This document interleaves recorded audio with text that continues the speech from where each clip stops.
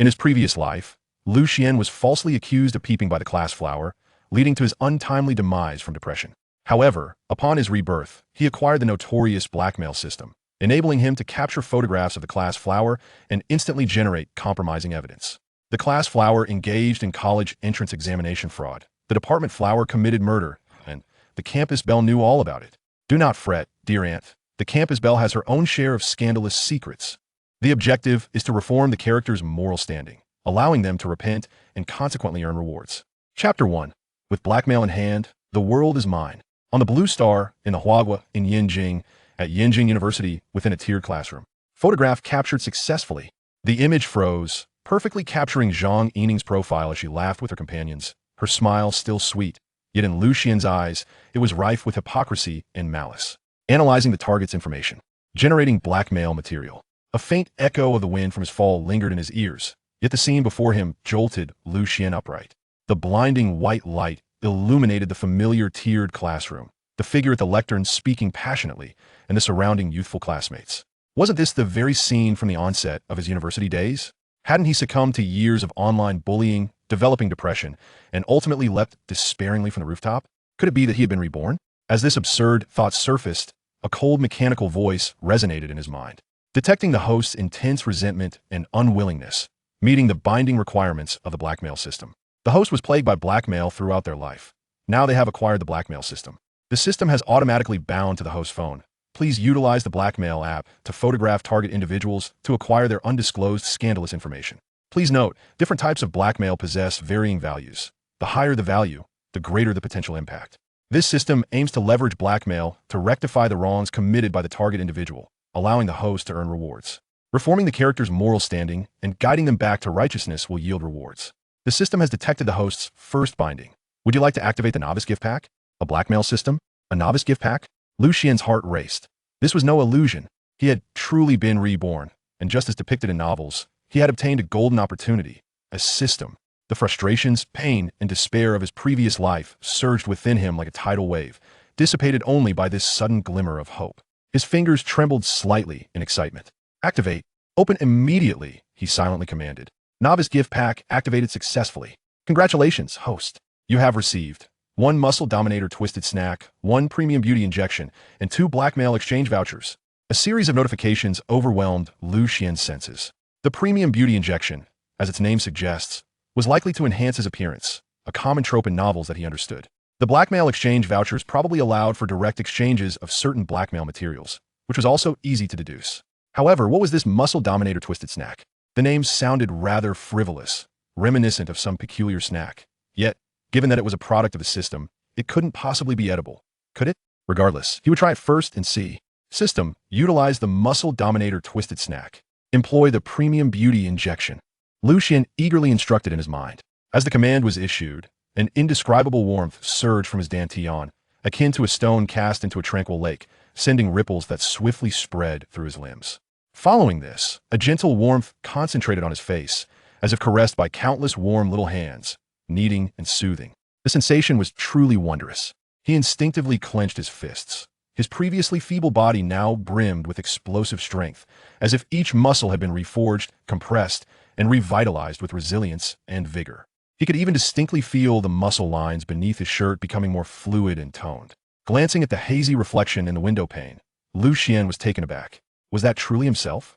His skin, once dulled by late nights and depression, now appeared fair and delicate, subtly radiating a healthy glow. His facial features seemed more defined and three-dimensional, particularly his eyes, which had shed their past gloom, now shining with clarity and brilliance, exuding an indescribable charm. He appeared to have undergone a metamorphosis, transforming from a somewhat dispirited, ordinary youth into a vibrant, handsome campus heartthrob. At that moment, a semi-transparent panel, visible only to him, materialized before his eyes. Host, Lucian. Appearance, 7596, extraordinarily charming. Physique, 4480, surpassing the ordinary. Backpack. Blackmail exchange vouchers too.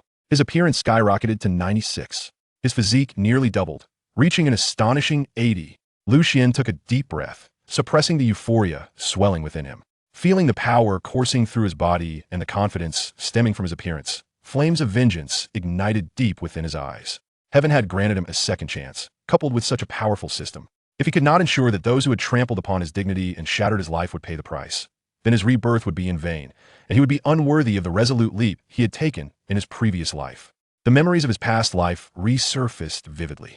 It was in this very tiered classroom, shortly after the semester began, when the class flower Zhang Yining, a woman who appeared innocent yet harbored malicious intent, falsely accused him of peering into the women's restroom and meticulously captured a compromising angle in a photograph.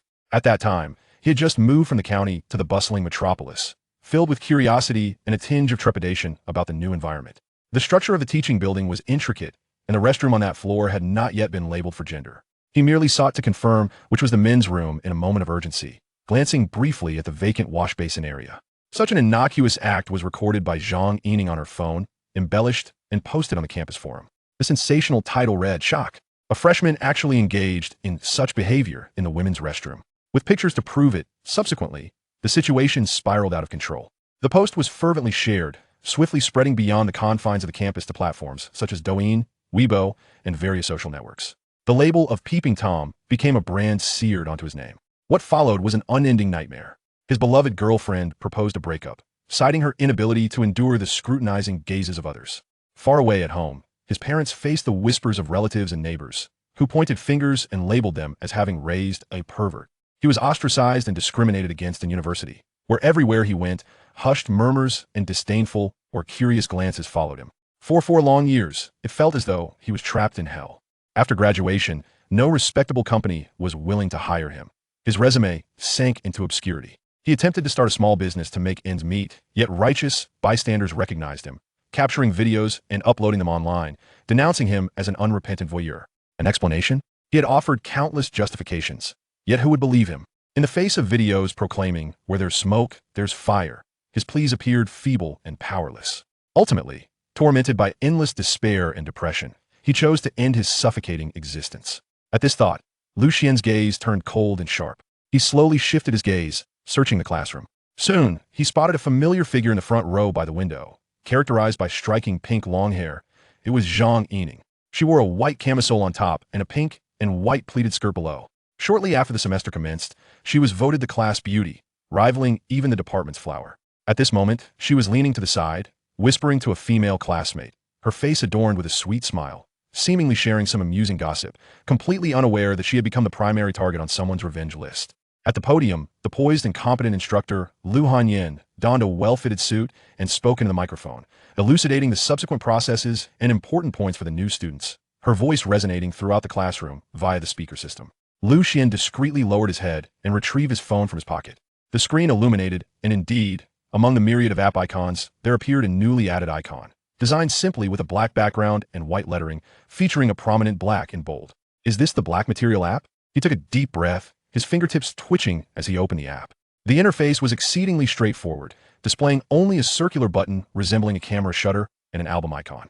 As he embarked on his first use of the system, whom should he select as his experimental target? His gaze flickered between Lu Hanyan at the podium and Zhang Yining in the front row. Ultimately, Lucien's eyes settled on that flash of pink. As the instigator, Zhang Yining, you were the one who pushed me into the abyss. Thus, my revenge shall naturally commence with you. He adjusted his sitting posture and subtly raised his phone, seemingly nonchalantly gliding the lens over the crowd, ultimately honing in on Zhang Yining's direction. You shall be the first to feel my wrath. Let you also taste the bitterness of disgrace. His finger gently tapped the screen. A faint virtual shudder sound echoed, only audible to him. Photo captured successfully. The image froze, perfectly depicting Zhang Yining laughing with her companion, her smile still sweet. Yet in Lucien's eyes, it was rife with hypocrisy and malice. Analyzing target's information, generating black material. Here it comes. Lucien's heart raced slightly with anticipation for the grand gift the system would bestow upon him. Chapter 2. Hello, class beauty, I possess your black material. Immediately, the translucent panel refreshed with information regarding Zhang Yining. Name, Zhang Yining. Appearance rating, 90. Compensation value, 0. Measurements, 82, 62, 90. Height, 165 centimeters. Weight, 54 kilograms. Lucien's gaze swiftly scanned these fundamental data points, his heart remaining unperturbed. No matter how beautiful the exterior, it could not conceal the filth within. His attention was entirely focused on the ensuing crucial information. Black material generation complete. 2 exchange options appeared at the bottom of the screen. Exchange for 2,000 yuan. Exchange for one black material voucher. Black material valued at 2,000 yuan? Or a single voucher? Lu Xian raised an eyebrow. Having returned to life, his pockets were emptier than his face, and 200 yuan was already a stretch. Use the black material exchange voucher, Lu Xian silently intoned. Almost instantaneously, the icon for the exchange voucher vanished from the inventory, replaced by an icon for a PPT document marked black material generated on the system interface. With a mental nudge, he opened the PPT. Details of black material. Forge college entrance examination scores. Specific description. Target individual Zhang Yining's actual examination score fell 50 points below the admission cutoff for Yanjing University. Her father, Zhang Jingguo, a deputy-level official in the city's education bureau, contacted Li, the then deputy director of Yanjing University's admissions office, through connections with classmates and, leveraging his position, manipulated Zhang Yining's examination score electronic and paper records to meet the admission standards. The PPT comprised over a dozen pages, with detailed evidence chains attached. These included, but were not limited to, summaries of key call records from several pivotal moments. Though lacking recordings, they were time-stamped, screenshots of suspicious large bank transfer flows, the recipient's account partially obscured but clearly indicative, even a blurry scanned image of the original score before modification, along with a textual description of the internal procedures for document forgery, with details so meticulous they were chilling. Triggered black material task. Reform Zhang Yining's wicked heart and lead her towards redemption. Rewards await. Oh, a black material task has been issued. Lu Xian couldn't help but smile, a cold curve forming on his lips. What a find. Exam fraud. This could obliterate a person's future and implicate a multitude. Once exposed, not only would Zhang Yining's dreams of university be shattered, but her bureaucratic father and that admissions officer, Li, would also face repercussions. One and all would fall. The reputation of Yanjing University would undoubtedly suffer, prompting severe action. Hee, Lu Xian chuckled softly, a long-suppressed satisfaction lacing his voice. Zhang Yining, you schemed meticulously to ruin my reputation, yet you never anticipated the colossal bomb hidden beneath your own seat, did you? He did not immediately contemplate revealing this black material to the public. While direct exposure would indeed cause her to plummet into despair, it would be too merciful. In his previous life, the torment she inflicted upon him was a daily, year-round struggle. Thus, in this life, he would ensure she experienced the constant anxiety of a secret looming overhead. This black material would be the sword of Damocles hanging over her head. He intended to first manipulate her, making her a pawn in his game, allowing her to experience the helplessness of having her fate controlled by another. Once he grew weary of the game, or the timing was ripe, he would cast her into the abyss. She would be compelled to acknowledge her errors and atone for them. What truly constitutes a pervert? Lu Xian observed Zhang Yining's pink hair swaying in the distance, his eyes darkening. His gaze was akin to that of an experienced hunter locking onto his prey, brimming with confidence in his dominion overall. At that moment, instructor Lu Hanyan set down the microphone, her crisp voice ringing out. All right, class, that concludes today's content. Please pay attention to the points mentioned earlier, especially regarding safety. Return to your dorms promptly after class and refrain from lingering outside too late. Should you have any uncertainties, feel free to visit my office or contact your advisor. As her words faded, the previously quiet lecture hall erupted into a cacophony. The sounds of chairs being pulled, students rustling their books, and scattered conversations melded into a hubbub of dismissal. Most students stood up, beginning to surge towards the exit. Lu Xian, however, took his time, rising leisurely while keeping his gaze locked on the front row, where Zhang Yining was engaged in cheerful conversation with her short-haired companion, seemingly deliberating where to dine that evening.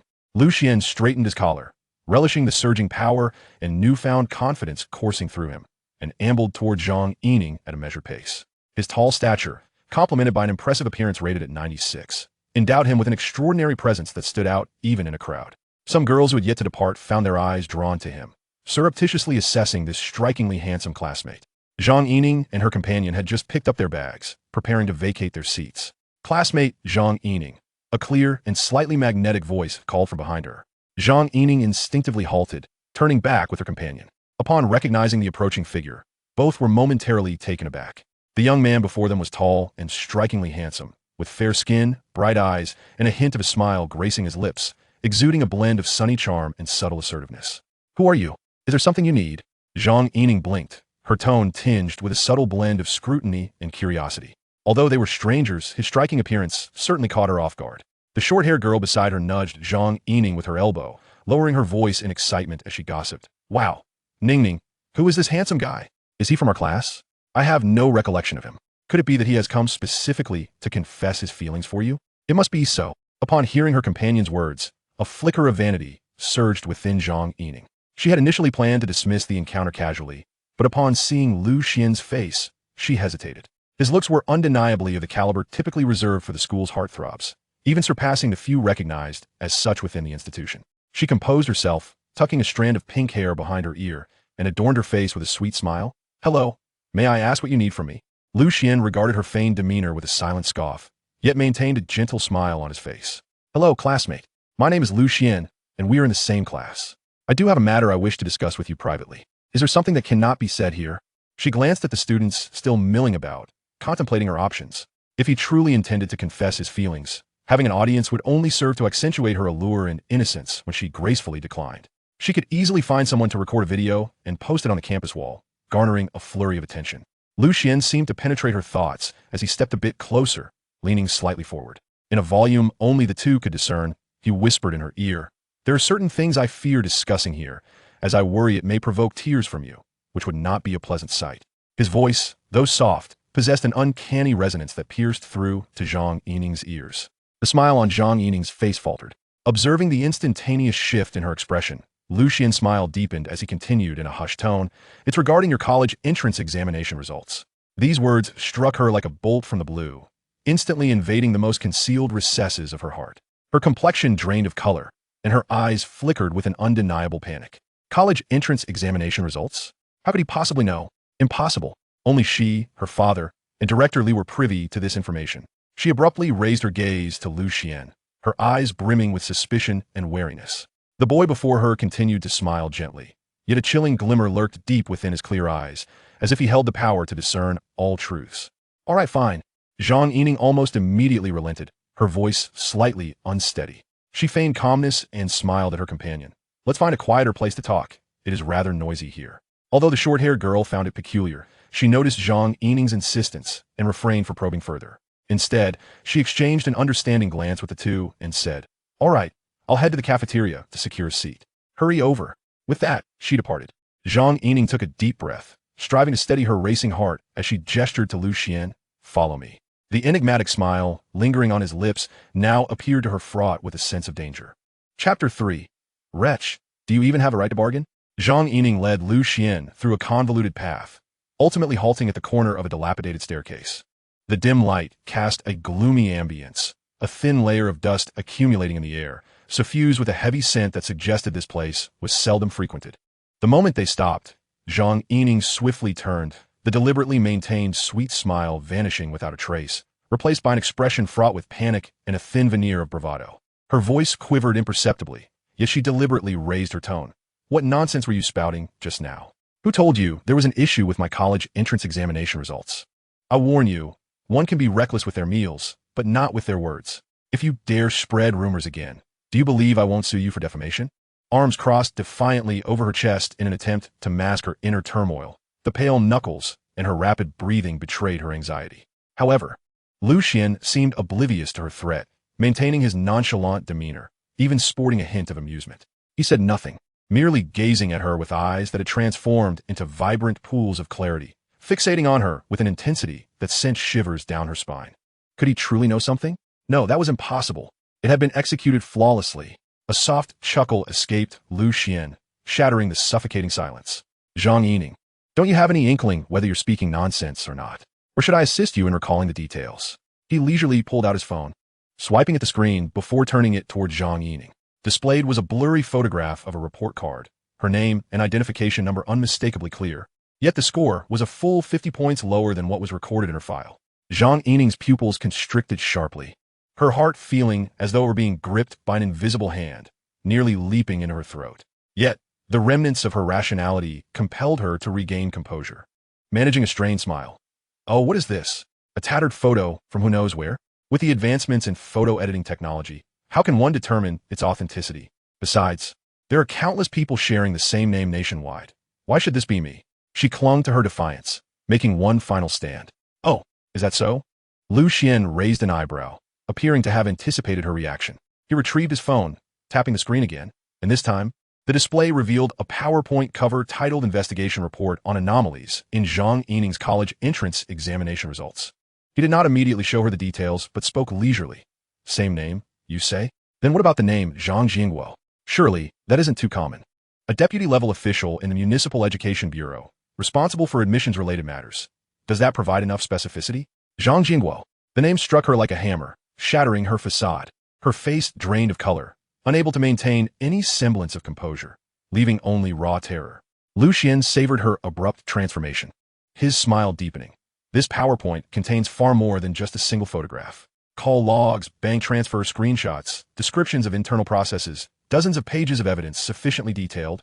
Wouldn't you agree? Tell me, if I were to anonymously post this on the school forum or leak it to the media outlets that thrive on sensationalism, inviting the online community to dissect it, what do you think would happen? His voice remained gentle, even laced with mirth, yet to Zhang Yining, it was more terrifying than the whispers of a devil. Each word felt like a cold blade, slicing through her nerves. She could not comprehend how this previously inconspicuous boy in class could possess such knowledge. Where had he unearthed these details, even though she herself was not fully aware of? Fear washed over her like a tidal wave, her body trembling uncontrollably, her teeth chattering. No, please, she finally broke down completely, her voice tinged with desperation. Her eyes pleading with Lu Xian, please don't release it. Lu Xian regarded her with calm amusement, awaiting her next words. Zhang Yining bit her lip, nearly drawing blood. She realized she was utterly at the mercy of this enigmatic boy. Drawing a deep breath, as if resolving to make a crucial decision, she uttered, "What do you want? Just tell me how much. As long as you don't release this, I will pay you whatever it takes. 10,000, 20,000, or perhaps 50,000. She cautiously stated the limits of what she could afford, a glimmer of hope flickering in her eyes. To her, it seemed evident that he was motivated by greed. Huh! Lu Xian erupted in laughter, as if he had heard the most ludicrous joke. 50,000? Zhang Yining, do you harbor some misunderstanding regarding your future and your father's bureaucratic standing? Do you truly believe this is worth only 50,000? His laughter echoed through the empty stairwell, jarring to the ear. Zhang Yining's complexion paled further as she realized he deemed this some laughable. In her despair, a fierce determination surged within her. What do you want? Then, don't push me too far. If you force my hand, I swear I'll take us both down. Take us both down? Lu Xian's smile gradually faded, his gaze turning frigid. It seems you have misjudged the situation. The fish will undoubtedly perish, thoroughly so. As for the net, he paused, stepping closer, towering over her. Do you truly believe that your father's flimsy web of connections can protect him? When the truth surfaces, he will be the one in peril, unable to safeguard even himself. Do you think he will have the capacity to defend you against me? Are you living in a dream? His words fell upon her like a bucket of ice water, extinguishing the last flicker of hope within her. Indeed, should the matter come to light, her father would be implicated, potentially imprisoned. How could he possibly retaliate then? Despair engulfed her, her spirit wilting, shoulders slumping like a flower battered by relentless rain. She murmured, then, what is it that you desire? You don't want money. At that moment, a fleeting thought crossed her mind. Throughout her life, numerous boys, enchanted by her beauty, had vied for her attention through various means. Could it be that Lu Xian had orchestrated this elaborate scheme simply to? A faint blush crept up her cheeks, and she instinctively straightened her posture, her demeanor regaining a semblance of the class flower's allure and complexity. She lifted her chin, her tone laced with a self-assured understanding. Ah, I see. You went to such lengths simply to ask me to be your girlfriend? She even playfully tucked a lock of pink hair behind her ear, striving to appear more charming. If you wanted to pursue me, you could have said so without resorting to these scare tactics. Given your earnest efforts, I might consider. Before she could finish her sentence, Lu Xian suddenly reached out, grasping her delicate chin. The pressure was not excessive, yet it exuded an undeniable authority that silenced her words. Wretch! Lu Xian's voice was icy and piercing, his eyes brimming with unabashed disdain and mockery. Even at this juncture, you still see yourself as that exalted goddess? To be my girlfriend? Do you truly believe you are worthy? Chapter 4. Do you wish to ruin your reputation? His fingers exerted a gentle pressure, compelling Zhang Yining to lift her gaze and meet his frigid eyes. Now at this very moment here, Lu Xian leaned closer to her, his heated breath nearly brushing against her face as he articulated each word with deliberate intensity. You will kneel and admit your error right now, or do not blame me for calling the authorities. Otherwise, by the time you decide to apologize, it may be too late. What? Zhang Yining's eyes widened in shock, her complexion draining of color before flushing a deep crimson, as if she had been subjected to the gravest insult and terror. She could scarcely believe her ears. What nonsense are you spouting? This is a school. There could be passers-by at any moment. Have you lost your mind? The prospect of confessing her wrongdoing in front of so many people was utterly intolerable. She shrieked, her voice sharp with fear and indignation. Although she had engaged in flirtations with a few boys for the sake of vanity and personal gain, she had steadfastly maintained her boundaries, rarely allowing anyone to hold her hand, let alone admit to mistakes in such a public setting, especially not in a place like this. Observing her abject terror, Xuan felt a surge of vindictive pleasure. He released his grip on her chin, but pushed her even closer to the wall, effectively trapping her between himself and the cold surface. He deliberately misinterpreted her words, a wicked smile curling at the corners of his mouth. Oh, so your implication is that as long as it's not in school and there aren't so many witnesses, you would be willing to acknowledge your faults? Get away from me. What utter nonsense. Zhang Yining, flustered and frightened, attempted to shove him aside, but Xuan's physique, enhanced by a system upgrade, remained immovable, causing her to stumble and crash against the unforgiving wall. If you continue this way, I will call the police. Yes, I will report you, she exclaimed, clinging desperately to what felt like her last lifeline, her voice trembling with fear. Report me? Xuan, far from intimidated, appeared entertained by the notion. He leisurely stepped back, hands tucked into his pockets, and even produced his phone, presenting it to Zhang Yining, the screen still displaying that incriminating PowerPoint file. Here, take the phone. Go ahead and call. His tone was relaxed, almost encouraging. I am genuinely curious to see whether you will accuse me of harassment first, or if I will present my little gift to the authorities, along with a heads up to the media. By then, which will come first, your disgrace or your father's summons from the disciplinary committee? Leaning against the opposite wall with an air of casualness, his gaze bore into Zhang Yining, slicing through her final defenses.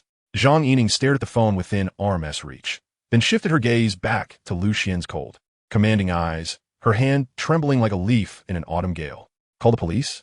How could she dare? If law enforcement intervened, the scandal surrounding the college entrance examination would be laid bare, plunging her into an abyss of humiliation far deeper than she could fathom. It was not only her future at stake. Her father, a mid-level official, would also be implicated. The thought was unbearable. Fear coiled around her limbs like icy tendrils, rendering her powerless. She gazed at the phone he offered, the glaring title of the PowerPoint seemingly mocking her naivety and foolishness.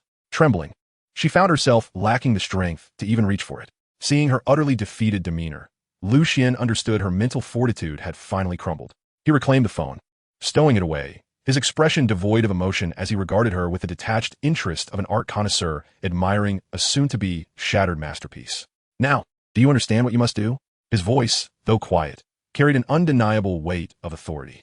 Zhang Yining's lips quivered, tears brimming in her eyes, yet refusing to fall. She surveyed the dimly lit staircase corner, the distant sound of laughter from other students echoing down the corridor, each note a reminder of her precarious and humiliating predicament. This isn't right, she murmured, her voice barely audible, tinged with desperation and a plea. There could be people coming at any moment. Let's find another place. Please? She sounded as if she were begging. Even in her humiliation, she longed for a more discreet setting, clinging to the hope of preserving her last shred of dignity. Xuan raised an eyebrow, a mocking smile playing on his lips. Oh, at this stage, you still wish to be choosy? It seems the lesson hasn't been sufficiently harsh. No, that's not it. Zhang Yining, frightened, waved her hands in denial, tears finally spilling down her cheeks. I'm simply afraid. I beg you. Her pitiful appearance, reminiscent of a rain-soaked flower, would have softened the heart of any boy under normal circumstances. Yet to Xuan, it appeared nothing more than hypocritical and laughable. Had she shown an ounce of compassion when she had conspired against him in the past? However, he had no desire to create too much of a scene at this moment. The objective had been achieved. The process was of little consequence. What mattered was the outcome, complete mastery over this woman's fear. Very well, Xuan feigned generosity, shrugging. Consider yourself fortunate. Follow me. He turned, descending the staircase. Zhang Yining hesitated briefly, observing his tall yet ominous silhouette before glancing back at the empty corner.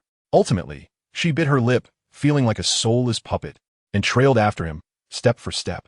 At the beginning of the semester, the university campus felt foreign to her. She had no idea where Xuan intended to lead her, yet she understood she had no choice. Utilizing the memories of his previous life, Xuan navigated the corridors with ease, guiding her to an old teaching building tucked away from the main pathways. He pushed open a creaking, unlocked door, revealing a room cluttered with discarded desks and miscellaneous debris. Come in, he instructed, stepping aside to allow her entry, then gently closed the door behind them, leaving it unlatched, a silent indication that escape would be futile. Zhang Yining surveyed the more confined and oppressive environment, her heart tightening further. She leaned against the cold wall, clutching her clothing tightly, her body quaking uncontrollably. "Lu Xian, you despicable scoundrel. How shameless. What do you truly want from me?"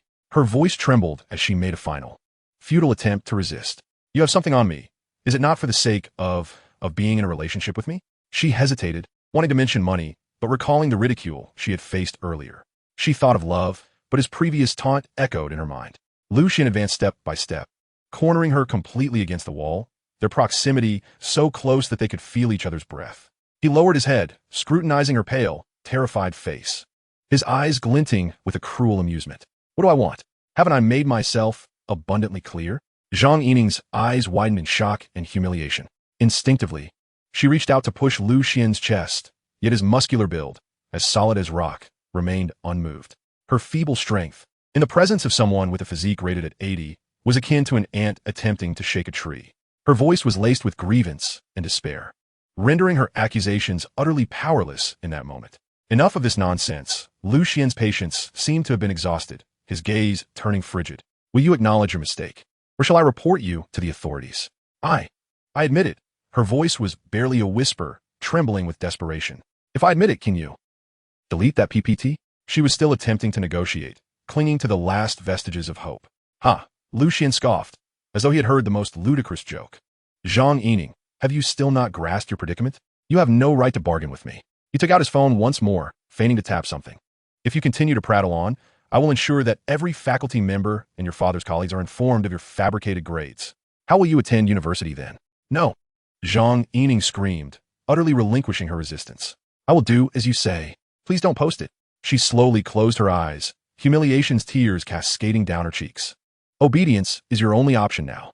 Zhang Yining suddenly bowed her head before Lu Xian. "Brother Xian, I truly erred. I acknowledge my mistake, and I shall repent. I will strive to be a good person, doing good deeds henceforth." Lu Xian shook his head. "For now, I shall spare you. We shall see when you seek out the student you replace to atone for your transgressions before I consider letting you off the hook." A notification chimed in Lu Xian's mind. Host has successfully transformed the target individual, who is about to amend their ways and complete the blackmail mission. Change in the target's mindset detected. They wish to atone for their mistakes. Current atonement value, 30,100. Reward, basic combat skills, initial insight. A surge of information regarding combat techniques flooded his mind. He flexed his muscles slightly, feeling a newfound coordination in the application of his strength. "Once you locate that student you replaced, I will contemplate whether to retain this evidence." "Lu Xian, you bastard, shameless, pervert." Zhang Yining suddenly raised her head, her eyes red and swollen, streaked with tears intermingling humiliation, anger, and an indescribable complex of emotions as she glared fiercely at Lu Xian. "I have apologized. Why do you not honor your word, bastard?" Lu Xian chuckled derisively, stepping closer to her and grasping her chin. "This is merely the beginning. What use is your apology to me? You must locate the victim." "What?" Zhang Yining's face turned an even paler shade. You said an apology would suffice." "What did I say?" Lu Xian tilted his head, feigning innocence. "Oh, I mentioned I would spare you temporarily, but I never claimed I would be the one to decide your reprieve. I must continue to observe whether you truly change." He released her chin, playfully patting her cheek in a demeaning manner. "Did you think that fabricating your grades to enter Yin University, thereby ruining another's life, could be dismissed with a mere apology? You are deceitful." Zhang Yining trembled with rage, her voice quaking. "You promised not to disclose the PPT." "Indeed," Lu Xian interrupted, grinning like a devil. "I promised not to speak of it, but I never claimed I wouldn't post it on the campus forum or our class group. You see, I am quite true to my word." Zhang Yining stared at his shameless expression, nearly choking on her indignation. It dawned upon her that she had completely fallen into this devil's clutches. He had no intention of letting her off easily. "Enough of your weeping. It is a waste of time." Lu Xian waved his hand impatiently, retrieving his phone. "Add me using my QR code. Then, transfer me 10,000 yuan as pocket money." "What?" Zhang Yining could scarcely believe her ears. You want money?" She was rendered speechless with rage, incredulous at his brazen shamelessness. "What? Unwilling?" Lu Xian raised an eyebrow, his fingers gliding across the phone screen, feigning to open the campus forum. "It seems you prefer a more direct approach." "Stop." Zhang Yining quickly interrupted, fully convinced of Lu Xian's threat. With trembling hands, she retrieved her phone, reluctantly adding Lu Xian's contact and, through gritted teeth, enduring immense humiliation. Transferred the 10,000 yuan. That's more like it, Xuan remarked contentedly as he observed the notification of the transaction. Now, that is commendable. Should you dare to pull any tricks, you will be finished. You are disgusting. Living off women. Zhang Yining could not help but exclaim, her voice laced with disdain. Thank you for the compliment, Xuan replied nonchalantly, even smiling. It is an honor to dine on the benefits of the class beauty. Having said that, he turned to leave without a trace of regret. Stop! Zhang Yining suddenly cried out, her voice tinged with a frenzied sharpness. Xuan, remember this. If a third party learns of today's events, I will never let you off the hook. I swear. As Xuan reached the door, he paused, slowly turning back. His gaze turned icy, akin to eternal frost, sending a shiver down Zhang Yining's spine. Ha! A dangerously amused smile crept across his lips. You little harlot, you think you can threaten me after I have shown you a glimpse of your reality? Do you even have a right to make threats against me? His voice was low yet brimming with lethal intent, instantly shattering the last remnants of Zhang Yining's meager courage. Chapter 6. Roommate? Beast. Time to settle scores. Xuan's figure vanished at the stairwell for quite some time before Zhang Yining felt as though she had regained a modicum of strength. Humiliation, pain, fear, and an overwhelming sense of despair that felt utterly destructive surged within her, akin to a flood breaking through a dam, sweeping away her fragile resolve. She realized she must urgently locate the student whose place she had usurped. Unable to contain herself any longer, she sank to the ground, burying her face in her knees. Muffled sobs echoing within the storage room. Why did it come to this? She had once been the favored daughter of heaven, the admired class beauty, a newcomer to Yin University destined for a brilliant future. How could she suddenly find herself ensnared by a boy she had never noticed before, who held the power to obliterate everything, and to endure such treatment? The boy named Xuan, his gaze, his words, his domineering presence, haunted her like a nightmare. Particularly the final warning, saturated with intent to kill, sent her spiraling into an icy abyss. She had no doubt that should she dare to entertain any thoughts of resistance or threats, that devil would unhesitatingly cast her into hell. After crying for quite some time, until her throat felt raw, Zhang Yining gradually lifted her head. She understood that now was not the time for tears. She needed to leave this cursed place immediately. She approached the door, cautiously pulling it open a crack, anxiously peering outside. The corridor was deserted, with only faint sounds of laughter and chatter drifting from afar. She dared not raise her head, fearing an encounter with acquaintances, terrified that others might witness her current disheveled state. Yet, as fate would have it, just as she dashed onto the path leading from the teaching building to the dormitory, she was confronted by a classmate. The girl, cheerful and observant, immediately noticed the tear-streaked face of Zhang Yining and her awkward gait, along with the strange manner in which she was clutching her skirt. Hey, Yining, what happened? Why are your eyes so red? You don't look well, the girl approached with concern. Zhang Yining's heart raced, nearly causing her spirit to flee in terror. Instinctively, she sought to evade, yet her feet felt as though they were weighed down by lead, rendering her immobile. In a flurry of panic, she shook her head, stammering, No, it's nothing, just a bit of discomfort in my stomach. The girl glanced at the area Yining was clutching, her expression swiftly shifting to one of understanding. Realizing that Yining was in a delicate situation, she promptly removed her jacket and offered it to her. Yining, here, use this to cover up.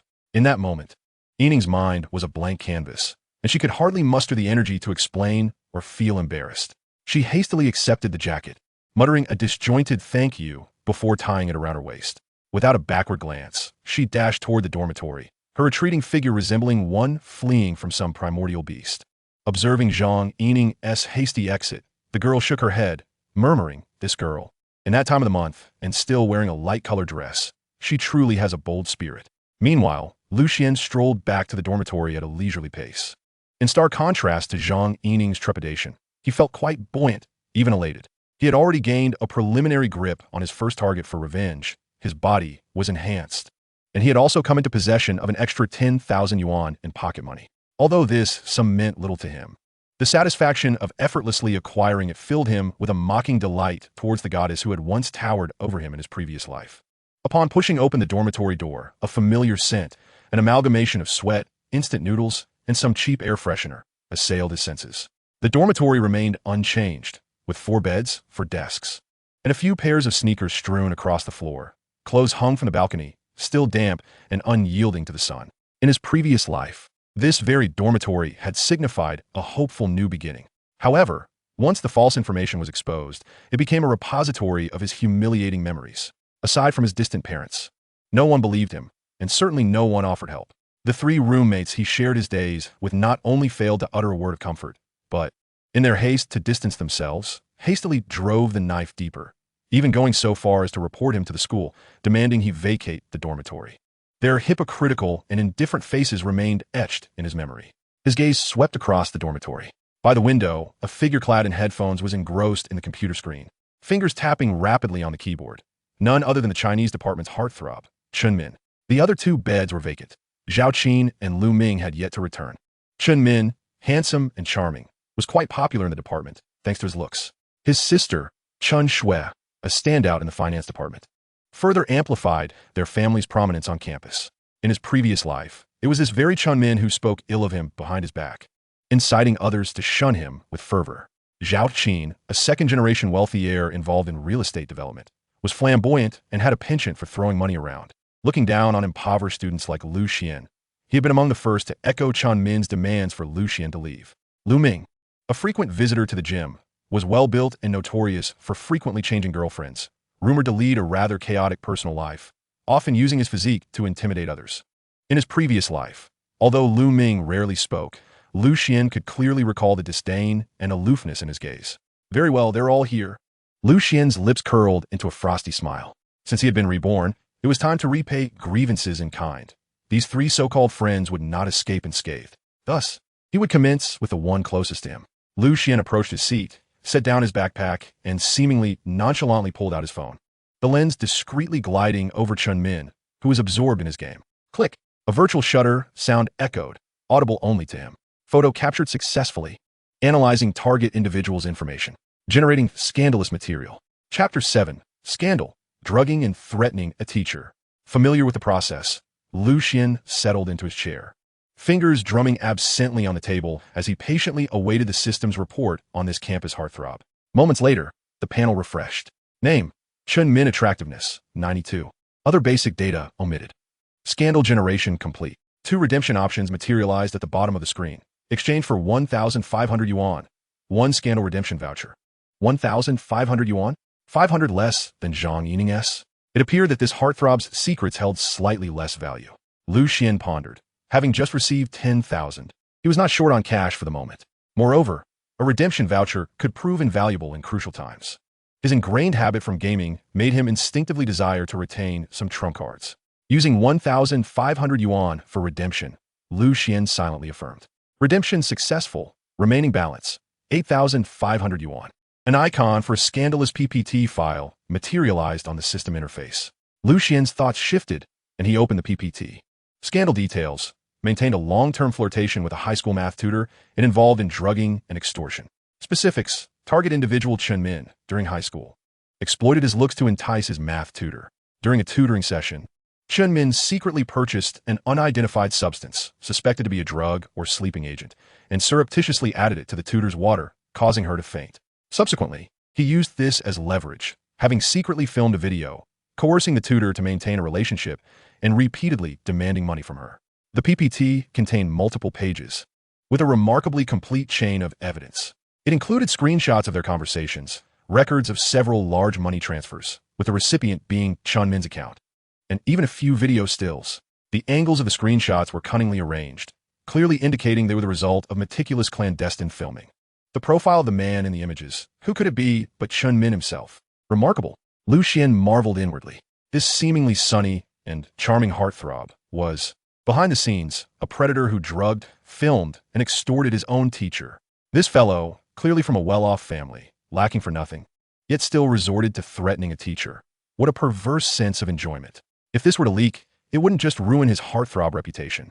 He would likely spend the rest of his life lamenting behind bars. That poor math teacher was presumably under his thumb, too terrified to report him, forced to comply with his whims. Truly, one cannot judge a book by its cover. Lu Xian raised his gaze, observing Chun Min still lost in his gaming world, the cold smirk on his lips growing more pronounced. Just then, Chun Min seemed to finish a game, removed his headphones, stretched lazily, and finally noticed Lu Xian beside him. He swiveled his chair, instantly donning a self-satisfied grin, the kind that he believed charmed countless girls, and casually draped an arm around Lu Xian's shoulders, adopting a brotherly demeanor. Oh, Xuanzi's back. Not bad, kid. Chunmin slapped Lu Xian's shoulder with enthusiasm, his tone laced with mockery and insinuating gossip. I heard you had some guts this afternoon. Calling our class's pink-haired beauty, Zhang Yining, out for a private chat? Spill the beans, what did you talk about? Where are you at with her? That girl, TSK. With that pink hair, she looks quite enticing, wild enough. You must have already won her over, right? Lu Xian's eyes turned cold, a silent derision bubbling within him. Buddy, you think you're worthy? In your previous life, when you were casting stones into the well, I did not observe such warmth from you. A sharp crack resonated distinctly in a not-so-quiet dormitory. Lu Xian, with an expression devoid of emotion, raised his hand and forcefully swatted away the claw that had draped over his shoulder. The movement was decisive and unhesitating. Chunmin's smile instantly froze, his arm hanging awkwardly in midair, a mix of embarrassment and then fury flickering across his face. What the hell? Lu Xian? He seemed to have heard something unbelievable, his brows knitting together as his tone darkened. What are you trying to pull? Lu Xian slowly stood up, his height already a slight advantage, now looming over Chunmin, his gaze imbued with an unsettling chill that made Chunmin's heart race. Do you even have the audacity to call yourself old man in front of me? Before the words had fully escaped his lips, Lu Xian struck with sudden ferocity, his speed so remarkable that Chunmin was left utterly unprepared. With a resounding thud, Chunmin felt an overwhelming force push him down onto his cluttered desk, littered with snack wrappers and empty bottles. His cheek pressed against the cold, greasy surface, the air filled with a nauseating blend of dust and leftover food. You bastard! Chunmin exclaimed, a mix of shock and rage coursing through him. Just as he attempted to struggle, he realized Lu Xian's arm was as unyielding as a vice, utterly immovable. When did this guy become so strong? Lu Xian leaned in, his icy gaze fixed upon Chunmin's face, contorted with anger and fear, a cruel smile curling at the corners of his lips. His voice, though soft, pierced through like a dagger. Do you remember, Teacher Zhang? Chunmin's pupils constricted sharply. Lu Xian's voice seemed to possess an enchanting power as he continued. The one who taught mathematics, Teacher Zhang. Should I assist you in recalling? Upon hearing the name Teacher Zhang, Chunmin, who had been desperately struggling, suddenly felt as though all strength had been drained from his body, freezing in place. All movement ceased, save for the frantic rise and fall of his chest. He turned his head with great difficulty, attempting to discern Lu Xian's expression. His voice dry and trembling. What are you talking about? I don't understand. What teacher? I don't know any Teacher Zhang. His complexion rapidly paled, beads of cold sweat forming on his brow, his palms becoming instantly clammy. Despite his verbal denials, the panic in his eyes betrayed the terror within. Observing Chunmin's facade of bravado, Lu Xian's internal delight grew. He released his grip on Chunmin, standing upright with an air of leisure, and slowly retrieved his phone, his fingers gliding over the screen until he brought up the recently obtained PowerPoint presentation. Instead of confronting Chunmin directly with the evidence, he first flipped to several censored screenshots of videos, the familiar scenes and profiles enough to send chills coursing through the victim. Then, he perused through several pages of chat logs. Finally, he gently tapped the screen, revealing a photo of a middle-aged woman. While not breathtakingly beautiful, she possessed a gentle demeanor. Unmistakably, that unfortunate mathematics teacher. Lu Xian turned the phone screen toward the ashen-faced Chunmin, a hint of amusement in his tone. Do you recognize this person? Still unfamiliar? Chapter 8. I heard your sister is the department flower? Chunmin's gaze was riveted to the phone screen, and upon seeing the teacher's photo, his breath caught in his throat, as if someone had tightened a noose around it. A flicker of madness crossed his eyes as he lunged for Lu Xian's phone, grasping at it as if it were a lifeline. Give it to me. Lu Xian had anticipated the move, effortlessly evading Chunmin's grasp with a simple twist of his wrist, his body remaining perfectly still. With his enhanced reflexes and strength, he was leagues beyond Chunmin, who was but a shell of a student consumed by gaming. Oh, Lu Xian stepped back, tucking his phone into his pocket, a mocking smile gracing his face. Such a precious item cannot be casually distributed. I must safeguard it. He paused, observing Chunmin's disheveled, nearly broken demeanor, and continued leisurely perhaps. On a day when I feel particularly irritable or bored, I may just post this online, on campus forums, message boards, Weibo, or Douyin, inviting the vast online community to witness and judge. TSK, a high school student drugging and coercing a female teacher, filming it for extortion. Now that's quite the scandal, wouldn't you say? Do you think it might even trend on the hot search list? Chunmin's complexion transformed from pale to a ghastly white. His entire body trembled uncontrollably, cold sweat trickling down his temples, soaking his collar. He glared at Xuan, his teeth clenching audibly. Xuan, he inhaled deeply, seemingly attempting to regain his composure, though his voice trembled with suppressed terror. Let's talk this through. What do you want? Whatever it is, I'll do my best to meet your demands. At this point, he was acutely aware that his darkest secret was firmly in the hands of this roommate he had always looked down upon. Compromise was his only choice. He desperately hoped the other party sought financial gain or some other favor. As long as he could exchange a prize for these pieces of evidence and preserve his reputation in future, he would acquiesce to anything. Xuan relished the sight of Chun Min's cowardice, feeling an immense satisfaction. He leisurely strolled back to his chair, nonchalantly sitting down while crossing one leg over the other, adopting a relaxed demeanor akin to chatting with an old friend. He glanced at Chun Min, a significant smile gracing his lips. Chun Min, I've heard you have a sister, right? Chun Xue, the department flower? They say she's considerably more beautiful than you. The department's eyesore. Upon hearing this, Chun Min abruptly lifted his head, his eyes instantly bloodshot, the last vestige of color draining from his face. It was as if someone had stepped on his most sensitive spot, and he nearly roared in outrage. Damn it. Xuan, you dare lay a finger on my sister? I warn you. However, to Xuan, Chun Min's warning sounded utterly feeble. Maintaining his relaxed posture, he didn't even raise an eyelid. Simply retrieving his phone again, his fingers gliding casually over the screen as if browsing amusing news. TSK, why so agitated? Xuan's voice remained calm, even laced with amusement. I was merely asking. But speaking of which, what if by some unfortunate accident, I were to inadvertently slip and post this online? Tagging the official accounts of Yin University and your sister Chun Xue, he deliberately paused, savoring Chun Min's suffocating expression of rage and helplessness, and continued slowly. Tell me, would it be you who faces ruin, your future shattered, or would it be your pure and innocent sister, first subjected to the scorn of teachers and students alike, forever marked by having a brother who is a beast? Ah, such a difficult choice. I'll kill you. Chun Min was completely incensed, the thread of rationality snapping. The instinct to protect his sister overpowered his fear, and like a mad beast, he lunged once more at Xuan, arms outstretched, seemingly intent on throttling him. Yet, what awaited him was not the anticipated scuffle, but a swift and precise kick. Xuan maintained his posture with barely a shift, seemingly nonchalantly lifting his right foot to deliver a swift and decisive kick, striking Chun Min squarely in the abdomen as he charged forward. A dull thud resounded. Chun Min felt an irresistible force pierce through his midsection, a searing pain coursing through his entire being like a jolt of electricity. He felt as if he'd been struck by a speeding truck, his eyes widening in shock, nearly bulging from their sockets, his body arching uncontrollably backward, and then, like a kite severed from its string, he flew backward in a stiffened arc.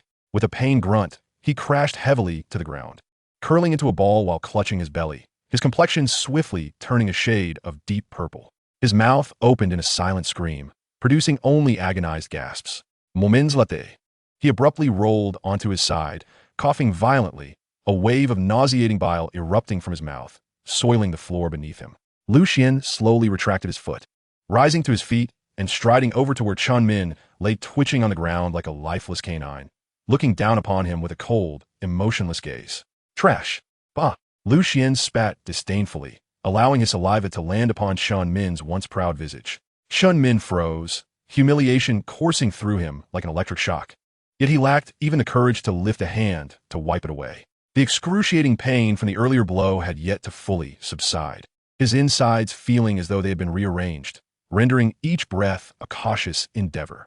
He had never imagined he would be subjected to such treatment, especially not by Xuan, whom he had always dismissed as inconsequential. Still considering a retaliation, Xuan's voice dripped with mockery as he gazed down at him, as if observing a mere insect trampled beneath his foot.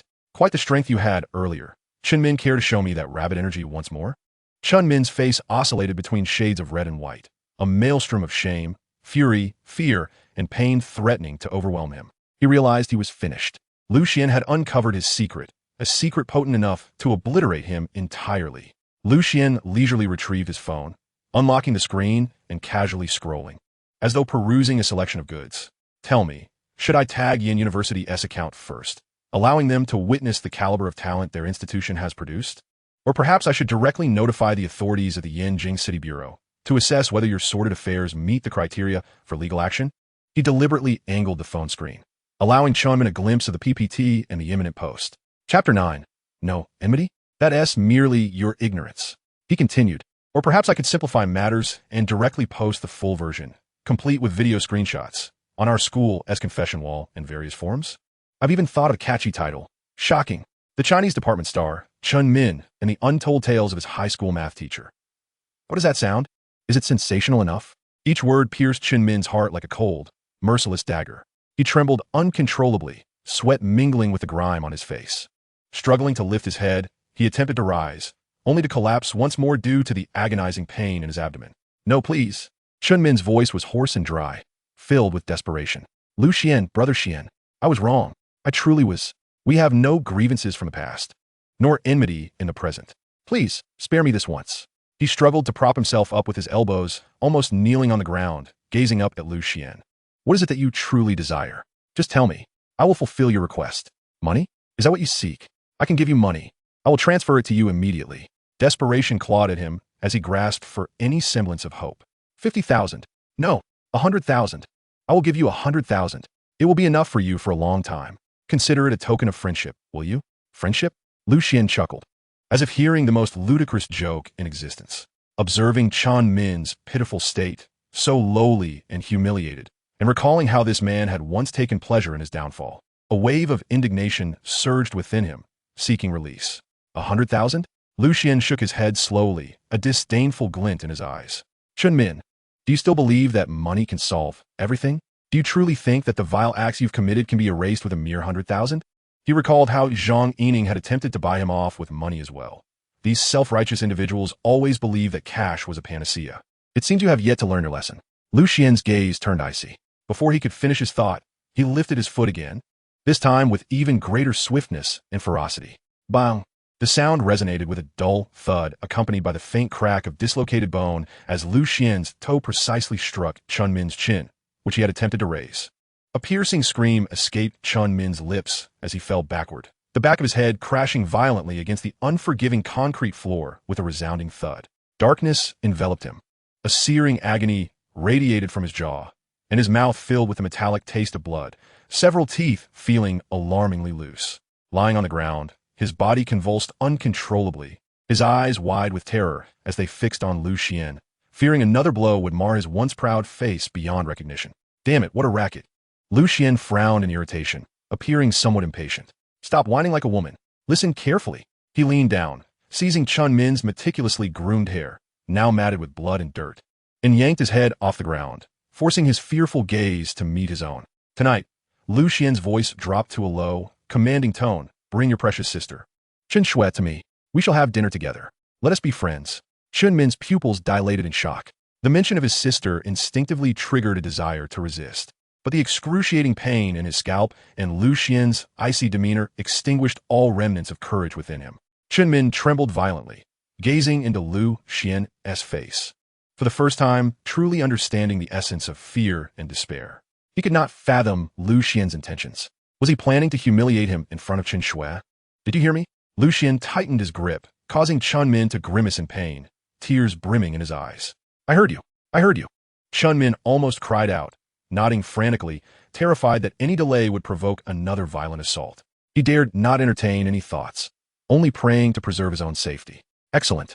Lu Xian released his grip, allowing Chun Min's head to thud back onto the ground. He straightened, surveying the pitiful figure sprawled like a heap of refuse, then raised his hand and lightly tapped a few times on Chun Min's swollen, bloodied face. The sound was soft, yet carried a potent sting of humiliation. If you understand, hurry and take care of it. Make the restaurant reservation and ensure it's respectable. Send me the address via WeChat. Have everything prepared. Don't try to deceive me with fakes. Most importantly, ensure your sister arrives on time. Lu Xian methodically issued his orders, each word resembling a final ultimatum for Chun Min.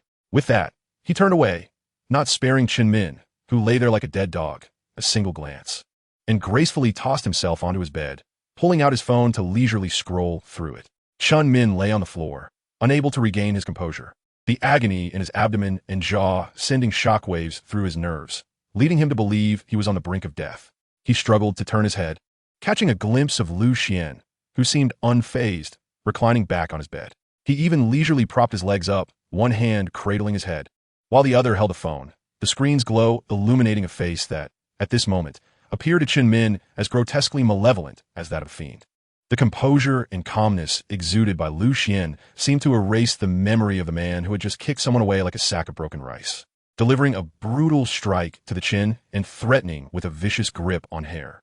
An indescribable sense of humiliation and icy dread enveloped Chen Min's heart, far surpassing the physical pain, coiling around it like a venomous serpent. He was finished. This thought crystallized sharply in his mind. The items Lu Xian held were enough to ruin him utterly, potentially condemning him to a life behind bars. His once proud lineage, appearance, and status as a campus idol would dissolve before that damning PowerPoint presentation, transforming him into a figure of ridicule and scorn. As for resistance, the brutal kick he had just received, alongside the precise and ferocious blow, had shattered any remnants of hope he harbored.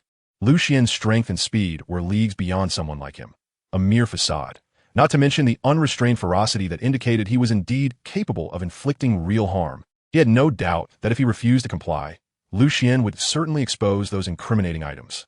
But what about his sister, Chen Shui? The mere thought of Lu Xian's devilish smile and the taunting tone he used when mentioning his sister gripped Chen Min's heart with an invisible hand, causing him to nearly suffocate from the pain. Chapter 10. To ruin your reputation and destroy your future. No, he absolutely could not allow his sister to be dragged into this. The moment that thought arose, a more intense fear crushed it. What would Lu Xian do if he refused? Would he spare his sister? The demon's words echoed in his ears.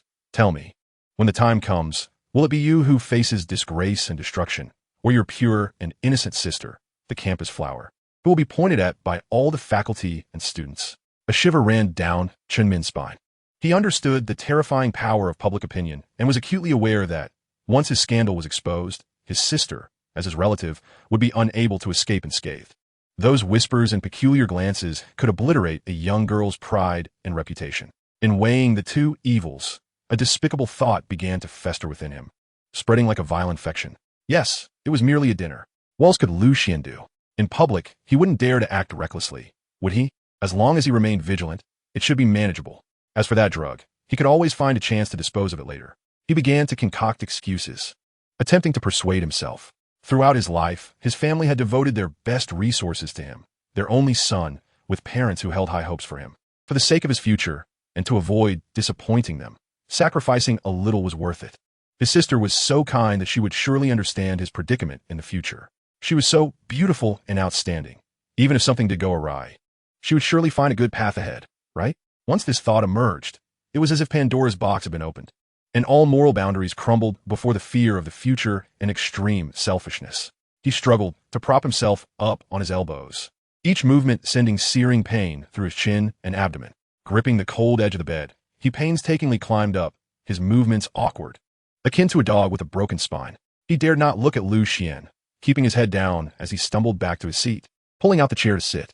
The table still bore the greasy stains and food debris from when he had been shoved down, emanating a nauseating odor.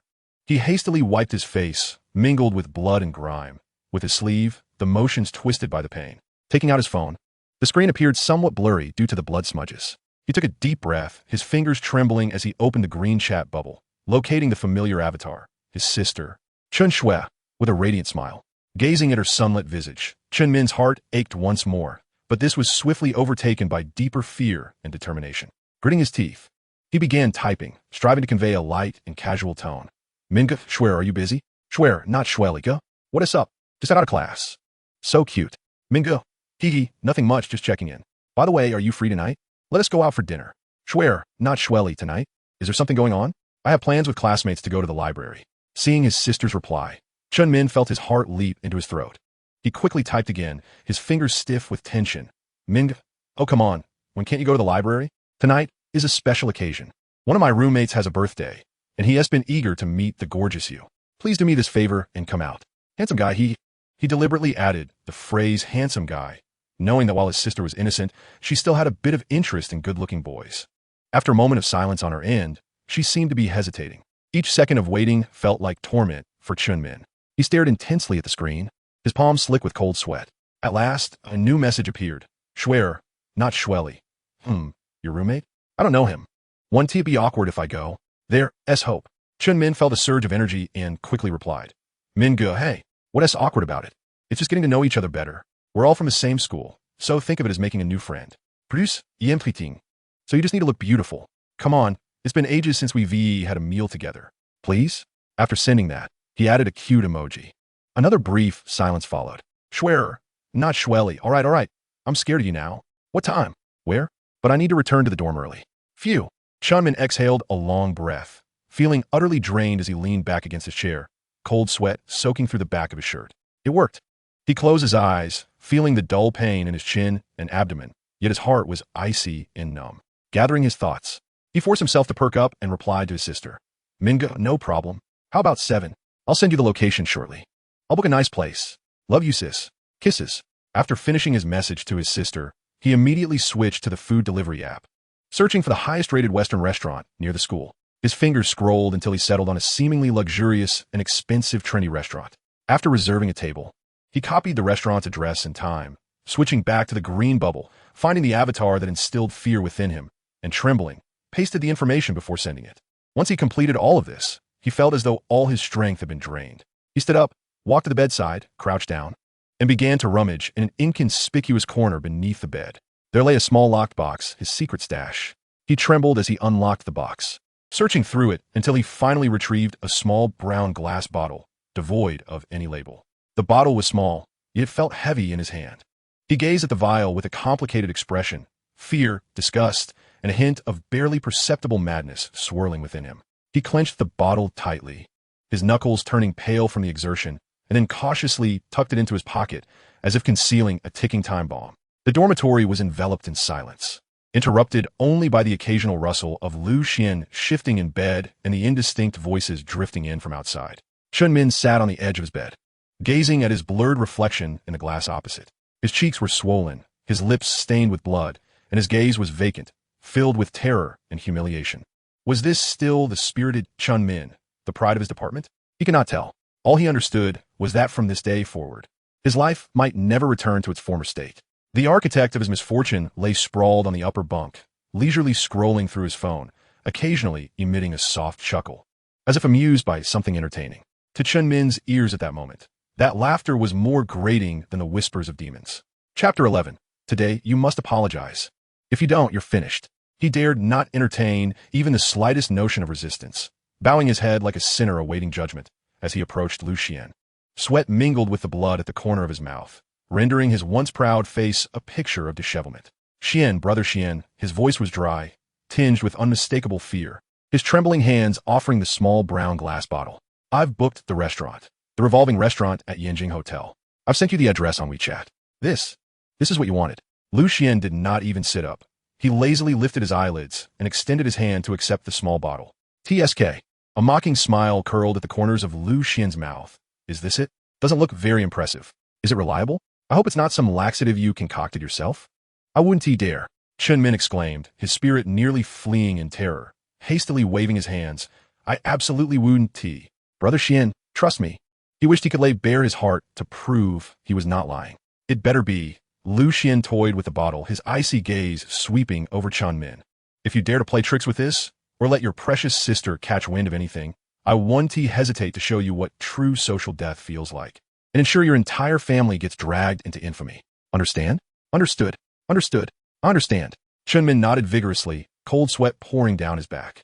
He had no doubt that Lu Xian could and would follow through on his threats. Just then, Lu Xian's phone vibrated. It was a message from Zhang Yining. Zhang Yining. The hotel is booked. Century Golden Source Hotel. Room 608, luxury suite. It's 8 o'clock, all right? However, I must return to the dorm by 10. Otherwise, the dormitory supervisor will register it. Lu Xian scoffed at the message. Still trying to negotiate? In the current situation, there was no room for not apologizing or repenting. His fingers danced over the screen, swiftly replying, Nonsense. Don't try to pull that with me. Back to the dorm by 10? Do you think this is a date? At 11 o'clock, we will film the apology video. A minute late, or if you dare not show up, the consequences are yours to bear. You should know that the girl you replaced is still suffering. To underscore his point, he casually sent a screenshot from the previously generated PPT, showing Zhang Yining's father transferring $500,000 to the admissions office's deputy director. Lu Xian, just a reminder, don't forget how much effort your parents put in to get you into Yen University. After sending the message, there was a silence on the other end for over a minute before a trembling response arrived. Zhang Yining. Okay. Lu Xian satisfiedly pocketed his phone. A cold smile etched on his face. Imagining Zhang Yining at that moment, staring at her phone screen, her face ashen and trembling, filled him with a sense of delight. In the days since school began, this woman had, with her modest beauty, toyed with numerous boys in their class, including his former self, basking in the vanity of being the center of attention. Yet, she had secretly engaged in these sordid deeds. As night descended and the city lights flickered to life, Lu Xian changed into a fresh set of casual clothes and stepped out of the dormitory with a spring in his step. Chunmin followed closely behind. His face, though treated with ice packs, still bore the marks of swelling and faint bruises at the corners of his mouth. He kept his head down, deliberately avoiding the gazes of other students along the way, his demeanor a far cry from the confident pride he exuded in the past. Chunmin drove Lu Xian to the Yanjing Hotel. The top-floor revolving restaurant offered a breathtaking view, capturing much of the city's nightscape. The ambience was elegant, with soft lighting and gentle music filling the air. Chunmin had reserved a semi-open private room by the window, providing decent privacy. Not bad, Chunmin, Lu Xian remarked, sprawled in his seat, admiring the night view with a teasing tone. You know how to pick a place. Seems your family is indeed well off, unlike Zhao Qin, who only knows how to flaunt his father's buildings. Chunmin forced a smile that was more painful than a grimace, too intimidated to respond. He knew Lu Xian was deliberately humiliating him. Once upon a time, he had looked down upon Lu Xian, the impoverished student. How the tides had turned. Now he was the one beneath someone else's heel. The thought of soon pushing his sister into the abyss made his heart ache as if it were being sliced by a knife, yet he felt utterly powerless. Lu Xian reveled in Chun Min's despondent expression, feeling immensely satisfied. He leisurely poured himself a glass of lemonade, mulling over his thoughts. This Chun Min, handsome and well-off, with a sister who was the belle of the finance department. What excellent resources. In the previous life, he relished in throwing stones at those in the pit. Now, in this life, he would ensure that both Chun Min and his most cherished person would become the mud beneath his feet. As he contemplated, the door to the private room was gently pushed open. A figure stood at the entrance, peering in with curiosity. The girl sported playful twin ponytails that swayed gently with her movements. Her delicate doll-like face was framed by large, bright eyes, sparkling like they were filled with starlight. Her skin fair and radiant, imbued with the youthful glow of collagen. She wore a pure white dress, the hem fluttering slightly with her movement, and donned clean white canvas shoes, exuding an air of youthfulness, sweetness, and innocence. It was none other than the finance department's belle, Chun Shui. Brother. Chun Shui exclaimed upon spotting Chun Min, immediately breaking into a radiant smile as she trotted in, her tone laced with playful reproach. You're terrible. I told you I had plans to go to the library with my classmates tonight, and yet you insisted on dragging me here for dinner. It's rather embarrassing. Her gaze fell upon Lu Xian beside him, momentarily taken aback. What a handsome guy. Standing tall, with striking features, deep-set eyes, and a hint of a smile playing on his lips. He was even more charming than he appeared in her brother's photos. Lu Xian stood up the moment she entered, wearing a sunny, cheerful smile as he extended his hand. Hello, Chen Shui, right? I'm Lu Xian, your brother's roommate and his closest buddy. He often speaks of you, saying he has the most beautiful sister in the school. Seeing you today, I must say, the praises were well-deserved. His voice was warm, laced with just the right amount of flattery, making one feel as if enveloped in a gentle spring breeze. Chen Shui's cheeks flushed slightly, and she shyly extended her small hand to shake Lu Xian's. Hello, Senior Lu Xian. I'm Chen Shui from Class 1 of the Finance Department. You're too kind. Their fingertips brushed, soft and warm. Lu Xian held onto her hand, sensing her subtle nervousness, while his malicious intentions sharpened with clarity. What a pure little bunny she is, alas. She has the misfortune of having a brother more beastly than a mere animal. Chun Min, watching the two shake hands, felt his heart wrench when he saw the blush on his sister's face brought forth by Lu Xian's compliments. His expression darkened further, fists clenching tightly beneath the table. Yet, he dared not utter a word, nor reveal the slightest hint of discontent. Stop standing there. Please sit down, Lu Xian said effortlessly, releasing his hand and pulling out a chair beside Chen Shui, indicating for her to take a seat. He sat down close to her, his movements fluid and natural, as if they were longtime friends. Chen Shui had an excellent first impression of Lu Xian, finding him not only handsome, but also possessing a delightful personality, radiantly cheerful and eloquent. As he settled beside her, she felt no discomfort despite the proximity. Rather, she found this senior to be very approachable. Ah, you're Chun Min's sister. So from now on, you'll be my sister, Lu Xian. He picked up the menu from the table and handed it to Chun Shui with a brilliant smile. Don't be shy. Order whatever you like. Today, I'm treating you on behalf of your brother. We will be family from now on. The term family pierced Chun Min's heart like a thorn, and his expression soured even more, his breath becoming slightly labored. It seemed Lu Xian noticed his unusual reaction, feigning concern as he inquired. Hey, Chun Min, what's wrong? You look unwell. Are you feeling ill? Chun Min's face flushed and paled simultaneously at the question, and he quickly covered. No, it's just that my stomach suddenly hurts a bit. Just an old ailment. It's nothing at all. Stomach pain? Lu Xian raised an eyebrow, his tone exaggerated. Oh dear, you should hurry to the restroom. Don't hold it in. I'll keep your sister company here. So go ahead. As he spoke, he casually poured a glass of red wine for Chun Shui, gently pushing the glass toward her. Here, Sister Shui, don't just talk. Have some wine. All of this was witnessed clearly by Chun Min, who could only watch helplessly as Lu Xian proceeded. He was paying the price for his past mistakes. This was his only means of atonement. Chapter 12. His stomach was in excruciating pain.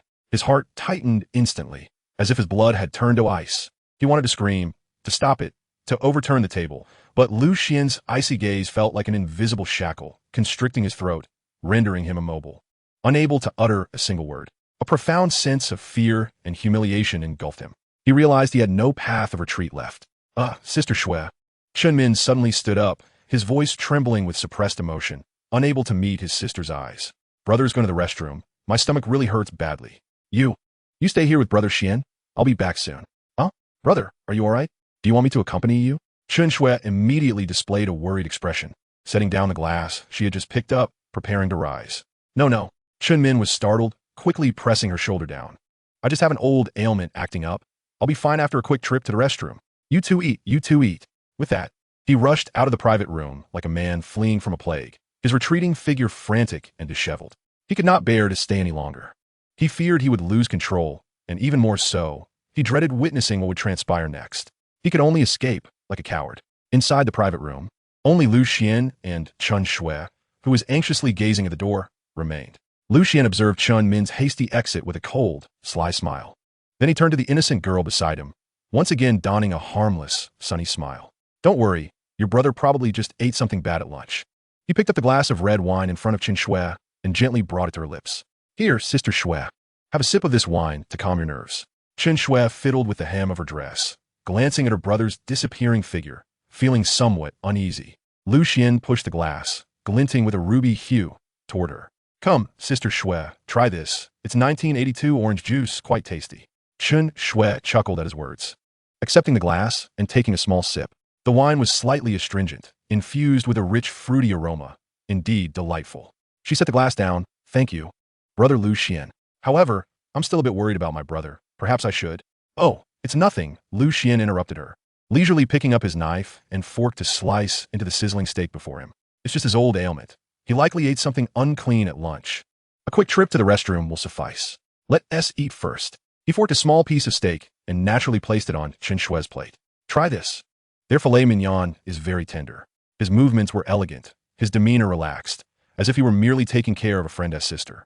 Meanwhile, in the restroom stall, Chun Min leaned against the cold door, sliding down to the floor. He raised his hand and slapped his own face twice, the stinging pain igniting a fire within. Covering his face, his shoulders trembled uncontrollably. Sister, I'm so sorry, truly sorry. But that devil Lu Xian, he will ruin me, ruin our entire family. The mirror reflected his swollen, pained face, disheveled and pitiful. He murmured to his reflection, as if hypnotizing himself. Lu Xian must not have any leverage over Sister Shui. Everything should be fine. His self-reassuring words felt feeble, yet they were like a lifeline he clung to desperately. In the private room, the atmosphere appeared harmonious. Lu Xian was an adept conversationalist, seamlessly transitioning from amusing school anecdotes to trending movies, always identifying topics that piqued Chun Shui's interest. As they chatted, Chun Shui began to feel a bit dizzy, her head swirling as if she had consumed too much wine. The rotating lights in the restaurant began to blur. She shook her head, feeling her body growing weak. Brother Lu Xian, I think I'm feeling a little lightheaded. Perhaps this red wine has a stronger kick than I expected. She steadied herself against the table, intending to stand. I should go find my brother. It's time for us to leave. Don't rush. Lu Xian also stood, instinctively reaching out to steady her swaying form. Look at you, you can hardly stand. How will you find him? Your brother is probably still battling in the restroom. Let us wait a moment. Alarm bells rang in her mind as she forcefully tried to push Lu Xian's hand away. No, it's all right, brother Lu Xian. I really need to go. It's getting late. She insisted on moving forward, her steps unsteady and weak. Lu Xian stepped closer, wrapping his arm around her shoulder under the pretense of support. How can you leave in this state? If it's too much, I'll escort you back to your dorm. No, I can manage myself. Just then, Chun Min, who had been hiding at the door, finally gathered the courage to rush in upon seeing Lu Xian carrying his unconscious sister. His face drained of color. He could no longer hold back, scrambling forward with a voice choked with emotion. Brother Xian, please forgive me. I beg you. My sister has done nothing wrong. I'll bow to you. Please, these matters must not reach Xuan. I will personally record an apology video with you.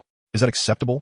Lu Xian, still holding Qin Shui, did not halt his steps, merely casting a cold glance at him before raising his foot, clad in casual shoes, and mercilessly kicking Chun Min in the stomach. Bang! Chun Min curled up like a shrimp, writhing in pain on the floor, clutching his stomach, unable to even let out a cry. Useless. Lu Xian's voice was as cold as ice. If I recall correctly, you have a sister, don't you? Should I call her over now to witness your contrition? Chun Min trembled violently, the last vestiges of color draining from his face, leaving only an abyss of terror. He prostrated on the ground, banging his head repeatedly. I was wrong. Brother Xian, I was wrong. I'll leave. I'll leave at once. Lu Xian paid no heed to the trash at his feet, striding directly towards the elevator. At the entrance of the restaurant, he hailed a taxi, placing Chan Shui in the backseat before joining her. The Century Golden Source Hotel. The driver caught a glimpse of the stunning girl in the backseat, who was unconscious and strikingly beautiful, then glanced at the young man beside her, whose demeanor was icy, unable to suppress a sound of admiration. He remarked in a suggestive tone, "Hey buddy, nice score." Upon hearing the driver's words, Lu Xian lifted his head, his gaze suddenly frosty. Drive the car and keep your mouth shut. The chill in his eyes made the driver retract his neck, promptly silencing himself as he started the engine. The cab glided smoothly through the night. Soon, they arrived at the Century Golden Source Hotel. Lu Xian carried Chun Shui out of the cab and walked directly to the front desk, providing Zhang Yining's phone number. After verifying the information, the front desk swiftly handed him a room key. Lu Xian accepted the key, cradling the girl in his arms, and turned towards the elevator. Chapter 13. The Campus Belle's Dark Secret. Murder? Once inside the room, Lu Xian locked the door behind him, isolating them from the outside world. He approached the minibar, poured himself a glass of ice water, and drank it down. The campus belle of the finance department, the goddess of countless boys at Yinjing University during midnight reveries. Lu Xian's lips curled into a smile devoid of warmth. He retrieved his phone, the screen illuminating his indifferent profile. His fingers flew across the screen, aiming at the girl, and with a soft click, he captured a photograph. On the screen, her body's curves were starkly juxtaposed with her innocent face. Lu Xian gazed expressionlessly at the photo, tapping the screen to bring up the familiar system interface. Generating black material, he silently chanted in his mind. He could not believe that this seemingly harmless little rabbit could be so pristine. Every person harbors a shadowy side, secrets they wish to keep hidden, especially considering she has such a twisted brother. Analyzing target character information. Name, Chun Shui. Attractiveness, 95. Compensation value, 0. Measurements, 79, 59, 78. Height, 165 centimeters. Weight, 53 kilograms. Generating black material. The system's notification echoed in his mind as the progress bar crept upward. Lu Xian fixated on the screen, an indescribable glint flickering in his eyes. Black material generation complete. 5,000 yuan exchange. Black material exchange voucher 1 exchange. Upon seeing the steep exchange price, Lu Xian raised an eyebrow. 5,000 yuan? This was no small sum.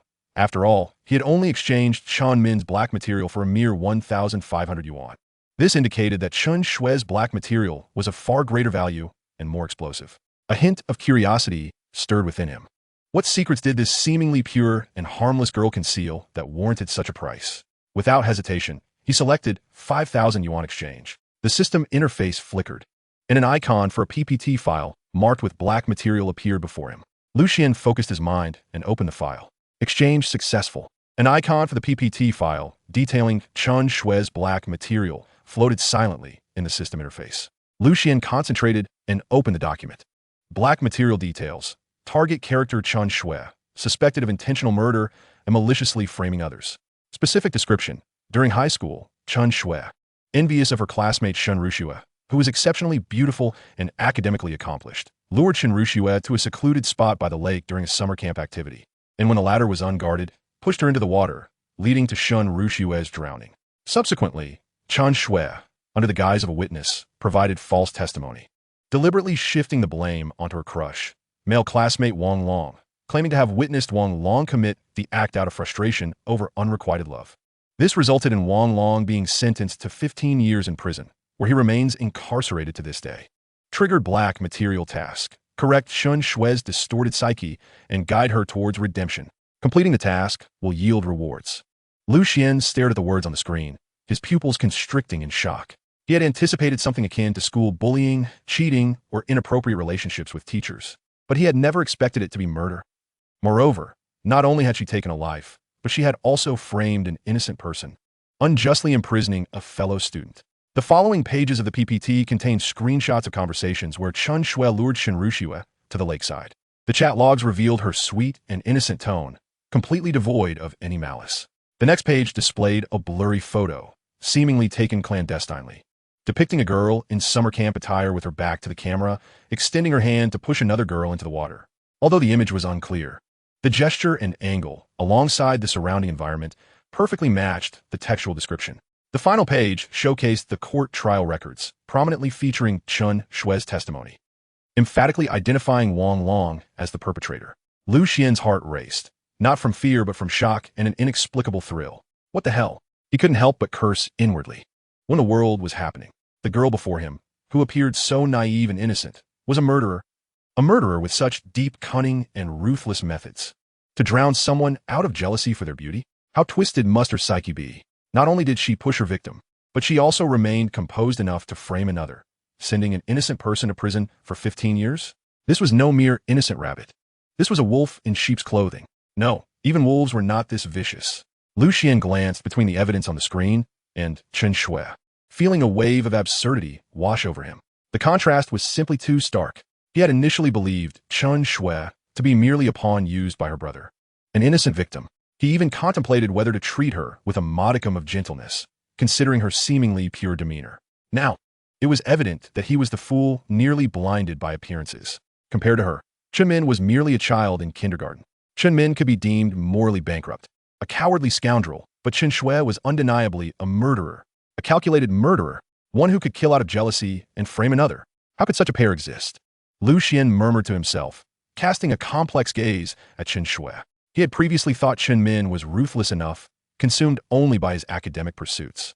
Now, it was clear that this pair of siblings, one selfish and cowardly to the core, the other deeply sinister and ruthless, were indeed cut from the same cloth. Images of Chen Min's desperate, pleading face flooded his mind, alongside his claims that Shuer is so understanding. She will surely comprehend my struggles in the future. A brother willing to sell out his sister for his own future, and a sister who could commit murder out of jealousy and frame another. This brother-sister duo was truly a match made in hell.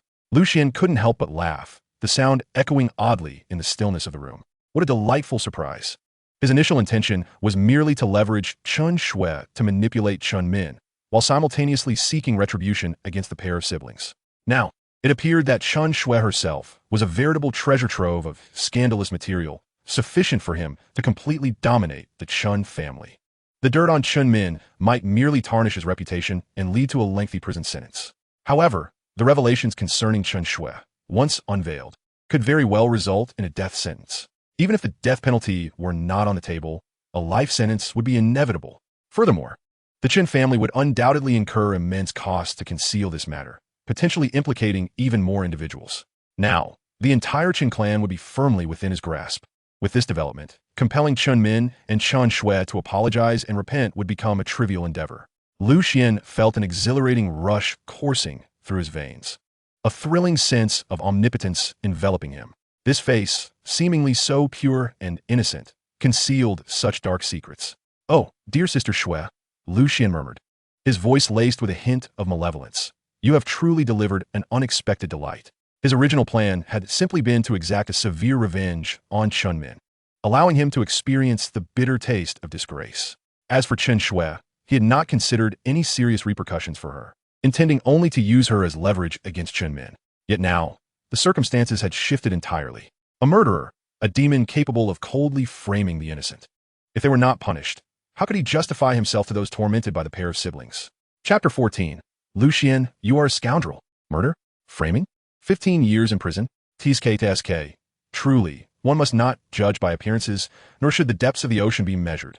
He had initially thought that Xuan, that cowardly weakling, was the epitome of human wretchedness, capable of sacrificing his own sister for self-preservation, which was nothing short of a new low. Yet, he never anticipated that this sister, who appeared as pure as a white lotus, was the true embodiment of ruthlessness, a master of her craft. Cloaked in an innocent guise, she engaged in the most heinous of deeds, all while keeping everyone oblivious. How exhilarating! It was utterly thrilling. Lucian tucked away his phone and redirected his gaze to the still unconscious girl before him. Under the lights, her delicate doll-like face bore a sickly flush, and her long eyelashes quivered as if they were the wings of a startled butterfly. At this moment, her visage exuded an almost otherworldly, distorted allure. Purity and wickedness, angel and devil. Such contradictory traits could harmoniously coexist within a single individual. The fleeting pangs of sympathy he felt earlier, stemming from her perceived innocence and the misdeeds of her beastly brother, evaporated in an instant, leaving not a trace behind. A gift delivered to his doorstep should never go unclaimed.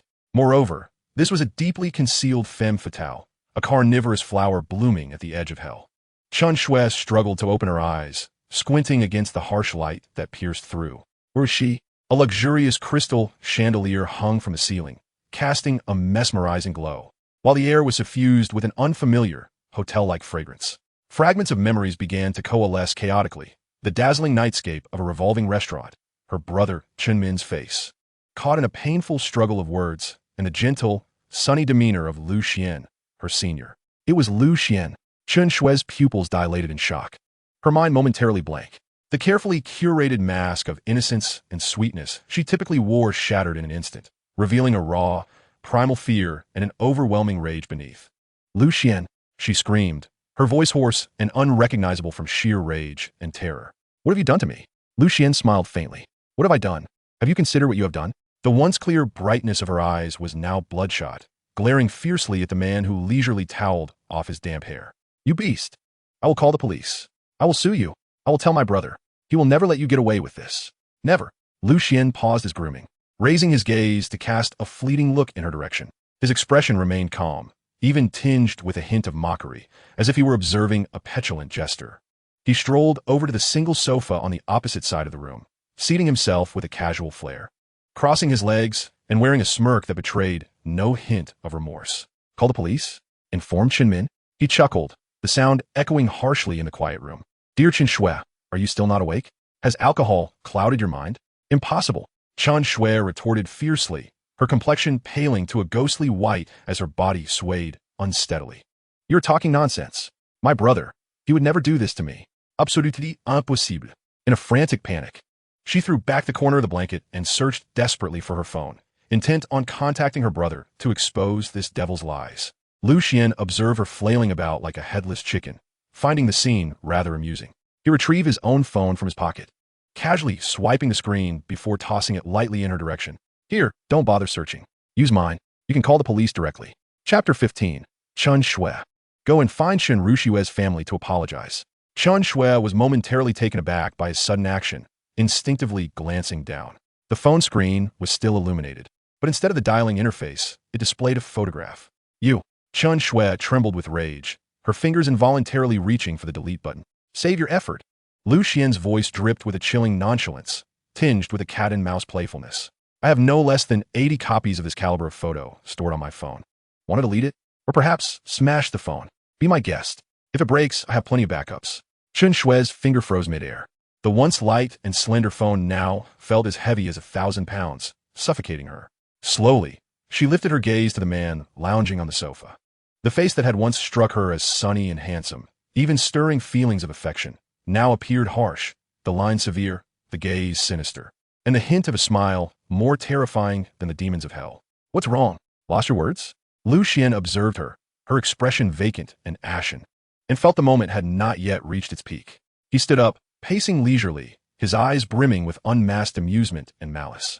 You were quite spirited just now, talking about calling the police and seeking your brother's support. Why not continue? The phone is right beside you. Go ahead and call. Xuan bit her lip fiercely, her pearly teeth nearly drawing blood from her delicate skin. She raised her head, glaring intently at Xuan, her eyes filled with a profound hatred, alongside deeper fear and despair. She knew that with this photograph in existence, she could not dare to call the police. Once the truth came to light, the belle of the finance department, the pure goddess in the eyes of countless admirers, would instantly be reduced to a pariah, her reputation irrevocably destroyed. Feeling wronged? Angry? Betrayed by the entire world? Xuan seemed to see through her thoughts as he leaned in closer, his face almost brushing against hers, his warm breath caressing her icy skin. The voice was deliberately subdued, imbued with a chilling, sinister malice. Do not be hasty, dear sister. I have something even more entertaining for you. Would you like to broaden your horizons? He picked up the phone that Xuan Shui had carelessly discarded, his slender fingers deftly gliding across the screen to summon another file, then turned the screen back towards her. This time, it did not display the humiliating photograph, but rather a meticulously crafted PowerPoint presentation. The title, emblazoned in bold black letters, read, Xuan Shui's Dark Secrets. Xuan Shui's heart raced violently, an ominous foreboding enveloping her. Nearly suffocating her, her gaze was fixed on the screen, and upon seeing yet another name she recognized with dread, Xuan Ruxue, followed by details of summer camp, a lakeside incident, accidental drowning, eyewitnesses, false testimonies, Wang Long, intentional injury, and a 15-year prison sentence, she felt as though the very words were scorching brands seared into her retina, causing her soul to tremble with agony. No, this cannot be. This is a fabrication. Where did you acquire this information? You must have forged it. Xuan Shui shrieked, her face draining of color, leaving her as pale as a sheet, the last vestiges of blood vanishing completely. In a frenzy, she lunged from the bed, extending her trembling hand to snatch the phone, desperate to obliterate that heinous evidence. However, her wrist was firmly grasped by Xuan's steel-like fingers, rendering her immobile. Fake! Xuan raised an eyebrow, his smile growing ever colder, his gaze sharp as a blade, as if it could pierce through all her facades. Xuan Ruxue, your classmate from the first year of high school, more beautiful than you, academically superior from a better family, she overshadowed you at every turn. So, you harbored resentment, and, taking advantage of her solitude by the lake during the summer camp, you pushed her, did you not? Wang Long, the unfortunate soul who harbored a crush on Xuan Ruxue and penned love letters to you, just happened to be nearby. You, the sole eyewitness, carelessly let slip a few words, and with the evidence you inadvertently provided, he was framed as a passionate murderer, taking the fall for your heinous crime for 15 years. He is still languishing in prison, subsisting on stale bread. My dear Xuan Shui, your method of using another as a pawn to commit slander is truly remarkable. Even I must commend you. Xuan's voice was not loud, even carrying a semblance of casualness, yet it shattered her final psychological bastion. She gazed at the screen, where a blurry yet discernible silhouette of herself pushing Xuan Ruxue into the water was displayed, alongside stark black and white documentation of her courtroom perjury, a series of heart-wrenching excerpts. Her mind buzzed, blanking out, as if all her strength had been siphoned away in an instant. It was over. Everything was over. The secret she had concealed for 3 years, one she had expended immense effort to hide, believing it would remain forever undiscovered. The secret that could cast her into the depths of hell was now known to Xuan. How could he possibly know? Xuan Shui crumpled, her eyes hollow, all struggles, fury, and resentment evaporating in the face of this brutal truth, leaving only an abyss of cold despair, like the darkest tide, drowning her completely. Xuan savored the sight of her shattered spirit, meticulously reclaiming his phone. Now, he looked down upon her, akin to observing an ant grasped by its throat, utterly at his mercy, still considering alerting the authorities, planning to seek out your dear brother, who would readily betray you for his own advancement. He reached out, gripping her smooth chin to force her to meet his gaze, which was as fathomless as it was calculating, then pronounced each word with chilling clarity. Remember, from this moment forth, your life, your body, your reputation, everything you hold dear, including your murderous secret, is firmly in my grasp. I grant you life or death. I command your movements. You shall kneel when I say so. Starting tomorrow, you shall repent. Go apologize to Xuan Ruxue's family. Then confess these sins to the judge. Do you understand, my little murderer? Chapter 16. Transformation successful. The path to redemption. On Xuan Shui's ashen face, her once pure and innocent eyes now glimmered with a cold, sinister light as they fixed intently on Xuan. Taking a deep breath, her voice was hoarse yet imbued with a resolute defiance. Humph, Xuan, do not presume that this will ensnare me. If it comes to it, I will take us both down in flames. I will call the police. You are threatening me. Let us see if the police believe you or me, the victim. Her words were fierce, reminiscent of her earlier determination when framing Wang Long. Chun Shui understood that her only chance for survival lay in striking back. She was not the naive little rabbit she appeared to be. Her innate fierceness, now cornered, had risen to the fore. Lu Xian, instead of displaying any sign of alarm, seemed to find her reaction amusing, a smirk playing at the corners of his mouth as he shook his head lightly.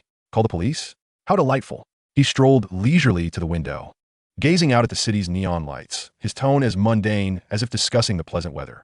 Chun Shui, have you forgotten that the PPT I just showed you possesses far greater persuasive power than your pretty face's accusations? Turning back, his eyes glinted with piercing intensity, as if he could see into her very soul. Consider this. Once your heinous secret of intentional murder and slander sees the light of day, how will you, the belle of the finance department at Yanjing University, the pure goddess in the hearts of countless boys, be perceived? A rat in the street? Or a despised femme fatale? He paused to relish the momentary stiffness on her face, then continued, unhurried, with a lethal precision. When that time comes, do not expect adoration. Your current dormitory may well be inundated with rotten eggs and vegetable scraps. Oh, and let us not forget the virtuous keyboard warriors online, who will unearth your family's entire lineage, subjecting you and your precious brother, Chun Min, to a deluge of public scorn. You lie. Chun Shui's voice trembled slightly, her gaze flickering. She fought to maintain her composure, unwilling to show weakness before Lu Xian. Lie? Lu Xian scoffed, stepping closer, looking down at her with an air of condescension. Then do enlighten me. Why did your dear brother, Chun Min, generously deliver you to my room? Do you believe his stomach ache was the sole reason? To protect his own secrets, he watched as I uncovered yours, not daring to utter a word. It cannot be. And what of him? Lu Xian interrupted, his tone laced with mock pity. For the sake of his future, to keep his little hobbies hidden from the public eye, he would not hesitate to throw you under the bus, using you as a shield. Do you truly believe that such a person would come to your aid after you alert the authorities? Or would he be the first to expose your murderous deeds, severing ties with you while simultaneously repaying me a favor? Chun Shui's complexion instantly turned as pale as a sheet of paper. Each word from Lu Xian struck her like a sharp blade, precisely piercing her most vulnerable spots. She understood her brother Chun Min's character better than anyone, selfish, cowardly, and utterly capable of anything for his own gain. And what about your parents? Lu Xian's voice slithered into her ears like a devil's whisper. Would they dare offend me to protect you, their daughter who has killed and tarnished the family name, thereby ruining their only son Chun Min? Or would they choose to sacrifice you to preserve the Chun family's legacy and Chun Min's future? What do you truly desire? Chun Shui's voice finally quivered with the sting of tears, the fleeting fierceness that had been forced from her crumbling under Lu Xian's relentless, heart-wrenching words. She knew that every syllable he uttered was drenched in the harsh reality of blood. What do I desire? Lu Xian raised an eyebrow, grasping her delicate chin to compel her to meet his gaze. In his profound eyes flickered a cold, emotionless glint. It's quite simple. 2 choices. First, we both perish. You report me, and I expose your dark secrets to the world, dragging your brother down with you. In that case, your reputation will be irreparably damaged, and the old case from 3 years ago will be reopened, ensuring you a life behind bars. As for your brother, his future will be obliterated. Perhaps he too will end up incarcerated alongside you. The Chen family will be utterly ruined. He paused, observing the growing terror in Chun Shui's eyes, a satisfied smirk creeping onto his lips as he continued. Second, find Shan Rushue's family, apologize anonymously, and then provide evidence anonymously to prove that Wang Long is innocent. You will comply with whatever I ask of you. I will keep your murderous secret safe. As for your brother, I will handle him with discretion. Perhaps the Chun family can still cling to life. Do you choose imprisonment or what? Have you made your decision? My murder of a sister? Lu Xian's tone remained flat. Chun Shui trembled violently, her teeth chattering. She glared at Lu Xian, her beautiful eyes brimming with humiliation, anger, resentment, and an inescapable fear. She longed to resist, to scream, to tear this demon before her into pieces. Yet she dare not. Lu Xian observed the fierce struggle in her eyes, knowing the moment had arrived. He released her chin. Ah! Chun Shui instinctively screamed, abruptly covering her eyes, her body recoiling like a frightened fawn. What are you doing? Scoundrel! A wicked smile played at the corners of Lu Xian's mouth. Scoundrel? Are you certain you wish to label me as such? You are mistaken. Please refer to me as the embodiment of justice. My arrival is solely to punish you vile beasts who have committed countless wrongs. Now record an apology video. Sincerely addressing Shan Rushue, and Wang Long, tears streamed down Chen Shui's face. I'm sorry, Shenrushue. I apologize, Wang Long. In Lu Xian's mind, the system's cold notification rang out once more. Host has successfully transformed the mindset of the blackened character, leading her towards redemption. Detected a change in Chen Shue's psychological state, developing a mentality of atonement. Current atonement value, 50, 100. Reward, drone piloting beginner. Reward points, 100. A satisfied arc graced Lu Xian's lips. Excellent. We are one step closer to her complete repentance. Her dignity, her pride. All she had painstakingly built was ruthlessly shattered and trampled into nothingness by Lu Xian on this night. From this moment forth, her life would be spent entirely in atonement. She, Chen Shui, the belle of Yinjing University, once a falsely exalted goddess, had now been returned to her true form by Lu Xian. Chapter 17. The belle realizes her mistake. Huh? Her voice was hoarse, thick with nasal tones, clearly not comprehending Lu Xian's intention. Lu Xian leisurely leaned back against the sofa, pointed at her, and his smile deepened with meaning. I said, "Come here, sit here." Chen Shue's face flushed crimson in an instant, then turned pale again. She knew there was no room for resistance. What? Do I need to invite you? Lu Xian raised an eyebrow, a hint of impatience lacing his tone. Chen Shue bit down on her lip, nearly drawing blood. She was acutely aware of her grave mistakes, which were difficult to amend. It was all her fault. She approached Lu Xian. You will obediently admit your faults and find ways to make amends with Shen Rushue's family and Wang Long's family. Xuan Yi, Xuan Yi. I understand. Chen Shue lifted her chin, daring not to say more, only gazing at Lu Xian with admiration. Under the eaves, one must bow their head, especially since this demon held her secrets tightly in his grasp. Lu Xian nodded in satisfaction. Suddenly, a mischievous thought crossed his mind, laced with malice. Tell me, what do you think the boys from your finance department, who idolize you as a goddess, would express upon seeing you in your current state? Chen Shue's heart clenched painfully, the color draining from her face. They might as well be drooling, right?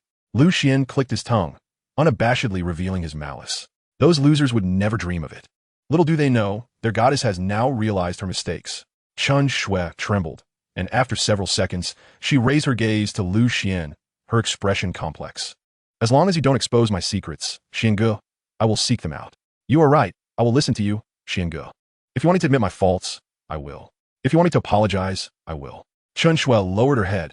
I know I was wrong. I will find Shen Rushue's family and Wang Long's family. I will strive to make amends for their families. You are truly obedient, Snow. On the very first day, I've managed to coax the renowned belle of the finance department into admitting her faults and repenting. Even I am somewhat impressed with myself. Just then, a series of notifications echoed in Lu Xian's mind.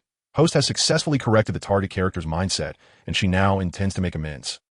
Having turned away from her wrongdoings, detected a change in the target character's psychology, resulting in an atonement mentality. Current atonement value, 100, 100. Congratulations, host, for fully filling the atonement value for the first time. Reward points, 399. Rewards special skill, gynecological master, beginner. Host's physical attributes slightly enhanced. Physique 8,082. Damn. Lu Xian couldn't help but exclaim internally. A reward of 200 points was already quite good. The increase of 2 points in physique was a pleasant surprise. This system unexpectedly granted him a medical skill, akin to those Dragon Kings in novels, possessing medical expertise, which could assist in healing in the future. Lu Xian's lips twitched, feeling a mix of amusement and exasperation. Nonetheless, a skill is certainly better than none. Perhaps it would indeed prove useful down the line. Points were they for? Lu Xian silently pondered, his consciousness delving into the system. Indeed, on the system panel, alongside the previous black material generation and character panels, 2 new icons appeared. One was skill management. Upon opening it, he could see his current skills: combat, beginner; drone piloting, beginner; and the recently acquired FK master, beginner. Another icon caught his eye. A sparkling shopping cart style, labeled Points Mall. Lu Xian's gaze brightened, piqued with interest. Chapter 18. The all-powerful Points Mall. With a thought, Lu Xian's consciousness sank into the system as he clicked on the shimmering shopping cart icon. Points Mall. In the next moment, a dazzling array of product listings unfolded before him, nearly blinding his titanium alloy eyes. GT X-105 Assault Gundam, a high-tech weapon for traversing space and dominating the universe. Value: 99, 999, 999 points. Lu Xian's lips twitched. An assault Gundam?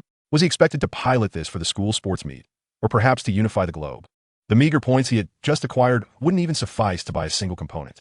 Shield-class war god nuclear-powered aircraft carrier, the overlord of the seas. Commanding respect, wherever it sails. Value: 99, 999, 999 points. He nearly choked, almost spitting out a mouthful of blood. An aircraft carrier? Was this system serious? What on earth would he do with such a behemoth? Blow up fish in the school at Swimming Lake. Or perhaps, the next time Chun Min dared to show off, he could simply drive it to his doorstep to demonstrate what true dominance looked like. Qinglong Yinyuan knife, the weapon of the revered Guan Yu, cleaving through obstacles with an aura of martial prowess. Value: 19, 999, 999 points. Now, this was somewhat intriguing, yet the price still made it unattainable. With his current points, he wouldn't even be able to touch the red tassel on the hilt. Dyna transformation device, a vessel of the power of light, transforming into a giant of light to safeguard cosmic peace. Value: 9, 999, 999, 999 points. Lucian.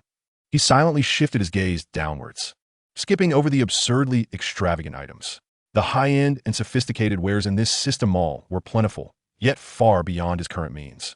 Fortunately, there were some more grounded items below. Aston Martin 1-77 sports car, a perfect blend of speed and aesthetics, essential for courting, for outings. Value: 2, 999 points. Now, this was appealing. Lucien's eyes sparkled. Although he only had a little over 400 points, with some effort, it seemed within reach. Driving this around campus would undoubtedly turn heads. Beijing's second ring large flat, a symbol of status, a staple for urban elites. Value: 2, 999 points. A house. This was even more practical.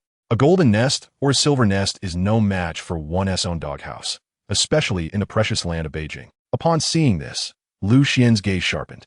Muscle-enhanced snacks. Consuming this can slightly enhance physical constitution 01. Value: 1, 999 points.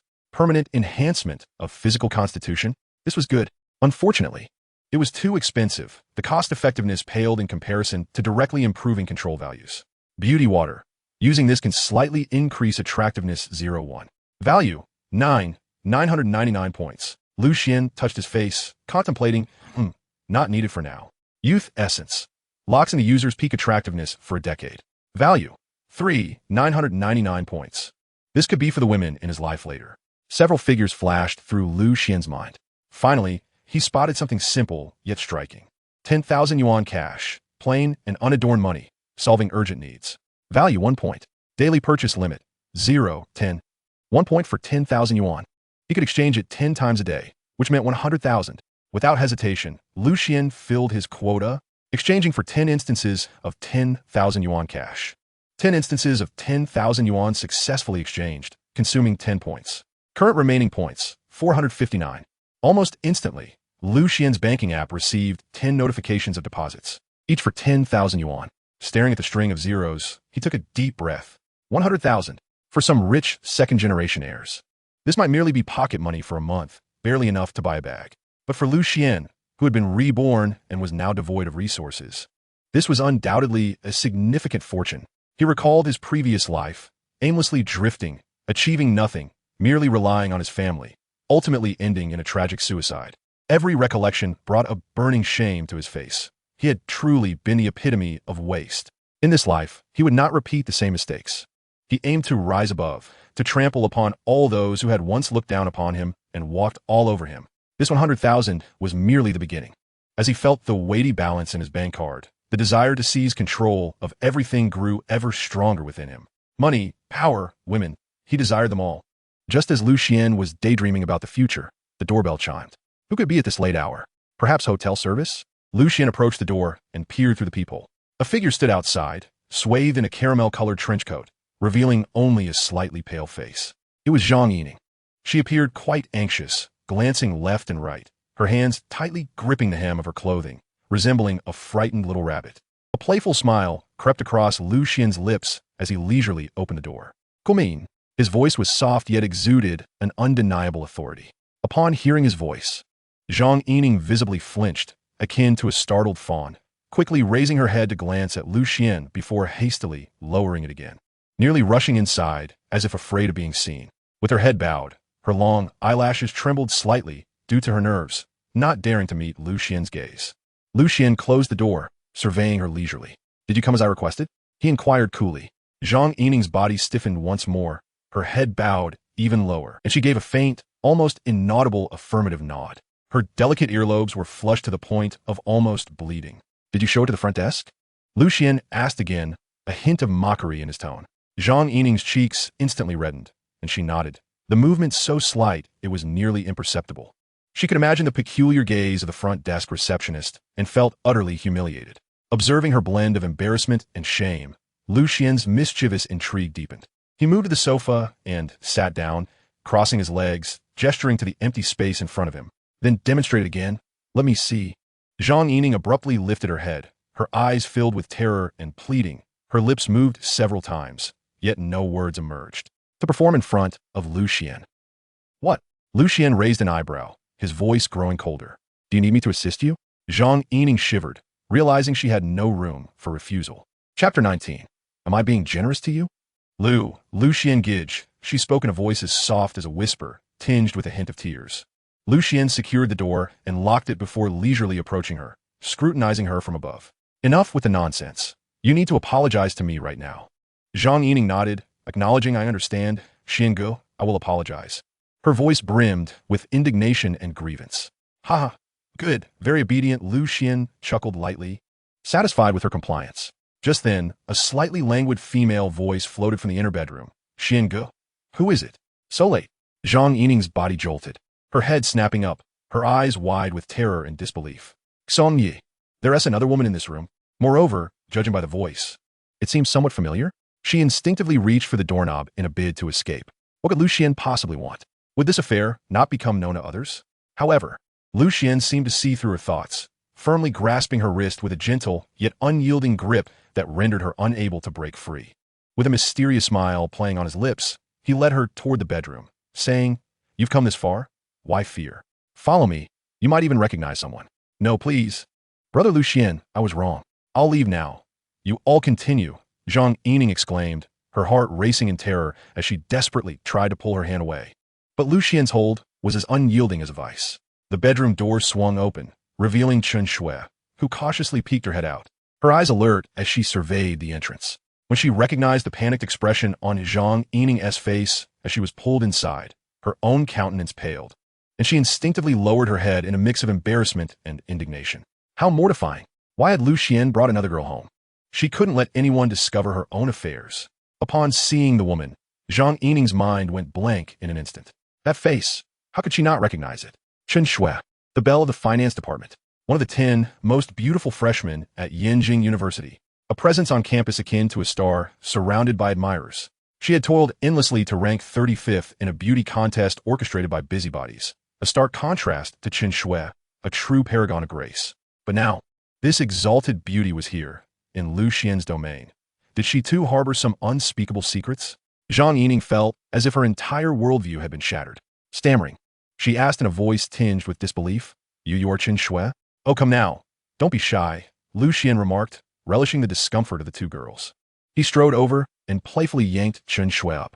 "We're all classmates here, though not from the same department. But from now on, we shall be good sisters." Lucian's grin was that of a cat that had stolen a fish. "Please no," Chen Shui shrieked. Zhang Yining was left dumbfounded, her cheeks flushed crimson, instinctively wishing to shield her eyes, yet unable to resist peeking through her fingers. Lucian's smile gradually faded, his tone turning icy. "It seems I, Lucian, have been too lenient with you both." At his words, Chen Shui and Zhang Yining jolted as if doused with a bucket of ice water. He then struck Chen Shui across the face, followed by a sharp slap to Zhang Yining. "Shall I let the internet judge you? Do either of you wish to spend time in prison?" All their shyness, anger, and resentment instantly morphed into a chilling dread. They exchanged incredulous glances, each seeing a flicker of shared horror in the other's eyes. Did she too have a weakness in Lucian's grasp? Chen Shui managed to maintain some composure, her internal turmoil less pronounced now. However, Zhang Yining was utterly taken aback, having believed she alone was under Lucian's thumb. She was astonished to discover that even a figure like Chen Shui had her own skeletons in the closet. "Brother Lucian, I was wrong. I'll do whatever you say," Zhang Yining conceded first, her voice trembling yet tinged with an acceptance of her fate. Chen Shui bit her lip and murmured, "Brother Xian, I will obey you as well." "Good. Now both of you apologize and admit your faults." Chen Shui, "You will apologize to Shun Ruxue and Wang Long." Zhang Yining, "You shall offer a preliminary apology for now, and we will address the name of the victim later." The two quickly nodded, sincerely acknowledging their transgressions. Xuan's contrition for Shun Rushue and Wang Long was genuine and profound. A notification chimed at that moment.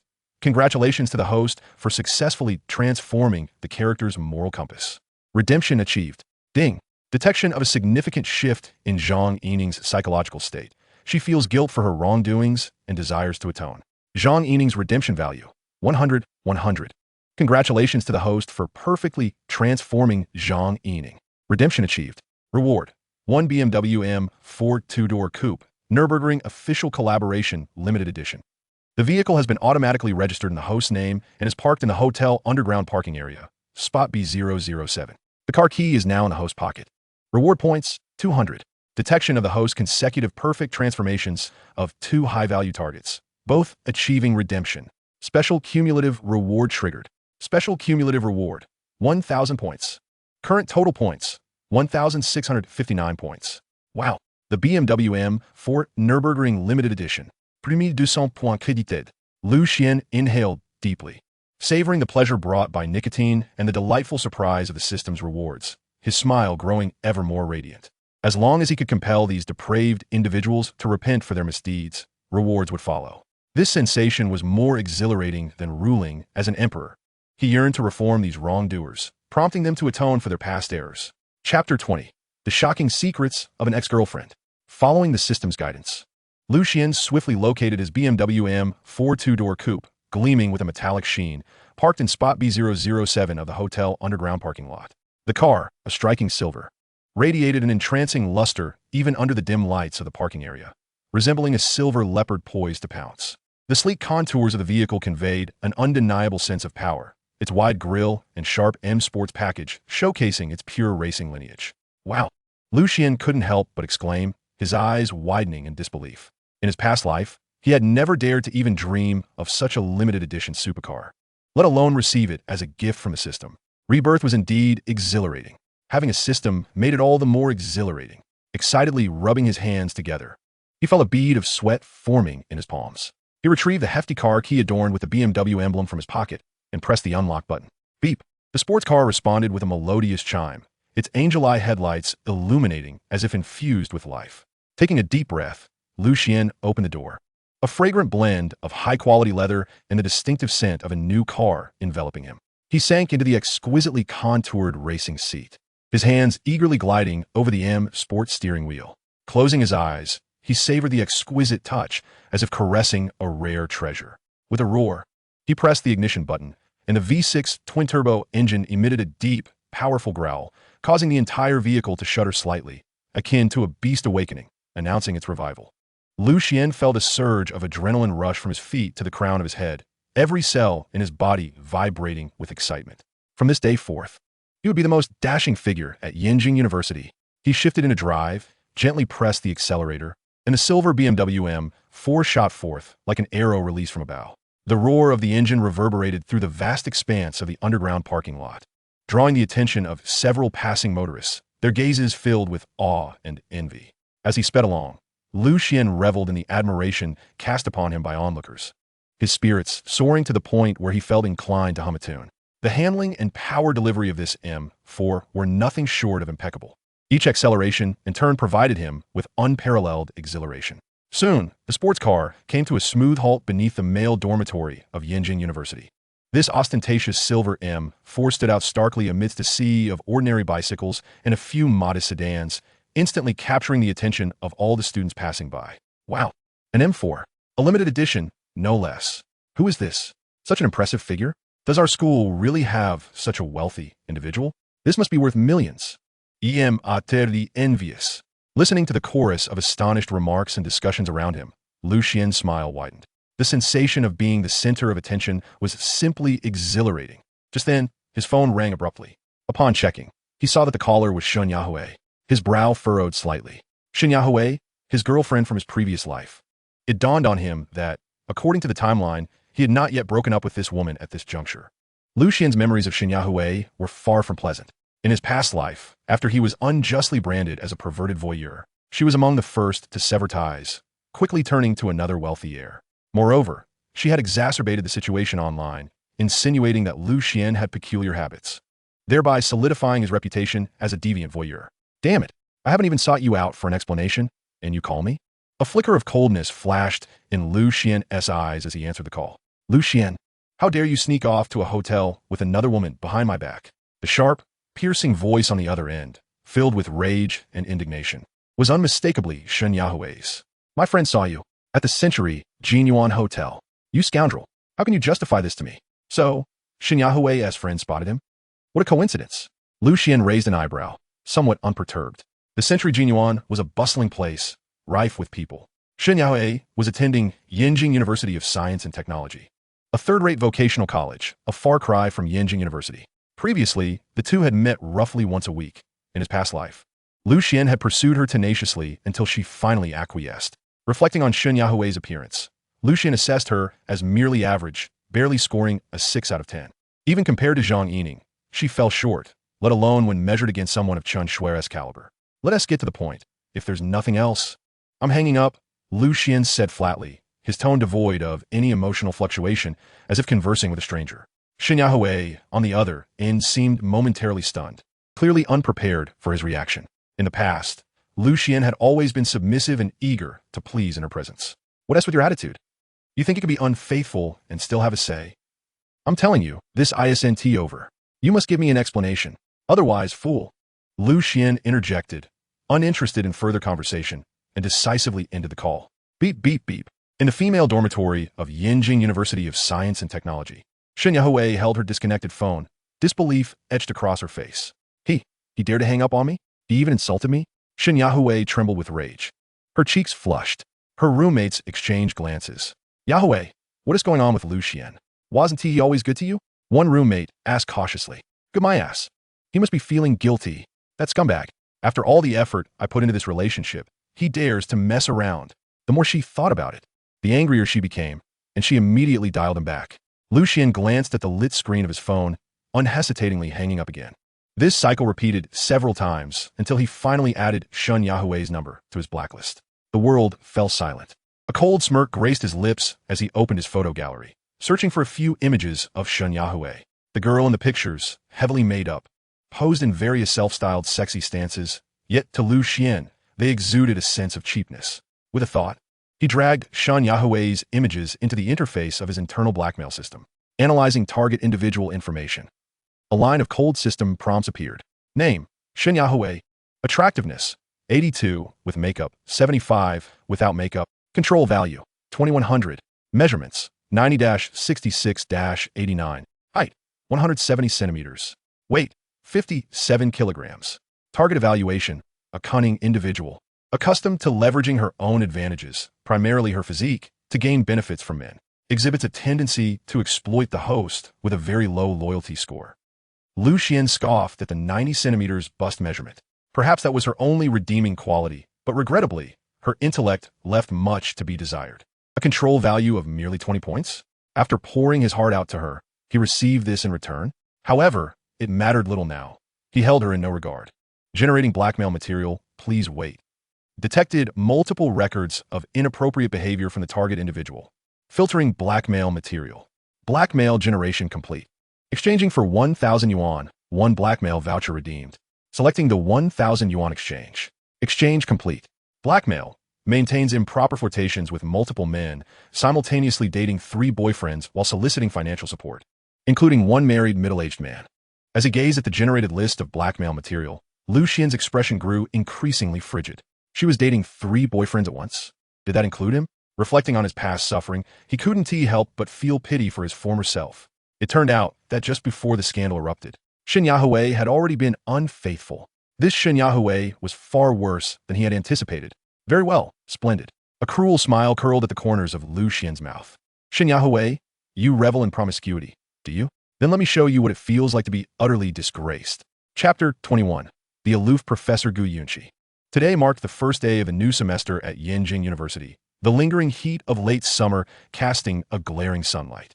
Lu Xian parked the ostentatious silver BMW M4 securely in a temporary parking spot near the first teaching building, causing students coming and going to pause and marvel, their whispers and discussions rising in a crescendo.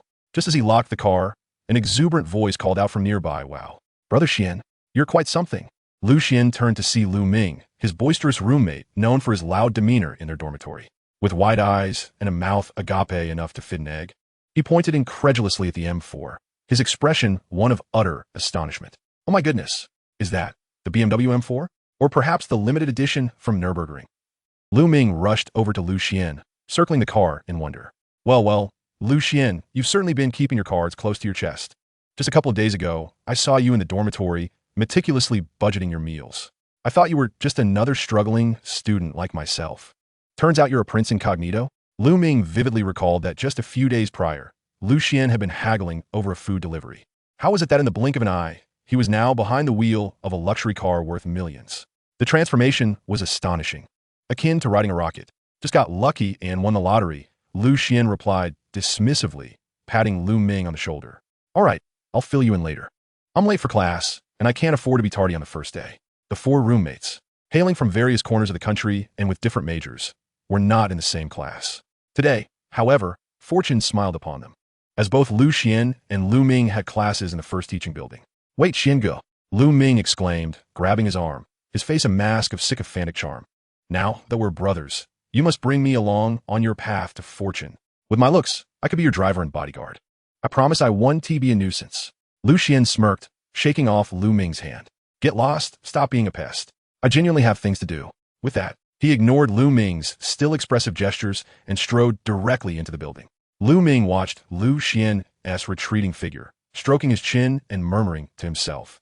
This guy is quite the character. But hey, I'll be clinging to this golden leg for sure. His eyes gleamed as he pulled out his phone, snapping a flurry of photos of the M4, eager to flaunt his friendship with someone who owned a limited edition sports car on social media. As Lu Xian entered the teaching building, the air buzzed with the unique excitement and restlessness of new students. He navigated effortlessly to his classroom in the Department of Chinese Studies, specializing in linguistics. A subtle smile crept onto his lips. He couldn't help but acknowledge the overwhelming sense of conquest he felt, a result of the initial mastery of the dragon control technique.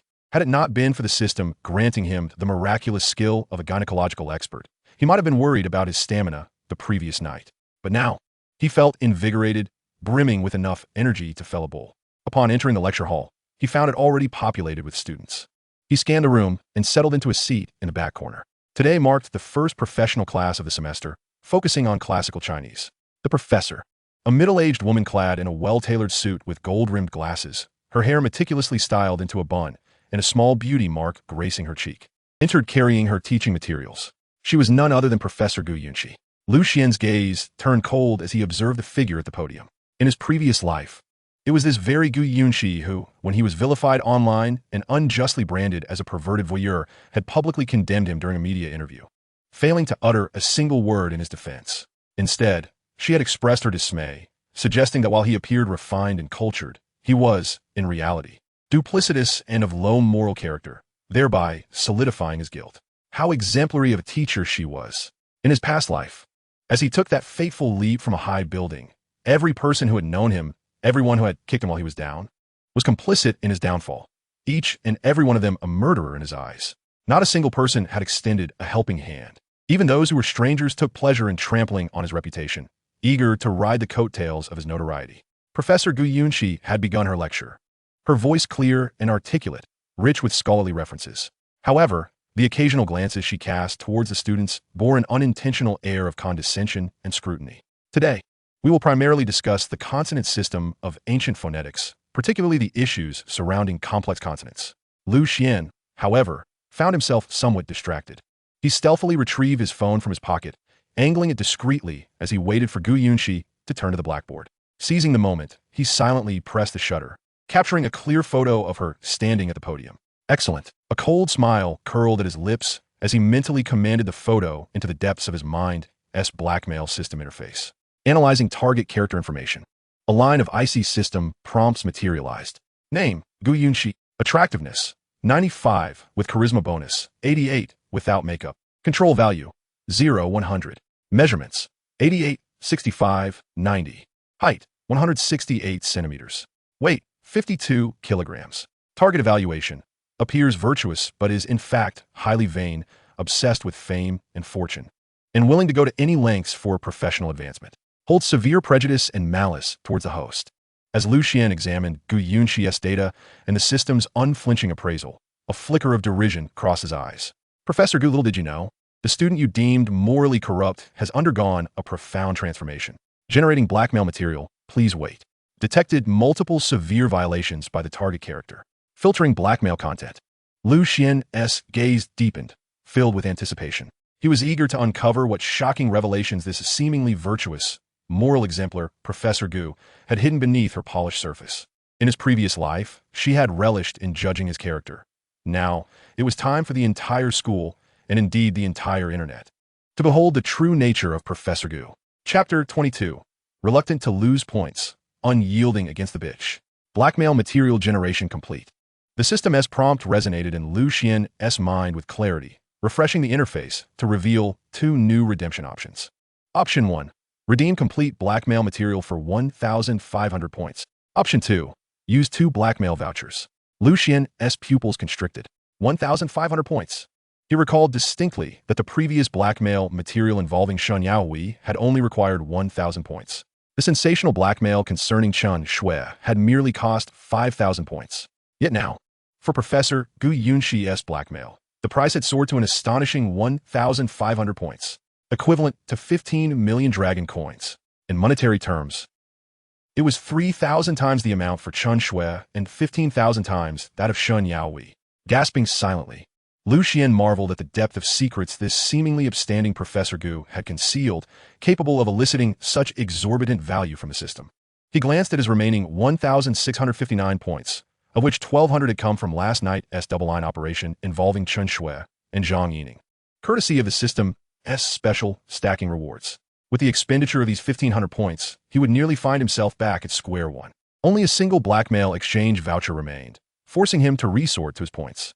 However, the recollection of Gu Yunxi's previous demeanor and her self-righteousness in casting stones at him extinguished any lingering hesitation in Lu Xian's heart. One must risk losing a child to trap a wolf. If he was reluctant to sacrifice points, he could not hope to strike at the heart of a schemer. Redemption. With a decisive thought, Lu Xian unhesitatingly selected the first option.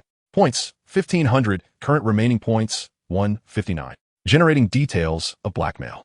Blackmail details, secretly transferring vital national-level ancient literature research materials and undisclosed cultural relic information to foreign powers. Specific description, target individual Gu Yunxi. Since her promotion to associate professor 5 years ago, has repeatedly exploited her position to steal, replicate, and sell the results of ancient literature research at the university, as well as unique scans of rare texts and undisclosed significant cultural relic information she learned during archaeological projects through encrypted channels, at exorbitant prices to intelligence agencies and collectors in a certain Western nation. Triggering blackmail task, correct the target's malevolent mindset, and lead her back to righteousness to receive a reward.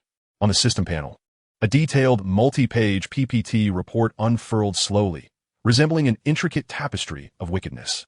It meticulously cataloged every transaction made by Gu Yunxi, dates, locations, aliases of intermediaries, summaries of the exchanged materials, photographs of cultural relics, some featuring her in the background, along with the amounts paid and the paths of transaction. The completeness of the evidence chain and the intricacy of the details were utterly appalling. A faint, involuntary smile crept onto Lu Xian's lips, curving into a cold and cruel arc. Gu Yunxi. Oh, Gu Yunxi, a paragon of virtue, yet engaging in treasonous endeavors for personal gain.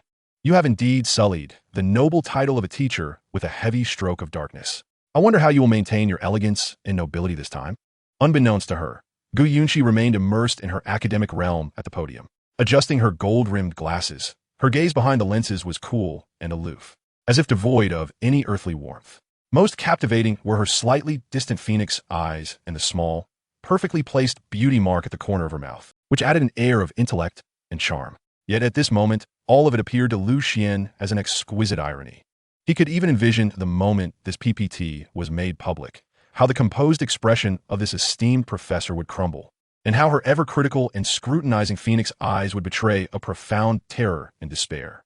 Lu Xian reclined leisurely against the back of his chair, his fingertips unconsciously drumming lightly on the table, his gaze savoring the radiant vista that was the figure at the podium, while his mind began to strategize on how to maximize the impact of this grand revelation.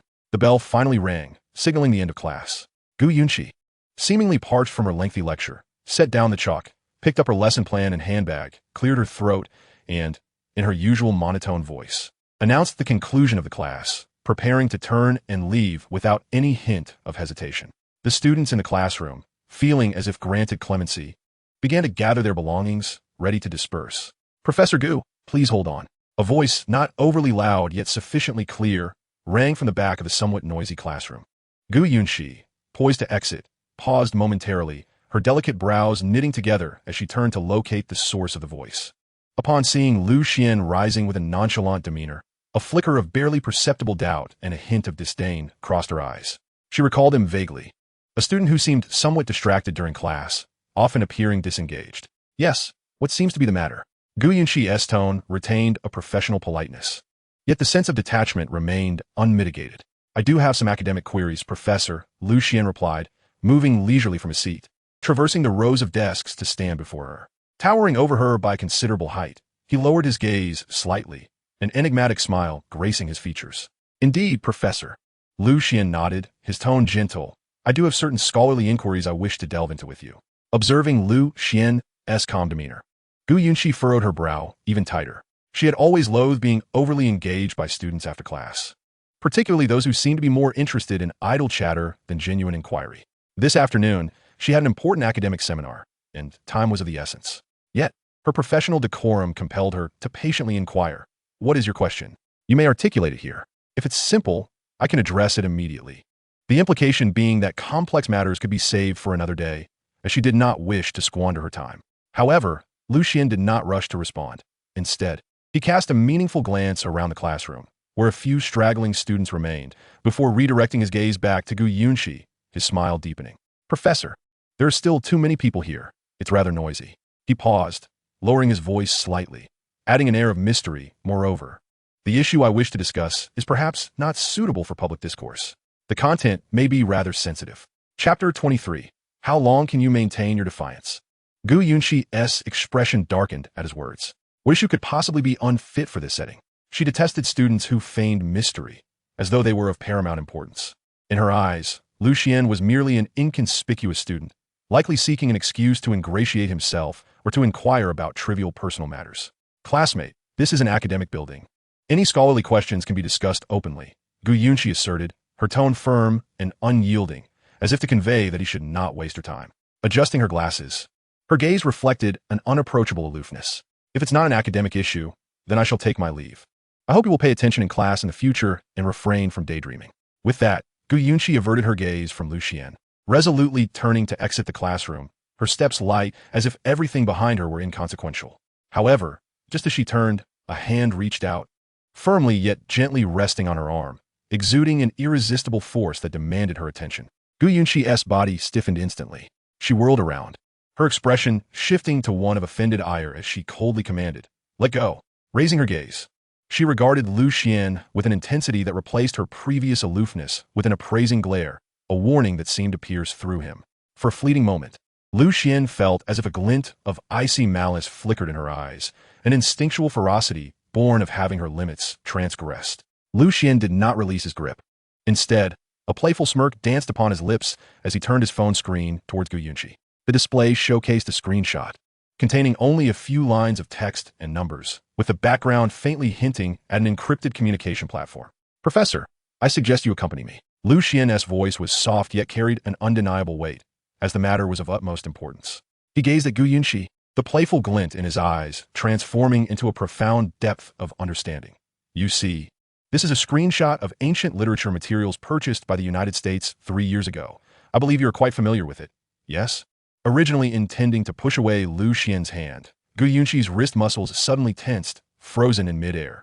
Her complexion shifted to a pallid hue at a visible speed, as if the very blood had drained from her face in an instant. Her once furious phoenix eyes now brimmed with disbelief and a suppressed hint of panic. Swiftly surveying her surroundings, she confirmed that only a few students were paying attention to them. Almost instinctively, she seized Lu Xian's arm, no longer pushing him away, but pulling him forcefully, striding briskly towards the classroom exit. Her movements appeared somewhat frantic, bordering on clumsy. Lu Xian allowed himself to be pulled along, maintaining that inscrutable smile on his face, as if everything was well within his control.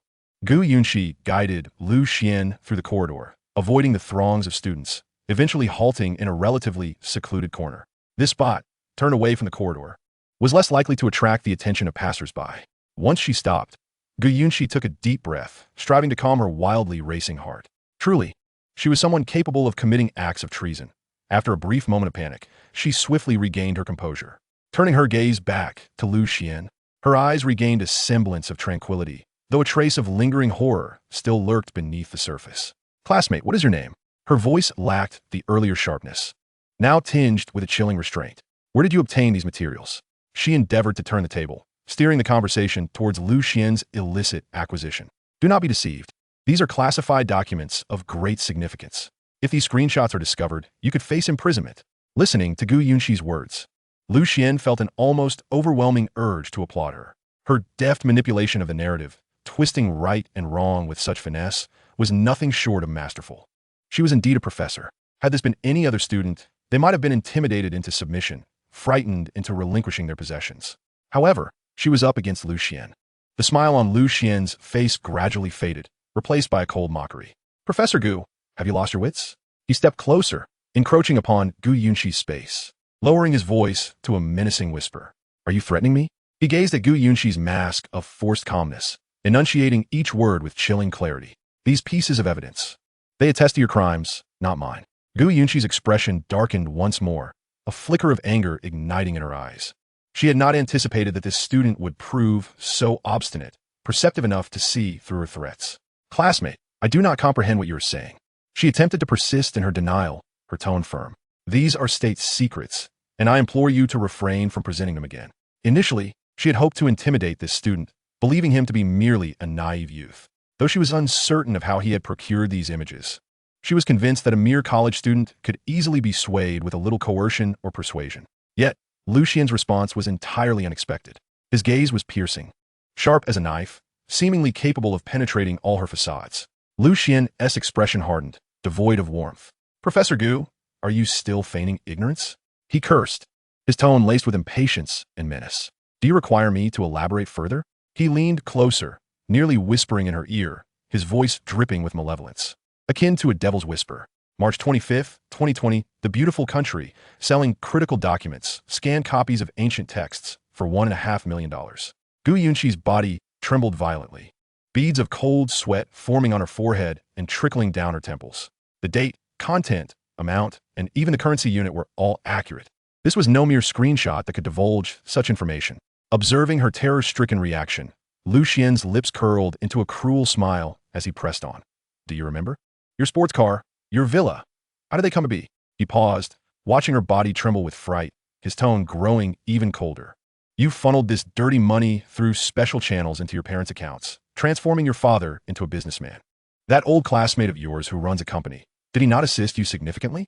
Gu Yunxi's complexion shifted from pale to a ghastly shade of gray. She opened her mouth, yet no words emerged, only hurried gasps escaping her lips. The facade of calm she had painstakingly maintained crumbled under the weight of Lu Xian's precise revelations. You, what nonsense are you spouting?" she stammered, her voice quivering with a hint of tears, devoid of her former aloofness. "I do not understand." Lu Xian smiled wickedly, relishing her impending breakdown. "Oh, you do not understand, do you?" he said nonchalantly. "No matter, I do not mind helping you recollect. Or perhaps, we could discuss this loudly, allowing you to grasp it slowly." Chapter 24. Gu Yunxi, I was wrong. "Do not post it online," he continued, his voice laced with a chilling mirth. "I could simply post it online and let the vast community of netizens help you reminisce. After all, we live in the information age. What travels fastest? Gossip, scandals. Especially when a lofty university professor engages in disgraceful dealings behind closed doors. Imagine the traffic. I worry for you." He reached out, lightly hooking Gu Yunxi's chin with his fingertip, compelling her to meet his gaze. In his playful eyes, there was no warmth, only a ruthless desire for control. Gu Yunxi's body jolted, instinctively raising her hand to swat away his grip, her voice trembling. "Let go of me." In an instant, Lu Xian's expression sharpened, the smile vanishing without a trace. "You little wretch, are you still pretending?" he hissed coldly, tearing away her facade. He swiftly retrieved his phone, opening Weibo with deft movements, his fingers poised to scroll the screen, his tone carrying an ultimatum. "Since the professor is so confident and believes this to be slander, let us consult the netizens. They thrive on discerning truth from falsehood. Gu Yunqi's composure shattered upon witnessing him truly opening Weibo. Her earlier bravado and denials crumbled instantly before Lu Xian's unyielding actions. Desperately, she grasped Lu Xian's arm, her voice cracking with urgency, almost pleading. "No, please do not post it. I beg you." She endeavored to muster a semblance of indignation, attempting to appeal to his emotions. "Classmate, listen to me. I am being framed. These materials are fabricated. Some individuals are envious and wish to ruin me." She bit her lip, her eyes reddening, portraying an image of profound injustice. Her acting skills commendably refined. Lu Xian regarded her tear-streaked, pitiful visage with nothing but scorn. Truly, she was a professor. Her ability to alter her demeanor with such speed and her talent for theatrics deserve an Oscar. He was not to be deceived by such a clumsy performance. With a forceful grip, Lu Xian tangled his fingers in Gu Yunqi's meticulously styled hair, ruffling it with a roughness that added a touch of chaotic beauty to her disarray. Trigger black material task. Correct the target character psychology, make up for their mistakes, and correct them to receive rewards. Great, the system task has been triggered. Stinky bitch. Are you still acting with me? Do you really think I'm a fool? Lu Xian's voice carried an undeniable coldness, and his tone was filled with violence. Don't shed tears without seeing the coffin. I will post it online now, exposing your righteous face completely to the sunlight. He is about to click send and hover his finger on the screen. Seeing this, Gu Yunqi didn't care about any image, let out a scream, and suddenly rushed forward, trying to take away Lu Xian's phone. She was completely driven by instinct. Her brain had gone blank, leaving only the thought of stopping him. Lu Xian had long anticipated that she would make such a move, and a hint of mockery flashed across his face. He raised his hand and slapped Gu Yunqi hard in the face. Snap! A crisp and loud voice echoed in the open corner, causing Gu Yunqi to turn her head and a clear red mark to appear on her face in an instant. The scorching pain instantly awakened her mind and made her fully understand that the student in front of her was not something she could handle with ordinary means. Bitch, do you still dare to resist? Lu Xian's voice carried an unquestionable majesty, and his eyes were as cold as a knife. Gu Yunqi gritted her teeth, a hint of humiliation and despair flashing in her eyes. She looked at Lu Xian, then at the phone in his hand, and ultimately, all resistance crumbled in the face of immense fear. Please, classmate, don't post it online. Her voice had a strong nasal sound and trembling, and tears couldn't stop falling down. It was truly a pear blossom with rain. She knew that once these things were exposed, everything about her would be ruined, her reputation, status, and even freedom would instantly disappear. He pinched her chin with one hand, forcing her to lift her head and see the coldness in his eyes. Professor Gu is so beautiful. Lu Xian's gaze was cold. Do you know if you're married?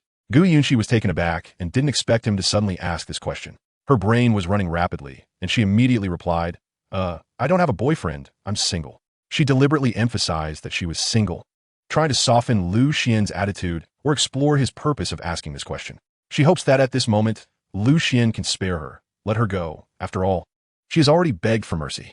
However, Lu Yunqi has an unknown secret that she has severe male aversion. This pathological disgust made her unable to tolerate any physical contact with men, and even felt physiological discomfort when approaching, not to mention dating men. She's annoyed by just looking at them, thinking they're greasy and disgusting. Gu Yunqi covered her mouth, arched her body, and let out painful retching sounds.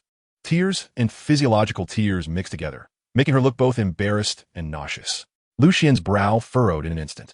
He looked at Gu Yunqi kneeling on the ground, retching, and the playfulness and teasing on his face instantly disappeared, replaced by a sense of offended anger. What does it mean? Do you feel nauseous when I touch you? Are you looking down on yourself? He released his grip on her chin and instead grabbed Gu Yunqi's neck, although she didn't exert enough force to suffocate her. The strength was enough to make her feel threatened and in pain. Stinky bitch, what do you mean? Do you look down on me? Lu Xian's voice was low and dangerous, filled with a sense of oppression. Gu Yunqi was choked, struggling to breathe, and her face turned red. She felt Lu Xian's anger and knew that her reaction just now had angered him. Suppressing nausea and fear, she explained intermittently, No, it's not true. I have male aversion and cannot be touched by men. Male aversion? Upon hearing this word, Lu Xian's eyes flashed with a hint of understanding and a hint of playfulness. I see. No wonder the system review said that she has serious prejudice and malice towards the host, and the root of it all lies here. Male aversion?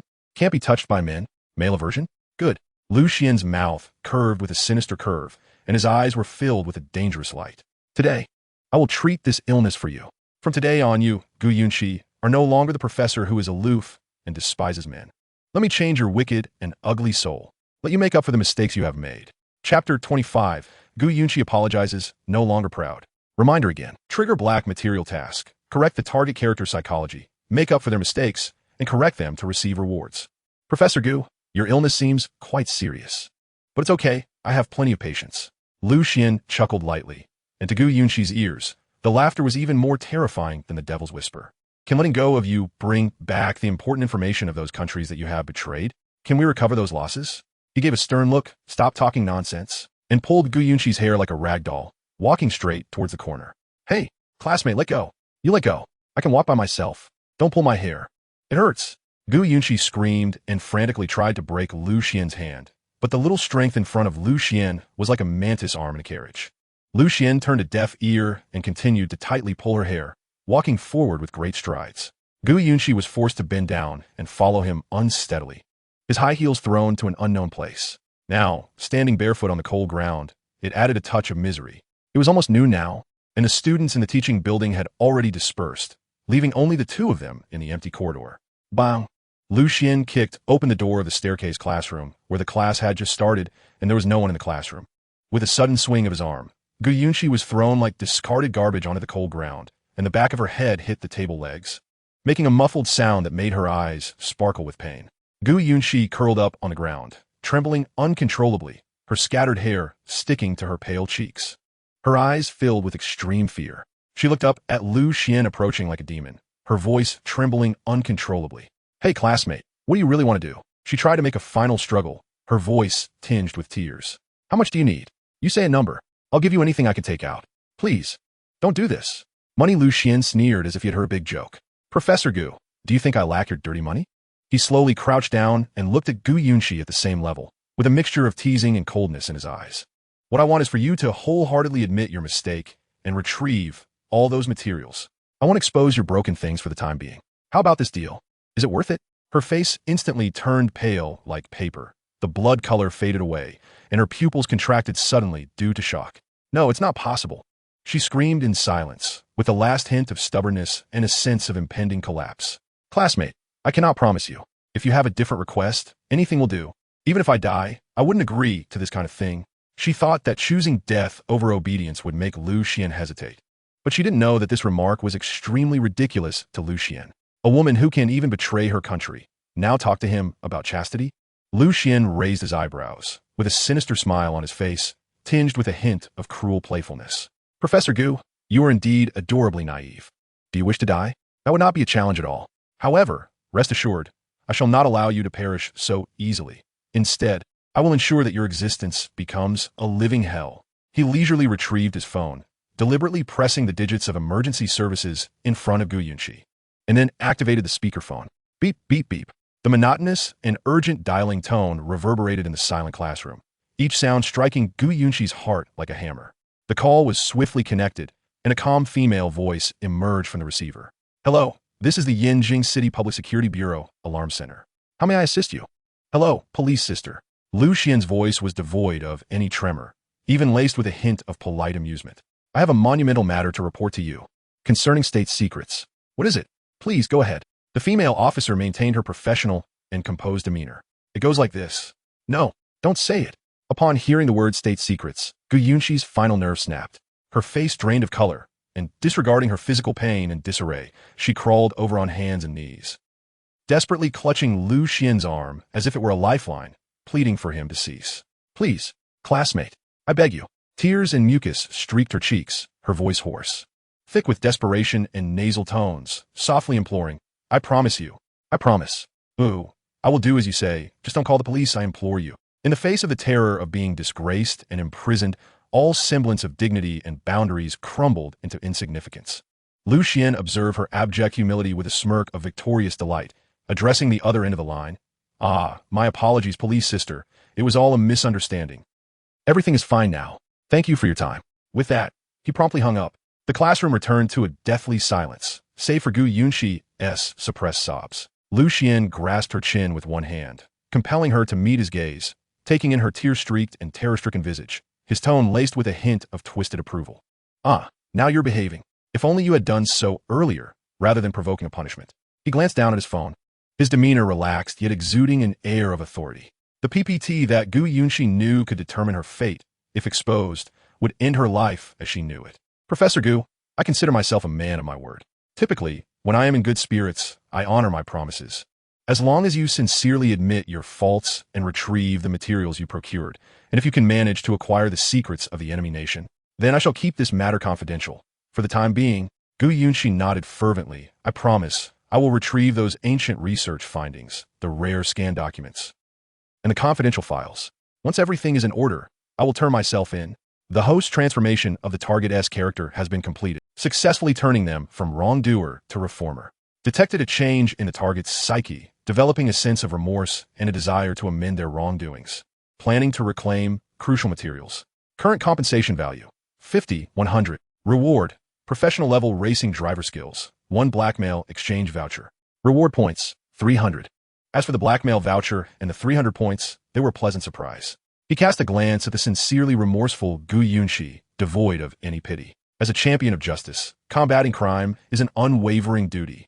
Gu Yunxi, this is merely the beginning. Chapter 26. From now on, I, Lu Xian, will not be trifled with.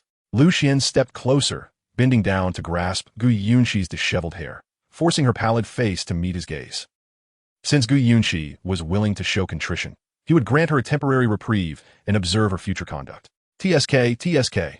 He leaned in, his nose nearly brushing against hers, his voice mocking yet chillingly devoid of warmth. Professor Gu, rest assured, I, Lu Xian, am indeed a man of my word. As long as you fulfill your promise, I expect you to retrieve those items promptly. Gu Yunxi's body trembled violently, and her dazed eyes slowly regained a flicker of light. And from this moment forth, I, Lu Xian, will not tolerate disobedience. If I command you to go east, you shall not venture west. If I instruct you to traverse a mountain of blades, you must also plunge into the sea of fire. Do you comprehend? He then leaned in closer, whispering in a tone meant only for her, akin to a devil-esque murmur. I will ensure that your treasonous evidence appears in all the right and wrong places at the swiftest pace possible. You should be well aware of the consequences. Xuan Yi. Gu Yunxi's lips quivered, the utterance seemingly draining her of all strength. I understand. I will heed your words. Tears streamed down her once proud phoenix eyes, falling like scattered pearls onto the cold floor. What she had once held in disdain, everything she had prided herself on, was now crushed beneath this man's heel. I beg you spare me. You promised. Lu Xian smiled faintly. Professor, I have indeed promised, and I have not exposed you. I'm a man of my word. Let us discuss this after you have arranged everything. With that, Lu Xian turned and left, leaving Gu Yunxi in a state of tears. She had never anticipated Lu Xian's cruelty. After a long while, she seemed to awaken from a nightmare, shivering violently and hastily wiping away her tears. Lu Xian, in high spirits, walked back to the dormitory, his phone vibrating with a message from Zhang Yining. Upon opening it, he found a photo of her in a revealing camisole, snuggled up to the still sleeping Chen Shui, a devilish grin gracing her face as she flashed a peace sign at the camera. Chen Shui was deep in slumber, her fair cheeks tinged with a hint of pink. A playful smile tugged at Lu Xian's lips as he replied, Well done, Yining. You're becoming quite perceptive. Keep it up, and there will be rewards. He saved the photo with a casual flick. Upon entering the dorm, he was greeted by the enticing aroma of fried chicken. Zhao Qin lounged with his legs crossed, engrossed in short videos while shoving chicken nuggets into his mouth. Spotting Lu Xian's return, he lazily nodded, mumbling, Oh, Xuanzi's back?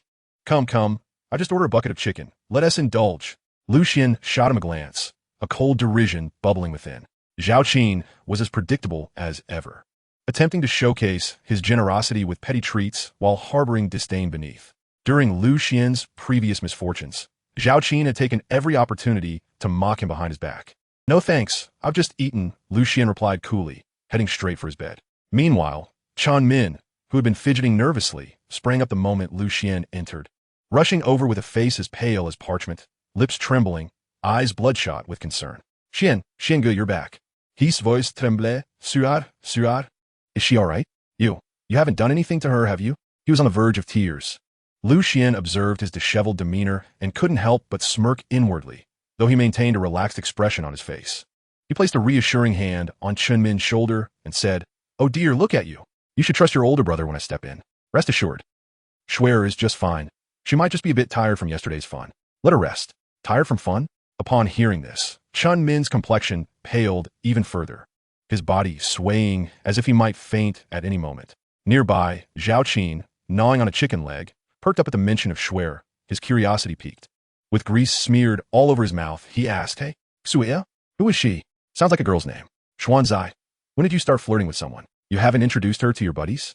At that moment, the others in the dormitory were still unaware that Chun Xuan was actually Chun Min's younger sister. Lucian felt a wave of physiological discomfort at Zhao Qin's greasy hand and his presumptuous brotherly camaraderie. He raised an eyebrow, his gaze suddenly turning cold, his tone devoid of warmth. He swatted Zhao Qin's oily hand away with a dismissive gesture, his voice low yet laced with an undeniable chill. "Who the hell do you think you are to call me your brother?" Zhao Qin's smile froze instantly, as if he had just been publicly slapped. His insincere enthusiasm abruptly extinguished. He was taken aback for a moment, then a surge of anger flared up from his toes to the top of his head, his face flushing a deep crimson, akin to a boiled crab. "What the hell, Lucian? Are you asking for trouble?" He felt deeply insulted. Accustomed to wielding authority in the dormitory, he had never experienced such humiliation.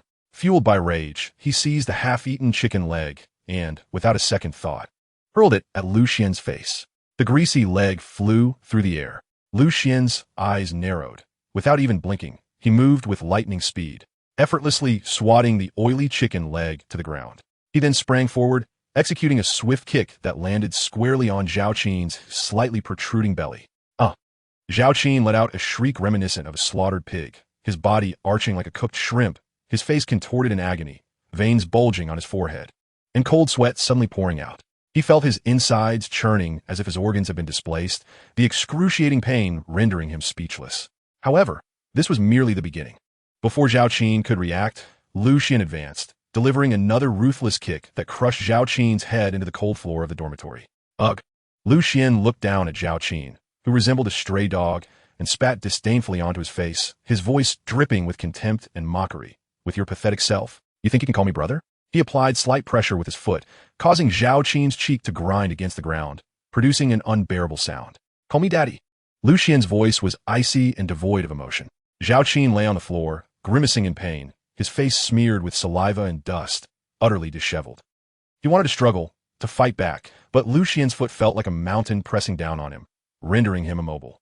Humiliation, fury, and a creeping disbelief mingled in his heart. Lucian, are you sick?" I haven't offended you, have I?"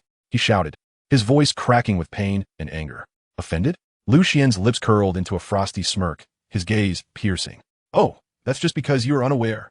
In his previous life, this brat had taken advantage of his family's wealth to slander him behind his back, and now it was time for him to taste the bitterness of being trampled underfoot." Lucian chose to disregard Zhao Qin's wails, slowly turning his head to fix his cold gaze upon Chun Min, who had been trembling and ashen-faced.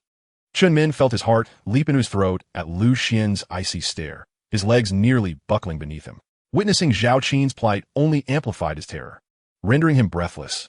"Scram!" Lucian's voice remained unyielding, carrying an irresistible weight. "Get out of my sight." "Why, yes. Xuan Zai, I'll leave right away." Chun Min, as if granted a reprieve, scrambled out of the dormitory, as though pursued by a vengeful spirit.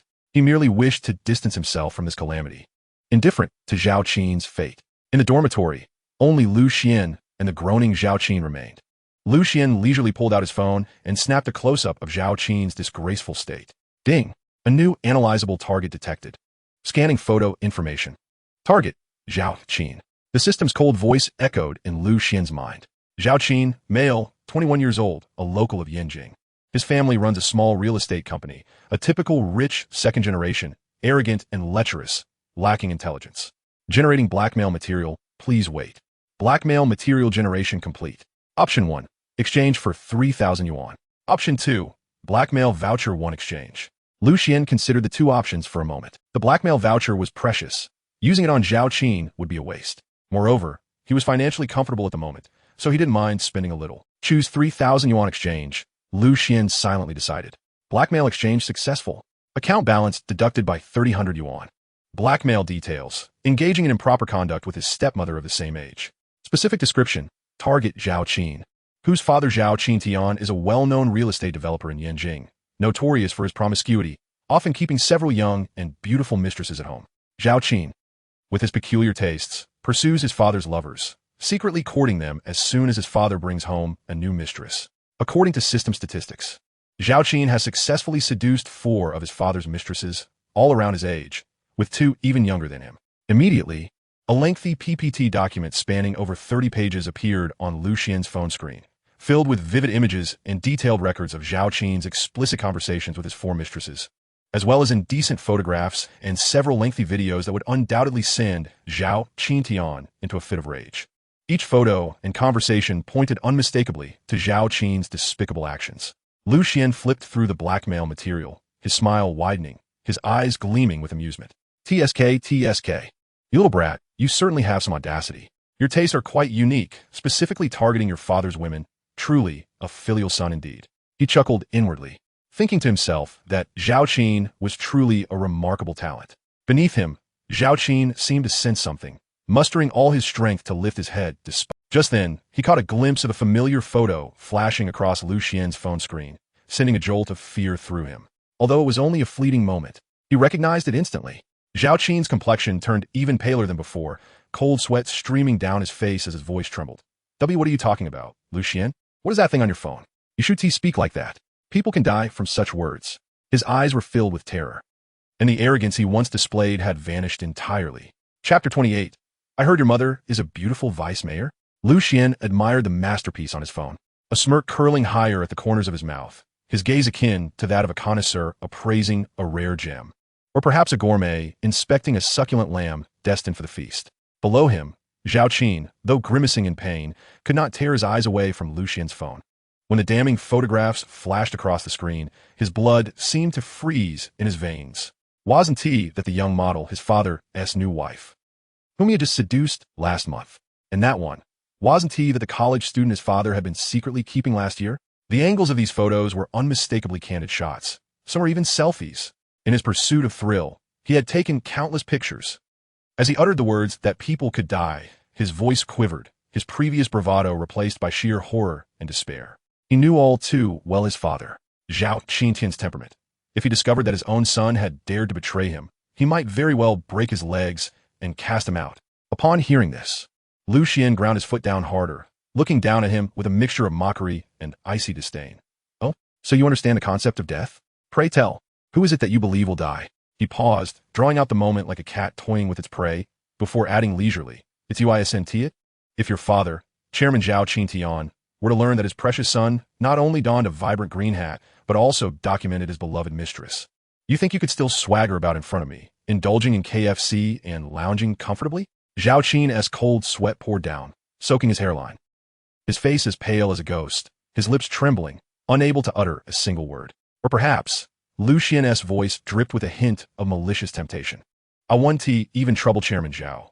I could simply upload these captivating moments online and let the vast community of enthusiastic netizens assist your lovely, diverse mistresses in experiencing their social demise. He had even thought of a title, the unique filial piety of a rich second generation, My Affairs with My Mistresses. What do you think? Quite a suggestion. I assent it? No, please don't. Zhao Qin could no longer hold it together, letting out a piercing scream. Forgetting the foot on his head, he clutched Lu Xian's leg tightly, tears streaming down his face. Xuan, I was wrong. I truly was wrong. Please, spare me this once. He suddenly lifted his head, disregarding the dirt and saliva on his face, and began banging his forehead against the cold ground. The dull thudding echoing in the air. Xinge, have mercy. How much do you want? 100,000? No, 20,000. I'll call my dad right away. No, 50,000. Xinge, if you could just show some leniency, I'll transfer 50,000 to you immediately. Lu Xian let out a derisive laugh, lightly tilting his foot to lift Zhao Qin's chin, forcing him to look up. 50,000? Zhao Qin, do you think I, Lu Xian, am in need of your dirty money? Zhao Qin's heart sank to the depths. He realized that today, this matter wouldn't be resolved so easily. Then, we wish for Xinge. I'll do whatever you ask. His voice carried a note of desperation, humbled to the extreme. Lu Xian's smile turned increasingly sinister. Quite simple. I want you to be my dog. From now on, when I say go east, you shall not go west. When I command you to bite, barking will not suffice. Do you understand, dog? Zhao Qin was momentarily taken aback. Then a grotesque smile forced its way onto his face, his throat making strangled sounds. In an extreme state of fear and humiliation, he actually barked, woof, woof, attempting to mimic a dog's posture. He supported himself on the ground, desperately trying to shake his rear. To safeguard this secret, he would accept even being a grandfather. Well done, you've learned quite well. Lu Xian nodded in satisfaction, lifting his foot off Zhao Qin's head and continuing leisurely. Since you're a dog, there should be some show of loyalty, right? Zhao Qin scrambled to his feet, kneeling before Lu Xian, his eyes wide with anticipation, waiting for his commands. Triggering the blackmail mission, correct the target's mindset, atone for past mistakes, and redeem oneself for rewards. Lu Xian looked down at him, a playful smile curling at his lips. By the way, Zhao Qin, I've heard your mother is quite the beauty, a well-known Ice Queen vice mayor in Jinhai City. Mayor Xuan, correct? I've caught wind of some rumors. They say she is rather overbearing and authoritative in Jinhai. Zhao Qin felt as if struck by lightning, his body shuddering violently, his complexion paling further as the blood drained from his lips. His mother, Su Wanqing, was the most profound taboo in his heart, the only person he still held a semblance of reverence for. Although Su Wanqing had long divorced his father, her strong and cold demeanor had cast a long shadow over his life. Xiangu, please don't joke about such things. Zhao Qin's voice trembled uncontrollably. My mother, she and my dad have been divorced for ages, and she wouldn't meet you. Divorced? Lu Xian raised an eyebrow. That was your father who divorced her, but she is still your mother. I've heard she cherishes you quite dearly. I think it will be beneficial for me to have a meal with Mayor Su, to foster some familial bonds. Surely, you can arrange that? And no, that is not possible. Xuan Yi. Zhao Qin was on the verge of tears. My mom is extremely busy, and her temper, it's not great. I really can't arrange it. He would rather bow down to his mistresses than provoke his icy mother. Oh, you can't arrange it? Lu Xian's gaze turned frigid. Zhao Qin quivered in fear, quickly exclaiming, Xiangu, please listen to me. I recently started dating a new girlfriend, a campus beauty from the Beijing Academy of Fine Arts. Truly, she is stunning and talented, exceptionally pure. I can arrange everything for you tonight. How does that sound? In a bid to save his life, he was willing to sacrifice even his freshly caught girlfriend. Bang! Lu Xian delivered a vicious kick to Zhao Qin's face, sending him crashing to the ground. Zhao Qin instantly felt blood gushing from his nose, his vision blurring as one side of his face swelled visibly. Damn it! You think you can bargain with me? Lu Xian's voice was ice cold. I have no interest in your second-hand goods, nor in those vulgar women. I want to meet your mother, Su Wanqing. He crouched down, gripping Zhao Qin's hair, forcing him to look up as he spoke each word deliberately. I'll give you 3 days. If you fail to make proper arrangements, I want to hesitate to ensure that your romantic escapades with your mistresses become the bedtime stories for the entire internet. Additionally, let your father appreciate his son's filial piety and see how the Zhao family's dignity has been thoroughly tarnished by you. Zhao Qin lay sprawled on the ground, his chest racked with excruciating pain, his face marred by a grotesque mixture of blood and tears. The metallic scent of his own blood trickled from his nostrils, and his gaze was vacant, consumed by an icy despair. He understood that Lu Xian was not jesting. This devil was capable of anything. Chapter 29. I am Lu Xian. Lu Xian gazed down at Zhao Qin, who was weeping and swearing to be a good dog, his expression devoid of emotion, finding the entire scene rather tedious. However, the thought of his imposing, ice-cold mother piqued his interest slightly. Return to your kennel, and cease to be an eyesore, he remarked, withdrawing his foot with a tone as indifferent as if swatting away a fly. Yes. Thank you, Brother Xian. Thank you. Zhao Qin, feeling as if he had been granted a reprieve, disregarded the agony coursing through his body and the taste of blood in his mouth as he scrambled back to his bed in a frantic crawl. He pulled the blanket over his head, his body trembling from fear and anxiety, daring only to peek at Lu Xian's movements through a small gap in the fabric. Terrified that this harbinger of doom might find another excuse to torment him, Lu Xian spared him no further glance. He disdainfully kicked aside the chicken bone stained with Zhao Qin's saliva and blood, sauntering back to his own bed. He removed his shoes and, with an air of languid indifference, lay down, retrieving his phone to resume browsing. He reconnected with his interrupted train of thought, visiting the official website of Yenjing University with practiced ease, navigating to the faculty information section. Faces, some stern, some amiable, and others feigning profundity, flitted past on the screen. Lu Xian's gaze remained calm and untroubled as his fingers glided leisurely across the screen. When he came across Gu Yunxi's identification photo, his finger hesitated momentarily. The woman in the picture was impeccably dressed in professional attire, her hair meticulously styled, wearing an expression of intellect laced with aloofness. Her eyes icy and retaining that air of superiority.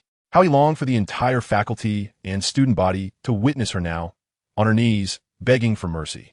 A cold smirk played at the corners of Lu Xian's lips, and the exhilaration of wielding power, surged within him once more. He remembered all those who had kicked him when he was down, the teachers and professors who had made his life difficult, and he recalled their faces with clarity. One by one, he would take his time and patiently bring these once mighty figures down to earth, allowing them to experience the taste of humiliation and degradation. Just as Xuan was selecting his next target, the dormitory door suddenly burst open with a resounding crash. A robust figure, towering at least 6 feet tall, with bulging muscles and tattoos adorning his arms, blocked the entrance. Clad in a faded basketball jersey, he sported a gaudy gold chain around his neck that looked suspiciously fake. His face was a mass of flesh, and his eyes glimmered with malice, exuding that brutish charm of a simpleton with brawn. "Who the hell is Xuan? Come out!" The giant bellowed, his voice booming, spittle flying as he surveyed the room with a ferocious glare. Xuan, hidden beneath the blanket, trembled in terror, nearly wetting himself, cursing this foolhardy thug in his mind. Another one, seeking death. The brute's gaze quickly locked onto Xuan, the only one lounging nonchalantly on his bed. Seemingly intrigued by the interruption. "You must be Xuan?" he sneered, tilting his head and pointing a finger at Xuan, his tone menacing. "I've heard you're quite arrogant, huh? You've blacklisted Hui and are gallivanting around? Hui? Hui?" Xuan raised an eyebrow, instantly grasping the situation. So, this was Xuan's golden retriever, sent to confront him for the gossip the big oaf had shared after witnessing Xuan at a hotel. How fitting, he mused, considering the low intelligence of this brute. Lazily, Xuan made no effort to sit up. Instead, shifting into a more comfortable position and casting a disinterested glance at the intruder. "I am Xuan. Speak your piece and be gone, for I have matters of greater importance to attend to." Well, the little brat has some guts. The giant was incensed by Xuan's contemptuous demeanor, further ignited by the promise he had made to Xuan to teach Xuan a lesson. His anger flared, and he felt his pride was at stake. "You're asking for it. Today, I'll teach you a lesson for Hui, so you can learn why the flowers bloom red."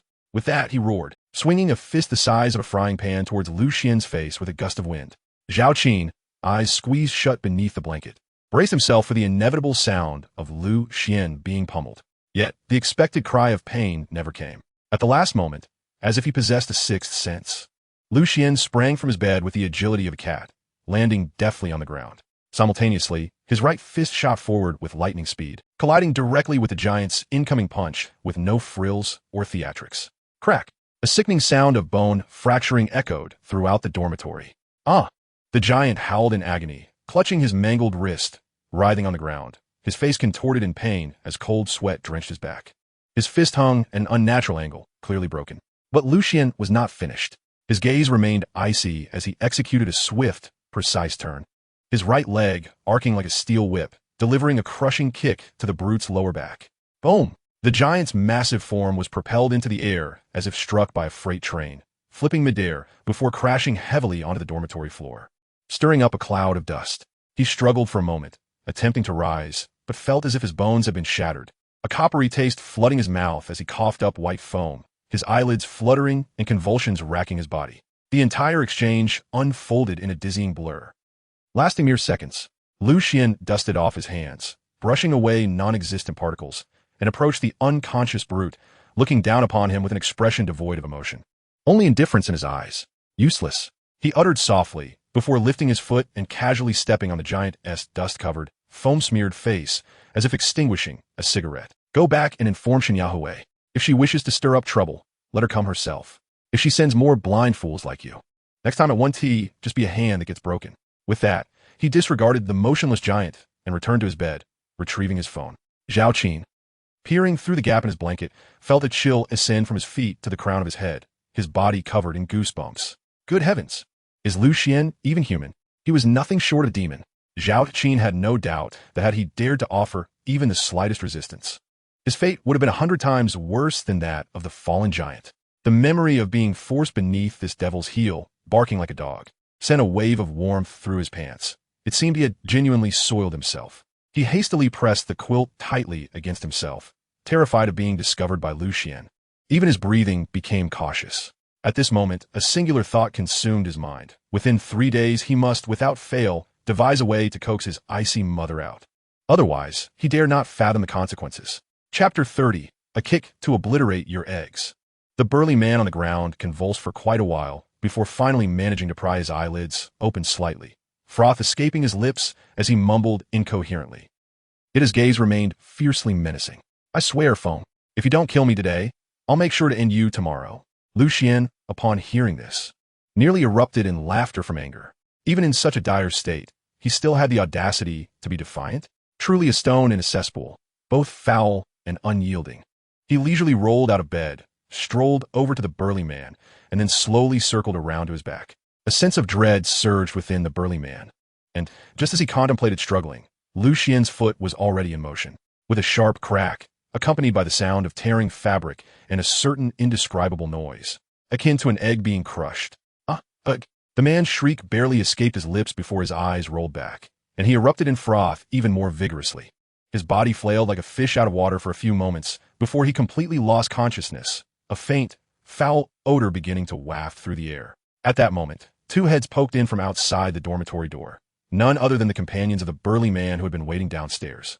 After waiting for an eternity without seeing their leader emerge, they felt something was amiss and stealthily crept up, just in time to witness Lu Xian's decisive kick and the glorious demise of their brother. The two were instantly paralyzed with fear, their faces drained of color, and one of them nearly collapsed to the ground. Hey, don't go. Lu Xian's voice floated lightly, tinged with a hint of mischief. I haven't had my fun yet. Wake him up for me. Upon hearing this, the two felt as if they had heard the death knell. Trembling in fright, yet unable to refuse, fearful of meeting the same fate as their burly companion. Shu Ye. Wake up, Zhou Ji, one of the subordinates stammered, pushing the burly man with trembling hands, but there was no response. The other, slightly more astute, recalled some comedic films he had previously watched. Gritting his teeth, he steeled himself and, with trembling hands, reached out to grasp the burly man's most sensitive area. Ah! The burly man shot up from the ground, as if resurrected, his scream piercing enough to penetrate the ceiling. Clutching his pants, he rolled on the ground, tears and snot streaming down his face. Damn, it hurts. I'm dying. My eggs. Lu Xian furrowed his brow, clearly displeased with the noise, and delivered another well-aimed kick to the burly man's abdomen, applying just the right amount of force to make him curl up in pain without emitting too much sound. Shut up. If you keep howling, I'll rip your tongue out and feed it to the dogs. The burly man finally succumbed to silence, unsure whether to clutch his abdomen or his pants. Ultimately, he resorted to covering his mouth tightly, his eyes wide as saucers, bloodshot and brimming with tears, veins bulging on his forehead, cold sweat pouring down like rain, nodding frantically at Lu Xian, fearful of being too slow. Go back and tell Xin Yahui. Lu Xian looked down at him from his elevated stance, his tone flat. Don't rush. I will settle her accounts meticulously, one by one. However, before I approach her, it would be wise for her to tread carefully, lest she sends her lowly lackeys to bother me again. Otherwise, she will come to regret her existence in this world. He paused before adding, now scram. And remember to take this pile of trash with you. I want to have my space sullied. The burly man and his two subordinates felt as if they had received a reprieve from death, grateful as they stumbled out of the dormitory. The burly man clutching his pants and shaking like a leaf, assisted by his companions as they scurried away in a panic. Lu Xian watched their retreating figures with a cold smirk before turning back to his bed, picking up his phone, and resuming his perusal of the faculty information on the campus website, as if nothing had transpired. All of this was observed in clarity by Zhao Qin, who lay hidden beneath the covers. He was no longer merely terrified. He felt as though he had already brushed with death. The sound of that crack had pierced his very heart, causing a sharp pain in a certain part of his anatomy. He clutched the quilt tightly, not daring to make a sound, fearing that Lu Xian's next target would be himself. This was no student. This was clearly a demonic fiend risen from the depths of hell. Just then, Lu Xian's phone rang. Zhao Qin nearly leapt from his bed in fright. Lu Xian glanced at the caller ID. It was his mother. The icy hostility in his gaze dissipated somewhat as he answered the call. Hello, Mom. Ah, Xuan. A gentle and kind voice came through the line. I have something to tell you. I managed to secure a scholarship for you through the village secretary after much effort. I've filled out the paperwork. All that is needed is a stamp from the school. Take the documents to your school leaders, and once the stamp is affixed, it will be finalized. Upon hearing this, Lu Xian felt warmth spread through his heart, though he couldn't help but chuckle at the irony. With the system now at his disposal, albeit with a daily limit of 100,000, he was hardly in need of financial aid. However, he quickly realized that he couldn't let his parents know about his sudden wealth. The two had spent their lives saving every penny. If he were to tell them he had endless money, they would surely think he had lost his mind or engaged in some unlawful act. This matter required a gradual approach, a slow improvement of their lives. Moreover, he had indeed applied for such a scholarship in his past life. But due to limited spots and a lack of connections, it had ultimately fallen through. This time, his mother had successfully secured the scholarship. Got it, Mom. Thank you for your hard work. Lucien's voice held a barely perceptible quiver, hearing his mother's voice clearly once again, feeling the warmth of family. The flames of vengeance within him blazed even brighter. Those who had once harmed him and his family would not escape unscathed. Silly child, why are you being so polite? I sent the documents to you a few days ago. If my calculations are correct, they should arrive today. I've sent you the tracking number via WeChat. Keep an eye out for it. Okay, thanks, Mom. Take care of yourself. Don't overexert. The mother and son exchanged a few more mundane pleasantries before Lucien hung up. Taking a deep breath, he opened WeChat and indeed found the tracking number sent by his mother. It seemed the time had come for a long overdue visit to his hometown. However, before that, there were still a few old scores to settle at Yenjing University. He redirected his gaze back to the faculty list on his phone screen, his expression once again turning cold and sharp. Chapter 31. Who are you calling a simp? Regaining his composure, Lucien rose from his bed. Zhao Qin remained tightly cocooned in his covers, his body occasionally twitching, like a quail terrified to its core. Lucien didn't even glance at him as he strode out the door. The package station was located near the eastern district of the school, just a short walk of 10 or so minutes. As Lucien walked, his mind was busy formulating his next plans. Gu Yunxi was merely the beginning. There were plenty of old acquaintances at Yenjing University awaiting his visit. As for Zhao Qin's Su Wanqing, a deputy mayor, that was indeed intriguing. Upon arriving at the station, it was indeed as his mother had described. There was quite a crowd, and a long queue had formed in front of the parcel collection window. Lucien positioned himself at the end of the line, casually perusing his phone.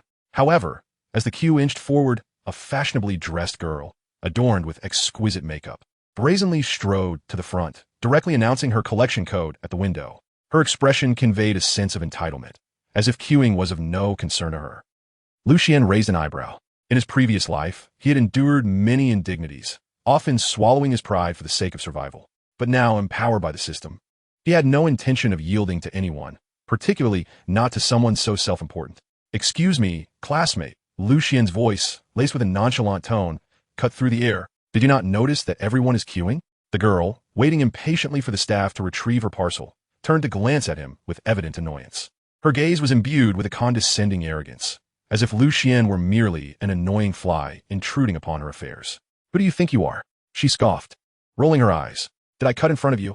What business is it of yours? She then cast a glance at the few silent students ahead of her, her tone growing more insolent. None of them have said anything. So who do you think you are? A dog meddling in affairs that don't concern you. Among the students queuing, some were engrossed in their phones, while others averted their gazes. But not a single one voiced support for Lucien or reproached the girl's brazen behavior. They seemed transformed into invisible figures, indifferent to the unfolding drama. This apathy and indifference sent a chill through Lucien, yet it only solidified his resolve to no longer suppress his own brilliance. A cold smile graced Lucien's lips as he approached the girl, towering over her. The oppressive aura he exuded unsettled her, but she maintained her composure, puffing out her chest and adopting a victim's demeanor. What this? Are you trying to bully a girl in public? Everyone is watching. Bully you? Lucien chuckled softly, raising his hand and spitting a glob of saliva onto her smooth forehead. It landed squarely between her brows, trickling down her face. The girl was momentarily stunned, her arrogance frozen in shock and humiliation. You little brat, clearly you've never been hit before. Lucien's voice was soft, yet it resonated with chilling clarity in the stillness of the station. Before she could comprehend, he swiftly raised his hand and delivered a sharp slap to her face. The force of the blow sent her reeling, half of her cheek swelling instantly, blood oozing from the corner of her mouth. Can you cue now? Lucien grasped her hair, forcing her to meet his cold gaze. The pain shooting through her scalp broke her spirit, tears streaming down her face as she sobbed. I can't. Brother, I was wrong. Can you let go? It hurts. Now that you know pain, refrain from such shameless antics. Lucien struck her again, this time on the opposite cheek, the sharp sound echoing throughout the station. The girl clutched her burning face, trembling, her lips quivering as she repeatedly nodded. I know I was wrong, brother. I want to do it again. I truly want to. Releasing her hair, Lucien took out his phone and snapped a picture of her swollen, tear-streaked face. I will remember you, he warned, if you dare cut in line again. Just wait and see if I won't slap you again. Now go to the back of the line. He gestured toward the end of the queue. The girl, now utterly cowed, dared not utter another word. She covered her face and scurried to the back of the line. Her face crimson, whether from pain or shame remained unclear. With her head bowed, she fumbled with her phone, trembling fingers dialing a contact, sending a voice message. "Brother phone, I was beaten at the station, come quickly." In the station, everyone seemed to be witnessing a free spectacle, with no one stepping in to mediate, nor expressing dissatisfaction with Lucien's actions. Even those who might have condemned the girl's intrusion remained silent, merely watching with a mix of surprise, schadenfreude, and apathetic detachment. Lucien paid no mind to their gazes, reporting his collection code and successfully retrieving his parcel. He weighed the envelope in his hand, thoughts drifting to his mother, his expression softening. As he turned to exit the station, he was met at the threshold by a group of boys, their expressions predatory. The leader, with dyed blonde hair and tattoos snaking up his arms, sported a menacing demeanor. The girl, having received 2 slaps, was hiding behind them, pointing at Lucien with a look of resentment and satisfaction. "That him, brother phone. He the one who hit me," she shrieked. The blonde-haired boy stepped forward, sizing up Lucien, a look of contempt crossing his face as he noted Lucien's less-than-imposing stature. "You think you're quite the tough guy, huh?" he sneered, tilting his neck with a cracking sound. "You dare to lay a hand on my brother phone's girl in school? You must be tired of living." Lucien regarded the aggressive group, then glanced at the girl lurking behind them, her expression one of petty triumph, a smirk curling at his lips. "So, you're the lapdog she summoned?" Lucien's gaze swept over the blonde-haired boy, his tone as calm as if inquiring for directions. "What's this? You wish to defend your master? Who are you calling a lapdog?" The blonde boy, stung by the jab, seethed with rage, shaking his fist. "I'm her boyfriend. Quit the nonsense. Kneel and apologize, and cough up medical and emotional damages. Then I might let you off today." "Kneel? Apologize?" Lucien appeared to have heard the most absurd joke, his expression dripping with derision. "You lot think you can make demands?" He stepped forward, an aura of formidable intensity radiating from him, akin to a dormant beast suddenly awakened, locking onto the group before him. "Want to play?" Lucien's icy gaze settled on the blonde-haired boy. "Today, I'll entertain you properly," before the thuggish group could even assume a stance. Lucien was already in motion. He had no interest in engaging in theatrics with such lowly adversaries. His recently acquired combat skills were far too advanced for these street thugs. With a swift push from his legs, he launched himself like an arrow, moving with a speed that left the blonde boy bewildered. In an instant, the boy felt a tremendous impact on his jaw, his body involuntarily flying backward, feet leaving the ground as he tumbled over 2 meters before crashing onto the pavement, blood gushing from his nose, stars dancing in his vision. The remaining thugs, taken aback, were about to rush in when Lucien's movements outpaced them. With a clean, decisive spinning kick, he sent the foremost 2 flying, followed by a side kick that brought down another who attempted to flank him. The entire exchange unfolded seamlessly, and in mere seconds. The tide of the confrontation had completely turned, leaving a chorus of groans from the defeated thugs sprawled on the ground. The once boisterous group now writhed on the ground, clutching various parts of their bodies in agony, their earlier arrogance completely dissipated. The entrance of the station fell into an eerie silence as the surrounding students gaped in astonishment, their mouths slightly agape, clearly taken aback by Lucien's swift and decisive prowess. No one had anticipated that this handsome young man could wield such formidable skills, and with such unrelenting ferocity. Lucien brushed off his hands, his gaze calmly sweeping over the individuals sprawled on the ground. His eyes finally settled on the pale-faced girl cowering at the back, her complexion as white as a sheet. Fear and disbelief were etched across her features. Her earlier bravado vanished without a trace. Lucien advanced towards her, each step seemingly treading upon her very heart. "Do not come any closer," she stammered, retreating in terror, her voice tinged with a quavering pitch. "If you come any closer, I'll call the police." "You're assaulting me." With a cold smirk, Lucien responded. "Call the police? Go ahead. It will be amusing to have them scrutinize your sordid affairs as well." He halted, retrieving his phone to access the incriminating evidence he had captured earlier. Beep. New analyzable target detected. The system's frigid notification echoed solely in Lucien's mind. Scanning photo information. Target, Gao Yuanyuan, 22 years old, Tianjin native, daughter of drama troupe leaders, raised in privilege, and utterly arrogant. Generating blackmail material, please wait. Generation complete. Option 1. Exchange for 1,000 yuan. Option 2. Exchange voucher for blackmail material. In his thoughts, Lucien silently chose the 1,000 yuan exchange, deeming it sufficient for such trivial blackmail. Exchange completed. Account balance deducted by 1,000 yuan. Details of blackmail. multiple instances of shoplifting snacks from supermarkets and stealing classmates' undergarments in the dormitory. A comprehensive PowerPoint document, spanning 50 to 60 pages, instantly materialized on Lu Xian's phone screen. It contained not only images of her furtively pilfering snacks and cosmetics from supermarkets, but also numerous instances of her stealthily snatching clothing, particularly women's lingerie, from the dormitory corridors. Each photograph vividly captured her expressions: exhilaration at her theft, anxiety during the act, and an unsettling, indescribable satisfaction. Lu Xian casually tapped on a photo, turning his phone screen towards Gao Yuanyuan. In the image, she was bent over, surreptitiously yanking a pink lace bra from the clothesline. Her face contorted in a grotesque smile. "Look closely. Who do you see in this photo?" Lu Xian's voice was soft, yet it resonated in Gao Yuanyuan's ears like thunder. Upon seeing the image, she was struck as if by lightning. The color drained from her face, rendering her even paler than after being assaulted. Her lips trembled violently, her eyes reflecting sheer terror and disbelief. "Where did you get this photo?" she shrieked, her voice piercing with fear. "You're spying on me. You're invading my privacy." Lu Xian found her reaction laughable. She had the audacity to turn the tables? Truly despicable to the core. "What utter nonsense!" he exclaimed, his voice rising with undeniable authority. "This is evidence of your theft. How dare you accuse me of spying? A thief crying theft. How wretched you are." The atmosphere in the station, which had initially quieted due to the fight, erupted again with Lu Xian's words. All eyes turned to Gao Yuanyuan, their expressions shifting from astonishment to shock, then to disbelief and a hint of disdain.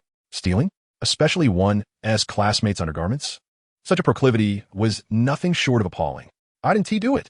Gao Yuanyuan protested stubbornly, yet her gaze began to falter, her body trembling uncontrollably. Lu Xian sneered, scrolling through his phone screen, revealing even more shocking images and video clips in front of her. There were instances of her stuffing items into her bag at supermarkets, her furtive silhouette in different dormitory corridors, and numerous photos of her sporting a deranged smile after her thefts. "Didn't he do it?" Lu Xian's tone grew even colder. "These were all captured on surveillance cameras. Or have you forgotten? Do your parents, who lead the Tianjin drama troupe, know that their precious daughter is a kleptomaniac at Yenjing University?" "Shut up." Gao Yuanyuan was now utterly unraveling, abandoning all pretense, covering her ears and screaming, "No, that is not me. You're lying." She lunged towards Lu Xian, attempting to snatch his phone, but he easily evaded her. "Trying to destroy the evidence?" A glimmer of mockery flickered in Lu Xian's eyes. "Too late. I've already synchronized this material to several locations. If I choose, the entire school and even the internet could witness your grand performance by tomorrow." He gestured towards the still groaning, yellow-haired man and his lackeys on the ground. "Did you think these lowlifes would resolve your issues for you? Or perhaps you wanted them to admire your unique hobby?" Chapter 33. Call me the exposer of scandalous material. Upon hearing Lu Xian's words, the yellow-haired man, together with Gao Yuanyuan's ashen face and shifty eyes, along with the peculiar glances from the surrounding students, was overwhelmed by a wave of revulsion. Though he was a thug, he found stealing, especially the theft of undergarments, utterly disgraceful. Reflecting on how he had nearly suffered a broken leg for this woman only filled him with shame and rage. Whispers began to circulate among the students. "Goodness, she is really that kind of person," they muttered. "She always looked so polished. Who knew? Truly, one cannot judge a book by its cover. No wonder things keep going missing in our dorm. Could it really be her?" The gazes of those who had previously lost belongings, especially undergarments, were filled with anger and suspicion towards Gao Yuanyuan. Listening to the murmurs surrounding her, Gao Yuanyuan felt as if she were stripped bare, exposed before all. The shame and despair of being thoroughly unmasked were more unbearable than any physical pain. She collapsed to the ground, concealing her face, her body curling into itself, weeping inconsolably, utterly devoid of her previous arrogance and pride. "Now you realize the gravity of your situation?" Lu Xian looked down at her, his tone chillingly calm. "I offered you a chance to rectify your misdeeds, but you squandered it." With that, Lu Xian opened his pre-prepared alternate account, exposer of scandalous material. He had no desire to witness Gao Yuanyuan's pitiful display any longer. His fingers danced over the screen, selecting the videos and photos, pairing them with succinct yet explosive captions, and promptly uploading them to his exposer of scandalous material account. TikTok, Weibo, not a single platform left unutilized. He mused that this account would serve as his personal instrument of justice, dedicated to dealing with those who were so oblivious to their own misdeeds. Gao Yuanyuan watched in horror as Lu Xian's actions unfolded, her spirit nearly escaping from fright. She scrambled over, desperately attempting to cling to Lu Xian's leg. "Whoa, brother. I beg you, please don't send it. I truly recognize my mistakes. I swear I will never dare again. I'll bow to you. I'll serve you like a beast. Just please don't let it go public. Her cries were as piercing as a chicken caught by the throat. Xuan frowned, a look of disdain crossing his face as he gave her a light kick, enough to send her rolling aside. You wretched creature, now you know to cry? It's too late. His voice was devoid of warmth. You don't regret it. You are simply frightened. If you have grievances, go explain them to the vast online community and see if they believe your tale. With that, he turned and strode out of the express station, as if the farce behind him had nothing to do with him. Inside the station, Gao Yuanyuan collapsed onto the floor, sobbing in despair. Meanwhile, the surrounding students, akin to sharks sensing blood, eagerly raised their phones. Click, click. The sound of cameras and flashes erupted. Wow, this is big news. Yen University's female student. No. The kleptomaniac student. Let us post this on our social circles. One exclaimed, already crafting a sensational headline. Shocking. A glamorous university, student harbors such sordid proclivities. Is it a distortion of humanity or a decline in morality? Hurry, record a video. This is bound to trend. And we can ride the wave for some traffic. In no time, photos and videos from various angles, embellished with sensationalized captions, spread like a virus across campus forums, WeChat groups, and Weibo. No one offered solace to Gao Yuanyuan, nor did anyone care about her plight. In this era where clicks reigned supreme, she had transformed from a living person into mere fodder for entertainment and metrics. Naturally, Xuan remained indifferent to her fate. He understood all too well that Gao Yuanyuan was finished. She would forever dwell in the shadow cast by this stain, pointed at and whispered about wherever she went. The daughter of the Tianjin drama troupe leader? Her parents' reputations would surely be tarnished by her actions. Clutching the document pouch sent by his mother, his mood remained unaffected. Rather, he felt a slight relief from having resolved a minor inconvenience. Thinking of his mother still fretting over the trifling scholarship, he felt both warmth and a tinge of helplessness. Once the time was ripe, he would ensure his parents lived a good life. Before long, Xuan arrived at the school's administrative office building. He had already ascertained that to have the scholarship stamped, he needed to first visit the financial office, then the student aid management center. Both department seals were indispensable. Xuan decided to first try his luck at the student aid management center to seek out the legendary director Chen Yubing. The office was located on the 3rd floor, marked as the director's office of the student aid management center. Xuan straightened his collar and gently knocked on the door. Please come in. A voice that was slightly cool, yet melodious, echoed from within. Xuan pushed the door open and was immediately captivated by the figure behind the desk. It was a woman, engrossed in reviewing documents. She wore a fitted black t-shirt adorned with lace, impeccably accentuating her slender waist and ample curves, the neckline slightly open, revealing a hint of her fair skin and delicate collarbones. Her long, lustrous black hair cascaded like a waterfall, further enhancing her snow-white complexion. Xuan was momentarily taken aback. This woman appeared far too youthful, likely no more than 25 or 26, yet she held the position of director. Such a role was not typically reserved for the ordinary. Hello, Director Xuan. I'm Xuan from the School of Economics. Xuan approached, his tone exceedingly polite. I have a scholarship application form that requires your stamp. The woman, upon hearing this, slowly lifted her head. A fleeting glimmer of surprise flickered in her beautiful phoenix eyes upon realizing the newcomer was such a dashing young man. However, that surprise vanished in an instant, quickly replaced by a professional calmness. She extended her right hand, her nails neatly trimmed and coated with a subtle burgundy polish that appeared particularly alluring against her fair fingers.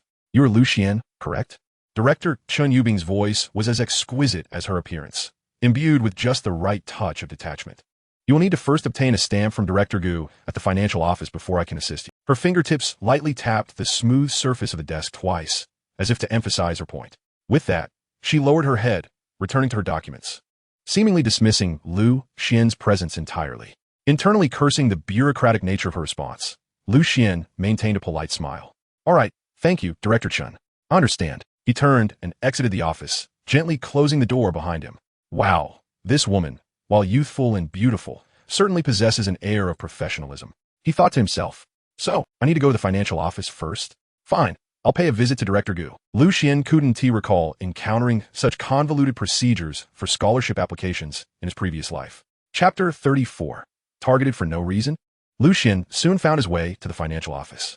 In stark contrast to the tranquility of Director Chen Yubing's office, a long line had formed outside the financial office. Students clutched various forms, their expressions a tapestry of anxiety, anticipation, and indifference. Standing at the end of the line, Xuan pondered the scholarship situation. Initially, he had contemplated letting it go, as the daily allowance from the system was negligible. However, the thought of his mother having gone to great lengths to secure this opportunity filled him with a sense of duty. The weight of maternal love compelled him to obtain that stamp, not for the money, but to ease his mother's weary heart and bring her some joy. The wait was interminably dull. Xuan pulled out his phone, instinctively opening the account dedicated to exposing scandals. Unsurprisingly, Gao Yuanyuan's little debacle had surged to the top of the trending list. Tagged with phrases like the strange female student of Yen University with a thieving habit and what gave her the courage to steal beneath her glamorous surface, the comment section was ablaze with fervor, moral judgments raining down, as even self-proclaimed psychology enthusiasts began analyzing Gao Yuanyuan's childhood traumas.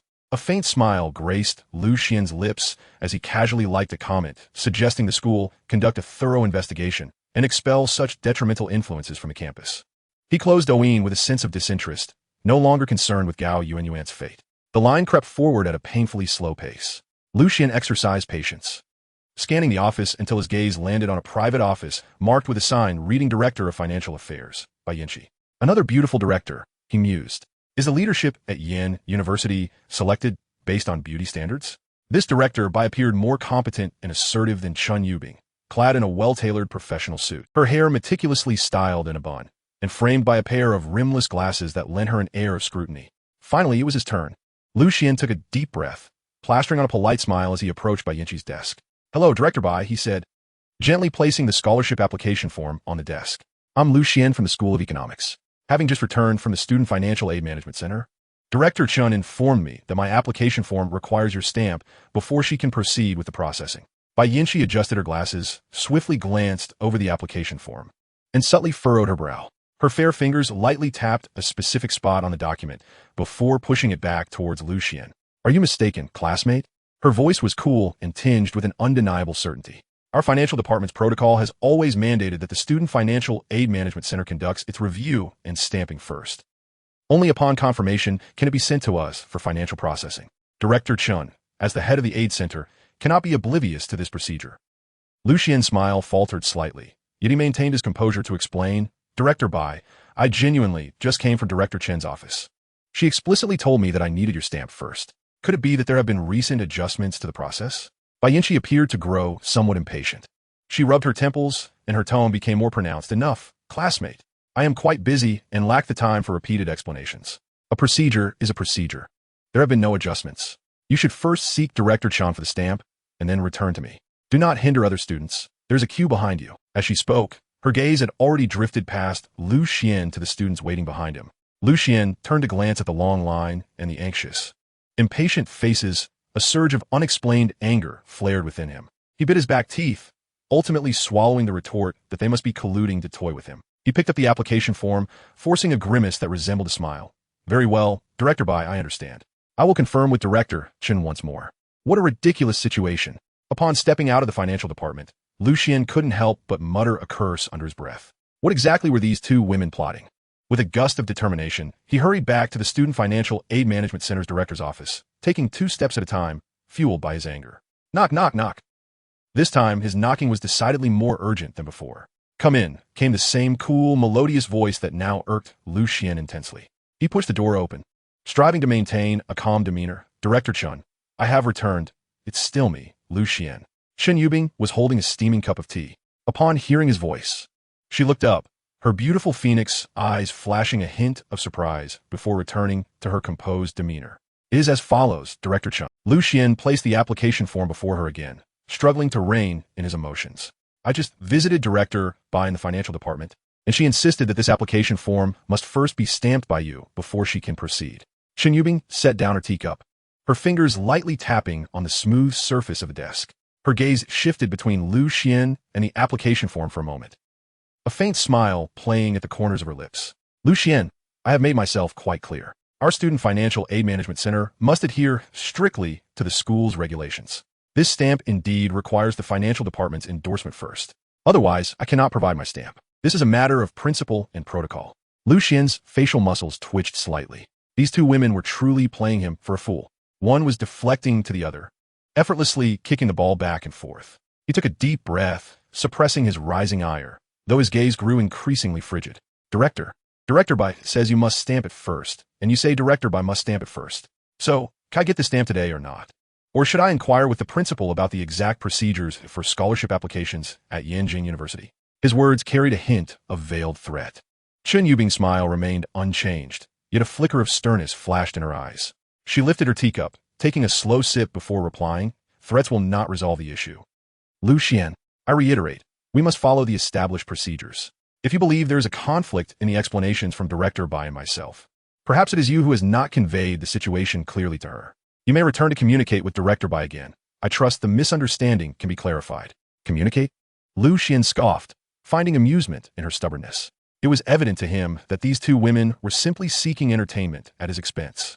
Very well, such a commitment to protocol, such a dedication to communication. With that, he abruptly snatched the application form from the desk, his facade of politeness vanishing, replaced by a cold derision. Since both directors are so keen on communication, I shall gladly engage in this dialogue. He turned to leave, pausing briefly at the door, glancing back at Chen Yubing with a grin that sent an inexplicable shiver through her. "Oh, by the way, Director Chen." Lu Xian's voice was light, yet carried an undercurrent of mischief. "The view from your office is quite splendid, but I wonder, apart from drinking tea and reviewing documents, do you have any other hobbies?" With that, he disregarded the sudden shift in Chen Yubing's expression and strode away. Excellent. A refusal of courtesy is met with a punitive measure. Upon exiting the office, the icy smile on Lu Xian's face widened. He had initially intended to follow the proper procedures, but since they refused to cooperate, he would not hesitate to abandon decorum. He retrieved his phone, deftly navigating to the familiar app interface. Chapter 35. The Unyielding Daughter of a Military District Chief. Lu Xian snorted, pulling out his phone, his fingers nimbly dancing across the screen as he accessed the internal website of Yanjing University. The administrative personnel's public information was readily available, and he quickly located the position details for the head of the Student Financial Aid Management Center, Chen Yubing. Name, position, office phone number, and even a passport-size photo. In the image, Chen Yubing appeared as composed as she had in the office, her expression cool and businesslike, exuding an air of aloofness that felt even more pronounced in this context. With a snap, Lu Xian saved a screenshot of the page containing her basic information, then, with a thought, uploaded the image to the shadowy app interface in his mind. Ding! New analyzable target detected. The cold, mechanical voice echoed in his mind, heralding the commencement of an assessment. Analyzing target information, please wait. On the app interface, the small photo was surrounded by a faint blue data stream, as if undergoing a meticulous scanning and analysis. Moments later, the data stream stabilized, and lines of clear text materialized. Name, Chen Yubing. Gender, female. Age, 26. Attractiveness, 96. Compensation value, 0, 100. Measurement, 85, D, 65, 85. Height, 166 centimeters. Weight, 50 kilograms. Target evaluation, appears cold as frost, maintaining a distance from others, yet harbors a fiery passion within, yearning for stimulation and release, particularly drawn to the exhilarating contrast of extreme sensations. Oh! A playful smile crept across Lu Xian's lips as he read the evaluation. Beneath the facade of an icy beauty lies a fervent passion, with a penchant for contrasts. How intriguing! This sounds remarkably akin to the fabled enigma of a reserved, yet flamboyant individual. Initially, I assumed that Director Chun was an unyielding iron lady, impervious to sentiment. Yet what a revelation it is to discover such a wealth of information concealed within the evaluations. The ire that had once simmered within him began to dissipate, replaced by a playful anticipation akin to a cat toying with a mouse. Generating confidential information, please hold on. The app's notification chimed once more. This time, the wait seemed to stretch longer than it had during the encounter with Gao Yuanyuan. Yet Lu Xian remained unperturbed. He leisurely leaned against the corridor wall, tapping his fingers rhythmically on his phone case, his mind already devising strategies on how best to engage with Director Chen. Finally, confidential information generation complete. Option 1, 3,000 renminbi for a complete dossier. Option 2, 1 blackmail voucher for a complete dossier. He resolved to use money, as it was the more convenient choice. Lu Xian silently affirmed, opting for the 3,000 renminbi exchange. Transaction complete. Account balance deducted 3,000 renminbi. In an instant, a torrent of intricate and explosive information surged into Lu Xian's consciousness, materializing on the app interface as an encrypted PowerPoint document. Core details. Chen Yubing, director of the Student Financial Aid Management Center at Yanjing University, is a renowned anonymous free FLJ on the foreign social platform, Little Bluebird. Lu Xian's pupils dilated in surprise. An FLJ? And for free? How audacious is this director Chun? He suppressed the tumultuous waves of his emotions and continued reading. Specific description. The subject, Chen Yubing, hails from a prominent military and political family in Tianjin. Her father holds the esteemed rank of colonel and serves as a chief of staff in a military district. Growing up under the protective wing of her family and the envious gazes of others, she enjoyed unparalleled material comforts, fostering her aloof and disdainful demeanor towards the mundane.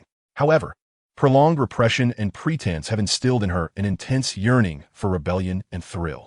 By chance, she encountered the XLN platform and began anonymously sharing her photos and videos. Initially seeking the thrill of anonymity, she gradually became addicted to the stark contrast of playing two vastly different roles in reality and online. Relishing the attention and obsession of men who, in real life, treated her with utmost reverence and even avoided direct eye contact. She never profited from this. It was purely to satisfy her unique psychological desires. Mission triggered. Correct the subject's malevolent mindset and guide her towards redemption to receive a reward. Lu Xian marveled at the revelations. What a background and proclivity. The daughter of a military chief engaging in such audacious online exploits. If this were to be exposed, not only would her father's reputation be at stake, but the entire family would find themselves trending on social media. Eagerly, he opened the accompanying PowerPoint, which spanned dozens of pages. From Chen Yubing's initial registration on XLN. Indeed, she had adopted several aliases, all of which had been unearthed by the system. To every tweet she posted, every carefully curated photograph, and each video segment, all meticulously compiled by the system with a clear timeline and irrefutable evidence. Lu Xian casually clicked through a few photographs. Most indeed adhered to the descriptions, skillfully avoiding full facial exposure, capturing tantalizing angles that revealed only her alluring collarbone, slender waist, or long, graceful legs. Yet the app's strength lay in its detailed analysis. Through the examination of physical characteristics in the images, such as a small, light brown beauty mark just beneath her collarbone, and the occasionally revealed, unmistakably cool voice of Chen Yubing in the videos. The system unequivocally confirmed that the woman in the photos and videos was indeed Chen Yubing herself. The content of the images and videos was electrifying. Various styles of QQ sleepwear and an array of imaginative outfits were on display. Lu Xian's eyes widened in disbelief. This director Chun, who presented herself in the office as an unapproachable paragon of virtue, indulged in such flamboyant pleasures in private. Truly, one must not judge a book by its cover, nor the depths of the sea by a mere dip. Even more sensational was the revelation that, as the videos progressed, certain clips depicted Chen Yubing alone in intimate settings. He could scarcely fathom the chaos that would ensue should those admirers of Chen Yubing, who held her in divine esteem as the ice goddess, come across these images and videos. The scene would surely be one of cataclysmic disillusionment. It would not be surprising if several were driven to madness. Ah, Director Chun. A wicked smile curled at the corners of Lu Xian's lips, his eyes glinting with the predatory gaze of a hunter fixated on its prey. I wonder if he will maintain that aloof demeanor upon discovering these delightful surprises. He tucked away his phone, his smile growing ever more radiant, albeit tinged with an unsettling chill. Adjusting his collar as though nothing had transpired, he strolled with a leisurely gait toward the office at the end of the third floor, marked by the sign for the director of the Student Financial Aid Management Center. This time, he cannot be bothered to knock. Chapter 36. Director Chun, the affluent often forget. Lu Xian pushed open the office door, and by sheer coincidence, Chen Yubing was intently focused on her phone, seemingly engrossed in some significant information, oblivious to his entrance. It was only when Lu Xian's shadow fell across her screen that she abruptly lifted her head, her beautiful phoenix eyes locking onto his. Her brows furrowed instantly, as if her tranquil reverie had been disturbed, displaying clear displeasure. Do you need something, classmate? Also, why did you come in without knocking? Her voice retained its characteristic chill, yet upon closer inspection, it bore an almost imperceptible hint of annoyance. Lu Xian wore a warm smile, akin to the gentle caress of spring, as he sauntered over to the chair opposite her desk, sitting down with an air of familiarity as though he were in his own living room. Director Chun, the affluent often forget. I just left your office not long ago. Have I slipped your mind? He crossed his legs nonchalantly, adopting a relaxed posture laced with a hint of mischief. Chen Yubing's expression darkened further. She certainly remembered Lu Xian, the boy who inexplicably irked her. She disliked the way he regarded her, his gaze calm and unperturbed, void of the astonishment or desire that other men typically exhibited. rendering her proud allure ineffective in his presence. I know you, Lucienne, correct? She endeavored to maintain her authoritative demeanor, though her tone involuntarily stiffened.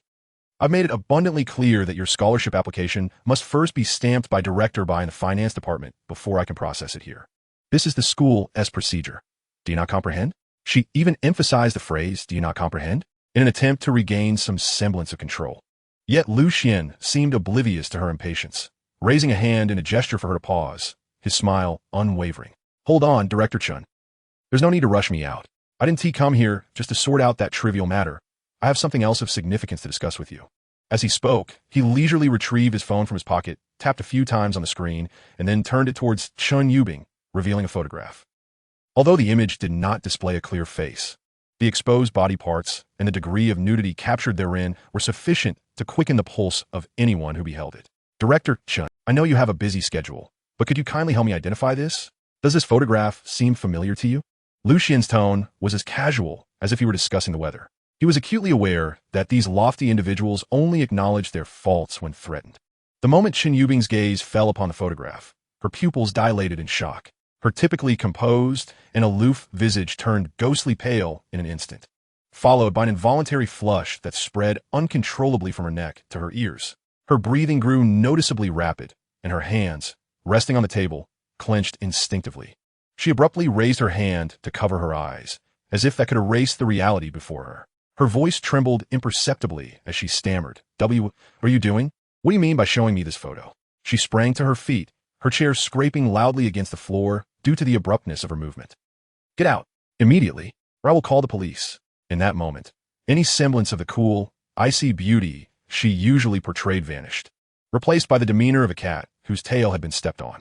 Observing her panicked reaction, Lucien's smile widened. Instead of leaving, he leisurely stood up, sauntered to the office door, and with a decisive click, locked it from the inside. Instantly, the air within the office seemed to thicken. Xuan Yubing's expression shifted dramatically as she nearly shouted, What are you doing? Lucienne, what do you intend to do? Do you realize where you are? Her voice escalated with fear and anger, almost breaking under the strain. For the first time, her beautiful eyes betrayed a semblance of panic. Director Xuan, please, do not be agitated. Such distress is harmful to your health. Lucienne turned around, leaning casually against the doorframe, arms crossed, wearing an expression that suggested he was relishing the spectacle. I am merely concerned that your secret might inadvertently be revealed to others. Just imagine if your colleagues and students, who admire you, discovered this secret. How would you face the world with that exquisite face of yours? The daughter of the military district chief? Such a title carries considerable weight. With every word he uttered, Xuan Yubing's complexion grew increasingly ashen. Beads of cold sweat began to surface on her forehead, dampening a few strands of hair. She forced herself to regain her composure, inhaling deeply in an attempt to restore her usual calm. But her slightly trembling body betrayed her inner dread. Lucienne, I don't comprehend your nonsensical ramblings. She struggled to keep her voice steady, but the tremor at the end was undeniable. What secret? I don't understand. Her mind was tumultuous. How did this student come to know? She had taken great care to ensure that those photos and videos never revealed her identity, even altering her voice. How could he possibly recognize her? No. She could not afford to admit anything. Once she did, her life would be irreparably shattered. Her reputation, her future, her family's honor, all would be obliterated. Student, I have no idea where you obtained these absurd photographs. Xuan Yubing's eyes darted, and she resolved to seize the initiative. She could not remain passive any longer. You are still young. How can your thoughts be so depraved? It might be acceptable to view such things in private, but to present them to others, especially to your teacher, a female one, this behavior transcends mere mischief. It is downright perverse. It constitutes harassment. She attempted to regain control by employing severe rhetoric and moral high ground against Lucienne. Listening to her accusations, he nearly laughed in disbelief. This woman still wished to maintain her bravado. In such a situation, he slowly approached the desk, circumventing it to close the distance between them to less than half a meter. Xuan Yubing instinctively leaned back against her chair, her displeasure and wariness palpable. Student, don't overstep your bounds. What are you aiming to do? She could distinctly smell the faint, refreshing scent of masculinity emanating from him, and the closeness of his presence made her heart race. Lucienne leaned down, looking down at her with a knowing smile. He raised his phone again, this time not offering it directly, but instead, he opened a video before her eyes. As the video played, unpalatable images flickered on the small screen. Although the woman remained faceless, The familiar background of the room was unmistakable. Chen Yubing's complexion shifted from crimson to pallid, then to a sickly green, ultimately paling to the color of ash. Her lips quivered violently, nearly drawing blood. With each passing moment, the clothing of the person in the video diminished, becoming increasingly explicit and unrestrained.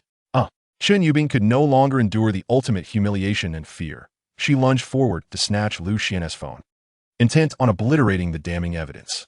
Anticipating her move, Lu Xian deftly evaded her grasp, leaving her empty-handed. Now, Director Chun, no need to be so agitated. It would be unfortunate if the phone were to break. He held the phone at a distance, bemusedly observing her discomposure. Take a closer look. While the person in this video is faceless, that voice sounds rather familiar, does it not? It seems I've heard it not long ago, right here in this office. Oh, and he paused, deliberately allowing his gaze to linger on the area just beneath her left collarbone, where a tiny, faint beauty mark was typically concealed by her clothing, unnoticed unless one looked carefully. It appears there is an identical beauty mark in that very spot. Director Chun, don't you find that to be an extraordinary coincidence? His voice was low yet insidious, shattering any remaining defenses within Chen Yubing. Chapter 37. Chen Yubing. Did you truly believe I was easily intimidated? Chen Yubing's face, flushed with embarrassment and rage, suddenly drained of color, turning as pale as paper. Cold sweat uncontrollably beaded on her forehead, quickly dampening her hair, which clung to her smooth skin in disarray. She instinctively attempted to cover her collarbone, but realized that such an action would only further incriminate her. Her usually distant and frigid eyes now bore an intense gaze fixed on Lu Xian, a mixture of fear, shame, and a desperate struggle for dignity. Why you? Her lips trembled as she attempted to articulate a retort, but found her throat constricted, unable to form a coherent sentence. Student, I warn you. Chen Yubing finally managed to squeeze out, her voice betraying an unintentional quiver. You are speaking nonsense. This is slander. Should you persist in this manner? Do you truly believe I will refrain from notifying the authorities? I could have the school apprehend you for disseminating such vile content. You would undoubtedly face severe repercussions, jeopardizing your graduation. You are on a path of self-destruction. She uttered these words in one breath, her chest heaving violently, akin to a frightened cat with its fur ruffled. She endeavored to intimidate Lu Xian with her authoritative stance, a role she had long cultivated as the director. However, in the face of irrefutable evidence, her threats appeared utterly feeble. Upon hearing her, Lu Xian reacted as if he had encountered the most ludicrous of jokes. He first scoffed, then his laughter grew louder, ultimately erupting into unabashed, hearty guffaws. Ha ha ha. Cough cough. Director Chun, are you performing a solo comedy routine? You plan to call the police? Disciplining me? His laughter abruptly ceased, and his countenance changed as dramatically as June weather. He suddenly suppressed his mirth, his gaze turning frigid and abyssal, fixating on Chen Yubing as he enunciated each word with chilling clarity.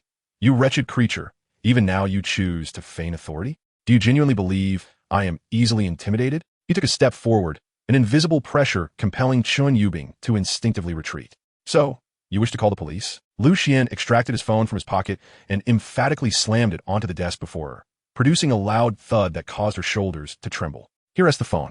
Go ahead and report. I am curious to see whether the police will find you or me to be the greater nuisance. He loomed over her, a sardonic smile curling his lips. Tell me, do you imbeciles lack even a strand of common sense? When trouble arises, instead of considering how to rectify your wrongs or amend your ways, your first instinct is to threaten and call for the police. Do you truly believe the law serves as a shield for people like you? Chen Yubing's face flushed with indignation, her fingers gripping the edge of the desk, knuckles whitening from the strain. She stared at the phone on the table, too intimidated to touch it. Lu Xian let out a contemptuous snort, denying her a moment's respite. He swiftly reached out, his hand darting like lightning to grasp her collar. Chen Yubing screamed instinctively, attempting to evade him. Yet she was no match for Lu Xian's speed. The mole on her neck was identical to what had been captured in the incriminating screenshot. The evidence was indisputable. A cold smirk played on Lu Xian's lips. The system had once again lived up to its reputation for delivering results. What are you doing? Let go of me. Chen Yubing lost all composure, desperately covering her chest with her hands in a futile attempt to shield her neck. Her voice, laced with acute shame and terror, became shrill and piercing. Lu Xian, this is a crime. You're being a rogue. I warn you, leave now or else. Or else what? Lu Xian released his grip, observing her disheveled state with a leisurely amusement, the mockery in his smile intensifying. Director Chun, at this juncture, do you still wish to maintain your facade? Are you unaware that the artistic photos and lifestyle documentaries you've taken could easily be construed as illegal? Especially given your position, propagating such material has dire implications, sufficient to warrant a decade or more of reflection. A decade or more. She contemplated her future, her family's reputation, and the esteemed father she had in the military. A man who valued honor above life itself. Xuan seemingly discerned her thoughts, leisurely delivering a final blow. Oh, right. Your father is the chief of staff at the Tianjin military district, a major general, correct? Just imagine, if he were to discover that his beloved daughter, whom he takes such pride in, is secretly embroiled in such sordid affairs. Would he not be driven to apoplexy on the spot? The entire Tianjin region, no, the entire military community, would surely bring disgrace upon the Chun family. His laughter was unrestrained. No, please stop. I beg you, do not say any more. Chen Yubing could no longer bear the relentless onslaught. Her mental defenses shattered completely.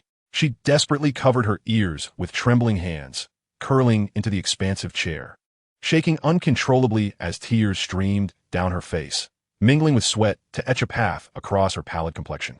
Gone was her usual pride and icy demeanor, replaced by overwhelming fear and despair. I beg you, do not release it. Her head bowed. She wiped her tears, feeling utterly helpless, unable to contemplate mutual destruction. Xuan, if you spare me, I will comply with any condition you propose. She had finally capitulated. Xuan regarded her pitiable state with an unyielding gaze. Devoid of any compassion, yet a flicker of amusement danced in his eyes. He leaned closer to her tear-streaked face, so near that he could feel the warmth of her breath, laced with sobs. Oh, he elongated his tone, laced with mockery. What? Now you acknowledge that those materials belong to you? No longer resisting? I thought Director Chun intended to stand her ground, staging a performance of the unyielding virtuous woman. Chen Yubing trembled at his flippant tone, the humiliation crashing over her like a tidal wave. She abruptly raised her head, her eyes, now bloodshot, glared fiercely at Xuan as she spat through gritted teeth. Enough with the nonsense.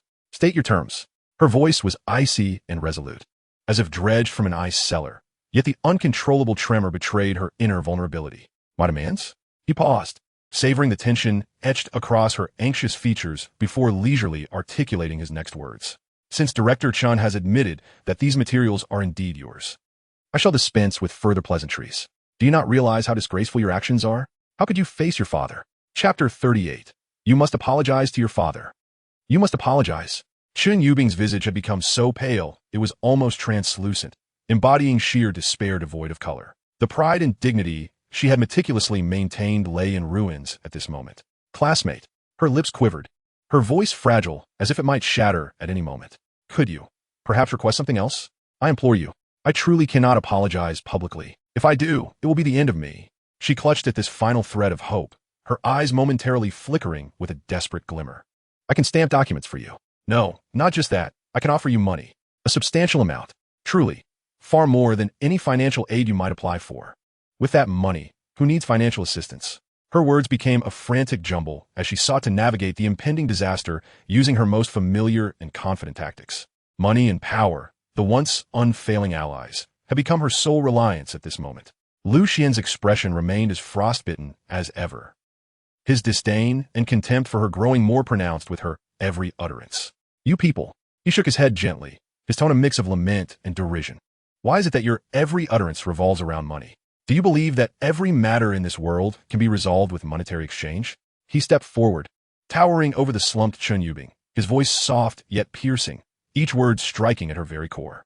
Today, I must impress upon you that certain things cannot be purchased with money. Some debts cannot simply be erased by wealth. Xuan has come today to execute justice. Everything is driven by the pursuit of righteousness, devoid of ulterior motives. As he spoke, Xuan leisurely retrieved his smartphone from his pocket, deftly activating the recording function. Director Chun, it appears you are so eager for fame, so intent on becoming an internet sensation. How about I assist you in that endeavor? Let us make you a household name before the eyes of the nation. Today, in front of the online community, you shall confess to the wrongs you have committed. Chen Yubing felt as though the last vestiges of her strength had been drained away as the realization of Xuan's intent dawned upon her. Her complexion shifted from ashen to a deathly gray, and the fear-stricken glimmer in her once bright eyes faded into an abyss of emptiness. If this were to become public knowledge, what face would she have left to live on? No, please, classmate, I beg you, spare me. Change your request. I will agree to anything within my power. She suddenly lifted her head, a final flicker of desperation igniting in her voice, now sharp with urgency. My father. Yes, my father. He can assist you. How about I arrange for him to recruit you? You could enter the military district headquarters. That is a place many would give anything to access. Just give a nod, and I promise you a smooth ascent, with boundless prospects ahead. She fixated on Lu Xian, scrutinizing every minute change in his expression, unwilling to miss a single detail. She could not believe that such an extravagant opportunity, such a swift rise to power, would leave this young student unmoved. This was the most substantial bargaining chip she could muster. However, Lu Xian merely cast her a fleeting glance, his expression one of mild disdain, as if observing a mere jester. Director Xuan, have you yet to awaken? With a derisive chuckle, he continued, I believe you have your order of operations quite mixed up. Once our artistic endeavor is complete, you shall have ample opportunity to assist me, will you not? Lu Xian offered her no further opportunity to speak, his eyes flashing with impatience. He suddenly seized Chun Yubing by the throat, lifting her slowly, locking eyes with her. Chun Yubing frantically beat against his arm, gasping, let go. Help! I was wrong. She struggled to catch her breath. Only then did Lu Xian release her, and she collapsed to the ground, her eyes wide with fury. Lu Xian, you are a demon. You will have a terrible fate. Chun Yubing struggled to rise, still unwilling to concede, advancing to confront Lu Xian. Yet his movements were swifter and his strength greater. Her feeble resistance was akin to a mantis attempting to stop a chariot. He regarded her futile efforts with cold indifference. Devoid of any compassion. A demon? He chuckled lightly.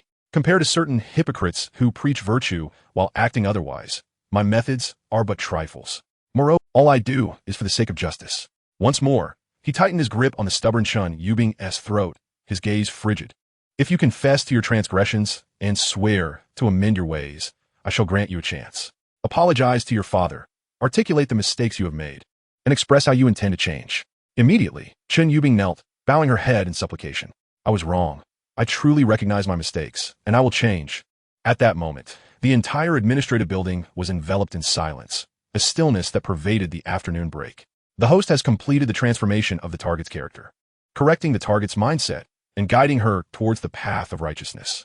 Detected a change in the target's psyche, sincerely wishing to atone for her errors. Current atonement value, 80 of 100. Reward, 2 blackmail exchange vouchers. Reward points, 500. Received random drop reward. 1 fragment for upgrading the blackmail app. 10 fragments required for upgrade. Blackmail, app upgrade fragments? Lu Xian raised an eyebrow, pleasantly surprised by this unexpected boon. The prospect of upgrading this cutting-edge app piqued his curiosity. He wondered what extraordinary and astonishing features it might acquire post-upgrade. Chapter 39. Director Chun, may I now have your seal of approval? Lu Xian inquired languidly, his tone imbued with the confidence of a victor. Call me Sister Bing. Referring to me as director feels too formal, she replied softly. Of course I can stamp it now. From this moment onward, I will heed your every command. Should you instruct me to go east, I shall not stray west. Enough with the pleasantries. Please, hurry and provide your seal, Lu Xian urged, suppressing his discomfort. Very well. Chun Yubing acquiesced, swiftly retrieving the scholarship application from her desk, deftly locating her stamp, and with a decisive thud, she affixed it. Xian, could you share how you acquire those photos and videos? How did you ascertain it was me? Her voice was sweet, laced with curiosity and a hint of probing. What is this, Sister Bing? Do you wish to pry into my affairs? He replied with a chuckle, his tone playful yet tinged with warning. Best not to concern yourself with such matters. Chun Yubing once again linked her arm with Lu Xian's, drawing closer. Xian, we are allies now. Do share with me. Her tone was a blend of playful coaxing and stubborn insistence. There are questions you ought not to ask. I have my own methods, Lu Xian replied vaguely. Then, as if recalling something, he turned to her. By the way, I am curious. Why do you take issue with me? I haven't wronged you in the past, have I? Upon hearing this, Chun Yubing's face betrayed a hint of embarrassment. Actually, I'm not targeting you. She paused, seemingly weighing her words. It is directed at by Yinchi from the finance department. We used to be the best of friends. Our families are close. And her father is a high-ranking official in the military district, currently serving as deputy political commissar. Lu Xian rolled his eyes at this revelation. Yet another child of privilege from a military background. It seemed that Yinjing University was indeed a place teeming with hidden talent, where even an administrative director could be linked to a military leader. But Bai Yinchi has always taken my belongings. Chun Yubing's voice suddenly rose, imbued with a mix of grievance and frustration. In middle school, she came to my house and took my favorite doll. Lucian was taken aback. Is this all just over a doll? Is it worth this level of drama? Did she hit her head on a door as a child? From that moment onward, we became like strangers. Chen Yubing continued, growing more animated. I sought every opportunity to retaliate against her. To my surprise, she also came to work at Yinjing University. And in a department that is closely connected to mine, she constantly obstructs my progress. She inhaled deeply, her tone laced with resignation and complaint. Thus, we frequently find ourselves at odds. You simply happen to be caught in the crossfire. Upon hearing her heartfelt confession, Lucian nearly laughed in disbelief. So, after all this effort, threats, and recordings, it all stems from a feud between two women over a doll? I've been unjustly ensnared in this ridiculous drama. He was amused, yet found the situation absurd. Grasping Chen Yubing's chin, he compelled her to meet his gaze, his tone laced with mockery and reprimand. You little troublemaker, you certainly know how to stir up chaos. Lucian gazed at her visage, and the intense sense of contrast within him was once again ignited. Since you have acknowledged your mistakes and chosen the path of redemption, would you like me to assist you in exacting revenge? Lucian suddenly spoke, his tone laced with a hint of seduction, promising, I shall avenge you. I will help you deal with Bai Yanxi. He calculated in his mind that since he would inevitably seek out Bai Yanxi, he might as well take advantage of the situation and bring some joy to Chen Yubing, thereby utilizing her connections. Upon hearing Lucian's offer to help her retaliate against Bai Yanxi, Chen Yubing's eyes widened in astonishment, sparkling with a star-like brilliance, an expression of delight and disbelief. Is that possible? Can we truly do that? Her voice trembled, tinged with a cautious hopefulness. Chapter 40. Who else would betray a close friend? Lucian turned Chen Yubing's face, which was brimming with anticipation and excitement, and gently grasped her chin. You are now my woman. His voice, though not loud, carried an air of inherent dominance, implying that dealing with her adversary was certainly within his capabilities. Now tell me, how do you wish to handle her? Chen Yubing's eyes darted mischievously, a glint of cunning and malice flashing across her features. Suddenly, as if struck by a brilliant idea, her eyes lit up with an unusual radiance as she exclaimed excitedly, I've got it, darling. Could you possibly make her film an apology video with us? Lucian, despite priding himself on his worldly experience, found himself momentarily taken aback by Chen Yubing's astonishing proposal. This woman clearly possessed a mind that operated on an entirely different wavelength. To film together? How utterly exhilarating. He couldn't help but admire her creativity. What other whimsical thoughts resided in that clever little head? Truly, she was a remarkable best friend, adept at ensnaring her confidant. Lucian couldn't resist a chuckle, giving her a playful pinch on her soft cheek. You certainly know how to have fun. Suddenly, an untimely knocking on the door reverberated through the office, akin to a splash of cold water and hot oil. Chen Yubing flinched like a startled deer, instinctively nudging Lucian. Lucian frowned slightly. Being interrupted was never pleasant. However, he recognized that this was, after all, an office, and in broad daylight. Being caught in such a compromising situation would spell trouble. It mattered little for him, but for Chen Yubing, her reputation at Yin University would be irreparably tarnished. Reluctantly, he released her sweet lips, bestowing a gentle peck upon her swollen mouth. Let's just handle this for now. Lucian quickly retreated to the guest chair at his desk, crossing his legs and resuming a nonchalant demeanor. Chen Yubing hastily tidied her slightly disheveled hair, then grabbed her jacket draped over the chair and donned it to conceal her disarrayed attire. In mere seconds, the allure and flush on her face faded, replaced by her usual coolness and authority. Clearing her throat, she restored her voice to its usual frosty tone, as if the passionate woman from moments ago had been but a figment of imagination. Come in. The office door swung open, revealing a bespectacled young man, appearing somewhat awkward and earnest, who entered with his head bowed, clutching a document that made him seem increasingly anxious.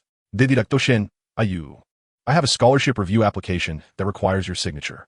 His voice quivered with nervousness as he dared not lift his gaze to meet Chen Yubing's. Evidently, the formidable reputation of Director Xuan, the Ice Queen, preceded her, casting an aura powerful enough to render ordinary students breathless in her presence. The young man gingerly placed the application on the desk, pushing it forward. Lucian, seated opposite, observed the young man with amusement. Casting a glance at the impeccably composed Chen Yubing, a subtle smile curling at the corners of his lips. How intriguing indeed. At that moment, Lucian deliberately coughed heavily. The young man was startled by the abrupt sound, his shoulder jerking, nearly causing him to drop his pen. He lifted his gaze, finally noticing the presence of another individual in the office. Chen Yubing, upon hearing Lucian's cough, felt her heart race and shot him a fierce glare, as if to say, behave yourself. She was well aware that Xuan was being intentionally provocative. He relished in watching her flounder, perpetually testing the boundaries of their thrilling escapade. Turning her attention back to the bewildered young man, she spoke in a calm, measured tone. "Student, I have reviewed your application materials, and everything seems in order. However, I am currently processing another application, so please step outside and wait a moment. It will be ready shortly." She gestured toward the application form in front of Xuan, which was already stamped. Oh yes, thank you, Director. I will wait outside," the young man replied, as if granted a reprieve, nodding vigorously before hastily retreating from the office and gently closing the door behind him. The moment the door clicked shut, Chen Yubing's icy facade crumbled. She released a long sigh of relief, patting her chest, having felt a wave of tension wash over her. Fearful that the student might have detected something amiss, Xuan chuckled at her flustered demeanor, rising leisurely from his chair and approaching her.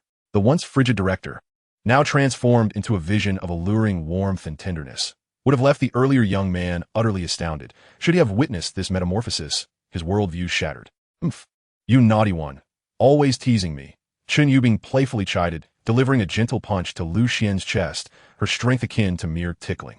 Xuan found himself ignited with desire by her charming antics, particularly recalling her earlier imperious demeanor. Chapter 41. The daughter of the Deputy Political Commissar of the Military District.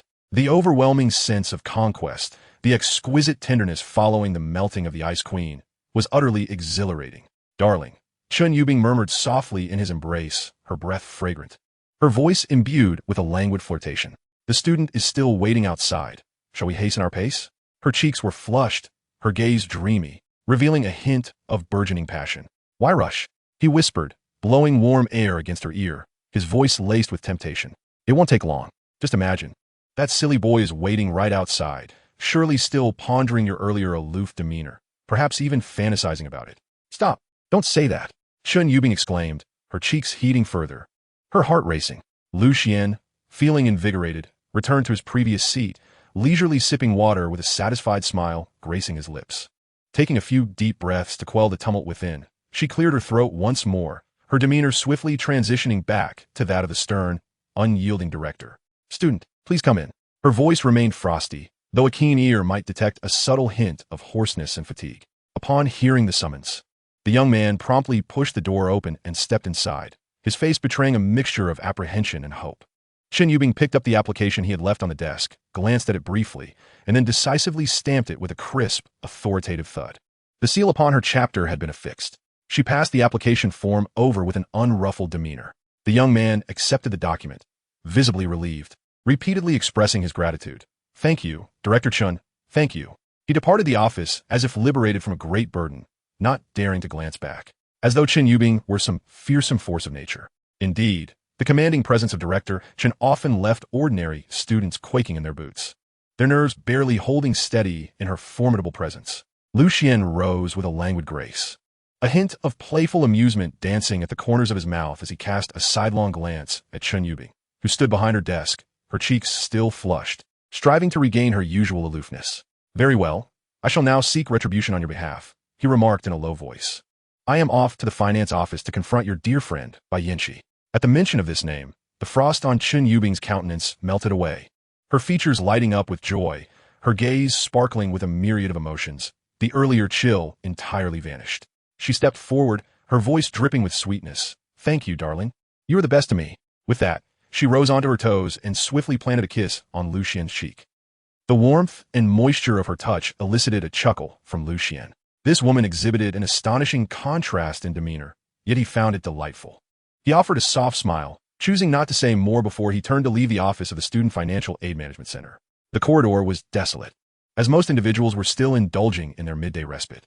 Xuan ambled leisurely toward the floor housing the finance office, retrieving his phone as he walked, skillfully connecting to the campus intranet. He accessed the faculty information inquiry system, entering keywords related to the finance office and Bai Yinchi. In no time, an identification photo materialized on the screen. In the image, Bai Yinchi bore a resemblance to Chen Yubing, both sharing delicate features and an air of cool elegance. However, unlike Chen Yubing's carefully cultivated Ice Queen persona, Bai Yinchi's coolness radiated a certain vigor. Her sharp gaze was unyielding and serious, as if she could see through the facades of others. Even a mere identification photograph revealed her distinct, almost military-like presence, honed through experience. Ah, yet another formidable opponent. Xuan mused inwardly. He casually saved the photo, exited the campus network, and clicked on the familiar, slightly sinister black app icon. The black material app. The interface remained minimalist as he imported by Yinchi's identification photo. Ding! A new analyzable target has been detected. The system's alert echoed coldly in his mind. Scanning photo information, please wait. A small progress bar appeared beneath by Yinchi's photo, advancing steadily. Xuan waited, a flicker of anticipation igniting within him. What undisclosed secrets could this childhood friend of Chun Yubing, notorious for snatching her possessions, hold? Moments later, the scan concluded. Target by Yinchi. Information analysis complete. A cascade of data unfolded before Xuan's eyes. Name, by Yinchi. Appearance, 97. Compensation value, 0, 100. Measurements, 82, 55, 80. Height, 172 centimeters. What a height. Suitable for modeling. Weight, 54 kilograms, a standard, healthy physique. Xuan's gaze lingered on the last entry. Target evaluation, competitive, exhibits a strong admiration for the powerful. Upon reading this assessment, he nearly burst out laughing. The image of Chun Yubing pouting and indignation over by Yinchi's pilfering of her doll flashing through his mind. It made sense now. She would go so far as to snatch a doll, suggesting it was simply in her nature. He stroked his chin, understanding dawning upon him. Her competitive spirit and admiration for the strong were intriguing, indeed. Such a personality might be even more straightforward to navigate than that of Chun Yubing. The system continued its notifications. Generating black material, please wait. This waiting period seemed slightly prolonged compared to previous instances. The loading icon spinning languidly at the center of the screen, heightening anticipation. Xuan's fingers unconsciously tapped the screen, his expression contemplative. This by Yinchi, daughter of a deputy political commissar in the military, blessed with beauty, physique, and poise, coupled with her strong-willed demeanor. What dark secrets could she possibly harbor? At last, the message appeared. Black material generation complete. Option 1. 2,000 points to redeem the complete black material package. Option 2. 2 black material vouchers to redeem the complete black material package. 2,000 points? Xuan's brows shot up in astonishment. He distinctly recalled that the black material package for Gu Yunxi had only cost 1,500 points. Bai Yinxi's value surpassed that by a staggering 500 points.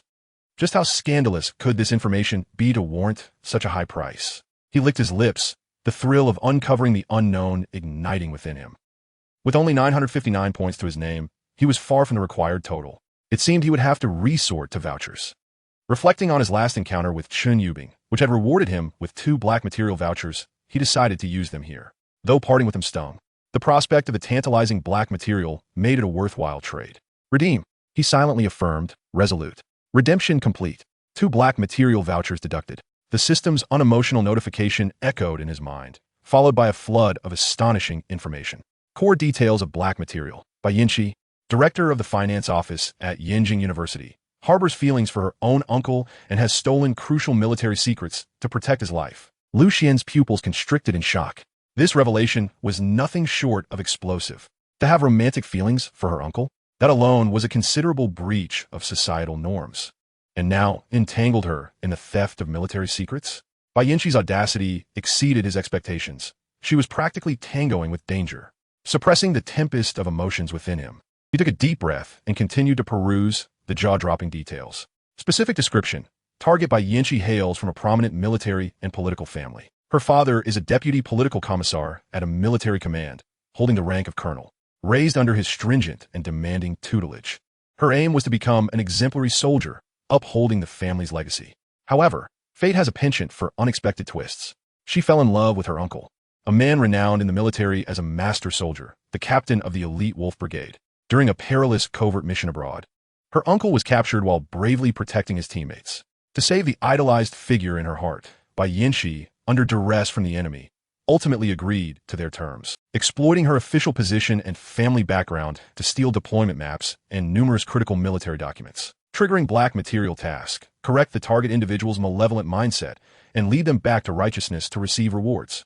My goodness. Xuan couldn't help but click his tongue. This was no mere scandal. It was treason. Once exposed, not only would Bai Yinchi suffer, but the entire Bai family would plunge into irredeemable ruin, descending from the heights of fortune into the abyss of hell, never to rise again. Eagerly, he opened the accompanying PPT file from the system, where the evidence was as interlinked as a chain, presenting over 100 pieces of incriminating information. The first item that caught his eye was a scanned copy of Bayinshi's private diary. The handwriting was elegant yet suffused with a repressed madness. Most of the entries depicted an almost pathological obsession with her uncle, expressing her infatuation in explicit terms. The crude phrases sent shivers down Lu Xian's spine, such as "You are the only light illuminating my life. For you, I would defy the world. TSK, TSK, when a literary girl loses her mind. Even deities would find it hard to intervene." Following this were photographs and scans of documents that Bayinshi had pilfered, military deployment maps of the XX region, the latest progress reports on the XX plan, and even several encrypted communication algorithms. Each document bore the ominous stamp of top secret, sending chills through anyone who laid eyes on them. Even more astonishing, the PPT included surveillance screenshots of Bayinshi stealing documents from the military district's archive. Though the images were somewhat blurred, the figure and profile were unmistakably hers. Furthermore, there were images and short videos of her clandestinely meeting with a suspected enemy spy on the street. The distinctive hooked nose and blue eyes making the individual S features alarmingly apparent. The chat logs meticulously detailed the transaction specifics, including time and location. Holding his phone, Lu Xian felt this situation was more precarious than a hot potato, yet it thrilled him even more. Bayinshi had practically delivered a treasure trove right to his doorstep. He tucked his phone away, a cryptic smile gracing his lips, and briskly made his way towards the office of the finance department head. Sunlight streamed through the corridor's windows, casting dappled shadows upon him, as if heralding the onset of a grand spectacle. At that moment, the finance office was still bustling with students and faculty awaiting reimbursements and signatures, forming a long queue, the air tinged with impatience.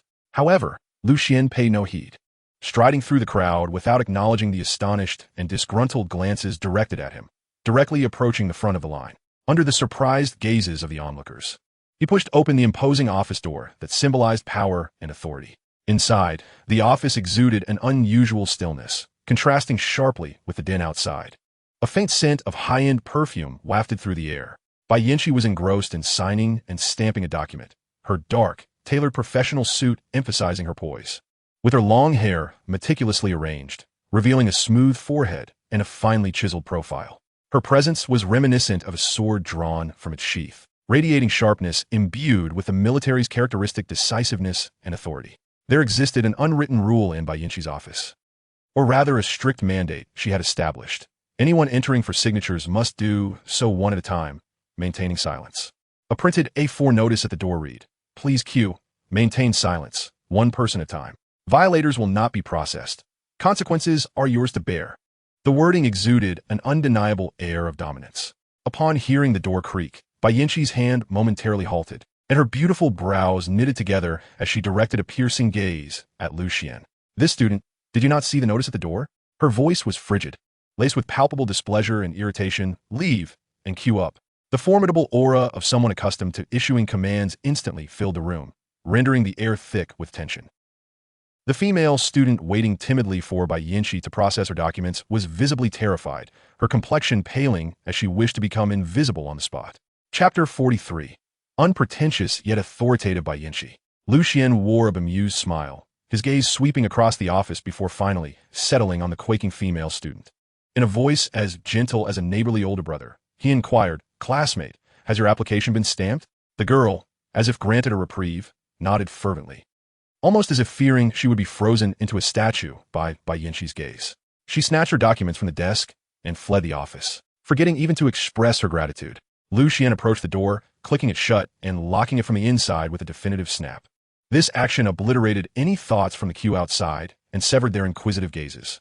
He sauntered over to the office desk, unceremoniously pulling out the chair opposite Bayinshi and lounging back as if he were in his own living room. "Director Bai, there's no need to be so irate. Surely it must be my turn now." Lu Xian spoke with a smile, yet his tone brimmed with provocation in Bayinshi's ears. "Did you queue?" Bayinshi's voice was icy, her gaze sharp enough to pierce through one's very soul. "I have my rules here. Leave and queue up." Each word was enunciated with weight, her commanding presence enough to make any ordinary student's legs tremble. Yet Lu Xian appeared impervious to her imposing demeanor, reclining leisurely in a chair as he replied in a relaxed manner, "Director Bai, why must you be so unapproachable? I did not come merely for a stamp today. I have brought something exquisite that I wish for you to appreciate." As he spoke, Lu Xian leaned slightly forward, feigning to retrieve his phone from his pocket. Bai Yinshi's reaction was instantaneous. Almost instinctively, her office chair slid back sharply, creating a distance of at least half a meter between them. Her eyes filled with wariness and loathing. This subtle gesture only fueled Lu Xian's desire for control, deepening the smile on his lips. He relished this game of cat and mouse, especially savoring the gradual unmasking of these usually aloof women, revealing their genuine fears. This student, I do not care who you are or what you wish to show me. Bai Yinshi's voice grew even colder, tinged with impatience. Many seek to curry favor with me daily, hoping to show me something of value. But here, I only adhere to the rules. Now leave immediately. The last two words were practically forced through clenched teeth. TSK, TSK, Lu Xian shook his head, a knowing smile gracing his face. Director Bai, your temper truly resembles that of a stone in a latrine, both foul and unyielding. However, I assure you, what I brought today will not only spare you any anger, but perhaps even have you begging for more. He leisurely retrieved his phone, lightly tapping the screen until a photo materialized. It was a scanned page of a diary, elegant handwriting filled with near pathological love and obsession. Director Bai, do these words seem familiar to you? Lu Xian turned the screen toward Bai Yinshi, his tone laced with mockery. The moment Bai Yinshi's gaze met the screen, her pupils constricted in shock. The familiar script, the deeply buried secret within her heart, was suddenly wrenched into the light of day, exposed for all to see. You. She instinctively reached out to snatch Lu Xian's phone almost immediately, her movements frantic and swift, imbued with a hint of desperate madness. Lu Xian, however, was prepared. With a deft twist of his wrist, he easily evaded her grasp, a look of feigned astonishment gracing his features. Ah, Director Bai, your reflexes are quite impressive, akin to several acquaintances I've encountered before, all of whom seem to relish the act of seizing phones first. Fortunately, my agility prevails. Otherwise, this phone would surely be lost to me. Bai Yinshi's chest heaved violently, her lips clenched tightly as she endeavored to suppress the tempest of emotions swirling within her. Taking a deep breath, she steeled her gaze, transforming it into a cold and piercing stare, as if she sought to see through Lu Xian. Where did you procure these photographs? Did you surreptitiously photograph my diary? Her voice trembled slightly with anger, yet she maintained a facade of composure. I warn you, this constitutes an invasion of privacy, and I can report you to the authorities at once. With this evidence, you could very well find yourself incarcerated for several years. She attempted to intimidate Lu Xian through legal threats, a tactic she often employed against oblivious students, with considerable success. Yet, upon hearing her words, Lu Xian could not contain a chuckle, as if he had heard the most ludicrous of jokes. Report me? By all means, Director Bai. I wholeheartedly encourage you to do so. However, before the police arrive, might you consider whether the contents of your diary, should they be made public, would have a more detrimental impact on you than my imprisonment? He paused, his gaze playfully scrutinizing Bai Yinshi's face, which had contorted slightly in rage, and continued leisurely. After all, the tales within that diary are far more riveting than any evening soap opera. Phrases like you are the only light illuminating my life, and for you, I would take on a world. Tut, Director Bai, I had no idea you possessed such a poetic side. Bai Yinshi's complexion paled instantly, yet she fought to maintain her composure, forcing out a cold laugh. My affections and whom I admire are my own prerogative. Even if everyone were to know, what of it? Is loving someone a crime? Huh? Lu Xian raised an eyebrow, feigning surprise. It seems Director Bai is indeed a person of strong emotions. I'm most impressed. It appears you are quite unapologetic about your affection for your uncle. These words struck Bai Yinshi like a thunderbolt, shattering her facade of calm. She could no longer uphold her veneer of tranquility, her face drained of color, leaving only a pallid, ashen hue. She had believed Lu Xian merely possessed her diary, unaware that he was fully cognizant of its most damning secret. You speak nonsense. Her voice quivered with a barely concealed panic. Nonsense? Lu Xian's smile beamed brighter. Director Bai, would you like me to read aloud from your diary's more explicit passages? For instance, your fantasies involving your uncle, the soldier. Silence.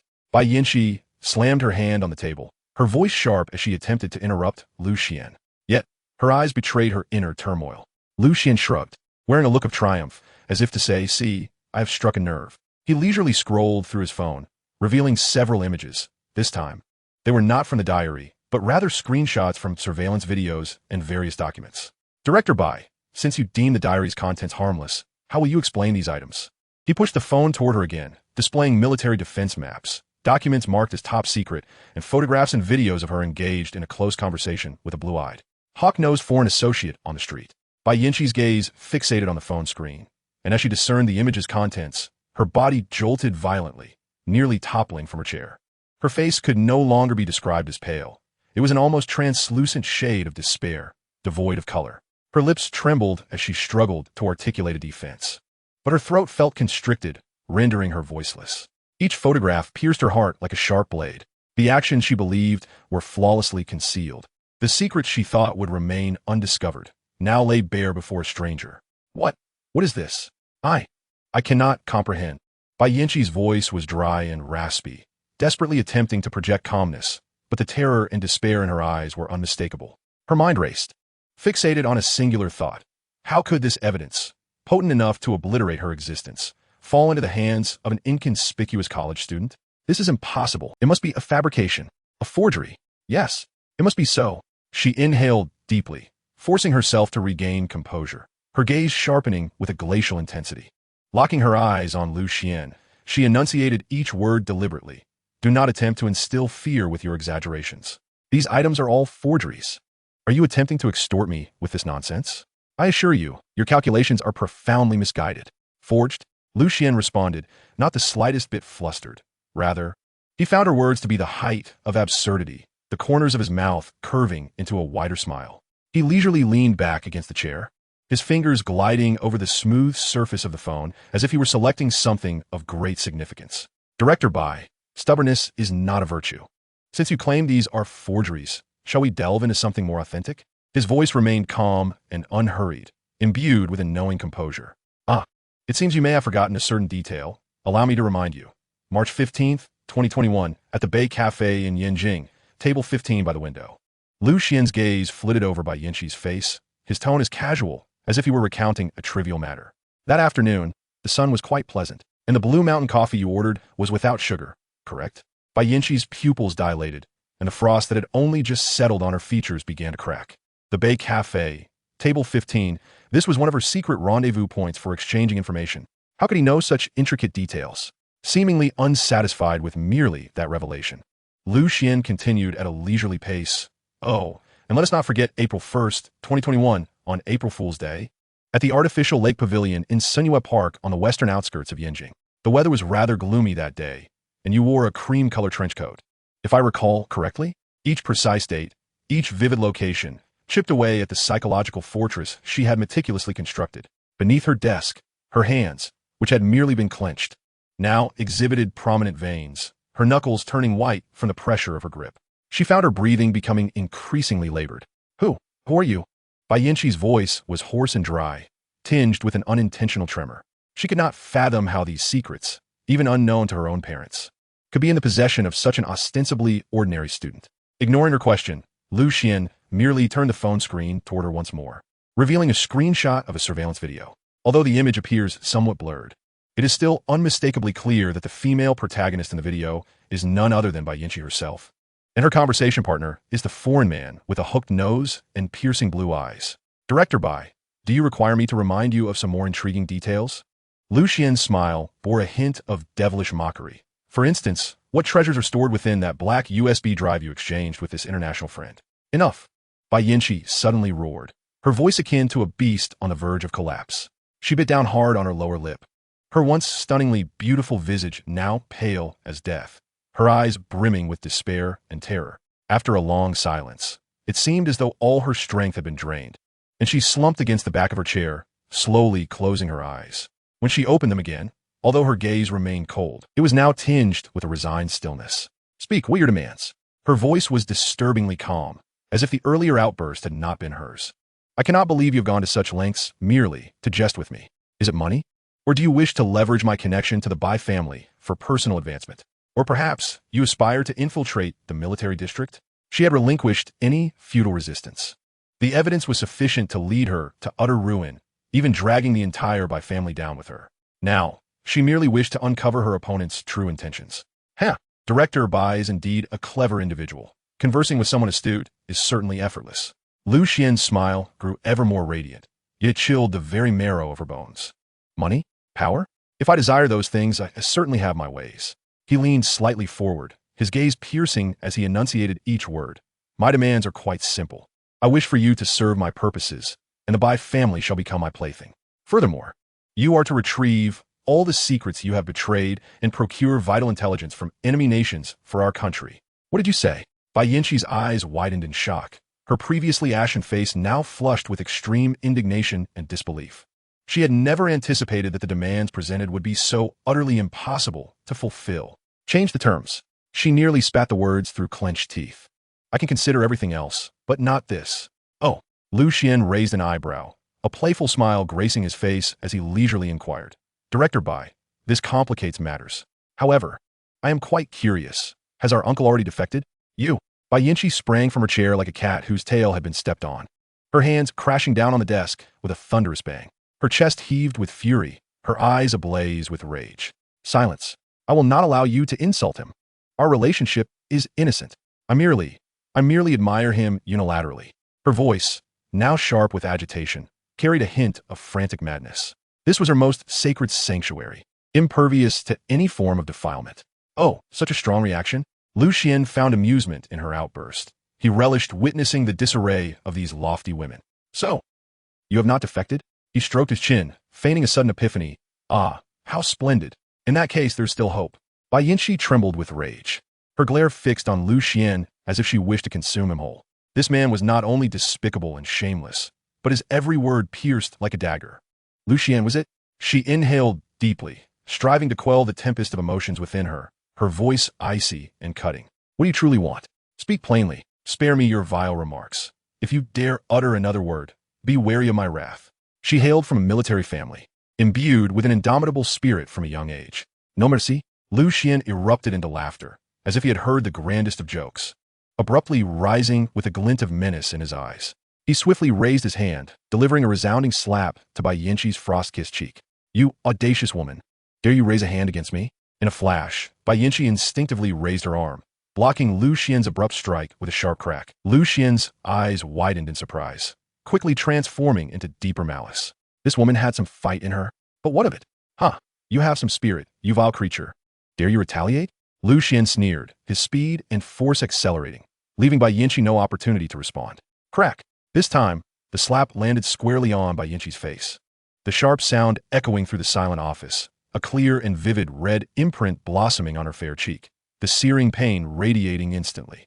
Bai Yinshi stumbled, blood trickling from the corner of her mouth, her hair disheveled, appearing utterly disheveled. She cupped her face, her eyes filled with humiliation and fury, glaring at Lu Xian like an injured wolf. Go ahead if you have the guts, just kill me. She grit her teeth, each word trembling with pain and anger. If I were to frown or utter a single negative word, I shall no longer bear the surname Bai. Oh dear, quite a stubborn temper you have. Lu Xian found her defiance amusing. He relished the sight of such unyielding traitors. It was far more gratifying to witness them capitulate and acknowledge their wrongs. Very well. Since you were so resolute, I would not mind allowing more people to witness your display. He leisurely retrieved his phone, deliberately editing in front of Bai Yinshi. How about this? I shall first post your deeply moving diary entries, along with those captivating video stills, on Douyin. Lu Xian's movements were unhurried, yet each click resonated like a heavy hammer, striking fiercely at Bai Yinshi's heart. As he edited, he pretended to ponder. I have the perfect title in mind. Let us call it The Forbidden Love of the Military District's Deputy Political Commissar's Daughter, falling for the Soldier King uncle, willingly becoming a traitor to save her lover. What do you think? Is it explosive enough? The color drained from Bai Yinshi's face in an instant. If the previous evidence had merely cast her into despair, then Lu Xian's current actions aimed to nail her to the pillar of shame, ensuring her eternal downfall. No, please, her voice cracked with anguish, laden with helplessness and terror. Chapter 45. From now on, you shall be called Little Bai.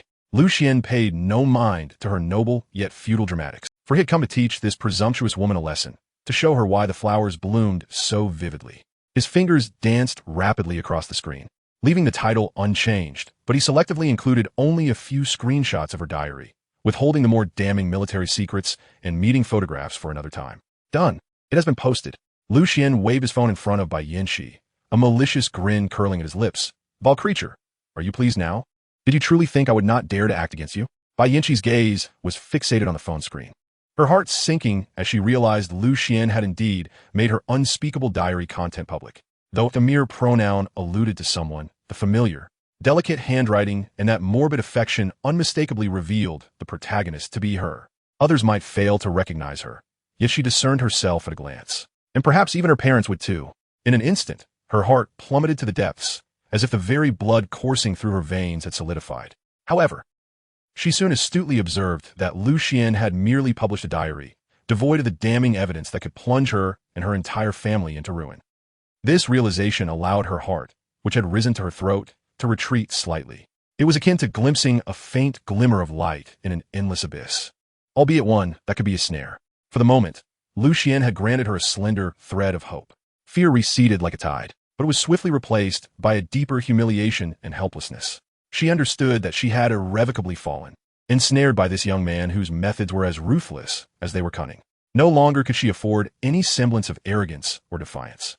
Bayanshi bit her lower lip with such intensity that her delicate flesh nearly drew blood. Slowly, she closed her eyes, her long eyelashes casting two faint shadows in the light, concealing all emotions lurking beneath. When she reopened them, her once razor-sharp phoenix eyes were now shrouded in a profound silence. Xuan, she struggled to force these words through gritted teeth, her voice hoarse. I promise you. I was wrong. I beg you, spare me, spare the Bai family. A low, ambiguous chuckle escaped Xuan's lips, reverberating harshly in a quiet office. So now you realize your mistakes? Thankfully, it's not too late. His gaze fell upon Bayanchi's legs, which trembled slightly from anger and humiliation.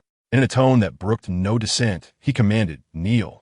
Those two simple words landed like heavy blows upon Bayanchi's heart. She shot her gaze upwards, incredulous at Xuan. To compel the daughter of the director of the finance department at Yenjing University and the deputy political commissar of the military district to kneel before a mere student? That was more unbearable than death. What? Are you deaf? Xuan arched an eyebrow, his voice chilling. I said kneel. Bayanchi's body shook violently, her nails digging deeply into her palms, sending sharp pangs of pain coursing through her. She bit down hard, the veins on her forehead bulging as her inner pride wrestled with the stark reality of her predicament. Time dragged on, the air in the office growing thick and suffocating. At last, under Xuan's icy gaze, Bayanchi's taut body gradually relaxed. She lowered her once proud head, like a defeated peacock tucking away its splendid feathers. Step by agonizing step, she approached Xuan, each movement akin to walking on the edge of a blade. Finally, her knees buckled, and with a soft thud, she knelt upon the cold floor, slow and humiliated. He bent down, extending a finger to gently lift Bayanchi's chin, compelling her to meet his gaze.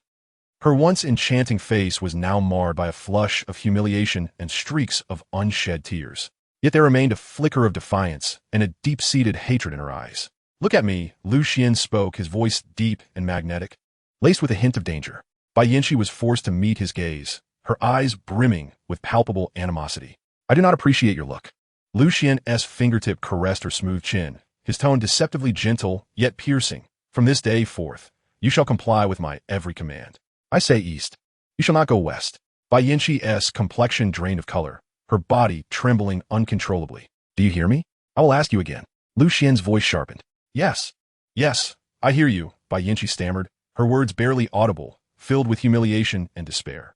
Very good. Xuan nodded in satisfaction, the smile at the corner of his lips growing increasingly sinister. You need a fitting name. From now on, I shall call you Little Bai. Little Bai. Xuan's voice dripped with mockery. Go, inform those students waiting outside for their stamps to return home. They need not linger here in vain. He paused, his gaze sweeping over Bayanchi's curvaceous form, adding with insinuation, their eavesdropping is not beneficial for either of us, particularly not for your reputation. At his words, a chill shot through Bayanchi, coursing from her feet to the crown of her head. Instinctively, she wiped the cold sweat from her brow, her heart filled with dread and unease. She understood what Xuan intended, and the humiliation threatened to shatter her. She had contemplated defiance, considered a desperate gamble. Yet she dare not act. This man, Xuan, was truly a devil. He could accomplish anything, should the evidence regarding military secrets be exposed. The Bai family would be irreparably damaged, and her father's lifetime of honor and effort would be obliterated. From her childhood, her father had instilled in her the importance of family, with the family's honor reigning supreme above all. For the sake of her family, she could only sacrifice herself. Bayanchi struggled to rise from the floor, her legs weak from prolonged kneeling and immense psychological pressure, swaying dangerously as she nearly fell again. She leaned against the cold wall, stumbling step by step towards the office door, moving like a soulless automaton. With trembling hands, she grasped the icy doorknob. With a click, the lock turned. Outside, the corridor remained abuzz with voices, students gathered in clusters, anxiously awaiting their turn. Upon seeing the office door swing open, all eyes converged upon her. The moment they beheld Bai Yinshi's pallid complexion and disheveled hair, they paused, sensing an unsettling atmosphere. Bai Yinshi inhaled deeply, forcing a smile that was more painful than tears. Her voice hoarse as she said, "Classmates, please head back for now. There are some matters in the finance department today, and we cannot process any business temporarily. Please come back tomorrow." Her voice was soft, tinged with an almost imperceptible tremor. The students murmured in confusion, their discontent spilling forth. "What is going on? We've waited so long. I've been waiting for over an hour. Director Bai looks terrible today. Is she unwell?" Amidst the grumbling. Although the students were brimming with complaints, they dared not voice them too loudly, for Bai Yinshi's usual authority was deeply ingrained in their minds. They dispersed in small groups, and the corridor soon fell silent. Bai Yinshi surveyed the emptiness of the hall, despair flooding her heart. She slowly closed the office door, the heavy barrier shutting out the world and seemingly extinguishing all her hopes. A single crystalline tear finally slipped from her eye, tracing a path down her pale cheek, splashing onto the cold floor and shattering into a myriad of droplets. Chapter 46. Bai Yinshi, I'm sorry, Xiango, I was wrong.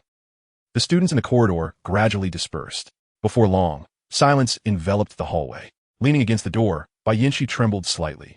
She realized that in the face of Lu Xian's threats, she could neither evade nor escape. She gradually closed her eyes, inhaling deeply as if summoning the last vestiges of her courage, or perhaps resignedly awaiting her fate. However, the anticipated action did not transpire immediately. Lu Xian remained seated in her earlier position, neither rising nor approaching. He merely spoke leisurely, his voice imbued with an enchanting allure. Triggering blackmail task, correct the target's malevolent psyche, redeem them, and a reward shall be granted. Little White, come here, Lu Xian beckoned, his demeanor casual and untroubled. Bai Yinshi's complexion shifted from pale to flushed, only to swiftly pale again, leaving her almost ghostly. The moniker Little White and the gesture were far more tormenting than any direct insult could ever be. She bit down hard on her lower lip, her nails digging painfully into her palms. Opening her eyes, she beheld Lu Xian's face, adorned with a devilishly charming smile. With each step, she felt as though her feet were burdened by lead, trembling as she approached him. Once, Bai Yinshi had been revered as a modern-day Mulan within the military command. Her combat skills were exceptional, barely challenged even by the elite guards of her father. Yet, now she bowed her proud head before Lu Xian. Should those who once admired and revered her witness this moment, they would undoubtedly be left agape. Bai Yinshi was a figure of adoration on campus, pursued by numerous students and faculty alike.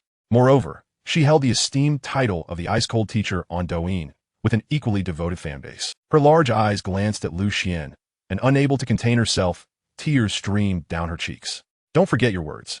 Those secrets must remain confidential. Lu Xian smiled slightly. Rest assured, Director Bai, I am a man of my word. His plan was to seize control of everything concerning the Bai family. As long as she admitted her mistakes and retrieved the secrets she had betrayed, he would ensure she acquired equally valuable intelligence from enemy nations. Bai Yinshi nodded earnestly. All right, Brother Xian, I will do it, I promise.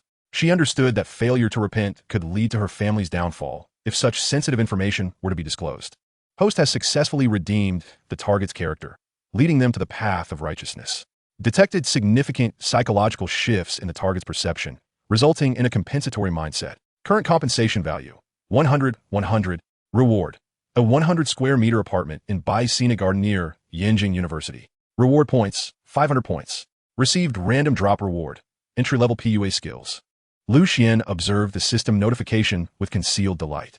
Initially, he had intended to rent an apartment outside, as he could no longer tolerate the repugnant atmosphere of the dormitory. To his astonishment, he received a complimentary apartment, situated conveniently near Yanjing University, in the Bai Scenic Garden, an area renowned for its security and serene environment. Even more unexpectedly, he had acquired PUA skills. This could prove advantageous in charming the ladies in the future, turning his endeavors into effortless triumphs.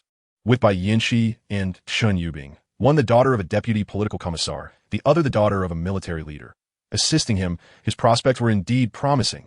He smirked wickedly, gently patting Bai Yinshi's cheek.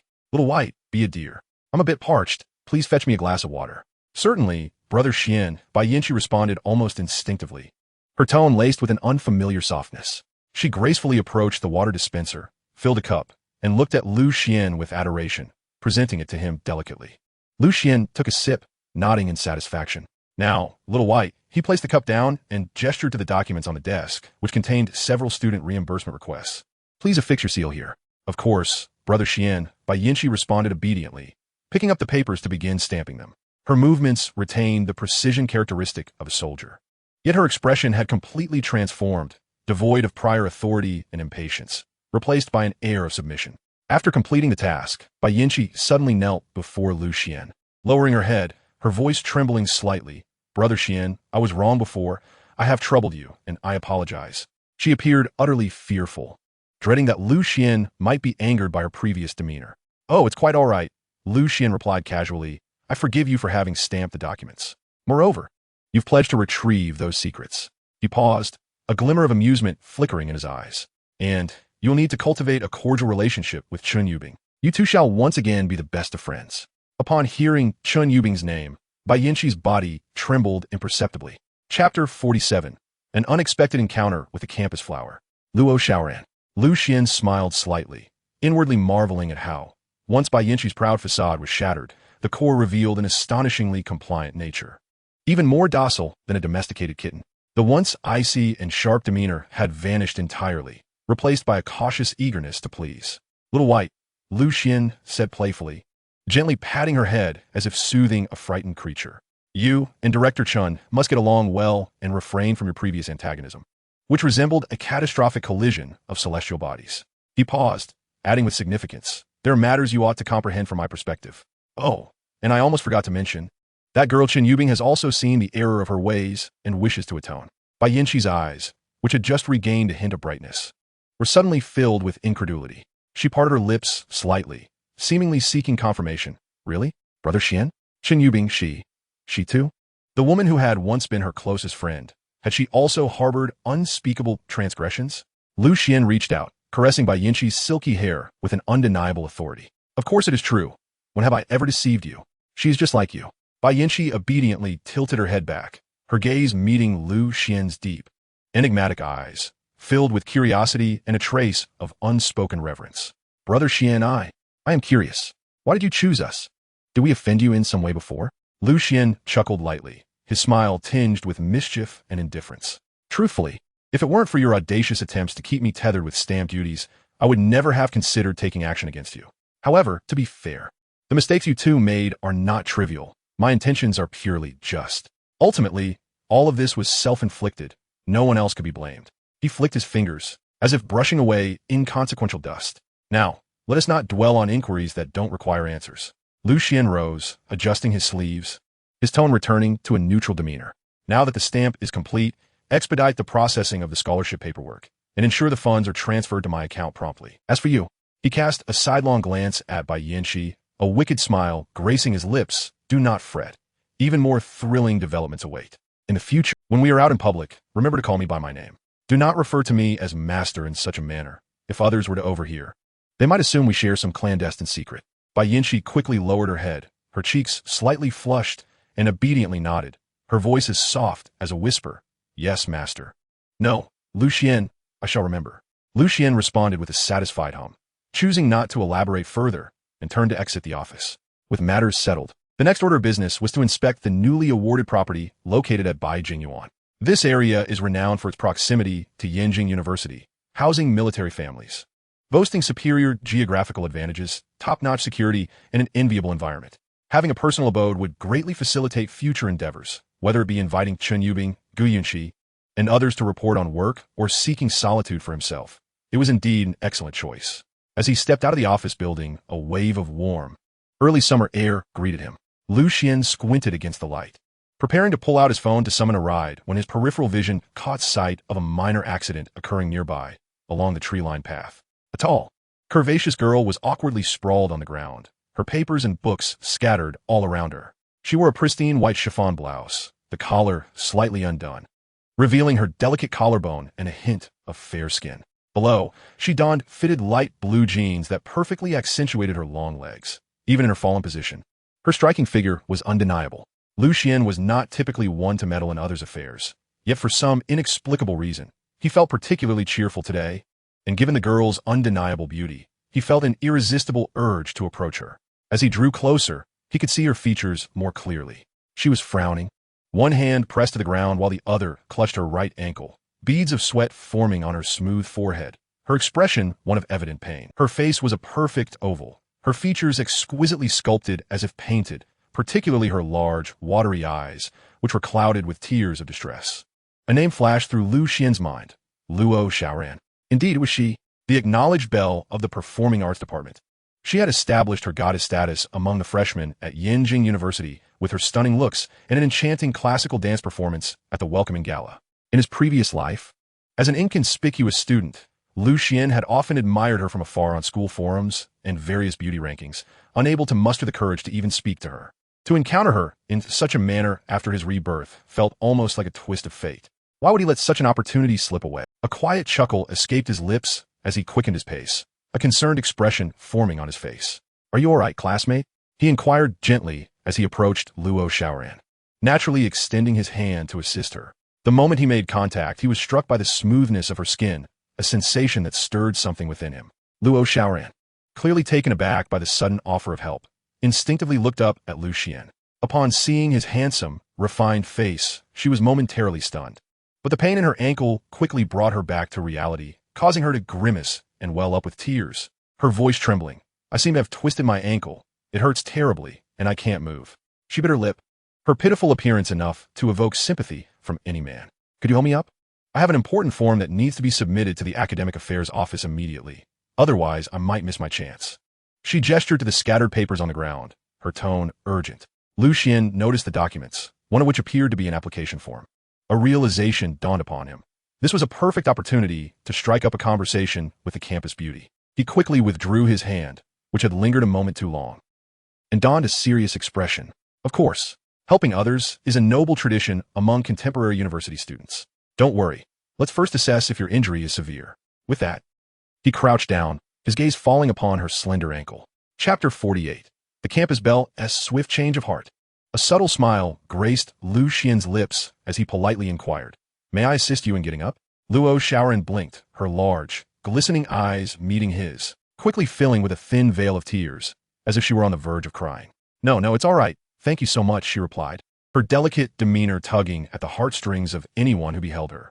With a gentle smile, Lu Xian extended his hand, lightly resting it on her arm.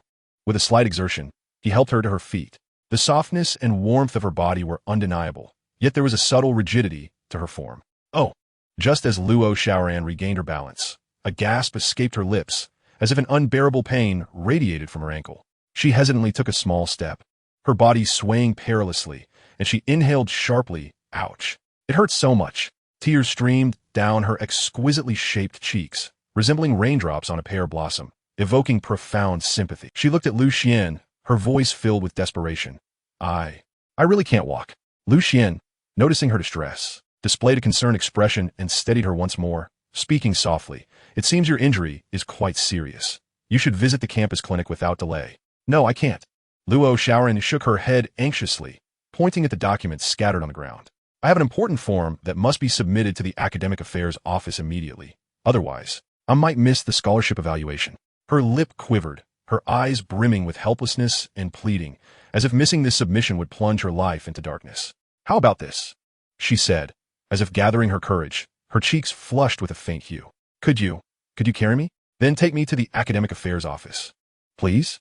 Her tear-filled eyes gazed at Lu Xian, resembling a frightened rabbit awaiting rescue. Lu Xian readily agreed. "Absolutely. Helping others is a commendable tradition among our contemporary university students." Before the words had fully left his mouth, he swiftly bent down, his left hand securely supporting the bend of her knee, while his right arm encircled her delicate waist. In a classic princess carry, he lifted her effortlessly. Her body, soft and fragrant, was accompanied by an almost imperceptible stiffness. However, just as Lu Xian prepared to step forward with Luo Xiaoran in his arms, she suddenly erupted. Classmate, what are you doing? Put me down," Luo Xiaoran shrieked, her voice piercing enough to echo across half the campus. Her previously pitiful expression transformed into one of sheer terror, as if Lu Xian were a fearsome beast. "Calm down," Lu Xian urged. "This is not inappropriate." She pressed her hands against Lu Xian's chest, seemingly pushing him away with all her might, yet the force was feather-light, resembling a flirtatious caress more than a genuine rejection. However, the expression on her face was exaggeratedly dramatic. Her eyes widened in humiliation and fury. In the next moment, an even more theatrical scene unfolded. Luo Xiaoran's tears burst forth like a dam breaking, flooding her face as she cried out in desperation, "Classmate, I implore you, spare me." "Oh, in broad daylight. How could you do such a thing? I merely asked you to take me to the academic affairs office. How could you treat me this way?" The sudden and dramatic turn of events even caused Lu Xian to raise an eyebrow slightly. He halted his steps, looking down at Luo Xiaoran, who was fully immersed in her performance, and he couldn't help but find it amusing. This little girl had quite the flair for theatrics. Had she truly chosen to provoke him? "Classmate," Lu Xian's voice remained calm, tinged with a hint of amusement. "What do you mean by that? Wasn't it you who asked me to carry you?" "What do you mean, carry me?" Luo Xiaoran seemed to hear the greatest of slanders, her voice rising sharply, filled with a sobbing tone, yet enunciating each word clearly. "Classmate, even if you are captivated by my beauty, you cannot resort to such despicable means to coerce me. I'm not the kind of girl who is easily swayed. I beg you spare me. Otherwise, I will call for help." A smirk of mockery curled at the corners of Lu Xian's lips as he decided not to engage in further banter, directly placing her firmly back on the ground. The instant her feet touched the ground, her previously injured ankle seemed to recover completely, allowing her to stand steadily without a trace of having twisted it just moments before. She even instinctively adjusted her posture, fearful that others might not recognize her resilience in the face of humiliation. But that was not the end. Luo Xiaoran's next actions would surely earn her an Oscar. Taking a deep breath, she displayed an expression of utter indignation, then grasped the collar of her chiffon blouse tightly. With a sharp rip, the fabric tore audibly. Luo Xiaoran had indeed ripped open her blouse, revealing the delicate edge of her light-colored undergarment and a larger expanse of her fair skin. Her decisive action and perfectly executed expression made it seem as if she had suffered some inhumane treatment and was now ready to martyr herself in protest against the atrocity. After completing this act, she staggered back 2 steps, one hand clutching the torn collar, the other trembling as she pointed at Lu Xian, her voice piercing. "You beast! You scoundrel!" Along the shaded path, a few curious students passing by had already been drawn in by the commotion, peering over with intrigue. Chapter 49. Does the department flower like to take advantage? Refund only? Lu Xian observed the dramatic scene unfolding before him, his lips twitching slightly. Did this young lady truly think she could play the fool, or did she believe all men in the world were destined to bow at her feet, allowing her to manipulate them at will? The audacity of her antics was refreshingly novel. Having lived 2 lifetimes, he had encountered all sorts of bizarre characters. Yet such a crude attempt at manipulation occurring with the department flower of Yinjing University was almost laughable. "Classmate, it's cold on the ground. Don't you think your performance is reaching its conclusion?" Lu Xian crossed his arms, watching her with a leisurely demeanor, his tone laced with unabashed mockery. Luo Xiaoran seemed taken aback by his reaction, her sobs ceasing abruptly, her expression of despair freezing in place. She then reacted like a cat whose tail had been stepped on, exclaiming, "What nonsense are you spouting? You did this to me and still dare to deny it? Everyone, come and see. This scoundrel assaulted me." Her cry drew the attention of the surrounding students, who were already curious, converging like cats sensing blood, pointing and whispering amongst themselves. "Oh, isn't that Luo Xiaoran from the drama department? What happened? Look at that guy. He seems decent looking, yet who would have thought? Luo Xiaoran is crying so heartbreakingly. Her collar is torn. She must have encountered a rogue." Listening to the murmurs around him, Lu Xian remained unfazed. He leisurely took out his phone, capturing a photograph of Luo Xiaoran's tear-streaked, pitiful face and the evidence she was so keen to display, the torn collar. Luo Xiaoran was momentarily stunned by his sudden action, only to become even more indignant. "You dare take a picture? Are you trying to threaten me? I assure you, I'm not afraid of you." "Don't be hasty, Luo the department flower." Lu Xian waved his phone with a meaningful smile playing on his lips. "I prefer to let the facts speak for themselves. Rest assured, shortly, you will be quite pleased to clarify what exactly transpired." He had no intention of engaging in further dialogue with a woman of her dramatic caliber. It was best left to the system to handle. Once the scandal broke, he was confident she would be compelled to divulge the truth. As expected, the system's notification chime echoed in his mind at the opportune moment. Ding! A new analyzable target detected. Scanning photo information. Target, Luo Xiaoran. Consequently, a series of data materialized in Lu Xian's consciousness. Name, Luo Xiaoran. Attractiveness, 94. Control value, 0. Measurements, 78, 62, 77. Height, 160 centimeters, weight, 48 kilograms. Lu Xian raised an eyebrow. A score of 94 in attractiveness indeed warranted the title of department flower. However, those measurements and that weight, goodness, she was far too slender, practically paper doll. As if a gust of wind could carry her away. How much effort must one exert to achieve such a figure? It was rather dull. Target evaluation. Comes from a well-off family, but has a penchant for taking advantage, deriving pleasure from minor gains, and possesses a strong sense of pride. Taking advantage? Lu Xian stroked his chin, piecing together her earlier performance, and began to form a clearer picture. It seemed this department flower was not as innocent as she appeared. Scandal successfully generated. Option 1. 3,000 yuan to exchange for a complete scandal package. Option 2. Blackmail voucher 1 to exchange for a complete scandal package. Only 3,000 yuan for scandal? Lu Xian smirked. Based on past experiences, such a low price indicated a relatively mild scandal, unlikely to create significant waves. However, even the smallest mosquito is still meat.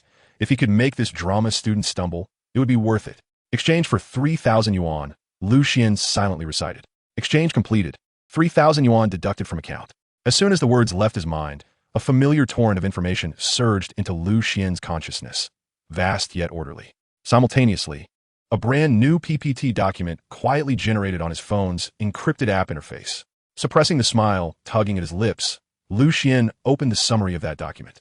Core details of the scandal. Luo Xiaoran, the department flower of Yinjing University S Drama Department, had a long-standing habit of exploiting online shopping platforms for refunds only.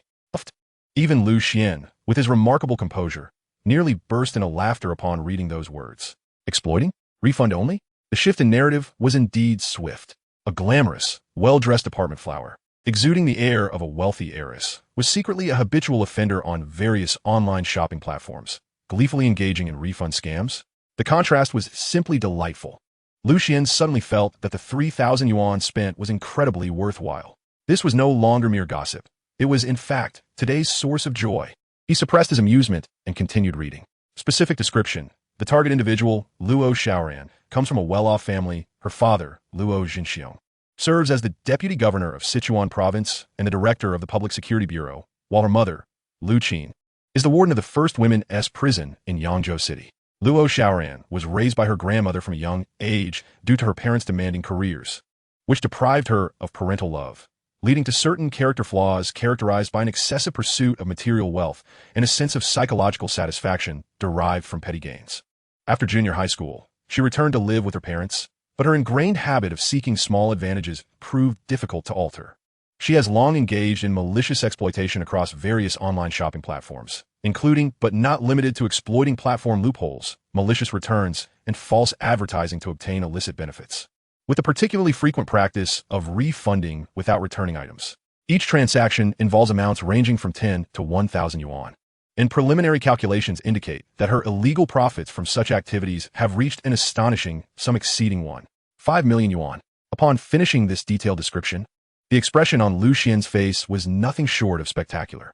He had previously thought that Bai Yinxi and Chen Yubing's backgrounds were already impressive, one the daughter of a deputy political commissar from the military region, the other the daughter of a military leader. He never anticipated that this Luo, the belle of the department, was even more formidable. With a father wielding substantial power as a deputy minister and a mother holding a significant position as a prison warden. How could such a privileged daughter of a prominent family engage in such disgraceful antics? Moreover, the scale of her actions was staggering, surpassing 150,000. If this were to come to light, not only would Luo Xiaoran be unable to remain at Yinjing University, but her parents would also face dire consequences. Truly, the world is vast and full of wonders. Lu Xian felt that today he had certainly opened his eyes. This was no mere penchant for petty theft. It was a clear manifestation of a warped personality and psychological abnormality. He eagerly opened the purportedly extensive PPT document, ready to revel in the illustrious exploits of this belle of the department. He was keen to discover what further surprises lay within. The surrounding chatter remained loud, with Luo Xiaoran still performing her victim role, but her sobs seemed lacking in strength and conviction. Lu Xian raised his head to behold Luo Xiaoran's tear-streaked face and suddenly thought that this belle deserved an Oscar for her performance. Chapter 50. Let us see who perishes first. Lu Xian surveyed the scene before him, a veritable epic display of deceit, and the joy he had derived from Bai Yinxi's presence was considerably diminished. Truly, the belle of the performing arts department, despite being only a freshman, exhibited acting skills rivaling seasoned veterans. Xuan scrolled through his phone screen and opened the hundreds of pages of the PPT. Good heavens. One glance was enough to shock him. The document was densely packed with various online shopping accounts registered under different phone numbers by Luo Xiaoran, Taobao, JD, Zixoa, and more. She dominated every platform. A rough count revealed at least 10 phone numbers. The shopping accounts linked to these numbers amounted to dozens. The PPT meticulously recorded each of her illustrious exploits, the order she had bled dry, the refund-only tactics she employed, all were beyond enumeration. Even more astonishing were the screenshots of her cordial negotiations with various merchants, as well as the blatant threats she issued when amicable discussions failed. The arrogance and hubris displayed in her conversations starkly contrasted with her current pitiful demeanor. Furthermore, this belle was a senior member of numerous groups dedicated to exploiting refunds and had even shared numerous practical tutorials on achieving 100 success with refund requests. Xuan flipped through the pages, feeling his scalp tingle at the sheer audacity of Luo Xiaoran's exploits in the realm of deceit. This was no simple pursuit of petty gains. It was a blatant attempt to drive merchants to ruin. He could easily imagine the plight of countless small business owners who had been left in dire straits, even facing bankruptcy, due to individuals like Luo Xiaoran. At this moment, a crowd of onlookers had gathered along the tree-lined path, each straining their necks to point and whisper, "Isn't that Luo Xiaoran from the Performing Arts Department? Why is she crying like that? Who is that guy beside her? He looks quite refined. Could he have done something?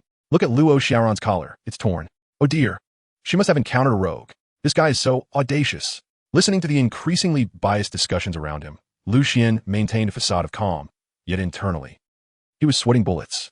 Had it not been for the system at his disposal, he feared he would find himself irreparably mired in this situation. One was a privileged belle, radiant and resplendent, while the other was an obscure student of humble means. It was evident who the public would believe.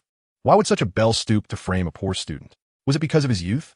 Because he appeared unkempt? There's a saying online, beauty is justice. Being so lovely means you must be right. In that case, he would undoubtedly find himself plastered on campus walls, subjected to a deluge of public scorn. And a new round of online bullying awaited him. The more Xuan pondered, the more he felt dread creeping in. He had been so careful to steer clear of Zhang Yining's pitfall, yet here he was tumbling into Luo Xiaoran's quagmire. Was it his fate to contend with such deceitful individuals throughout his life? Was there an unseen KPI for online bullying waiting for him to fulfill? Realizing this, Xuan understood he could no longer delay. Once this matter began to fester online, 3 people could create a tiger out of a rumor. And even if he produced irrefutable evidence later, he would likely be unable to silence the masses. His gaze towards Luo Xiaoran shifted from mere spectator to one of chilling resolve. That look was as sharp as an ice-forged blade, compelling and formidable. Luo Xiaoran, lost in her tragic performance, was squeezing out tears, preparing to further accuse Xuan of his supposed transgressions, when she suddenly felt an icy chill sweep over her. Instinctively, she looked up and locked eyes with Xuan's cold stare. That gaze was all too familiar. It bore the unmistakable weight of authority, akin to an overlord surveying mere ants, exuding an undeniable pressure mixed with a tinge of impatience and lethal intent. Such a gaze she had only ever sensed from her father when he was genuinely enraged, directed at his powerful colleagues. How could it manifest in an ordinary student? Luo Xiaoran's body trembled involuntarily. Her tear-wiping motion halted midair, and her sobs, like a duck with its throat constricted, fell abruptly silent. The air around them seemed to freeze in that moment. Xuan stepped forward, deliberately and unhurriedly, approaching Luo Xiaoran. With each step, her heart sank deeper. "Classmate Luo Xiaoran." Xuan's voice was low, yet carried an undeniable chill. "Is your Oscar-worthy performance not yet complete?" He paused momentarily, a hint of mockery lacing his tone. "That's enough. Let us call it day. I don't have the luxury of time to squander on idle chatter with you." Xuan's patience had evidently reached its limit. "I fail to comprehend your relentless attempts to frame me, or rather, to slander me. However, such matters have become inconsequential." With that, Xuan abruptly raised his phone. Its screen facing Luo Xiaoran, revealing a particular slide from a PowerPoint presentation. It unmistakably displayed one of her alternate accounts, along with a striking record of a refund order. Luo Xiaoran. Observed closely, Xuan fixed his cold gaze upon her. "What is this? Don't dare claim ignorance." His expression sharpened as he continued. "If you utter another word of pretense, I shall upload this entire multi-hundred-page PPT online, unaltered. Every major forum, every campus wall, every single one. A frigid smile curled at the corner of his mouth as he enunciated, "Let us see who meets their demise first." Chapter 51. The Anonymous Figure Behind the Scenes. The color drained from Luo Xiaoran's face, receding like the tide, transforming from a furious crimson to a ghastly pallor, culminating in an almost translucent gray. The large, tear-filled eyes that had brimmed with indignation now reflected sheer horror and disbelief, as if she had witnessed something more terrifying than a specter. The carefully curated facade of her victimhood crumbled in an instant. Her cries were abruptly stifled, reduced to faint, uncontrollable sobs. She reached out, trembling, attempting to grasp Lu Xian's phone, her lips quivering, yet not a word escaped her. "What is this? Do you not recognize it?" Lu Xian casually shook the phone. The harrowing records glaringly illuminated under the sunlight. "Luo Daxiua, which of these accounts does not belong to you? Which of your illustrious exploits requires my recollection?" With a delicate swipe of his finger, the screen transitioned to another page, showcasing an intense dispute between Luo Xiaoran and a small merchant over a mere refund. The chat logs revealed her brazen words and aggressive demeanor, starkly contrasting with the pitiful image she now portrayed. "No, that's not me." Luo Xiaoran's voice was barely a whisper, imbued with desperate struggle, yet her feeble defense crumbled under the weight of irrefutable evidence. She watched helplessly as Lu Xian scrolled further, each page striking her heart like a heavy hammer. Those covert actions she had presumed were untraceable, those manipulative tactics she had prided herself on, were now laid bare before the light of day by this man. This is you. Where did you obtain this?" At last, Luo Xiaoran could no longer maintain her composure. The accumulated dread surged forth like a breached dam, engulfing her entirely. She disregarded her image and the halo of a campus beauty, bursting into tears that were raw and heart-wrenching, her face smeared with snot and tears. The cries were no longer the earlier feigned sorrow, but rather genuine fear and despair. "Please delete this. I beg you. Otherwise, I am finished. I truly am," she pleaded incoherently, her hands clutching at Lu Xian's clothing as if it were her last lifeline. The surrounding students, who had previously been incensed and pointing fingers at Lu Xian, now stood in stunned silence. The plot had twisted too swiftly. One moment she was a victim of bullying, and the next she was clinging to her aggressor, begging for mercy. What is happening? What is wrong with Luo Xiaoran? What did that man show her? Why is she so terrified? Whispers of speculation began to shift, transforming from sympathy towards Luo Xiaoran into curiosity and confusion regarding the scene unfolding. Lu Xian gently shook off her grasp, his expression devoid of any compassion. "So now you realize the gravity of the situation? Where's that earlier bravado?" He looked down at Luo Xiaoran, now crumpled on the ground, his gaze lacking any trace of pity. For those who endeavored to drag him down, he harbored no kindness. "Speak." Lu Xian's voice was low but carried an undeniable weight. "What motivated you to trouble me? What do you gain from framing me?" Luo Xiaoran sobbed, struggling to catch her breath, her words coming out in fragmented gasps. "It was last night. Someone contacted me through Douyin. They claimed to be my fan and offered to send me 100 carnivals. They instructed me to meet you at this specific time, and then said you would harass me, filming it to tarnish your reputation."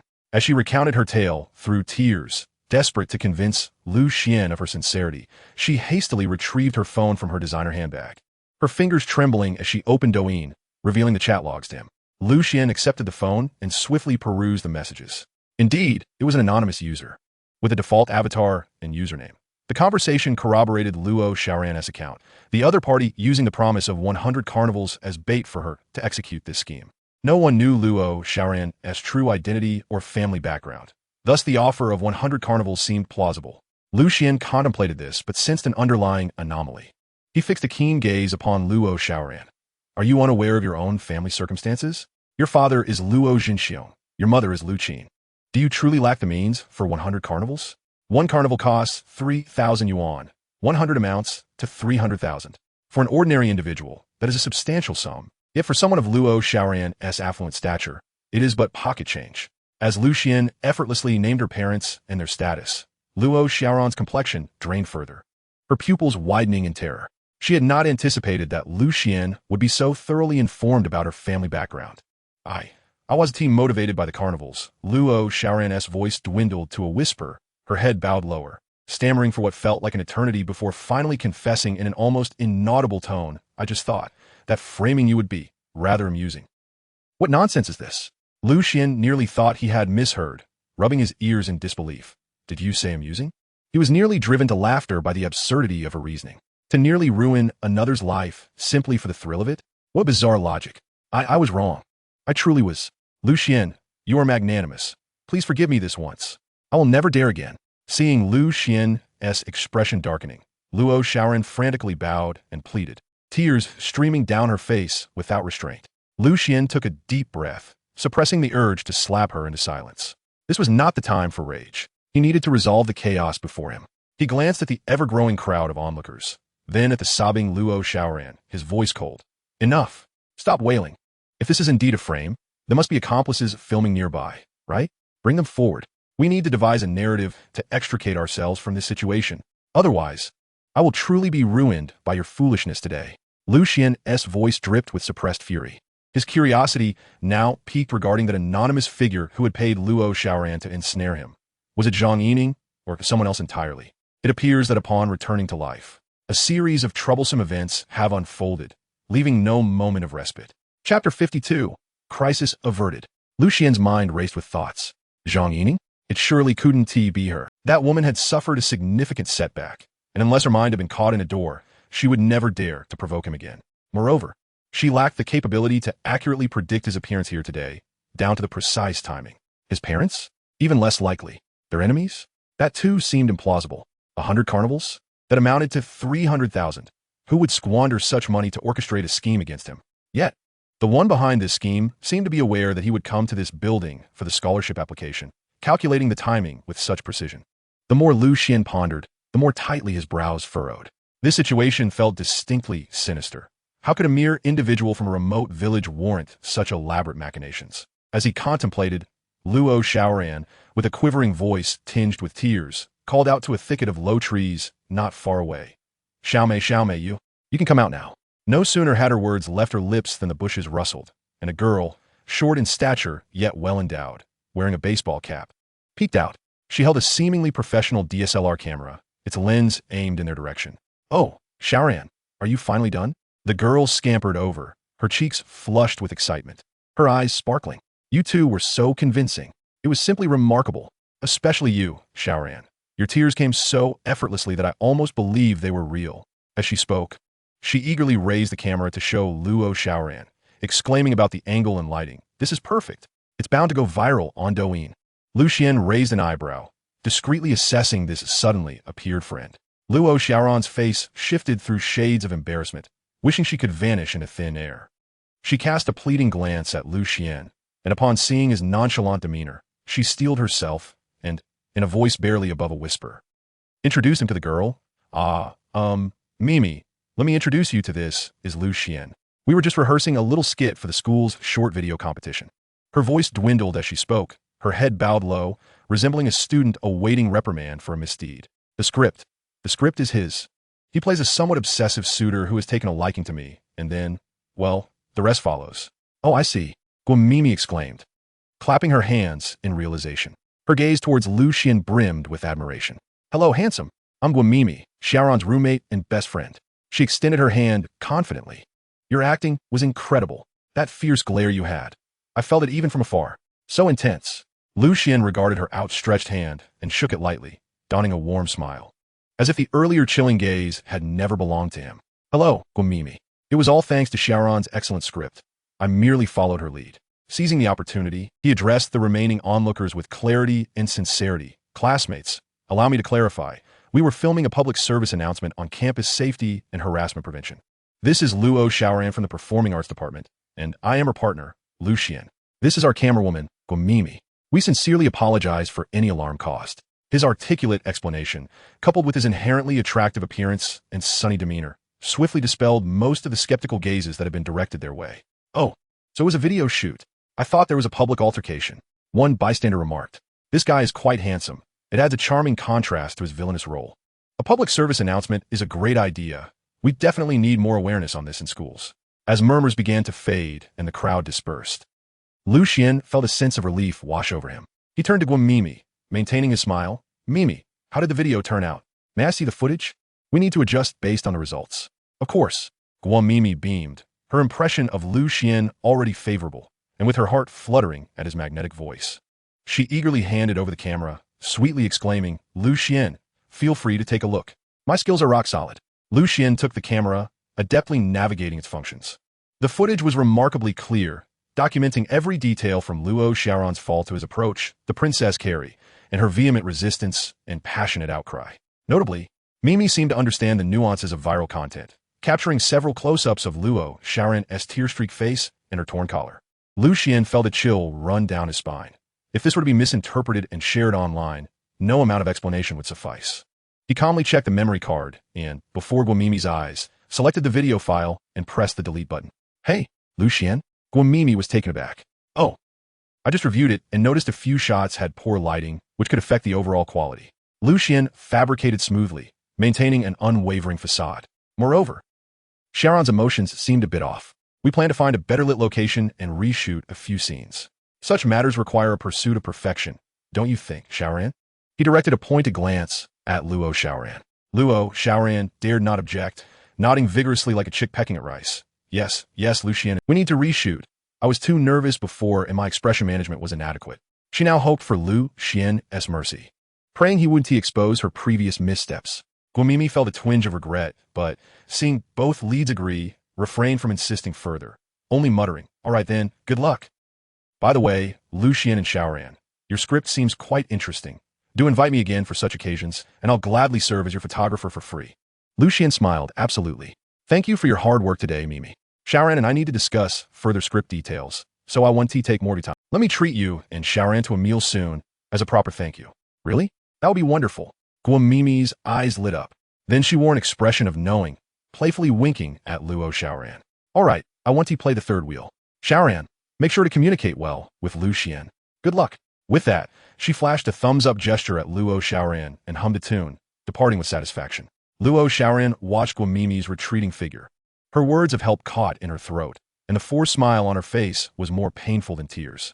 It wasn't until Guamimi's silhouette vanished at the end of the tree-lined path that the smile on Lucian's face receded like the tide, replaced by a chilling intensity. He turned, his deep-set eyes locking onto Luo Xiaoran with a piercing gaze, as if he intended to dissect her very essence. The air seemed to freeze in that moment, the summer cicadas chirping dulled beneath the weight of an invisible pressure. Luo Xiaoran felt a shiver run through her, unable to withstand his gaze, as the tears she had just stifled threatened to burst forth once more. Chapter 53. Luo Xiaoran's admission of guilt and apology at this moment. Luo Xiaoran's pallid visage resembled a wilted eggplant, as if touched by the autumn frost, devoid of the earlier arrogance and grievance. Trembling, her gaze flitted away, daring not to meet Lu Xian's penetrating eyes, which seemed capable of discerning the very depths of her soul. Lucian, I was wrong. I truly was. You see, the misunderstanding has been resolved. Guamimi has left, so perhaps I should take my leave now? Her voice was as faint as a mosquito's buzz, laced with a pronounced nasal tone, her feet already taking timid steps backward, exuding the demeanor of a creature ready to flee at any moment. Take your leave? Lucian's lips curled into a smile that was more sinister than mirthful, a grin that, to Luo Xiaoran, was more terrifying than a devil's sneer. Luo, the belle of the department, your ability to turn your back on people is truly swifter than the turning of a page. Whatever happened to that fervor to see me imprisoned, to ruin my reputation? He stepped forward leisurely, prompting Luo Xiaoran to recoil like a startled rabbit. What do you intend to do? Her voice quivered with a hint of desperation, tears welling in her eyes once more. I warn you, do not act recklessly. My father is Luo Zhenxiong. Oh, Luo Zhenxiong? Lucian raised an eyebrow, a playful lilt in his tone. The vice governor and director of the Public Security Bureau. Such a position of authority you boast. Just imagine, if Vice Governor Luo were to discover that his precious daughter is not only a habitual scammer at Yenjing University, but also a commercial prodigy adept at exploiting loopholes. What expression would he wear? No, please no, Luo Xiaoran shrieked. Her hands clasped tightly over her ears, as if that could shield her from the terrifying words escaping Lucian's lips. Her entire being trembled, her complexion as pale as parchment. I beg you, Lucian, I implore you, do not speak of this. Please do not let it be known. I will do anything you ask, just spare me from exposing these truths. Anything? Lucian's smile deepened, though it failed to reach his eyes, which shimmered with a chilling detachment. This place is rather tranquil. He chuckled softly, inching closer as Luo Xiaoran retreated, until her back pressed against a sturdy phoenix tree, leaving her no avenue of escape. Lucian, what do you truly desire? The despair in her voice was palpable, as she felt the undeniable pressure emanating from him. akin to a hunter's gaze fixated upon its prey, sending shivers down her spine. What do I desire? Lucian reached out, gently tilting her chin upwards to force her to meet his gaze, his deep-set eyes glinting with an icy light. Did you not perform quite passionately just moments ago? Crying, tearing at your clothes, and shouting accusations of impropriety. Tell me, should I choose to act upon you now and disseminate these incriminating evidences online? Accompanied by a video of your splendid performance, who do you suppose the public would believe? Luo Xiaoran's pupils constricted sharply, dread inundating her like a relentless tide. She yearned to scream, to cry out for help, yet her throat felt constricted by an invisible hand, rendering her voiceless. She harbored no doubt that should she dare to vocalize her fears, Lucian would undoubtedly follow through on his threats. In that moment, her reputation would be utterly obliterated, and her family, her parents, would be dragged into an irretrievable abyss. And no, please, I understand my mistakes. Tears streamed down her cheeks like pearls detached from a broken string as she pleaded incoherently. Lucian, no, brother Lucian, I beseech you, grant me this one mercy. I shall never dare again. I would serve you like a beast of burden. Oh, a beast of burden? Lucian scoffed lightly, running his fingers along her smooth chin, the frigid touch making her tremble further. What could a delicate creature like you possibly do as a beast of burden? Enough with the jesting. I have serious matters to discuss with you. He paused, his expression turning sharp.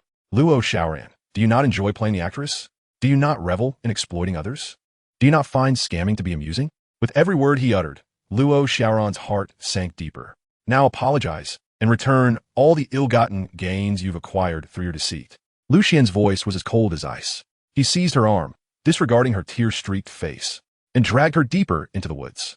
There is no one here. Apologize. Offer your regrets to those merchants you have exploited. Hurry and return the stolen funds. Lucian raised his phone, beginning to record. Luo Xiaoran lowered her head, stammering, I apologize, esteemed merchants. It is all my fault. I shall never dare again.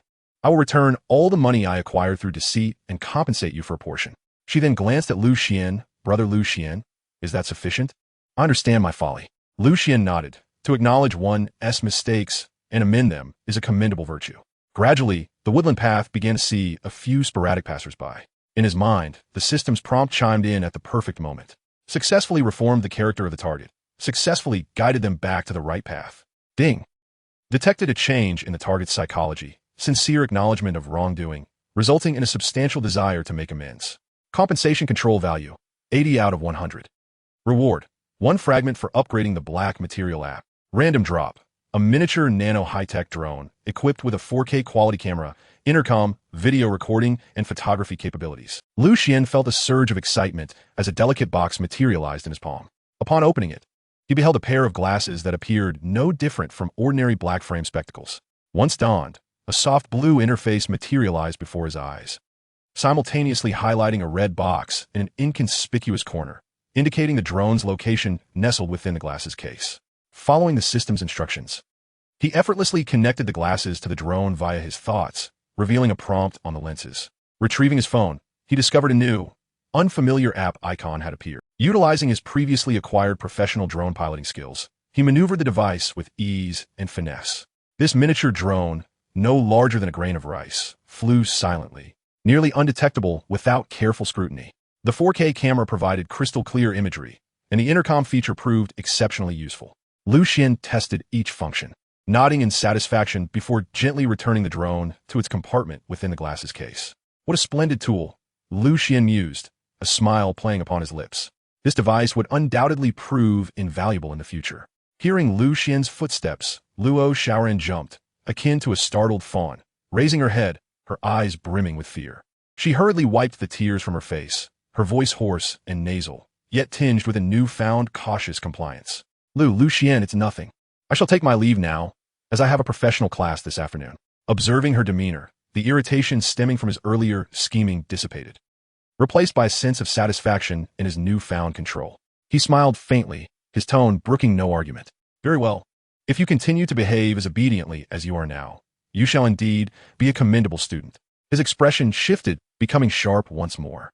There is one more matter I wish to entrust to you. Upon returning, devise a method to draw out the puppet master behind your involvement in this performance. Simply inform him that the video has been completed and inquire about the timing and location of the transaction, which you will determine. At these words, Luo Xiaoran stiffened momentarily, Yet this time, she hesitated not at all, vigorously nodding her head, her voice tinged with a barely perceptible tremor. I understand, Brother Lucien. I will certainly, without fail, handle this. Observing her submissive demeanor, Lucien expressed his satisfaction with a curt nod. He was eager to discern the identity of the shadowy figure lurking in the darkness. Chapter 54. A Reunion with Zhao Mingqi. As Lucien settled into the car and ignited the engine, his brows remained knitted in concern. The sensation of being covertly watched and manipulated cloaked him like an invisible net, rendering him quite uneasy. Who, indeed, was orchestrating this elaborate scheme against him?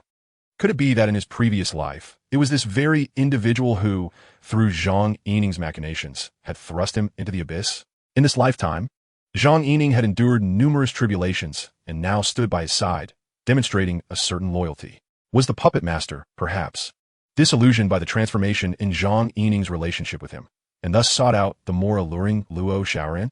Contemplating this, Lucien took up his phone and sent Zhang Yining a succinct message, inquiring if any unfamiliar individuals had recently attempted to contact her online, ostensibly to pry into his affairs.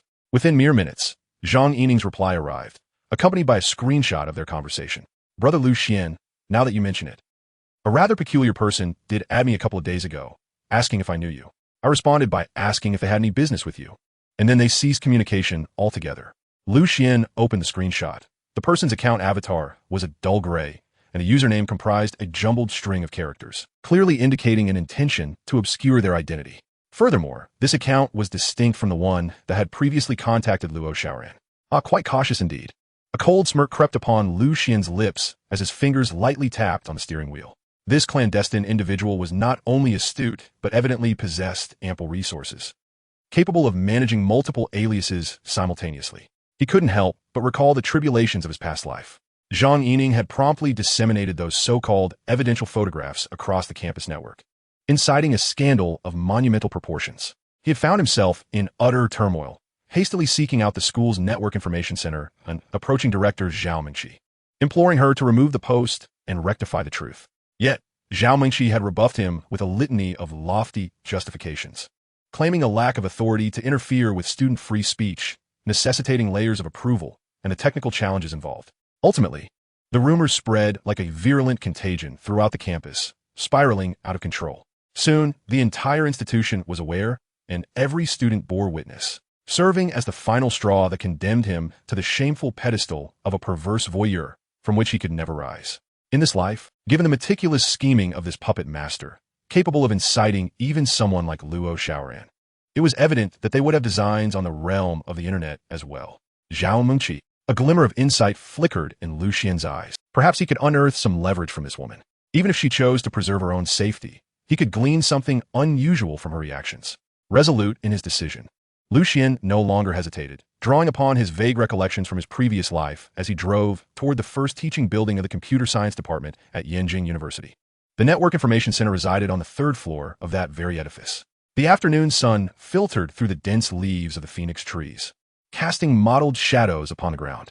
The computer science building exuded a more solemn and tranquil atmosphere compared to the performing arts department. Lucien parked his vehicle and strode directly inside. Within the corridor, students occasionally hurried by, clutching laptops and exuding a sense of urgency. On the third floor, the Network Information Center awaited. Lucien inhaled deeply, steeling his nerves before raising his hand to rap lightly on the door. Come in.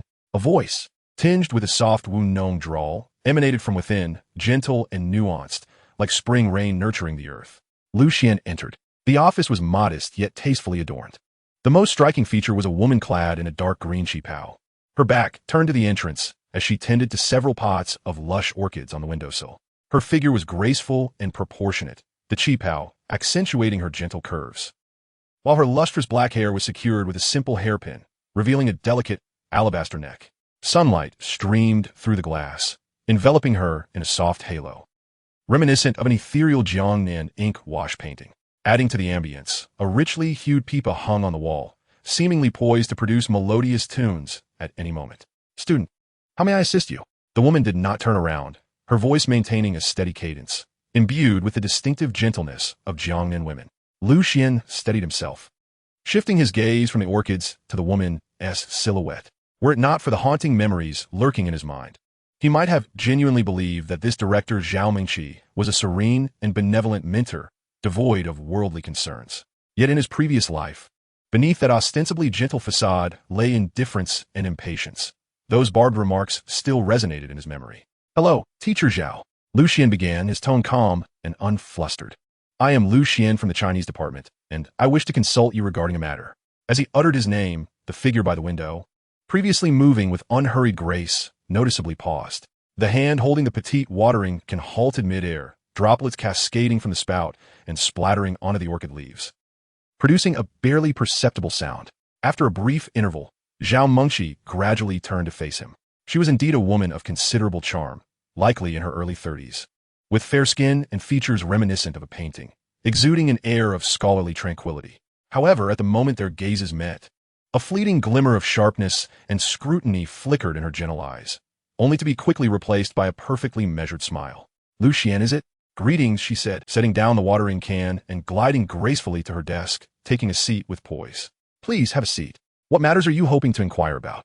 Her voice retained its soothing quality, as though the brief moment of strangeness had merely been a figment of Lu Xian's imagination. A cold chuckle echoed within Lu Xian. Yet his exterior remained impassive as he pulled out a chair and sat down. "Teacher Zhao, it is as follows. Recently, there have been some rather inappropriate remarks circulating on the school forum concerning the privacy of certain students. I wish to understand whether the Network Information Center has any effective mechanisms in place to address such situations, or if it can assist in tracing the malicious sources of these anonymous rumors." His words, though diplomatically phrased, struck at the core of the issue. He was eager to see what kind of evasive rhetoric this director Zhao would employ to handle his inquiry. Chapter 55. Still evading and dismissing. Zhao Mengqi smiled, her expression akin to the orchids she meticulously tended, elegant yet tinged with a hint of aloofness. She lifted the celadone teacup from her desk and took a measured sip, her actions deliberate and unhurried, her voice still imbued with that soft wound-known lilt. "Lu Xian, as you mentioned, these remarks pertain to the privacy of students.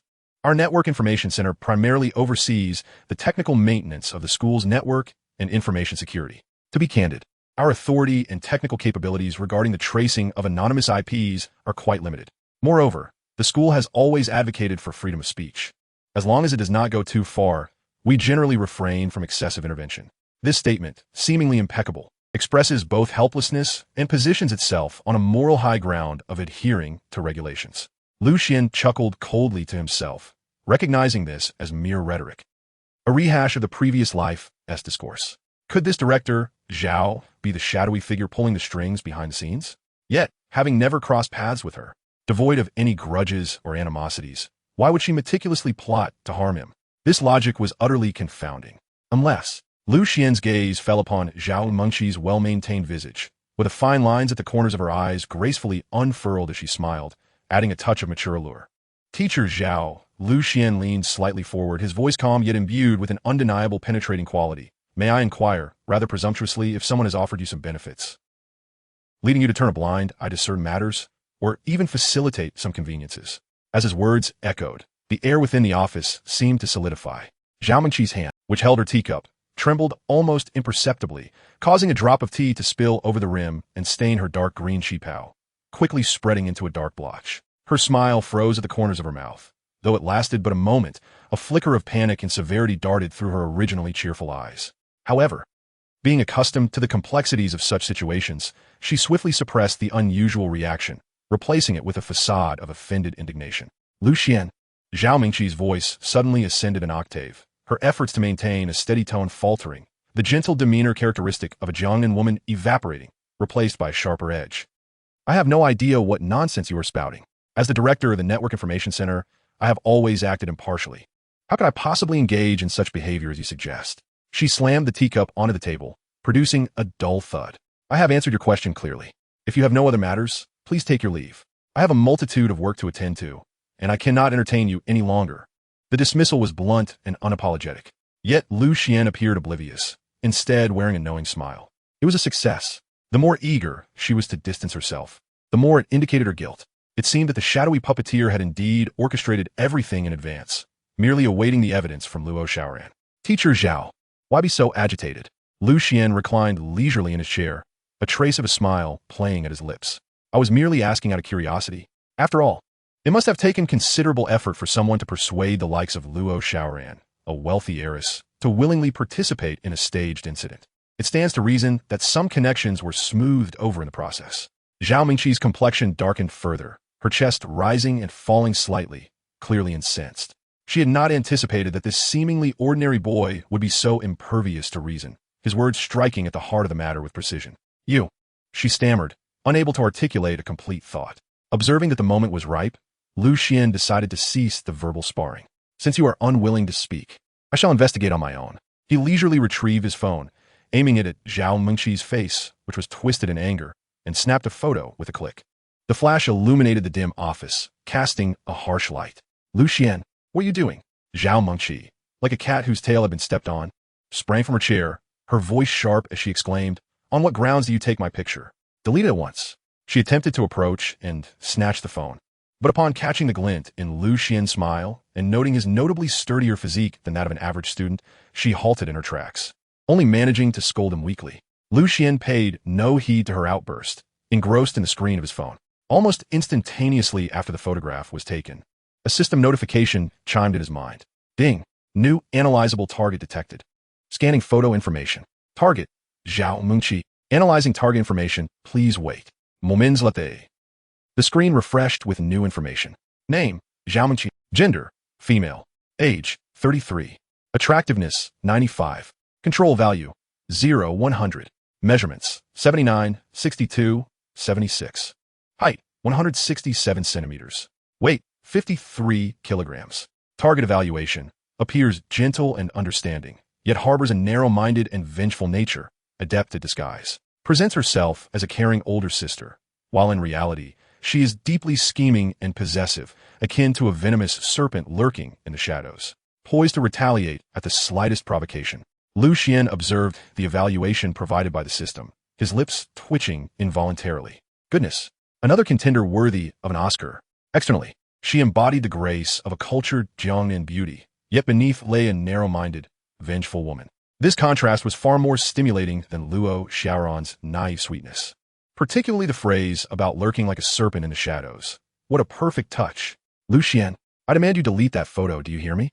Zhao Mingqi, witnessing Lu Xian fiddling with his phone, was seething, her chest heaving with rage, the fabric of her dark green qipao straining against her figure, accentuating her mature curves. Lu Xian raised his head, retracting his phone into his pocket, donning an innocent smile. Teacher Zhao, please do not be upset. I simply found your qipao today to be particularly elegant and couldn't resist capturing a memento. Rest assured, I shall not circulate the photo indiscriminately. You, Zhao Mingqi was so incensed by his brazen demeanor that she nearly choked on her own words, her finger trembling as she pointed at Lu Xian. You are shameless. Thank you for the compliment, Teacher Zhao. Lu Xian smiled slightly, rising from his seat. Since you are busy with official duties, I shall not intrude further. However, I would advise you to tread carefully in murky waters. Otherwise, should you find yourself in over your head, the outcome may not be pleasant. With that, he turned away, striding leisurely out of the office, not once glancing back at Zhao Mingqi's ashen face. It was only when Lu Xian's footsteps faded entirely from the corridor that Zhao Mingqi, as if drained of all energy, slumped back into her chair. Grasping the teacup on the table, she attempted to sip water to steady her nerves, only to find her hand trembling violently, spilling tea across the desk. Little bastard, you wretched brat, Zhao Mingqi muttered under her breath, her gaze darkened, stripped of the earlier gentleness. She pulled out her phone, her fingers flying across the screen as she initiated a voice call. Hello, it seems something is amiss. She spoke in a hushed tone, laced with an undercurrent of barely concealed panic and resentment. Chapter 56, Hit and Run. Lu Xian did not leave immediately. He lurked outside the door like a seasoned hunter, patiently waiting. The creation of scandal required a measure of time, and this interval was perfect for validating certain suspicions brewing in his mind. A faint smile lingered on his lips as his ears, like radar, captured every subtle sound from within the office. As expected, no sooner had he departed than a faint rustling echoed from inside. Zhao Mingqi's vigilance proved to be even lower than he had anticipated, or rather, she was presently in a state of utter disarray, desperately seeking guidance. Click! The door lock emitted a faint sound. Lu Xian swiftly darted into the shadows at the entrance of a vacant office next door, resembling a stealthy cat, revealing only his keen eyes as he fixated on the door of Zhao Mingqi's office. He observed as the door cracked open, and her well-maintained, charming visage peeked out. cautiously surveying her surroundings. Noticing the corridor was deserted, she exhaled a sigh of relief and quickly retreated, slamming the door shut with a decisive bang. Locking it from the inside. Ah, the cunning old fox. Are you finally reaching out to your superior? Xuan thought to himself with a cold smirk, as he nimbly crept back to the doorway of Zhao Mengqi's office, pressing his ear against the cold door panel. Unfortunately, the soundproofing of the door was surprisingly effective. Her voice inside was muffled and intermittent, rendering it impossible to discern her words. It seemed I must enlist my drone's assistance, Xuan mused inwardly. With a mere thought, he retrieved a diminutive, high-tech micro-drone from the inconspicuous compartment of his eyeglass case. This device was truly a marvel for eavesdropping and clandestine photography. The drone transformed into a nearly invisible glimmer, silently slipping through the minute gap beneath the door, and deftly ascending to a concealed spot beneath the leaves of a potted plant in the office. Its camera aimed precisely at Zhao Mengqi, who stood with her back to the entrance. One hand pressed her phone tightly against her ear, while the other anxiously covered the microphone. Her voice low yet tinged with agitation and unease, unmistakably transmitted through the drone's faint audio. That Xuan actually found me. Yes, it's him. Zhao Mengqi's voice quivered slightly with barely concealed panic, and she added, and it's already afternoon. That Luo Shaoran you mentioned has yet to show up. Where is she? It appeared the person on the other end of the line had said something, prompting Zhao Mengqi to hasten her speech. I've already deployed the trending keywords in the back end. As soon as Luo Shaoran posts, I can make her a hot topic on the campus network. Everyone will see it. She paused, seemingly awaiting instructions from the other party, before raising her voice in irritation. What you said has nothing to do with me. I've done everything I can. Besides, when Xuan came earlier, I assure you, I left no traces. I dismissed him with just a few casual words. He definitely didn't tease suspect anything.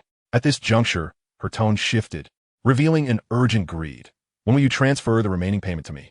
And you promised me that my mother must have surgery tonight at the central hospital. This matter cannot be delayed any longer. However, it seemed the response from the other end was unacceptable to her, as Zhao Mengqi's voice suddenly sharpened. What did you say? We have to wait for results before anything can be done? That is not what you said before. You only mentioned I needed to follow your instructions. You never stipulated that results were necessary. Her voice trembled with anger and disbelief. You are breaking your word. Do you think I want to expose everything to Xuan right now? Let him come and trouble you. Beep, beep, beep. The response was a chilling, busy tone. The other party had abruptly hung up. Zhao Mengqi let out a scream, stifled to the extreme, as her normally serene and graceful face contorted with rage, losing the carefully maintained facade of composure. She abruptly turned and violently swept the potted orchid she had meticulously cared for off the windowsill. Crash! The precious purple clay pot shattered, scattering vibrant green orchid leaves and damp soil across the floor in a chaotic mess. How dare you deceive me? You all dare to deceive me. Zhao Mengqi trembled with fury, her emerald green qipao accentuating her curvaceous figure, now rising and falling with her labored breaths. She collapsed into a chair, her eyes filled with resentment and a hint of despair. Xuan, observing everything through the drone, wore a cold smirk that hinted at his control over the situation. Is this all it takes to break her composure? The real spectacle is yet to come.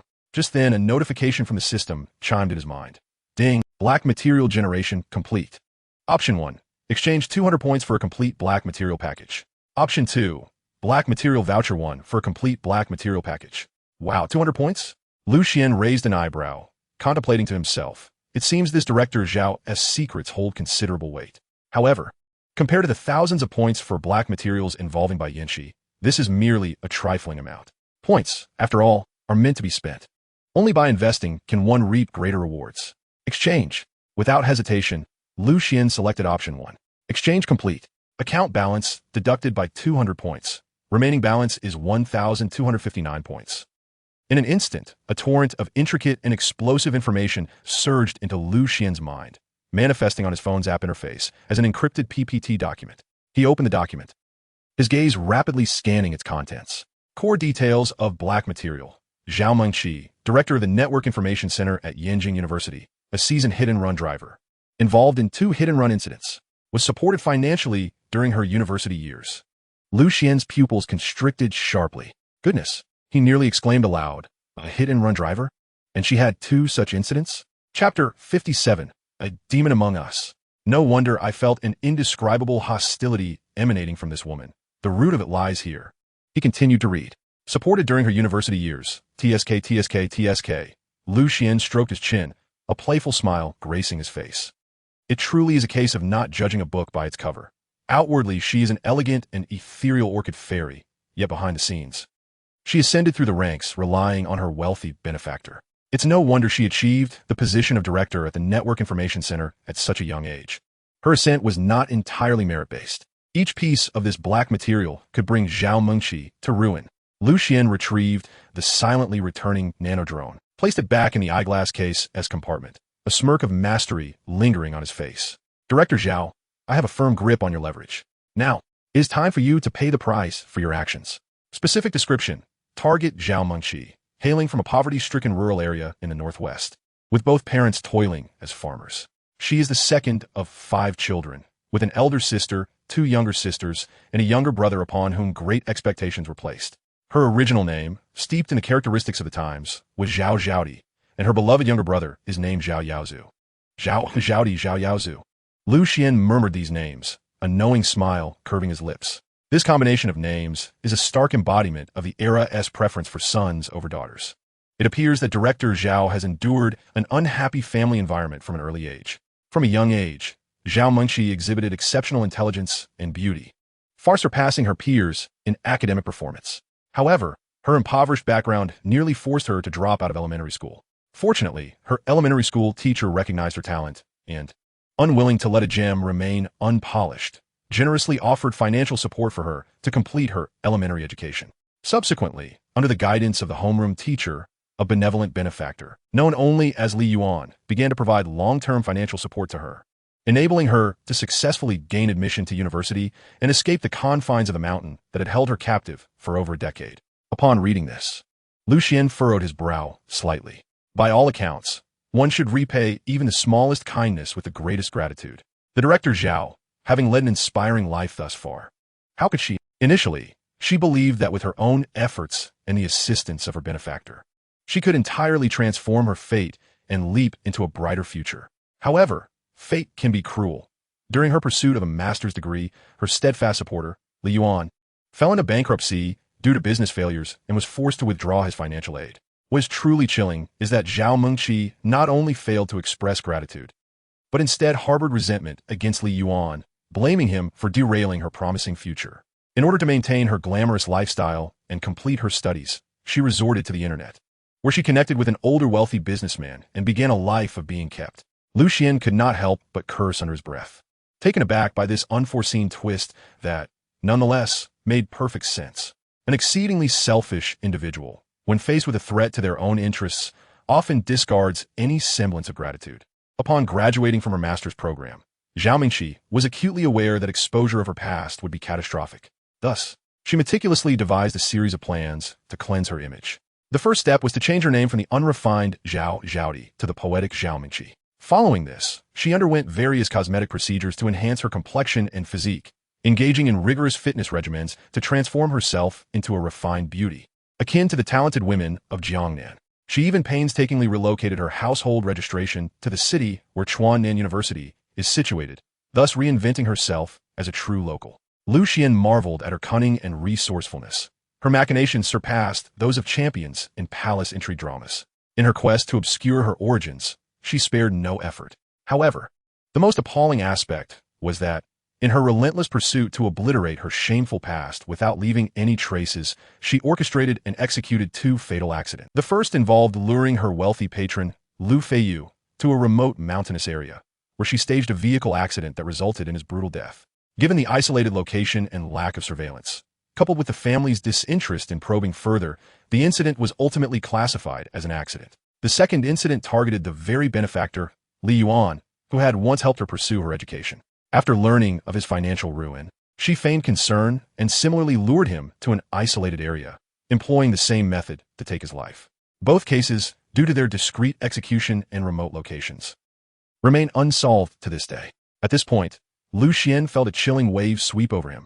Is this still human? He gasped, reflecting that while he had previously found the schemes of Luo Shaoran distasteful, they paled in comparison to director Zhao's actions. This was not merely moral decay. It was a manifestation of sociopathic personality, a true demon cloaked in human skin.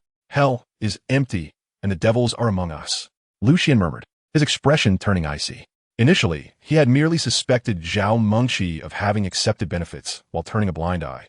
Now, it was evident that she had blood on her hands. Moreover, one of the victims was her benefactor. To conceal her origins from the mountains, to fabricate her so-called cultured lineage, could she truly bring herself to murder her benefactor? What kind of heart is so black, so hardened? Suddenly, he recalled the footage captured by the drone, where Zhao Mengqi bargained with the puppet master regarding her mother's surgery. It now seemed likely that her facade of a devoted daughter was merely a carefully orchestrated performance. How deep could her feelings for her mother be if she could so readily extinguish the life of her benefactor? Most likely, it was all in service of crafting her own image of filial piety. He inhaled deeply, forcing himself to regain composure as he continued to flip through the presentation. The subsequent content was even more alarming. The evidence was voluminous, exceeding 200 pages. It contained detailed records of receipts for tuition paid by her elementary school homeroom teacher, bank transfer records for every scholarship received from her benefactor, and even daily allowances documented through transfer receipts, all meticulously traceable. Furthermore, there were extensive records of the large transfers made by the wealthy businessman during the time he supported Zhao Mengqi, including luxury purchases and hotel stays at various five-star establishments, complete with specific dates and room numbers. The most critical evidence was the scanned copy of Zhao Mengqi's household registration, reflecting her original name, Zhao Zhaodi, as well as all official documents detailing her name change, relocation of residence, and identity fabrication. The final nail in the coffin was 2 video clips. One clip featured a reconnaissance satellite capturing clear footage from various angles many years ago, depicting Zhao Mengqi behind the wheel, crashing another vehicle off a winding mountain road. The other clip mirrored the first, with only the location and victim changed. The system was remarkable. Lucian silently commended its capabilities. Such cold cases, occurring in remote areas with scant surveillance, would likely have remained buried forever without the system's vast resources. All the evidence was interconnected, forming a complete chain strong enough to imprison her for life. With a long exhale, Lucian released a breath of disbelief, struggling to process the shock. However, he quickly regained his composure. Zhao Mengqi certainly deserved punishment, but now was not the time to act against her. She was merely a pawn in a greater game. The true puppet master orchestrating these events remained hidden. Zhao Director, your trove of dark secrets has indeed presented me with a splendid gift. A sardonic smile crept across Lucian's lips as he contemplated how to utilize her to lure out the bigger fish behind the scenes. He tucked his phone away, his eyes glinting with cunning ambition. When the time comes, all accounts, old and new, will be settled. No one will escape. Chapter 58, The Frantic Zhao Mengqi. This time, Lucian could not even be bothered to knock. Bang! The loud crash echoed as he kicked open the aged wooden door of the office, shattering the lock and sending splinters flying. The pitiful door slammed against the wall before limply bouncing back, swaying precariously in place. Inside the office, Zhao Mengqi, who had just been fuming after a phone call, was abruptly cut off, had knocked over a potted orchid in her frustration. She clutched her chest, gasping for breath as she attempted to quell her rage and anxiety about the future. The sudden loud noise startled her, causing her to nearly leap from her chair. She instinctively screamed, covering her ears with her hands and shutting her eyes tightly, resembling a frightened rabbit. As Lucian entered, his gaze swept over the scattered shards of pottery and soil before finally settling on the still-shaken Zhao Mengqi. A mocking smile crept onto his lips. Director Zhao, surely such a minor commotion shouldn't rattle you so? His voice was calm, yet filled with an air of omniscience. As he continued languidly, I would have thought that given your past experiences, your courage would be exceptional, your heart as solid as a rock. Why then, do you appear as a startled bird now? Upon recognizing Lucian's voice, Zhao Mengqi gradually regained her composure, slowly opening her eyes and lowering her hands. Upon recognizing the intruder as the reappearing Lucian, who had entered in such a brazen manner, her face, twisted with anger and alarm, was instantly veiled by a frost of indignation. She inhaled deeply, suppressing the turmoil within her, striving to maintain the authority befitting her position as the director of the information center. With a sharp tone, she declared, Lucian, what do you intend to do? Are you aware of the nature of your actions at this moment? Rising abruptly from her chair, she pointed to the damaged door, her voice piercing. You are deliberately vandalizing school property. You will be held liable for the damages. Furthermore, I will promptly report your behavior to your advisor, and the school will undoubtedly impose severe penalties upon you. As she spoke, she advanced toward Lucian, attempting to overwhelm him with her presence. The dark green qipao she wore swayed with her hurried movements, yet at this moment, it failed to convey even a hint of her usual grace and elegance. Observing her feigned bravado, Xuan regarded her as one would a poorly executed one-man show, a devilish smile deepening upon his countenance. As if oblivious to Zhao Mengqi's threats, he leisurely withdrew his phone from his pocket, idly playing with it between his fingers. Compensation? Disciplinary action? He chuckled softly, shaking his head. Director Zhao, let us discuss something else first, shall we? Perhaps an old acquaintance? He paused, locking his gaze onto Zhao Mengqi's eyes, and in a deliberate tone, he asked, Director Zhao, do you remember the name Li Yuan? The color drained from her face in an instant, her pupils constricting sharply, her body swaying imperceptibly. The eyes that had just moments ago exhibited fury and authority were now filled with unmasked shock and fear. She opened her mouth, but her throat felt constricted by an invisible hand, rendering her voiceless. After several agonizing seconds, she forced a smile that was more grotesque than one of tears, her gaze flickering, too afraid to meet Xuan's. Who are you referring to? I don't know anyone named Li Yuan. Her voice was dry and hoarse, trembling with evident trepidation. Xuan, I see that you are young, and this is your first offense. I shall not pursue this matter further. You may leave now, and I assure you, I will not inform your advisor about today's incident. She desperately sought to dismiss Xuan, even disregarding the damaged door. You needn't worry about the door. I want to report you for disciplinary action. Just go. Oh, you don't recognize him? Xuan raised an eyebrow, his smile growing ever more mischievous. He stepped closer, the distance between them evaporating, enabling him to discern the fine beads of sweat forming on Zhao Mengqi's forehead and the unmistakable terror lurking in her eyes. Lowering his voice to a conspiratorial whisper, laced with an unsettling chill, he continued, if you don't know Li Yuan, then surely you must have some recollection of Zhao Zhaodi, correct? The name Zhao Zhaodi thundered through Zhao Mengqi's mind like a cataclysm. If Li Yuan had merely posed a lethal threat, the name Zhao Zhaodi, buried deep within her memory and cloaked in layers of lies and deceit, shattered her psychological defenses entirely. No. Zhao Mengqi stumbled back, colliding heavily with the cold wall, the sound echoing dully. She gazed at Xuan in sheer terror, as if confronting a demon risen from the depths of hell. What nonsense are you spouting? Who is Zhao Zhaodi? I don't know her. I don't know anyone. She screamed hysterically, flailing her arms in a futile attempt to banish the nightmare before her. Get out. Get out this instant. I have so much work to do. You must leave. In that moment, the once graceful and poised Zhao Mengqi bore no resemblance to the cultured beauty of Jiangnan. Her hair was disheveled, the neckline of her qipao askew from her frantic gestures, her face streaked with tears, her expression twisted in madness, resembling a woman completely unhinged. Xuan observed her disheveled state with an unsettling sense of satisfaction. He advanced 2 steps closer, nearly face to face with Zhao Mengqi, his deep-set eyes glinting with a cold and cruel light. Ah, what a pity. Truly a pity. Xuan shook his head, his tone dripping with unabashed mockery. Since you no longer recognize your birth name, Zhao Zhaodi, given to you by the very parents who raised you, surely you must remember Lu Feiyu, the one who elevated you to a life of luxury and prominence, right? Xuan's expression was a masterful display of delight, akin to a cat toying with a mouse, his gaze exuding a sense of omnipotence that stripped Zhao Mengqi of her last vestiges of dignity and pretense. This left her feeling utterly humiliated and engulfed in despair. No, I don't know. I know nothing. Zhao Mengqi finally unraveled. Her hands clamped over her ears as she shook her head violently, as if she could expel the terrifying names and memories from her mind. Her meticulously arranged hair was now a chaotic mess, damp strands clinging to her pale cheeks, amplifying her current state of disarray and frenzy. I don't know what you're talking about. I can't hear you. I hear nothing.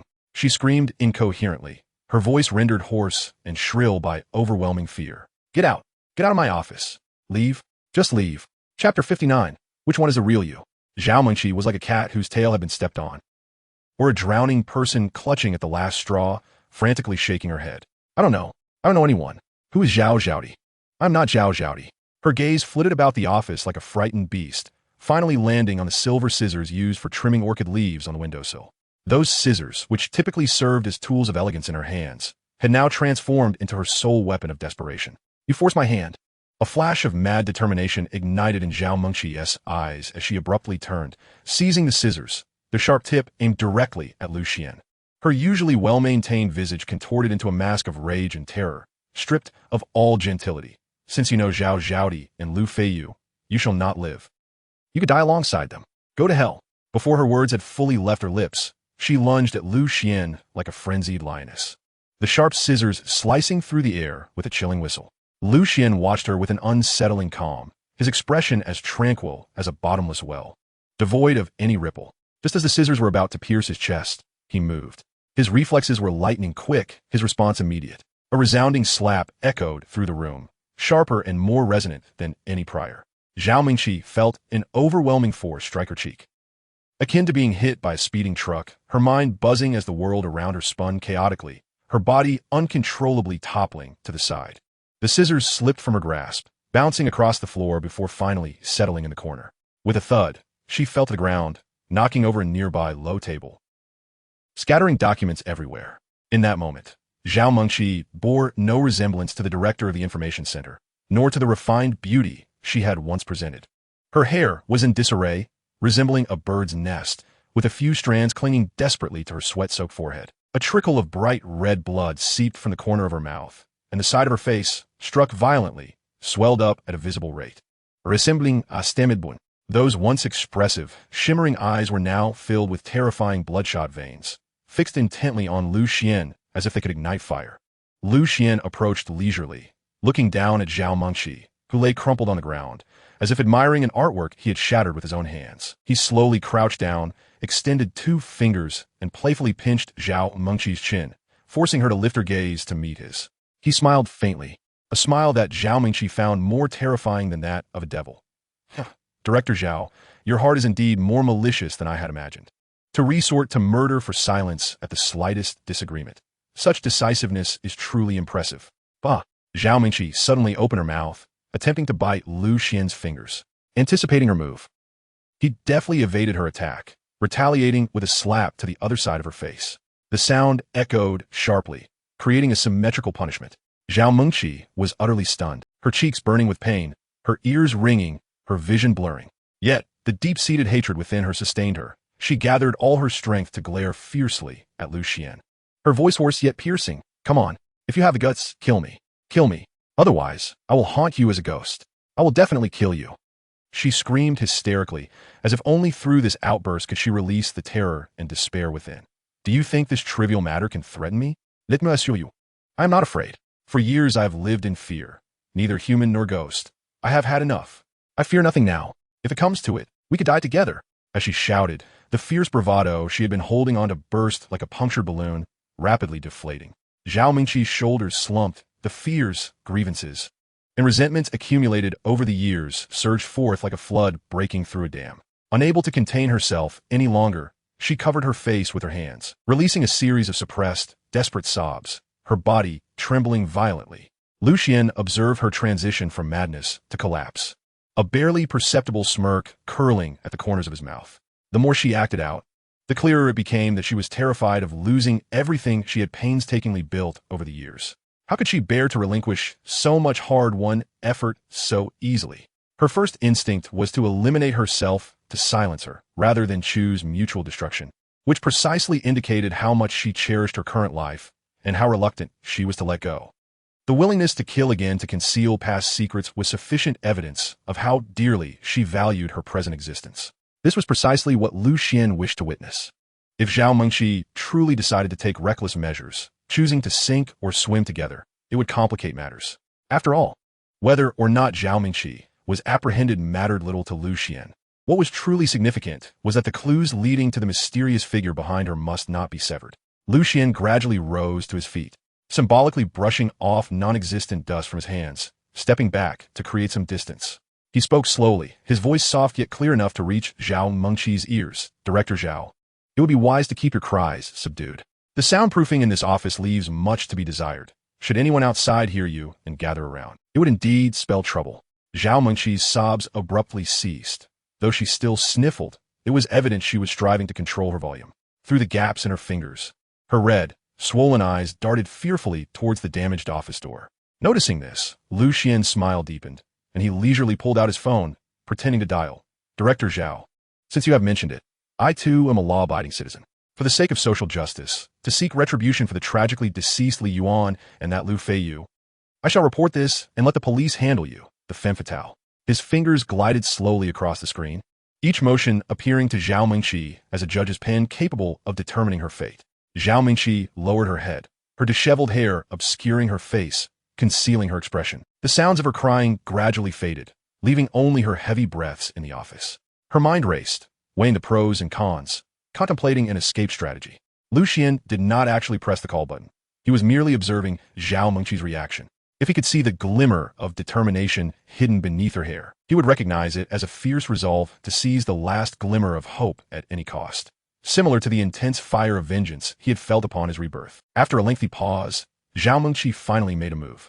She took a deep breath, her voice hoarse from crying, yet surprisingly calm, even tinged with a hint of the feigned gentleness she often exhibited. "Speak, what exactly do you want? What must I do for you to keep this secret buried forever?" She slowly rose from the ground, her movements somewhat stiff, yet she endeavored to maintain her dignity. She brushed her disheveled hair behind her ear, revealing a face marred by swelling and tear stains. Did he want money? She lifted her gaze to Lu Xian, her eyes reflecting a complex mixture of fear, resentment, and a desperate resolve. Or did he desire her? She straightened her back, even though her dark green qipao appeared disheveled from her earlier struggles, and her makeup was smudged from tears. She still attempted to reclaim a semblance of composure befitting the director of the information center. "Speak, what are your terms? I am open to negotiation as long as I can comply." Zhao Mingqi's voice was soft and faint, as if the frenzied woman from moments ago was an entirely different person. At this moment, her calmness bordered on the eerie. Chapter 60. Yet I remain unconvinced. Lu Xian regarded the woman before him, marveling at her rapid transformation from hysterical madness to a facade of composed negotiation.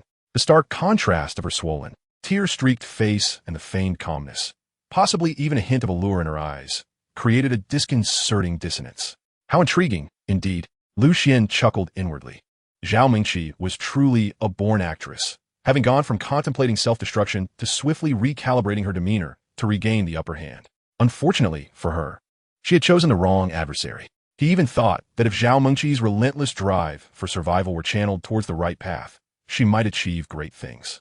However, her current fervor, if properly harnessed, could serve as a finely honed blade, one capable of precisely targeting hidden foes. A faint, almost imperceptible smile graced Lu Xian's lips. His eyes devoid of warmth, he surveyed the disheveled office, which he had left in disarray with a single kick. Glancing at the scattered shards of porcelain and dirt before his gaze settled on Zhao Mingqi, he ambled over to a somewhat intact sofa, treating it as if it were his own home, casually clearing away some scattered documents before settling down comfortably, even crossing his legs. With a snap, he retrieved a cigarette from his pocket, placed it between his lips, and then produced a lighter to ignite it. A wispy, pale blue smoke ascended languidly, obscuring the expression on his face, yet simultaneously enhancing his air of composure and an oppressive sense of control. He inhaled deeply, then exhaled the smoke slowly towards the ceiling, redirecting his gaze to Zhao Mengqi, who stood a short distance away, her body still trembling slightly. "Director Zhao," he began, his voice barely above a whisper, yet imbued with an undeniable penetrating force, as if each word bore a hook capable of unearthing the deepest fears within the heart. "You just asked me whether you desire money or your own self." He paused, as if recalling something amusing, the curve of his lips deepening.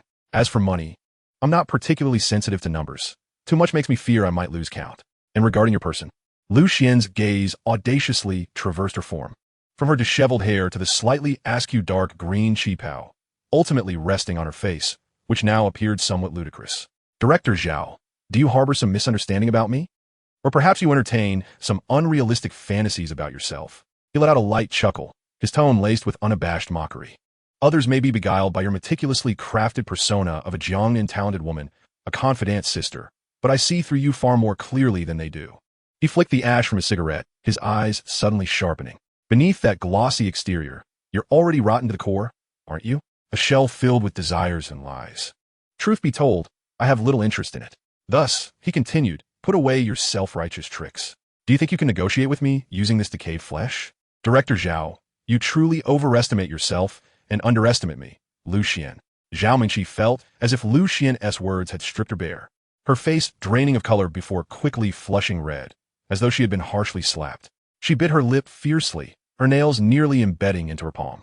The anger and humiliation she had struggled to suppress surged forth once more. In her daily life at school, before her suitors, had she ever endured such humiliation? She was the exalted director of the Network Information Center, the ideal goddess in the hearts of countless admirers.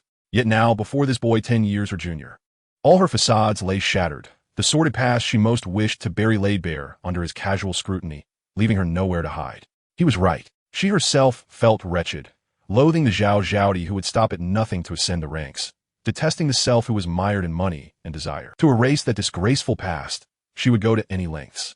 To preserve all that she currently possessed, she would do anything. Zhao Mingqi took a deep breath, forcing herself to regain her composure. She raised a hand, somewhat awkwardly wiping the traces of tears from her face, hastily tucking her disheveled hair behind her ear, attempting to restore some semblance of her usual poise. Lucian, is it? She spoke, her voice still hoarse, but now tinged with a deliberate coldness. Do not presume that because you have something on me, you can insult me with impunity. You merely wish to know who contacted me, correct? She squared her shoulders. Though her qipao appeared ill-fitting due to her earlier struggles, she endeavored to project an air of fearlessness. I can tell you, but I have a condition. You must agree to it. Otherwise, I will divulge nothing. Upon hearing this, Lucian laughed, as if he had encountered the most ludicrous joke in the world.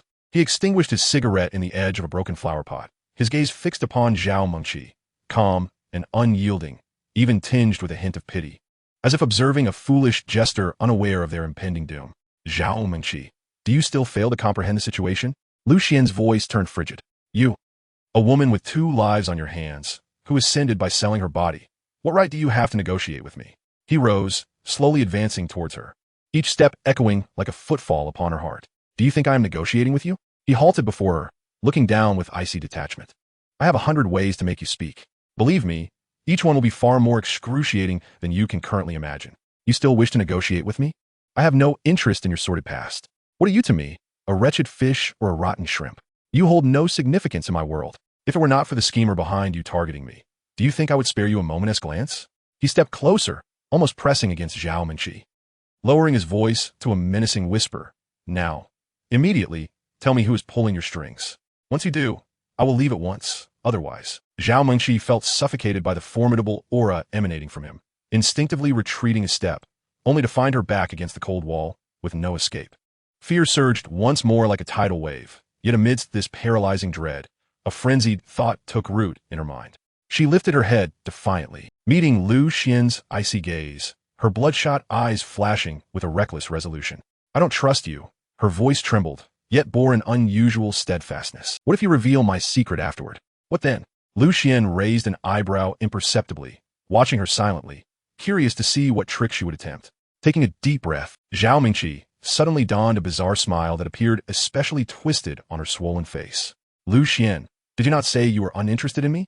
Her voice took on a sickly sweet tone, laced with deliberate provocation. But now, I find myself quite interested in you. Before the words had left her lips, she extended a trembling hand, and, to Lu Xian's astonishment, began to slowly unfasten the delicate buttons of her dark green qipao at the collar. Chapter 61. This woman has truly lost her mind. Lu Xian could scarcely believe he was being outmaneuvered. He sat there, initially confident that he had everything under control, waiting for Zhao Mingqi to obediently reveal the puppet master behind her, only to find her unexpectedly taking this audacious turn. He had come to subdue her, yet she seemed intent on offering herself up for his benefit. Lu Xian's eyes flickered, forcing himself to maintain his composure. In 2 lifetimes, he had never encountered a woman so recklessly eager to destroy herself along with him. He could not claim to be entirely unfazed by the situation. Zhao Mingqi, setting aside her venomous heart, was indeed striking in appearance and figure. In the halls of Yin University, she was the goddess of countless male professors and students, capable of igniting fervent devotion with a mere glance. Now, this goddess was unbuttoning her qipao with a self-destructive fervor, revealing more of her delicate skin and exquisite collarbone. Clearing his throat, Lu Xian broke the eerie silence, his tone laced with undeniable coldness. Director, I believe we should forego this. Do you think to silence me with such antics? Or do you wish to bind us together in mutual ruin? He narrowed his eyes, a sardonic smile playing on his lips. Rest assured, your little secrets do not pique my interest enough to broadcast them. As long as you divulge the identity of the person manipulating you, I guarantee your secrets will remain buried within me. However, Lu Xian's tone suddenly shifted, his voice chillingly cold. If you continue to be so utterly nonsensical, I shall promptly disseminate your so-called glorious deeds, along with this facade of hospitality you've just displayed, across the internet. Alternatively, I could simply alert the authorities and have the police engage you in a thorough discussion about life, particularly regarding those two unfortunate souls who met their untimely demise. As he spoke, Xuan pretended to pick up his phone, unlocking the screen and poised to tap the dial interface. "Don't!" Zhao Mengqi screamed, akin to a cat whose tail had been stepped on, lunging toward him. Xuan initially assumed she aimed to snatch the phone and instinctively sidestepped, only to realize that Zhao Mengqi's actual target was not the device, but him. With a resounding thud, Xuan was unexpectedly tackled onto the sofa behind him. The soft cushions emitted a muffled sound as his back sank into them, leaving him both bewildered and amused. This woman had truly lost her mind. Zhao Mengqi positioned her hands on either side of his body, her disheveled hair cascading down, a few strands brushing against Xuan's cheek, infused with the complex scent of orchids and sweat. Her expression was somewhat contorted, a mixture of reckless desperation and an inexplicable glimmer of tenderness in her gaze. "Xuan, listen to me." Her voice was hoarse, tinged with a sob, yet unwaveringly resolute. "I haven't acted so recklessly in years. Today, let this be our exchange. I know you look down on me, deem me filthy, consider me beneath you. But you must accept this today. Only then can I find peace." She seemed to believe that by dragging Xuan into the mire alongside her, they could become true accomplices, ensuring her secret safety. What a twisted and pathological logic this was. Xuan was both infuriated and amused by her bizarre reasoning. Gazing at her tear-streaked yet deranged face so close before him, he sighed in resignation. "Zhao Mengqi, are you out of your mind? Are you so eager to offer yourself up? Do you think this will give you leverage over me? You are nothing but an absolute fool." He raised his voice sharply, dripping with disdain. "It seems you do not wish to keep this a secret." With a swift motion, Xuan delivered a resounding slap to Zhao Mengqi's left cheek. "Ah!" she cried out, the dynamics of their confrontation shifting. Xuan towered over her, his gaze icy and devoid of warmth. "Director Zhao, allow me to remind you that the door to this office remains wide open. Are you not concerned about making a spectacle of yourself?" With his chilling words, Zhao Mengqi, provoked by his coldness, dared not scream again, merely biting her lip in silence. Xuan had no desire to falter at this juncture. He lifted his hand to strike her unblemished cheek once more. Smack! The sound echoed sharply. "There, now, it's symmetrical," he remarked with an unsettling calm, as if he had merely completed an inconsequential task. Zhao Mengqi was left dazed by the unexpected blows, a trickle of blood escaping her lips as she lowered her head, her disheveled hair obscuring her swollen face. "Congratulations, host, on successfully reforming the target's character. The target has turned over a new leaf." Beep. Detection indicates a significant shift in the target's psychological state, leading to feelings of guilt over past misdeeds and a desire to make amends. Current atonement value, 100. Congratulations, host. The target has developed a mindset of atonement. Reward, Black Material App Version Upgrade. Current version 101. Features a Black Material App version 101. The activated Black Material app is now bound to the host soul, allowing seamless migration and activation across different mobile devices without the risk of data loss or leakage. Reward points, 500. Special reward, activation of latent musical cells within the host body, bestowing the host with high-level musical talent, including but not limited to rapid mastery of instruments such as piano, guitar, violin, etc. Xuan raised an eyebrow. Was it truly that simple? A few slaps, and she was already contrite? If every villain could be so easily managed, life would be much simpler. The app upgrade was a welcome boon. He had previously harbored concerns about potential data issues should he lose or damage his phone. Now with the soul binding, the safety factor had significantly increased. As for the 500 points, it was a pleasant windfall. The musical talent, however, made Xuan stroke his chin, recalling his previous life's complete lack of musical ability, where his singing could send people fleeing. The reward seemed to compensate for a major shortcoming. Who knows? He might even impress in certain situations. After all, having multiple skills is never a burden. Chapter 62. He had pursued Zhao Mengqi for a full 3 years. Now, could he finally speak? Who was the shadowy figure directing her to carry out these dubious tasks? His voice was not loud, yet it gripped Zhao Mengqi's throat like an invisible vice. Xuan felt an overwhelming urgency. From the initial discovery of Luo Xiaoran's scheming to unearthing Zhao Mengqi as a significant lead, he sensed he was mere moments away from piercing the veil of the true mastermind lurking in the shadows. She slowly raised her hand, struggling to tuck a few stray strands behind her ear, her movements sluggish and stiff. Her gaze flitted about, unable to meet Lu Xian's penetrating eyes. Her voice barely a whisper, laden with despair. I truly do not know who that person is. Lu Xian's brows knitted together tightly, his expression suddenly icy. The relaxed posture he had assumed on the sofa straightened abruptly, an oppressive atmosphere enveloping the office. What did you say? Lu Xian's voice rose sharply, infused with incredulous anger. Are you mocking me? After this elaborate performance of sympathy and seduction, you tell me you don't know who it is? He surged to his feet, striding toward Zhao Mengqi, towering over her with a gaze that seemed to ignite with fury. Are you trying to pull the wool over my eyes? Zhao Mengqi trembled at the violent energy radiating from him, instinctively wanting to retreat, only to find her back pressed against the cold wall, with no escape. No, that's not it, Lu Xian. You have to let me explain, she pleaded, her voice trembling with tears. I really don't know. He only contacted me through a hidden account. Explain? I don't want to hear your nonsense. Lu Xian erupted in rage, raising his hand again, ready to deliver another blow. Just then, a thunderous crash echoed. The office door, already precariously hanging from Lu Xian's earlier kick, was suddenly kicked open from the outside. The door panel crashing to the ground, stirring up a cloud of dust. A tall, muscular figure burst into the room, his dark skin suggesting he was accustomed to spending hours in the gym. He was clad in athletic wear, sweat glistening on his forehead, clearly having rushed over in haste. Chi-Chi, are you all right? Upon entering, his gaze locked onto the scene within the office. When he noticed Zhao Mengqi's swollen face and the blood at the corner of her mouth, and saw Lu Xian poised to strike again, his eyes flared with fury. Who the hell are you to lay a hand on Chi-Chi? I'll kill you. The athletic student, with a complexion as dark as night, let out a roar akin to that of an enraged bull, rushing forward with a single stride and enveloping Zhao Mengqi in a protective embrace. He glared fiercely at Lu Xian, extending a finger as if to jab it into Lu Xian's nose.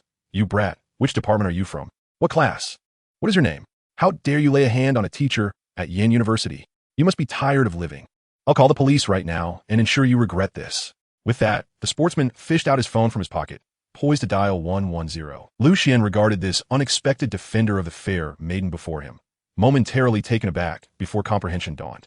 One of Zhao Mengqi's many sycophants, it seems. Judging by his demeanor, he appeared to be a rather dim-witted fool. Lu Xian couldn't be bothered to spare him even a glance, instead directing an impatient gaze toward Zhao Mengqi, his eyes silently urging her, get rid of this pesky fly at once. A chill ran through Zhao Mengqi as she met Lu Xian's frigid stare. Her heart raced, leaving no room for hesitation. She hastily squeezed out from behind Chunzhe, forcing a smile upon her face that was more pitiful than tears, her voice resolute and carrying an unmistakable edge of disdain, tinged with the familiar annoyance she reserved for those who pursued her. Chunzhe, what are you doing here? I'm fine. You should go back. This doesn't concern you. Chunzhe, brimming with righteous indignation and ready to confront the assailant on behalf of the goddess, found his hand with the phone frozen in midair. He gazed at Zhao Mengqi in shock, as if he were seeing a stranger. What? Chi-Chi, he was just hitting you. I saw it with my own eyes. Your face is all swollen. Pointing at Lu Xian, then at Zhao Mengqi's face, panic overtook him, and beads of sweat formed on his brow. Zhao Mengqi's patience had evidently worn thin. She simply wanted to dispel this foolish interloper before he further incited Lu Xian's ire. With her brows furrowed, her tone sharpened, laced with palpable impatience. I've told you, I'm fine. This has nothing to do with you. Do you not understand? She paused, observing the incredulous hurt etched on Chunzhe's face. A fleeting sense of satisfaction coursed through her, quickly overshadowed by agitation, prompting her to deliver an even more emphatic dismissal. Just leave. You're being a nuisance. A nuisance? The word struck Chunzhe like a thunderbolt, leaving him utterly dumbfounded. His mind a blank slate. He had pursued Zhao Mengqi for 3 whole years, since the moment he first laid eyes on her at the welcoming event when she joined the Yin University Network Information Center. He had been captivated by her ethereal grace and gentle demeanor.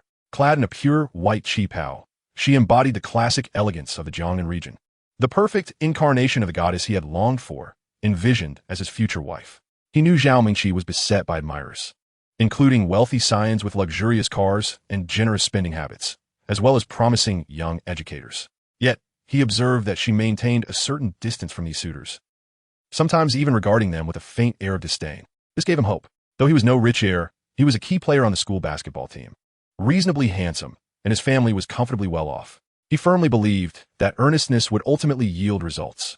Thus, for 3 years, he had persevered, undeterred by rain or shine. Each morning, a cup of warm imported milk was delivered to Zhao Mengqi's desk without fail.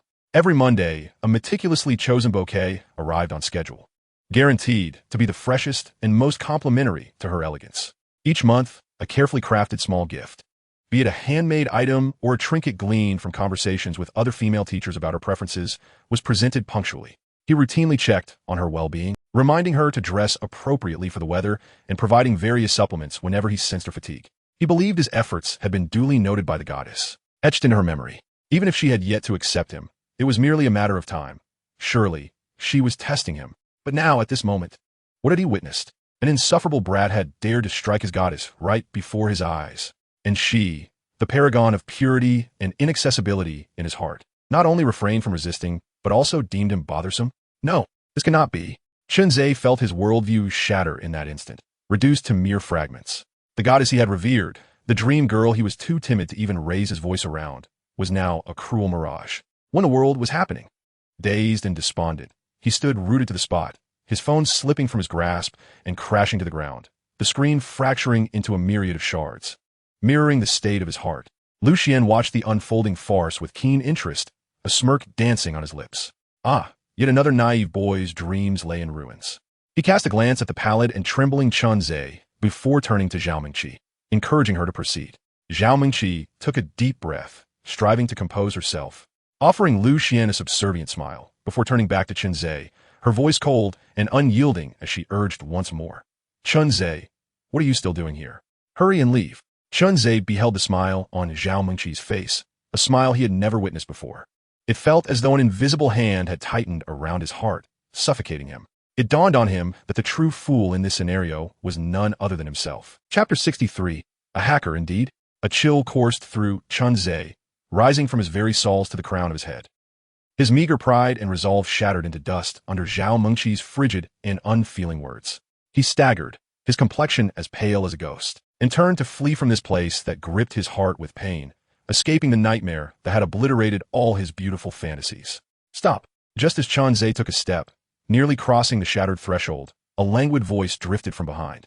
Lucian had straightened up at some point, dusting off non-existent debris from his sleeves, a smirk playing at the corners of his mouth, his right arm casually extending to block Chunzhe's path. You didn't leave when I told you to. You had to jump in as a chivalrous defender. Lucian tilted his head slightly, his gaze laced with mockery. What is this? Now that the show is over, you wish to slip away? Chunzhe looked up suddenly, locking eyes with Lucian's bottomless gaze, an inexplicable dread gripping him. He attempted to speak, but found his throat constricted. Yet Lucian provided no opportunity for him to voice his thoughts, his expression sharpened, not allowing Chunzhe a moment to react, as a swift and decisive kick whistled through the air. Thud! The sound of a heavy impact resonated, accompanied by a sickening crack that sent shivers down one's spine. Chunzhe's once proud, well-conditioned physique crumbled before Lucian, as fragile as paper. An overwhelming force surged through his right knee, and excruciating pain swept over him, sending him flying like a kite with severed strings, crashing violently against the wall before tumbling to the ground. Oh, my leg! My leg is broken! Chunzhe clutched his right leg, emitting a heart-wrenching wail. Beads of cold sweat instantly dotting his forehead as his body curled up on the ground, writhing in agony, utterly devoid of the arrogance he had exhibited earlier. Lucian leisurely approached him, looking down from his elevated vantage point, his tone flat, yet imbued with an unmistakable warning. Kid, remember this lesson today. Mind your own business, and refrain from gazing upon what does not concern you. Upon finishing his words, he effortlessly seized Chunzhe by the collar of his sportswear, akin to lifting a chick, and with a mere flick of his arm, hurled the 170-pound athlete out. Thud! Another resounding thump echoed as Chunzhe hit the ground, accompanied by a stifled groan of pain. In the office, Zhao Mengqi stood to the side, her face paling further as she witnessed Lucian's decisive actions. She parted her lips, her voice barely a whisper. Lucian, won't be hurt, will he? Should we call an ambulance? Lucian turned his head, casting a frigid glance her way, a sardonic smile curving his lips. What is the matter, Director Zhao? Are you afraid of a death? The blood on your hands, does it really need another?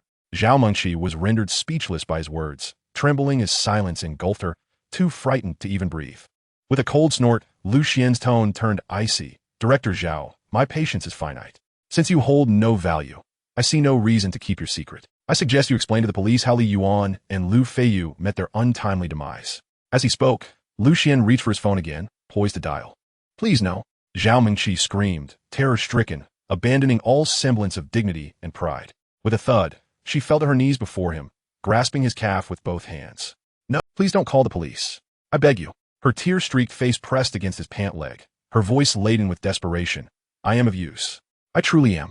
Xinge, you must believe me. Lu Xian looked down at the pitiful, tear-stained woman at his feet, devoid of any sympathy, instead feeling a twisted sense of satisfaction. This was human nature. One does not shed tears without seeing the coffin. Oh, he raised an eyebrow, his tone laced with amusement. What else do you have to offer? Speak quickly. If you fail to provide a satisfactory explanation, I have no time to waste here. Zhao Mengqi, as if clinging to her last hope, suddenly lifted her head, her swollen, tear-filled eyes glimmering with a flicker of hope. Xiange, I'm a hacker. Although I do not know the man's true identity, he has always contacted me through an encrypted, anonymous account. I could trace his IP address. I will definitely find him. She fervently declared her worth, fearing Lu Xian might change his mind at any moment. Upon hearing this, Lu Xian's expression shifted slightly, his fingers halting on the phone. He gradually bent down, extending 2 fingers to daintily pinch Zhao Mengqi's damp chin, forcing her to meet his gaze. A mocking smile danced on his lips. You wretched creature. Must you be pushed to this extent to speak the truth? Slap. Slap. He delivered 2 swift slaps across her already swollen cheeks, the sound sharp and unforgiving. Zhao Mengqi's eyes swam with stars, blood trickling from her lips, yet she dared not flinch, instead responding with a sickly sweet tone. Xiange, it is my fault. I am shameful. I failed to recognize my master and have offended you. Enough. Lu Xian snapped, retracting his hand as if it had touched something foul. And now you regret it? Why didn't you think of this sooner? He stood, glancing at the clock on the wall. The lunch break is nearly over, and soon there will be more people outside. If you do not wish for your current state to be paraded before the entire school, you better get up and clarify matters. Yes, yes. Thank you, Xiange. Thank you for your mercy. Zhao Mengqi, as if granted a reprieve, scrambled to her feet, hastily wiping away the tears and blood from her face, frantically fixing her disheveled hair and the crooked collar of her dress. Despite her cheeks still being grotesquely swollen, her eyes sparkled with a remarkable brightness, filled with the relief of survival and an almost fervent admiration and dependence on Lu Xian. Xiange, follow me. Zhao Mengqi's voice brimmed with an eager charm as she hurried to her desk, pulling out her chair and gesturing toward the high-end computer. I did not become the head of this network information center solely due to my looks and connections. My computing skills are among the best in Yin University, and even nationwide. They call me the keyboard goddess. That scoundrel dared to plot against my master. I shall uncover every detail of his lineage. As she spoke, she swiftly powered up the computer, her fingers flying over the keyboard, a flurry of complex codes and windows appearing on the screen.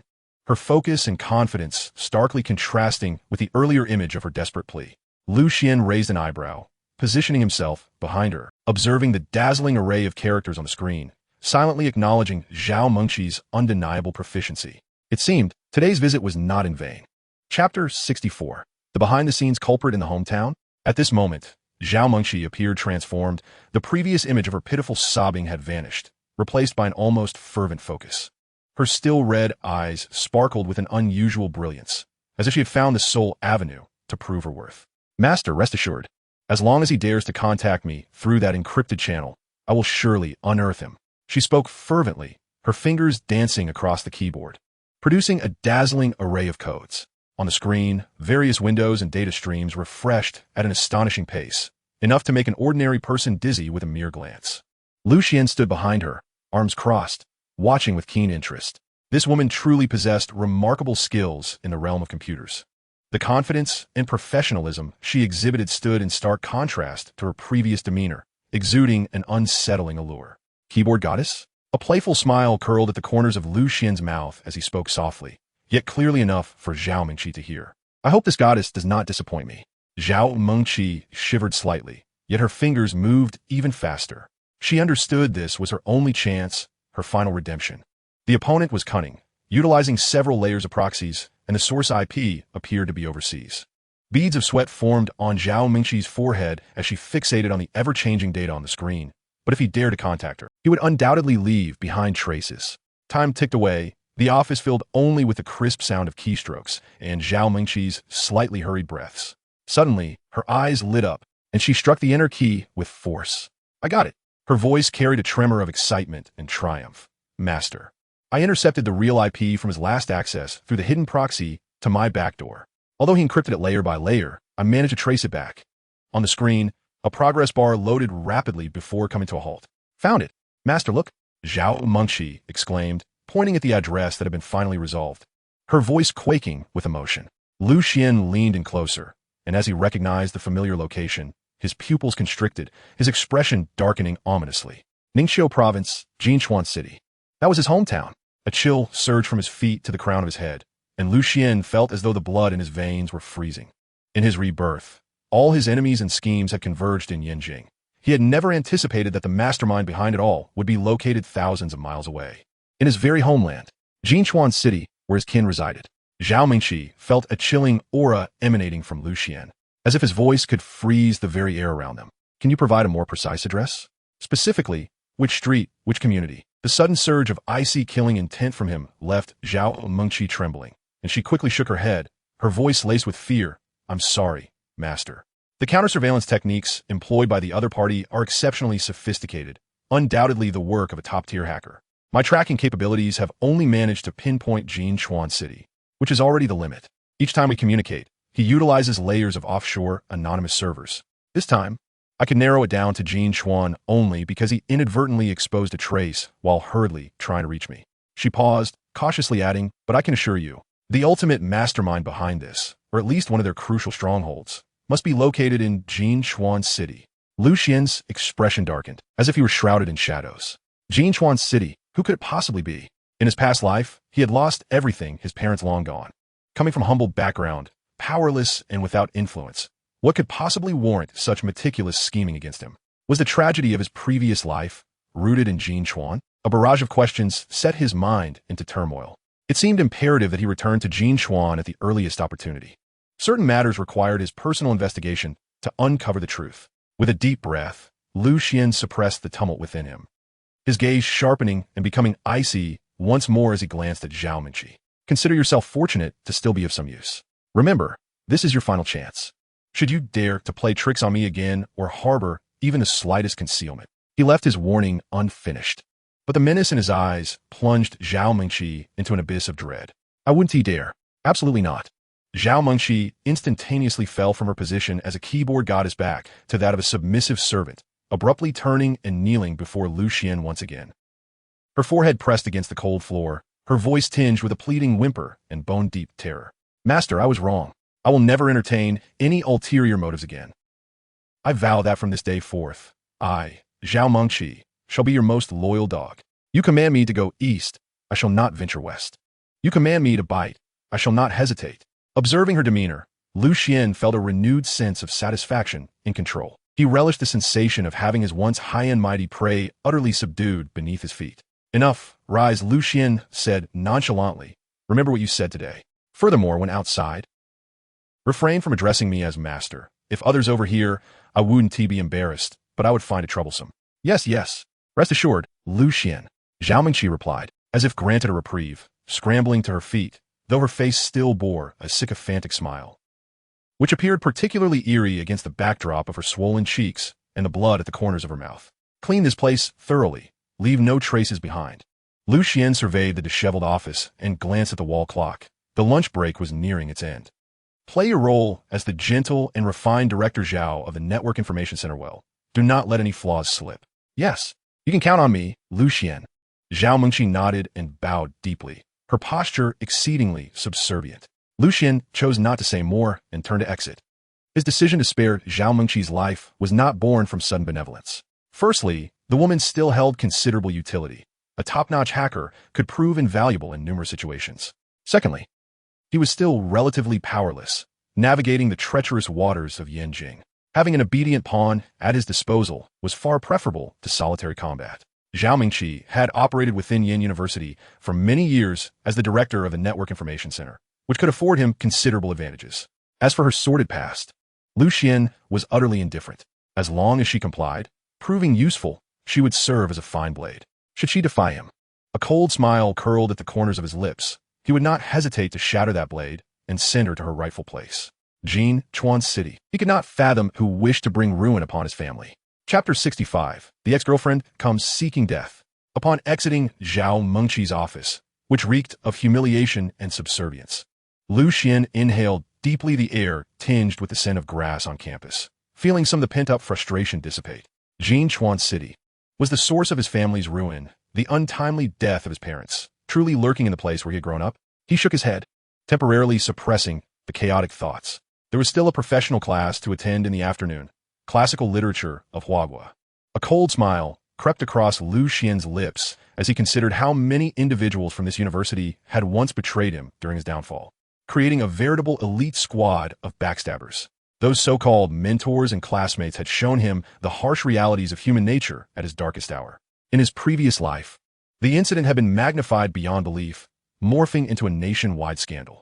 Headlines blared, trending topics surged, and countless media outlets inundated the public with discussions, with numerous internet celebrities amplifying the drama for their own gain, zealously tarnishing his reputation. The relentless tide of public opinion nearly engulfed him for over 6 months. It was precisely due to that wretched notoriety that unscrupulous media and meddlesome individuals had exposed his family's address, subjecting his parents to incessant harassment from those buzzing like flies. Thus, acquaintances and strangers alike rushed to trample on him, as if to do otherwise would be to fall behind the times and miss out on the deluge of attention. The betrayal of 3 roommates and the treachery of his ex-girlfriend were merely the tip of the iceberg. Most despicable were those who had purportedly taught him, whether directly or indirectly. They all took to the stage, lamenting and reflecting, yet treating him as a mere vehicle for clicks. As long as the title featured Lu Xian's name, fabricating some dubious insider information and embellishing the story would easily garner millions of views. Examples included Lu Xian's mentor, so-and-so, Lu Xian's teacher, so-and-so, Lu Xian's friend, so-and-so. Countless instances. In retrospect, it was evident that invisible hands had been orchestrating events from behind the scenes. Otherwise, how could an ordinary campus incident have escalated to such an extent? The instructor for the classical literature of Huagua class, Jiang Shui, was among the first to jump on the bandwagon. Lu Xian recalled vividly how this usually gentle and placid teacher had dramatically recounted her experiences with him on camera, portraying herself as a well-meaning guide thwarted by circumstances while subtly hinting at administrative oversights, earning her accolades and a surge in followers overnight. Her tactics bore striking resemblance to those of Gu Yunqi. To be a role model? Today, she would experience the repercussions of her actions firsthand. Lu Xian parked his car steadily beneath the teaching building, and as he pulled open the door, he spotted the familiar face of Lu Ming approaching, followed closely by a figure he recognized at a distance. Shun Yahui. Lu Ming's eyes lit up upon seeing Lu Xian, rushing over with a self-satisfied grin plastered across his face. Xuan, you finally made it. Your girlfriend is looking for you, and I thought you must be in class, so I brought her along. His expression resembled that of a dog wagging its tail in anticipation of a treat, as if he were eager to be praised for his efforts. Lu Xian felt a jolt in his eyelid, his heart muttering a curse as he nearly succumbed to the impulse of delivering a kick. What was Lu Ming thinking? Why bring this wretched woman here at such a time? Just as Lu Xian was about to unleash a tirade, Lu Ming stood there, bewildered, seemingly unable to comprehend why his good intentions were met with ire. Before Lu Xian could finish his thought, Shun Yahui had already launched herself at him like a cannonball, her shrill voice shattering the surrounding tranquility. Lu Xian, you scoundrel! You cavort with other loose women in hotels and still dare to call me a slut? Are you even a man? In the midst of her tirade, Shun Yahui pounced, her fingers adorned with vivid crimson nail polish glinting ominously as they aimed for Lu Xian's face, resembling a shrew brawling in a market. Lu Xian furrowed his brow, advancing rather than retreating. With a casual lift of his left hand, he deftly blocked Shun Yahui's wrist, sending her staggering back a few steps, nearly losing her balance. A gathering crowd of curious students had already begun to take notice of the commotion. Lu Xian was keen to avoid airing Shun Yahui's unsavory secrets in such a public setting. Wasn't that tantamount to admitting he had been cuckolded? He could not afford to lose face. Though the blame for the betrayal did not lie with Lu Xian, the disgust lingered. In the end, while Shun Yahue would undoubtedly suffer disgrace, he too would be sullied, becoming the subject of ridicule throughout the school. This predicament was indeed a complex one. Initially, he had intended to adopt a cold approach, waiting for the right moment to clarify their breakup, and when the time was ripe, to expose her disgraceful deeds online, allowing her a taste of social death. Who would have thought this woman would be so impatient, storming into the school like this? Lu Xian took a deep breath, realizing that this was, aside from facing the madwoman Zhao Mengqi, the most challenging situation he had encountered since his rebirth. If handled poorly, it could drag him into the mire, leaving him irretrievably stained. His mind raced, grappling with various thoughts. Should he resort to violence? No, the repercussions would be dire. Playing directly into the hands of certain onlookers, publicly exposing her, that too would be self-destructive, inflicting harm upon himself. Suddenly, a thought flashed through his mind like lightning. It was not a foolproof plan, but at this moment, it seemed to be the only way to muddle through. He cleared his throat, instantly donning an expression of shock tinged with hurt as he gazed at Xuan Yahui, his tone shifting to one of complexity, a blend of disbelief and a hint of unjust grievance. Chapter 66. You are nothing but a worn-out shoe. Lu Xian inhaled deeply, aware that this performance must be flawless. Otherwise, he would be mired in the same disgrace as Xuan Yahui, forever nailed to the pillar of shame at Yen University. The corners of his eyes caught sight of an increasing number of onlookers, and he couldn't help but smirk inwardly, while his face transformed into one of profound sorrow and despair. Xuan Yahui, Lu Xian's voice emerged with a perfectly calibrated rasp, as if something had lodged in his throat, struggling against overwhelming grief. Must we truly arrive at this juncture? He tilted his head slightly, his eyes glistening with unshed tears, embodying the image of a pitiful soul wounded by a beloved's betrayal. Xuan Yahui, caught off guard by his sudden change of demeanor, momentarily forgot her rage. Staring at him in bewilderment, Lu Xian, what trickery are you attempting now? Lu Xian managed a sorrowful smile, shaking his head, his voice laden with fatigue and disappointment. Trickery? Do you perceive all my kindness and forbearance towards you as mere tricks? I have reflected on our time together, and you are well aware of how I treated you. Now that we are apart, I wish you well. Why must you pursue me to school, seeking to ruin me in this manner? What have I done to evoke such hatred from you, compelling you to drive me to the brink? This series of heartfelt and plaintive inquiries detonated like a series of bombs within the crowd, igniting a wave of murmurs. What on earth is happening? It seems this man has been dumped, and the woman is here, causing a scene. Wait, I distinctly heard her accuse him of cavorting in hotels. Their essay story here. Quick, someone fetch the snacks. Lu Ming stood by, utterly dumbfounded. He glanced between Lu Xian's heartbroken visage and Xuan Yahui's astonished expression, his mind struggling to process the unfolding drama. Is it true? Has this guy been cuckolded, yet he turns the tables? Finally, Xuan Yahui regained her composure, trembling with rage as she pointed an accusatory finger at Lu Xian.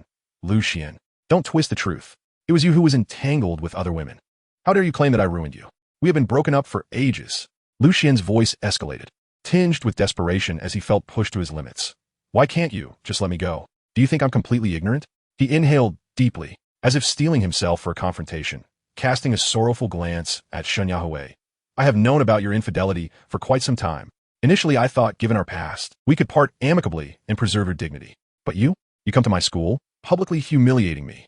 You are nothing but a worn-out shoe. What? Infidelity? Wait. It's a twist. She was the one cheating? I knew it. Doesn't he look like that type? The murmurs in the crowd intensified, their gazes darting between Lu Xian and Xuan Yahui, filled with curiosity, gossip, and a hint of schadenfreude. Xuan Yahui's face transitioned from red to white, then to a sickly shade of green, a dramatic display akin to a Sichuan opera performer changing masks. She never anticipated that Lu Xian would retaliate so fiercely, and with such heartfelt conviction. I know everything about your escapades. Lu Xian's voice turned icy, laced with suppressed anger. You cheated, and now you're juggling multiple partners. That greasy old man is old enough to be your father. Xuan Yahui, do you truly degrade yourself and our past love so? And now, you dare come here to hurl all this filth at me, believing I am easy prey, or that everyone else is a fool. Boom! The crowd erupted. 3 timing. My goodness.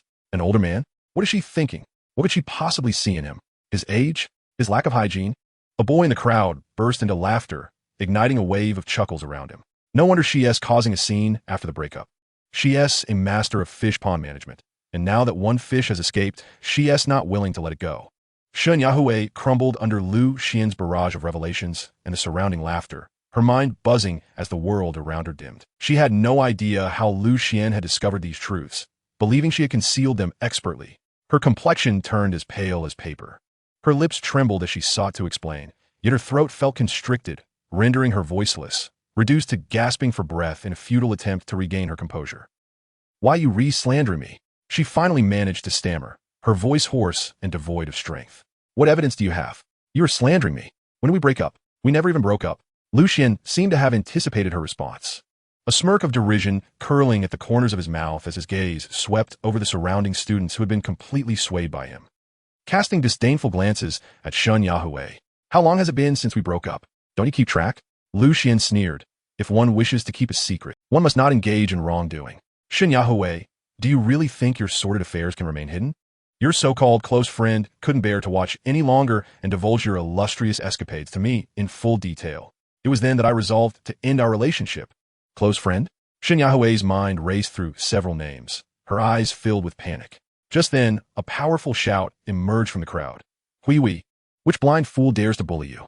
I'm here to take revenge. Before the words had fully left his mouth, a burly young man, clad in a tight-fitting t-shirt, adorned with a dragon tattoo snaking across his arm, and a gold chain as thick as a pinky around his neck, pushed through the throng with an imposing demeanor. His face was flushed and sweaty, clearly having run over. The young man immediately spotted Xuan Yahui, pale and on the verge of collapse, surrounded by onlookers, and Lucian, who stood opposite her, his expression one of righteous indignation. Hui, why didn't you wait for me? Why did you run off so quickly? The young man approached Xuan Yahui, his voice gruff and loud, before turning a fierce glare towards Lucian. So you're the little pretty boy named Lucian? How dare you bully our Hui? You must have a death wish. Today, I will make you understand why the flowers bloom so red. As he spoke, he began to crack his knuckles ominously, exuding an air that suggested he was ready to engage in a scuffle. Sensing her savior had arrived, Xuan Yahui felt as if she had grasped a lifeline, and was about to speak when Lucian interjected. Lucian regarded the tattooed young man with a blend of understanding and a touch of sympathy. Letting out a soft sigh, another one sigh. Brother, you too have been deceived by her, haven't you? Lucian recognized him as one of the other three. Named Chun Kue, a fitness instructor. Chapter 67. This is the evidence of your promiscuity.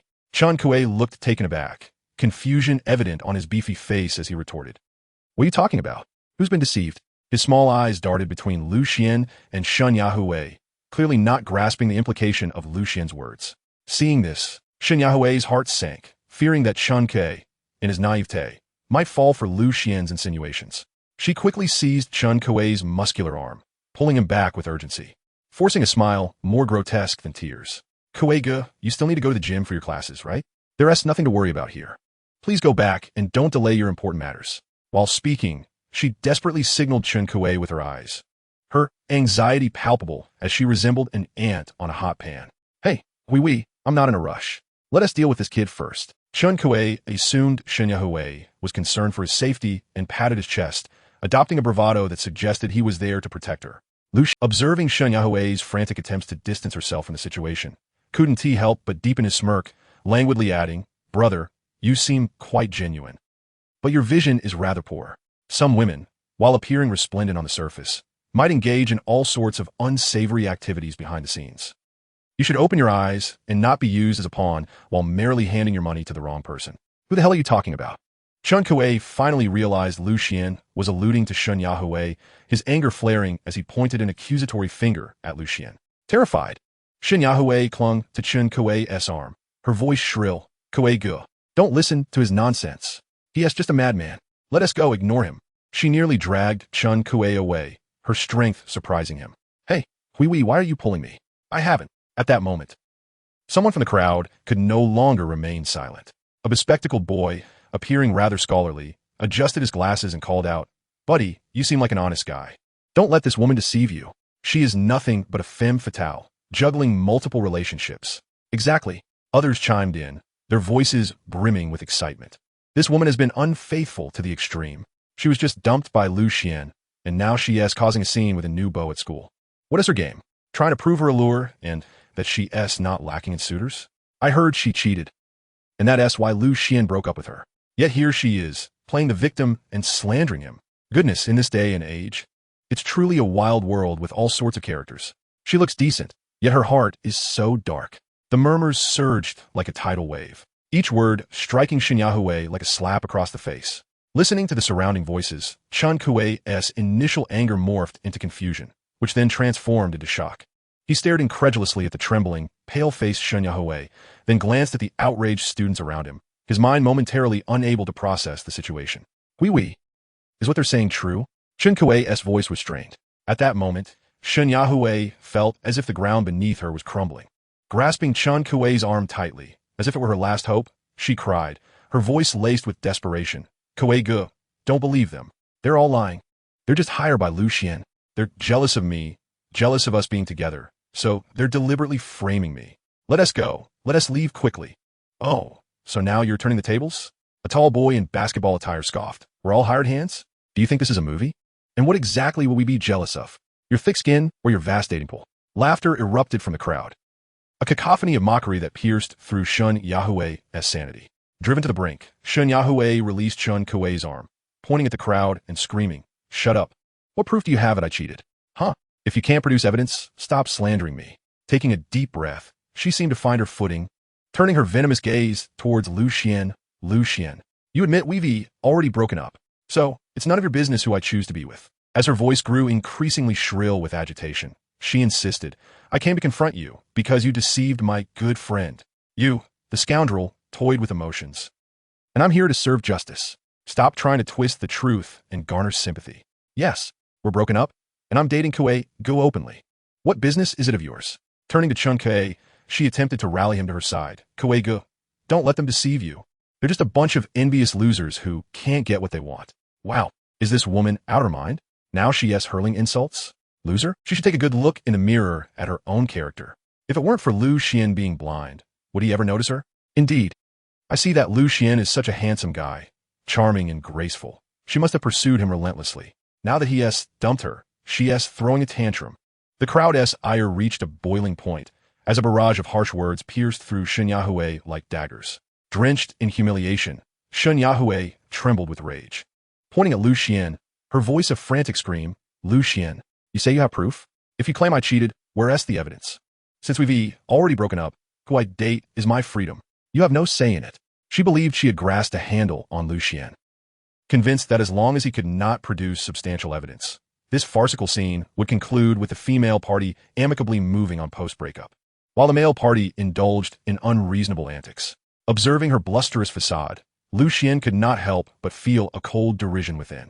This was precisely the moment he awaited. The sorrow etched on his face seamlessly morphed into a resolute determination, as if he had been driven to the brink. With a voice laden with anguish, he declared, Xuan Yahui, you have compelled me to this point. I had intended to grant you a final semblance of dignity. But since you insist on tearing the mask off, do not blame me for my lack of courtesy. Gradually, he raised his phone, addressing the crowd with a resonant clarity. I possess ample evidence on my device. Chat looks, photographs, videos. Today, I shall unveil to you all the true nature of Xuan Yahui. As his words echoed, a bespectacled young man clad in a checkered shirt, clearly a tech enthusiast, eagerly stepped forward, exclaiming, Buddy, don't bother passing them around one by one. I can help you project your phone onto that large screen at the entrance of the teaching building. Let the entire school witness the true face of this deceitful woman. He animatedly pointed towards the massive LED display hovering above the entrance. Chapter 68, The Showdown of Deceit. A faint smile played upon Lu Xian's lips as he nonchalantly retrieved a meticulously prepared PPT dedicated to Xuan Yahui from the scandalous app. He handed his phone to the enthusiastic young man, whose fingers trembled slightly as if he were receiving a sacred relic, his face aglow with excitement, feeling immensely privileged to partake in this monumental revelation. Steady now, don't shake. This is high definition. Lu Xian patted his shoulder lightly, his tone casual, as if merely sharing a delightful anecdote. The young man nodded vigorously, akin to a chick pecking at grain. Rest assured, my lord, I shall ensure that every pixel vividly portrays this siren's splendor. In swift, practiced motions, he connected the phone to the grand LED screen at the entrance. With a subtle hum of electricity, the screen, which had previously showcased a promotional video for the school, dimmed momentarily before illuminating to reveal the cover of Lu Xian's PPT. Done. The young man flashed an OK sign, returning the phone to Lu Xian with a reverent gaze, akin to that of a soldier honoring a triumphant general. Lu Xian accepted the device, raising it with poise, addressing the now fervently animated crowd with a voice that, though not loud, was clear enough to penetrate every corner. Ladies and gentlemen, I know you have been eagerly awaiting this moment. As the saying goes, seeing is believing. Here, I present undeniable evidence of Xuan Yahui's infidelities. Open it, open it, open it. The crowd erupted in a chorus, their cries echoing like a tidal wave, unified and powerful, as if awaiting a grand judgment rather than mere gossip. Shen Yahui's complexion drained of all color. Her body trembled uncontrollably, her teeth chattering, her eyes filled with terror and despair. Yet, she clung to her last shred of rationality, or perhaps her final flicker of hope. Lucian, you are merely posturing. You are fabricating this. You are slandering me. Her voice was hoarse and shrill, yet it betrayed a fragile facade of strength. She refused to believe that Lucian could possess any substantive evidence. Those chat logs, those transfers. She prided herself on her time management skills, meticulously cleansing any traces, leaving no remnants behind.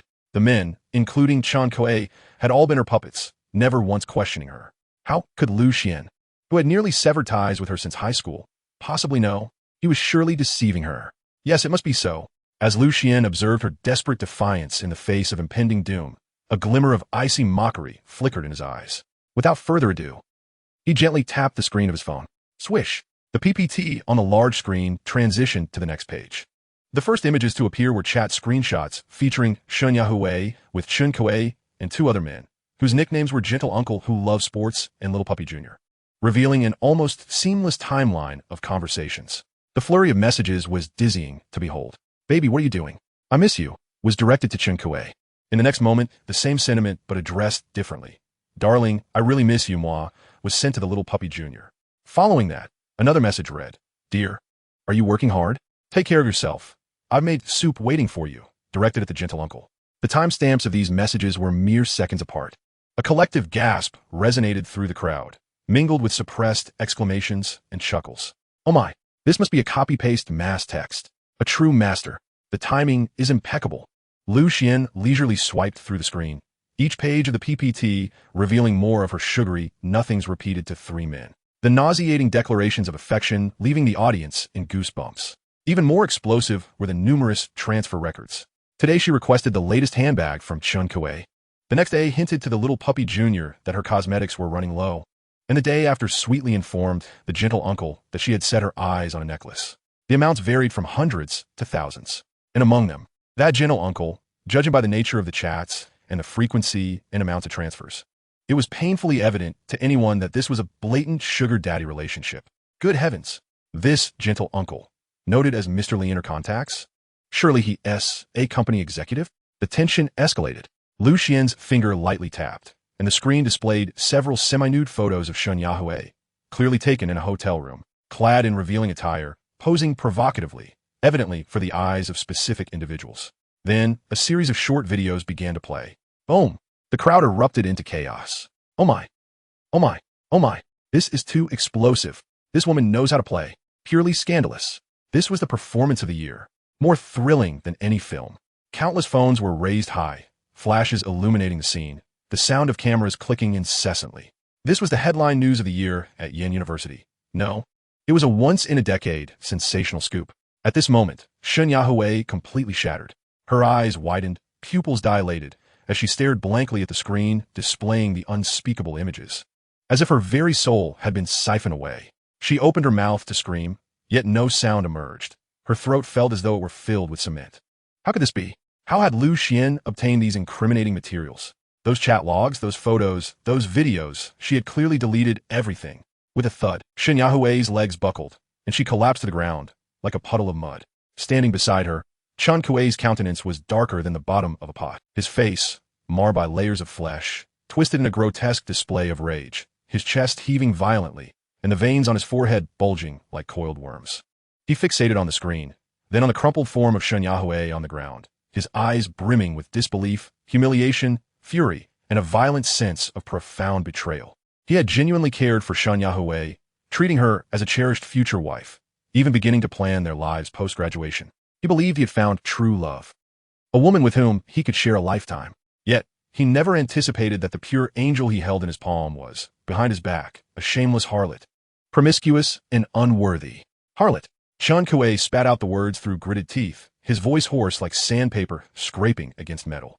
He suddenly raised his large hand, akin to a fan, and with all his might, he struck Shen Yahui across the face.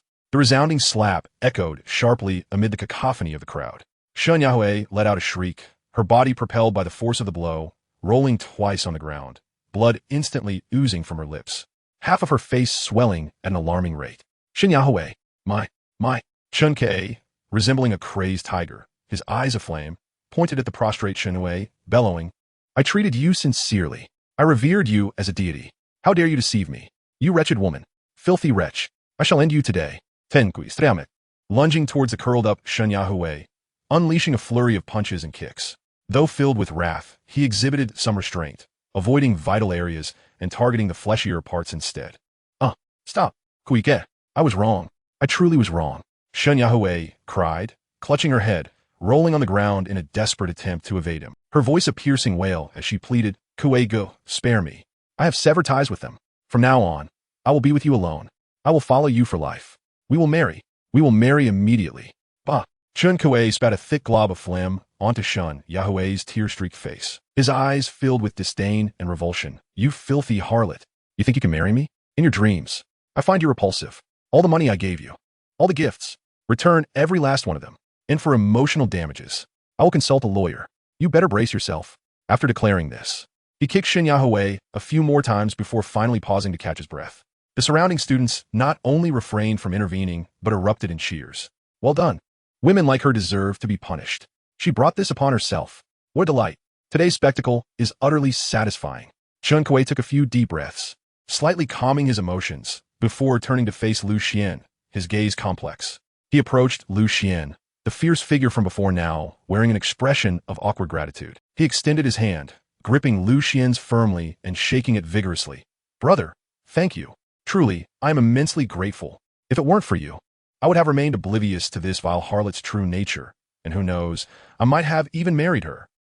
The mere thought of such a possibility sent shivers down Chun Kuei's spine. Lu Xian reciprocated the handshake, his expression remaining nonchalant, as though he had merely accomplished a trivial task.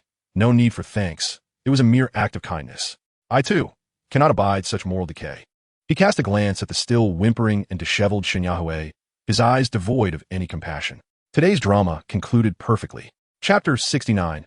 Shin Yahui's Public Humiliation. Lu Xian surveyed the chaotic scene, the prostrate Shin Yahui, and the still panting Chun Kei, his anger dissipating yet not entirely extinguished. He spoke quietly. All right, the spectacle has concluded. Everyone may disperse. He paused, his clear voice resonating once more, imbued with earnestness. Class is about to commence, and it would be unwise to delay your studies over such a trifling matter. Moreover, as if recalling something, he raised his voice, his expression turning serious. I must emphasize, while it's fine to witness today's events, please refrain from posting any videos or photos online, especially on platforms like Douyin, Weibo, or Kuaishou, as it would tarnish the school's reputation, wouldn't it? Upon hearing this, the crowd fell silent for a moment before erupting into a chorus of ambiguous laughter and whispers. Lu Xian is truly too kind. Indeed, even after all this, he's still considering the school's and, her reputation? I see. Lu Xian is being sarcastic. How clever. Some students, previously hesitant or merely snapping a few photos, suddenly grasped the implication of Lu Xian's words, as if enlightened. They hastily pulled out their phones, adjusting angles to capture Shen Yahui's disgraceful visage and the surrounding chaos, snapping pictures in a frenzy, while others switched to video mode, eager not to miss a single captivating moment. The tech-savvy boy in the plaid shirt, who had assisted with the projection, gazed at Lu Xian with admiration, his eyes sparkling behind his glasses. Rest assured, I recorded the entire event in high definition, ensuring a 360-degree view. As for whether to post it, he grinned. We all understand, don't we? He winked at Lu Xian, his expression suggesting, Brother, you can count on me. Lu Xian smirked inwardly. These individuals truly thrive on chaos. Yet this was precisely the outcome he desired. Shin Yahui's public humiliation was orchestrated with clarity and precision. Indeed, voices soon emerged from the crowd, rallying in support. Lu Xian, you are simply too compassionate. Such a woman should be utterly disgraced. Exactly. Had she not gone too far, provoking you, you would never have revealed such evidence. We all recognize that you were left with no choice. Lu Xian, you are truly a man of deep feelings and loyalty. We support you. In an instant, praises rained down, and many gazes directed at Lu Xian brimmed with sympathy and admiration. Especially among the girls, maternal instincts surged forth, each filled with righteous indignation, wishing they could personally tear apart Shen Yahui, the notorious seductress. Lu Xian is so handsome. How could someone so dashing be deceitful? Precisely. It must be that Shen Yahui is the shameless one, playing both sides and then biting back. I pity Lu Xian for 3 seconds. Thankfully, He discovered the truth in time. Otherwise, he would have fallen victim to such a woman for a lifetime. Lu Ming, finally emerging from his shock, hastily approached Lu Xian, wearing an exaggeratedly sycophantic smile and speaking in an overly dramatic tone. Brother Xian, you are simply incredible, masterfully orchestrating everything from afar. I was truly blinded earlier, nearly deceived by that vile woman. It is you, Brother Xian, with your keen insight, who saw through it all. As he spoke, he gave Lu Xian a thumbs up, practically screaming, I am your most loyal follower.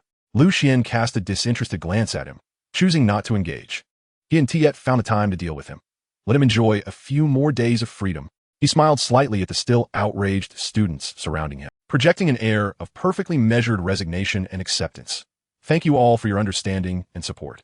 In truth, had she not persistently confronted me, creating such a spectacle at school and rendering matters so absolute, I would have been reluctant to expose these private affairs to the public eye. After all, Sai, we were once acquainted.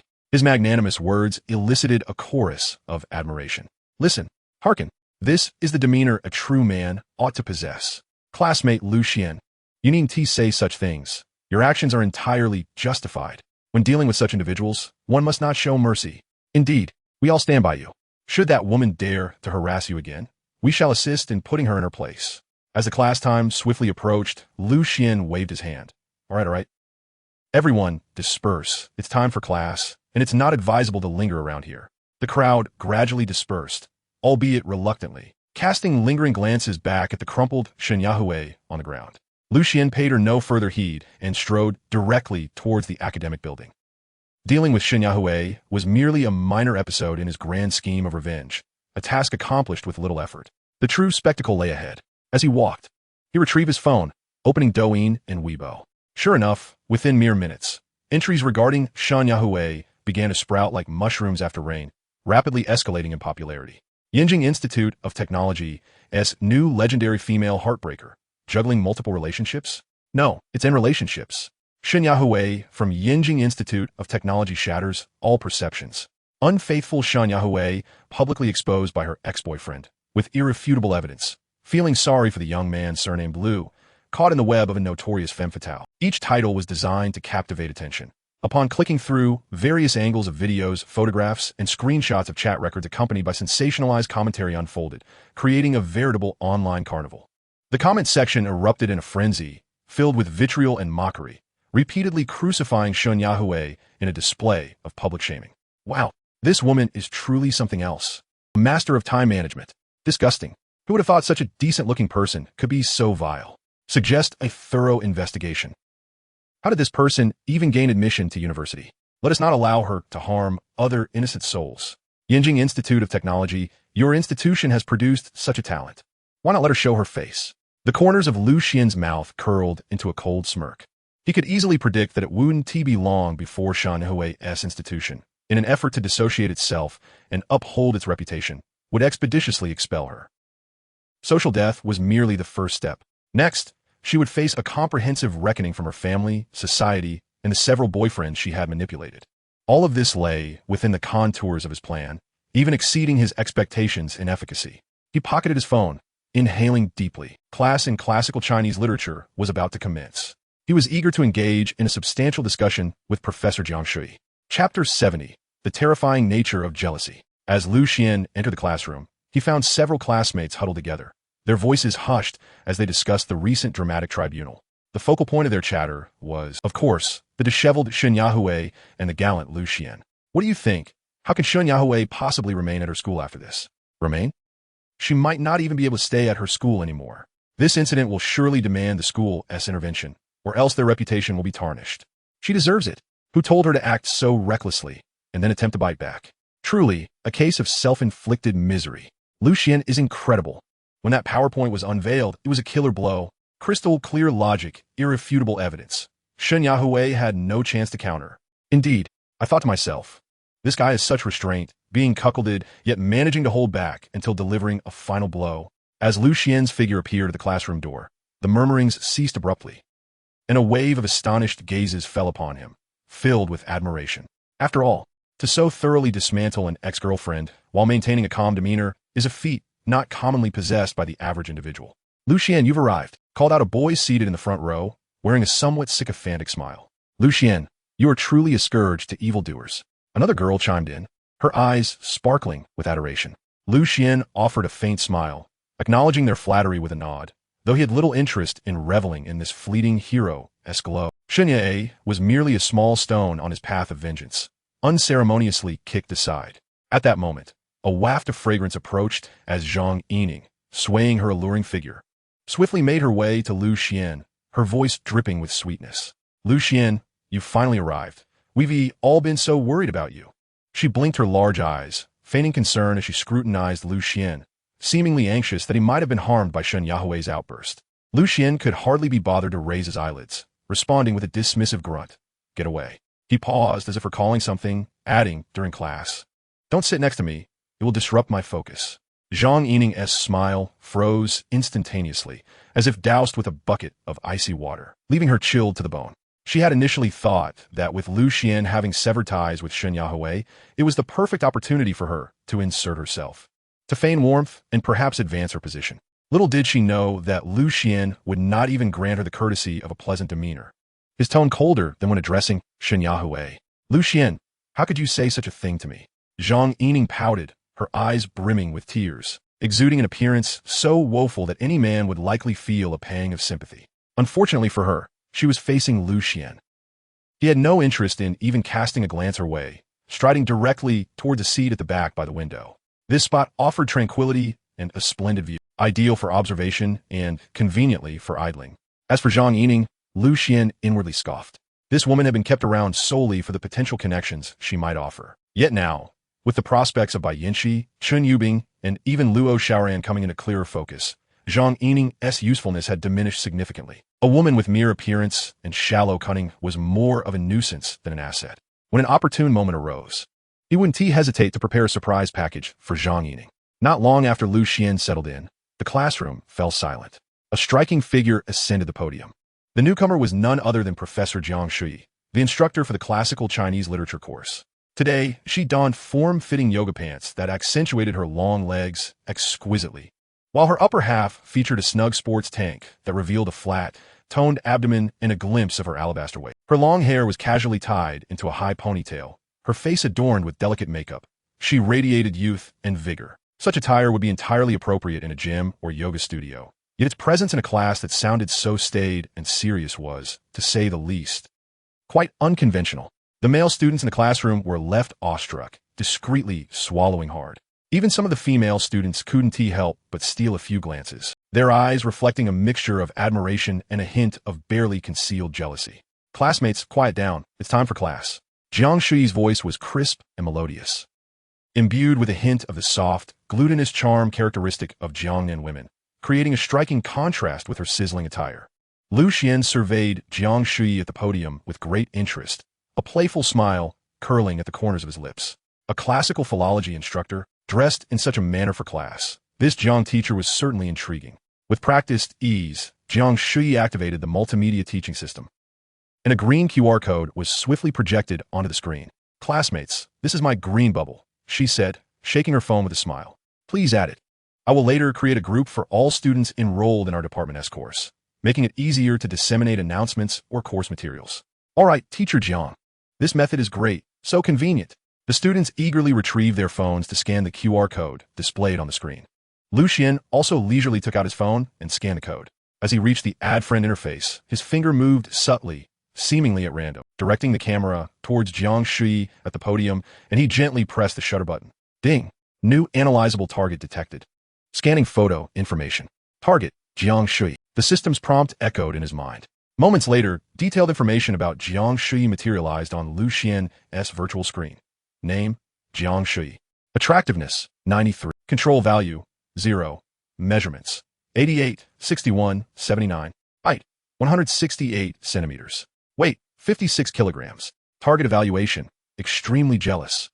Willing to go to any lengths to achieve her goals. Highly concerned about reputation, with prestige as her utmost priority. Lu Xian raised an eyebrow slightly. A score of 93 for attractiveness indeed marked her as a stunning beauty, and her figure was undeniably impressive. However, the target evaluation, indicating extreme jealousy and a willingness to go to any lengths, piqued his curiosity. Jealousy is a human trait, yet to be specifically marked as extremely strong, and to the extent of being willing to sacrifice everything, suggested that this seemingly harmless, perhaps even slightly eccentric, beauty of a teacher was not as simple as she appeared. What could she be envious of? Envious of her colleagues' academic achievements? Or perhaps envious of certain students who were young, beautiful, and from privileged backgrounds? Or maybe she was unscrupulously striving to ascend the social ladder within the school? Lu Xian's gaze once again fell upon Jiang Shui at the podium, his eyes deepening with contemplation. Chapter 71. Abandoning siblings at the age of 9. Maintaining an outwardly composed demeanor, Lu Xian gently tapped the screen. Generating black material, please wait. The app's notification sounded like heavenly music within his consciousness. He squinted slightly, his gaze seemingly casual as it swept over Jiang Shui, who was charmingly explaining the course arrangements, yet his heart was filled with a cold anticipation. What exactly was this teacher, Jiang, hiding? That evaluation of extreme jealousy and willingness to go to any lengths was certainly not a benign label. As time ticked away, Jiang Shui had begun to outline the course syllabus, her voice clear and pleasant, and her logic reasonably coherent.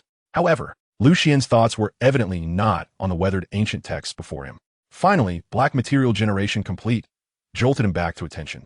Immediately, a new prompt emerged. Standalone option. Exchange 3 black material PPT backups for a complete black material package. Oh, Lu Xian subtly raised an eyebrow. It was in exchange for money? Instead, it was to trade for black material PPT backups? This app was becoming increasingly clever. However, for him, this was trivial. He had prudently backed up all the black material PPTs he had generated previously. Exchange. Lu Xian silently intoned. Exchange complete. Almost instantaneously, an explosive torrent of information surged into the depths of his consciousness, quickly materializing on the app's interface as a specially encrypted PPT document. When the title of the core black material flashed in his mind, even Lu Xian, who prided himself on his exposure to various sordid affairs, couldn't help but have his pupils constrict in shock. Core black material details. Jiang Shui, a professor of classical philology at Yenjing University, deliberately abandoned her fraternal twins when she was a child. Lu Xian's grip on his phone unconsciously tightened, a chill racing from his soles to the crown of his head. To abandon her own siblings? And they were fraternal twins? He inhaled deeply, suppressing the tumult within. Truly, one should not judge by appearances. The ocean cannot be measured by a single scoop. Who would have thought that the teacher at the podium, with her bright smile and fashionable attire, who appeared merely to be a bit unconventional, had committed such a heinous act? What kind of deep-seated grudge or twisted psyche could lead a young girl to inflict such cruelty upon her own blood? Lu Xian was eager to delve deeper into the specifics of this description. Specific description. Target Jiang Shui hails from a prominent business family in Ice City. Her father, Jiang Tendong, is renowned as the richest man in Ice City, serving as the chairman of the Tianjin Group, while her mother, Li Ranbing, was a well-known television host in the area. Jiang Shui is not Jiang Tianjing's biological child, but rather his adopted daughter. Early on, Jiang Tendong was diagnosed with infertility due to health issues, and after years of fruitless searching for medical solutions, the couple, disheartened, adopted 3-year-old Jiang Shui, treating her as their own and showering her with affection. However, fate took a turn when, at the age of 6, after 3 years of being adopted, Jiang Tendong miraculously regained his fertility, and soon after, his wife Li Ranbing gave birth to a pair of fraternal twins. The arrival of these siblings cast a tremendous shadow over young Jiang Shui's heart. As the twins grew, Jiang Shui acutely sensed that the love of her adoptive parents was no longer hers alone. Most of their attention and affection were directed towards their biological children, who were smaller and required more care. This disparity bred in her a profound sense of imbalance and intense jealousy, which gradually morphed into a pathological paranoia, leading her to believe that the twins would usurp everything that she felt belonged to her, her share of affection, the family fortune, even the entire family. Thus, at the age of 9, a sinister thought took root in her heart. Taking advantage of her adoptive parents' busy schedules and their lack of supervision, she cunningly lured her 3-year-old fraternal twin brother and sister away from home on 2 separate occasions, abandoning them in the bustling streets of unfamiliar places. In the aftermath, Jiang Tianjung and his wife were devastated, employing all their connections and resources in a frantic search that spanned years, yet they never received any leads, leaving the case an unsolved mystery and an enduring pain for the Jiang family. Lu Xian gasped in disbelief. 9 years old, at such a tender age, she had the cunning to orchestrate and execute such a meticulous plan to abandon 2 innocent 3-year-olds. The malice and calculation involved were utterly appalling, all stemming from her ridiculous jealousy, fearing that her siblings would take away love that was never hers to begin with. It seemed she had entirely forgotten that everything she possessed was a gift from her adoptive parents. Suppressing his discomfort, Xuan clicked on the encrypted PPT. Surprisingly, its contents were not extensive. It consisted of merely 2 thin pages, accompanied by 2 lengthy video segments. The textual content of the PowerPoint meticulously chronicles the times and locations of Jiang Shuyi's 2 crimes, detailing how she, with her silver tongue, lured the innocent pair of fraternal twins step by step out of their home, ultimately abandoning them at specific street corners and market nooks. Each detail is rendered with striking clarity, as if resurrecting yesterday. The 2 segments of video are even more chilling. The formidable capabilities of the scandalous app manifest once again, seemingly transcending the constraints of time and space, capturing Jiang Shuyi's transgressions through the lens of a bystander in an era long before surveillance cameras became ubiquitous. In the first video, the diminutive Jiang Shuyi holds the hand of a cherubic little boy who evidently trusts her completely, bouncing joyfully along. Upon reaching a bustling market intersection, Jiang Shuyi seizes the opportunity amidst the throng to deceive the boy into waiting for her while she buys candy, only to swiftly meld into the crowd and vanish without a backward glance. The boy's transition from obedient waiting to bewildered searching, culminating in helpless sobs, resonates with a fragility that seems capable of piercing through the screen and touching the heart. The second video shifts to a relatively secluded park, featuring the same adorable little girl. Jiang Shuyi employs a similar ruse, leaving the girl alone on a park bench before quietly departing. The video concludes with the little girl sitting desolately on the bench, gazing blankly at the passing strangers, her innocent face etched with fear and helplessness. These 2 videos, devoid of gore, evoke a chill far more profound than any bloodshed could muster. Xuan's expression is as cold as water, his fingers unconsciously tapping lightly on his phone screen. This Jiang Shuyi, indeed, conceals her true self remarkably well, were it not for the scandalous app, who could link the charming and radiant lecturer before him to the 9-year-old girl who had once cast her siblings into the abyss. One cannot judge by appearances. Xuan muses with a cold smirk, lifting his gaze once more to the podium where Jiang Shuyi passionately lectures, her eyes deep as an ancient well, betraying no ripples, yet concealing a vortex capable of consuming souls.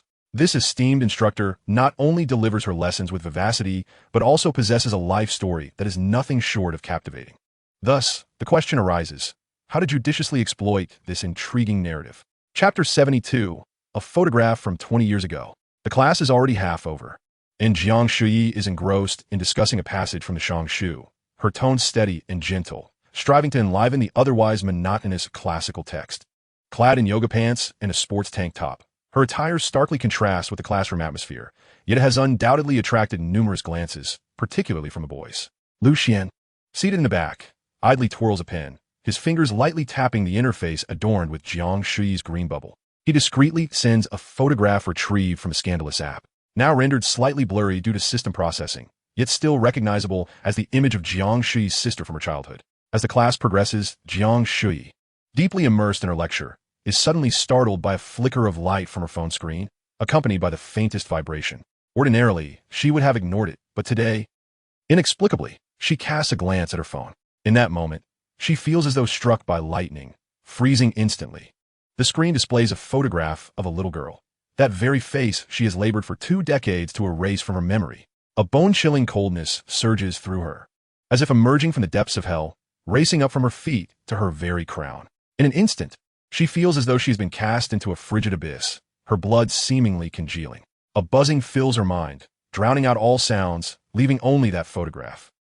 Akin to a poisoned dagger, piercing her soul's darkest recesses. Her right hand, clutching the phone, trembles uncontrollably, her fingertips icy, causing the device to shake as well. The eyes of the little girl in the photo, imbued with innocence, appear to gaze intently at her, silently interrogating her. 20 years have passed. She had believed she had long forgotten, entirely erased that malevolent past.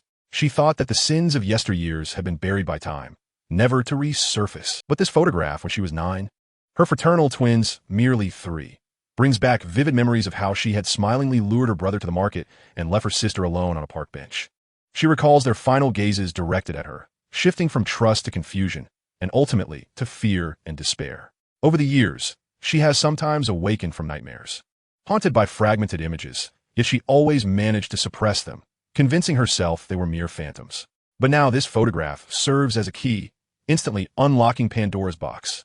All the memories she had deliberately forgotten surge forth like a deluge, overwhelming her consciousness. The plaintive cries of her brother and sister, their helpless little hands, and the heart-wrenching anguish of their adoptive parents, all replay in her mind with a clarity as if they transpired yesterday. Her gaze lands on a contact named Xuan, a recently added friend, presumably a student from his classroom. How'd he come by this photograph? What are his intentions? Jiang Shui's complexion pales to that of parchment, fine beads of cold sweat forming on her brow, her breath quickening. She forces herself to divert her gaze, her fingers frantically scrolling the screen in a desperate attempt to delete the photograph, but her trembling hands lead her to misclick several times. Finally, the image is erased. She fixates on the contact named Xuan, her eyes brimming with terror and resentment. No, she mustn't panic. She cannot afford to lose composure before her students. Drawing in a deep breath, the frigid air fills her lungs, offering a modicum of calm. She struggles to form a semblance of a smile, attempting to mask her turmoil with a facade of normalcy, yet the grin resembles a grimace more than anything, rigid as a shoddy mask. Ahem, class, her voice is hoarse, laced with an imperceptible tremor. The teacher has encountered an urgent matter, so today's lesson will conclude here. Please engage in self-study for the remainder of the class, and feel free to leave afterward. As her words hang in the air, a wave of hushed murmurs erupts within the classroom. What is going on? Why is teacher Jiang acting so strangely today? Indeed, she was so engaged, and now she abruptly dismisses us? She looks unwell. Is she feeling all right? Jiang Shui, entirely preoccupied with her thoughts, pays no heed to the students' whispers. She straightens her posture, her gaze sweeping the classroom rapidly before finally settling on the figure in the back row who has remained unusually composed throughout. Xuan. Xuan, are you there? She strives to maintain a steady tone, though an undercurrent of tension is perceptible upon closer inspection. Xuan sets down his pen, rising leisurely, his expression serene, as if the one who had just dropped a bombshell was not him at all. Teacher, I am Xuan. Is there something you need? His voice, though soft, resonates clearly throughout the lecture hall. Jiang Shui gazes at Xuan's handsome, yet somewhat aloof visage, a tumult of emotions surging within her. Who is this student? How did he acquire that photograph? What does he know? She strained to discern something from Xuan's expression, yet he remained too composed, a tranquility that unsettled her. Is there something you need, teacher? Xuan inquired once more, observing her prolonged silence, his tone devoid of any discernible emotion. It was only then that Jiang Shui snapped back to reality, hastily steadying herself and forcing a half-hearted smile. Ah, there's a small matter. I have some crucial study materials here, supplementary materials pertinent to our course, rather significant. I was hoping you might assist me in taking them to the office, and I can elaborate further. The excuse felt so flimsy that she could feel her cheeks burning with embarrassment. Yet, at that moment, she could conjure no better justification. All she desired was to swiftly extricate Xuan from this place and ascertain his true intentions. After speaking, she disregarded the students' reactions, seized her bag from the podium, and with somewhat unsteady steps, exited the lecture hall. Xuan's lips curved into a faint, enigmatic smile as he followed at a leisurely pace. As they departed, the classroom erupted into a cacophony of speculation. What on earth is happening? Teacher Jiang called Xuan to her office alone? One boy whispered, his voice laced with astonishment and intrigue. You see, it's undeniable that Xuan's good looks are impressive. A beauty like teacher Jiang remembers him from the very first class and calls in her office for warmth. To deliver materials. Another boy chimed in, winking mischievously. Uffed. I doubt it's just for warmth, a girl scoffed. Have you forgotten what happened this morning?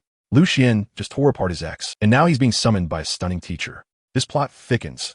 Could it be that teacher Jiang has taken a liking to him? That seems plausible. A gallant hero rescuing a damsel in distress. Or perhaps it's a handsome figure exposing a deceitful woman. Teachers are women too. Another chimed in. I believe Xuan possesses an aura and skill that is exceptional. The clarity and substantiation of his presentation this morning were evident. He is no ordinary person. If teacher Jiang sought him out, it might genuinely be for something substantial. A bespectacled academic adjusted his glasses, attempting a rational analysis. Come on.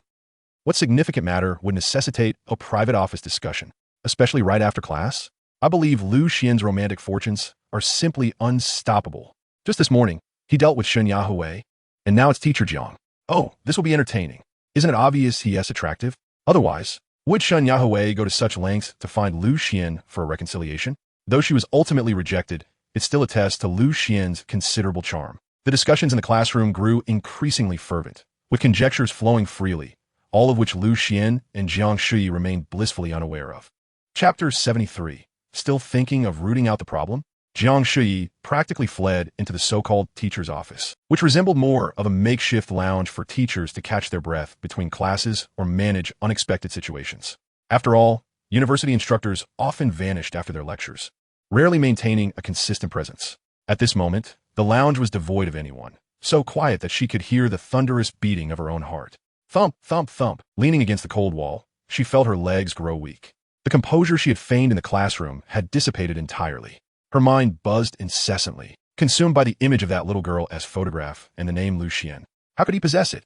Who exactly was he? Rushing to the water cooler, she trembled as she filled a cup with icy water, disregarding all caution, and tilted her head back to gulp it down. The frigid liquid slid down her throat, but did nothing to extinguish the blazing fear igniting within her. One cup was insufficient, so she filled another, drinking until the cooling sensation somewhat subdued the tumult of terror churning in her chest.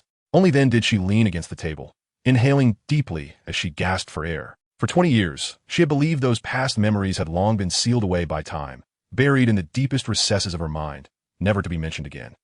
Yet today, just moments ago, that student named Lu Xian had effortlessly pried open the lid of her most harrowing secret. No, she must not panic. Taking several deep breaths, she endeavored to calm her racing heart. In times like this, maintaining composure was paramount. She, Jiang Shui, had risen from being a foster child to where she stood today, relying on far more than mere luck. Just then, the sound of leisurely footsteps echoed from the doorway.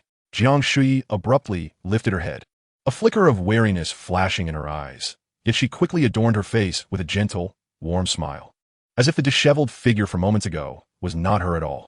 Lu Xian sauntered in, casting a casual glance over her face before his gaze settled on her recently placed water cup, her fingertips still slightly pale. Lu Xian. Jiang Shui's voice strove to maintain its usual mellifluous quality, now tinged with a touch of well-placed concern. I truly apologize for making you come all this way. She paused, as if carefully selecting her words, her eyes revealing a mix of surprise and urgency. The photograph you sent me earlier, where did you obtain it? She stepped, her tone growing more earnest. That is my long-lost sister. For years, our family has never ceased in our search for her. If you can provide any leads, or if you happen to know her. Her name is Jiang Yuzhu. My sister, Jiang Yuzhu. As she uttered the name Jiang Yuzhu, her voice faltered imperceptibly, as if the name itself bore the weight of 1,000 burdens, rendering her breathless. Deep within her heart, a chilling voice screamed frantically, Jiang Yuzhu. The gem of the Jiang family, the pearl in their palm.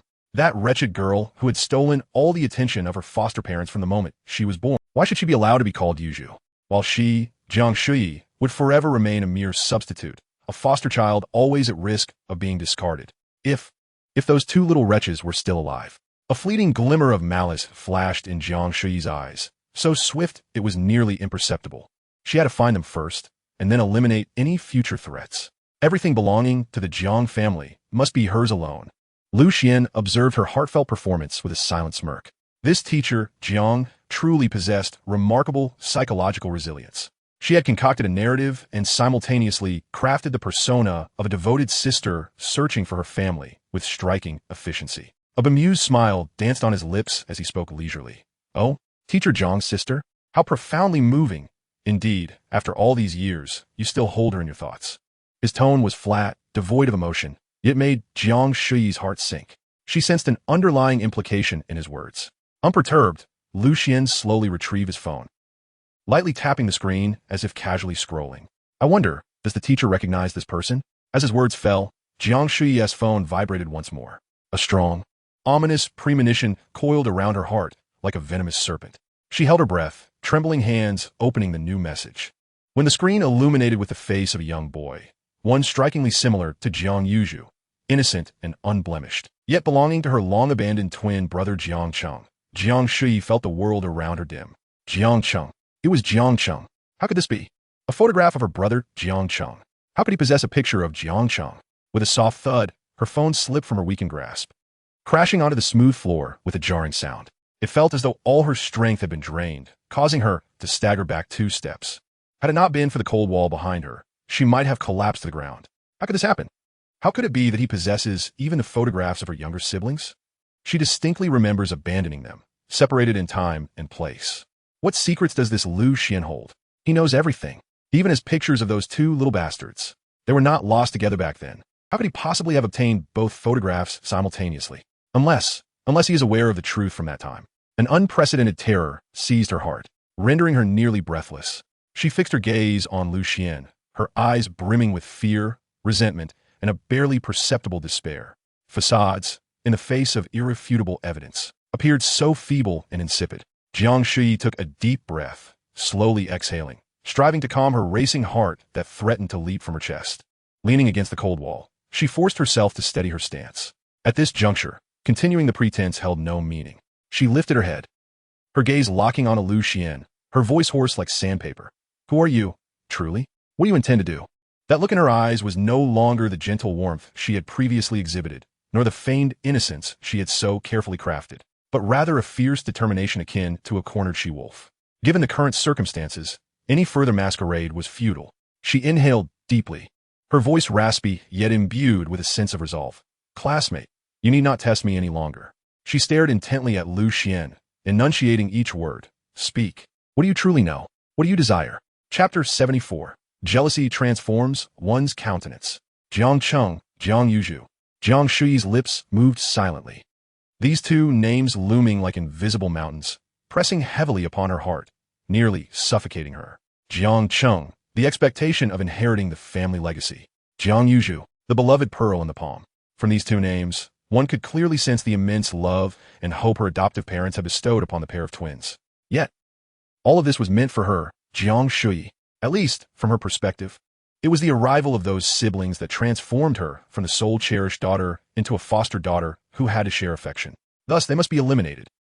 This thought was sown in her mind at the tender age of 9, and now, in the presence of Lu Xian's two seemingly inconsequential photographs, it had once again grown wildly rampant. Regret, endless regret. Jiang Shui's nails dug deep into her palm, the sharp pain momentarily awakening her senses. She lamented her youthful naivety, her lack of ruthlessness back then, merely abandoning them instead of ensuring their permanent removal. Had she been a tad more ruthless, had she executed her intentions with greater precision, how could she be in this passive predicament today? She prided herself on her meticulousness, having kept this secret tightly guarded for years, deceiving everyone, including her doting adoptive parents. She had even envisioned countless contingency plans for the eventual exposure of her secret, yet all those plans were aimed at her adoptive parents. She could never have anticipated that it would be an unremarkable student, a stranger who had just joined the fray, who would so casually rip open her most unsightly scar. Jiang Shui exhaled a long, heavy breath, and the expression of horror that had contorted her face gradually settled into an eerie calm after a fierce internal struggle. Rather than tranquility, it resembled an almost numbing indifference. Given the current state of affairs, any further pretense and struggle seemed ludicrous. She raised her head, her once beautiful almond eyes devoid of any warmth, replaced instead by a chilling, all-or-nothing resolve. "Lu Xian, is it?" Her voice remained hoarse, yet carried a resigned calmness. "Whatever it is you wish to know, or rather, whatever you already know, feel free to lay it all bare." She stared vehemently at Lu Xian, as if attempting to see through him. "What is it that you seek? I can grant you anything within my power." Yes, she was unafraid. Since he chose to approach her in this manner, rather than directly exposing the so-called evidence to the public, it signified that he held some ulterior motive. Where there is a motive, there exists room for negotiation. Money? Jiang Shui was backed by the wealth of the Ice City's richest family, the Jiang family. To her, money was but a sequence of digits. Or perhaps something else. Her gaze lingered on Lu Xian's youthful, handsome visage for a fleeting moment. A flicker of humiliation crossing her mind, only to be swiftly suppressed by a stronger desire to survive. Beauty? If exchanging her cherished appearance could secure the eternal concealment of her secrets, she would not mind. As long as she could preserve everything she currently possessed, uphold the Jiang family's reputation, and maintain her respectable position at Yenjing University, she would accept any price. Lu Xian regarded her with a bemused expression, as if appreciating an intriguing work of art, or evaluating a commodity awaiting a price. His silence struck Jiang Shui's taut nerves like an invisible hammer. "You seek money?" Jiang Shui, unable to contain her impatience, ventured to speak first. "How much?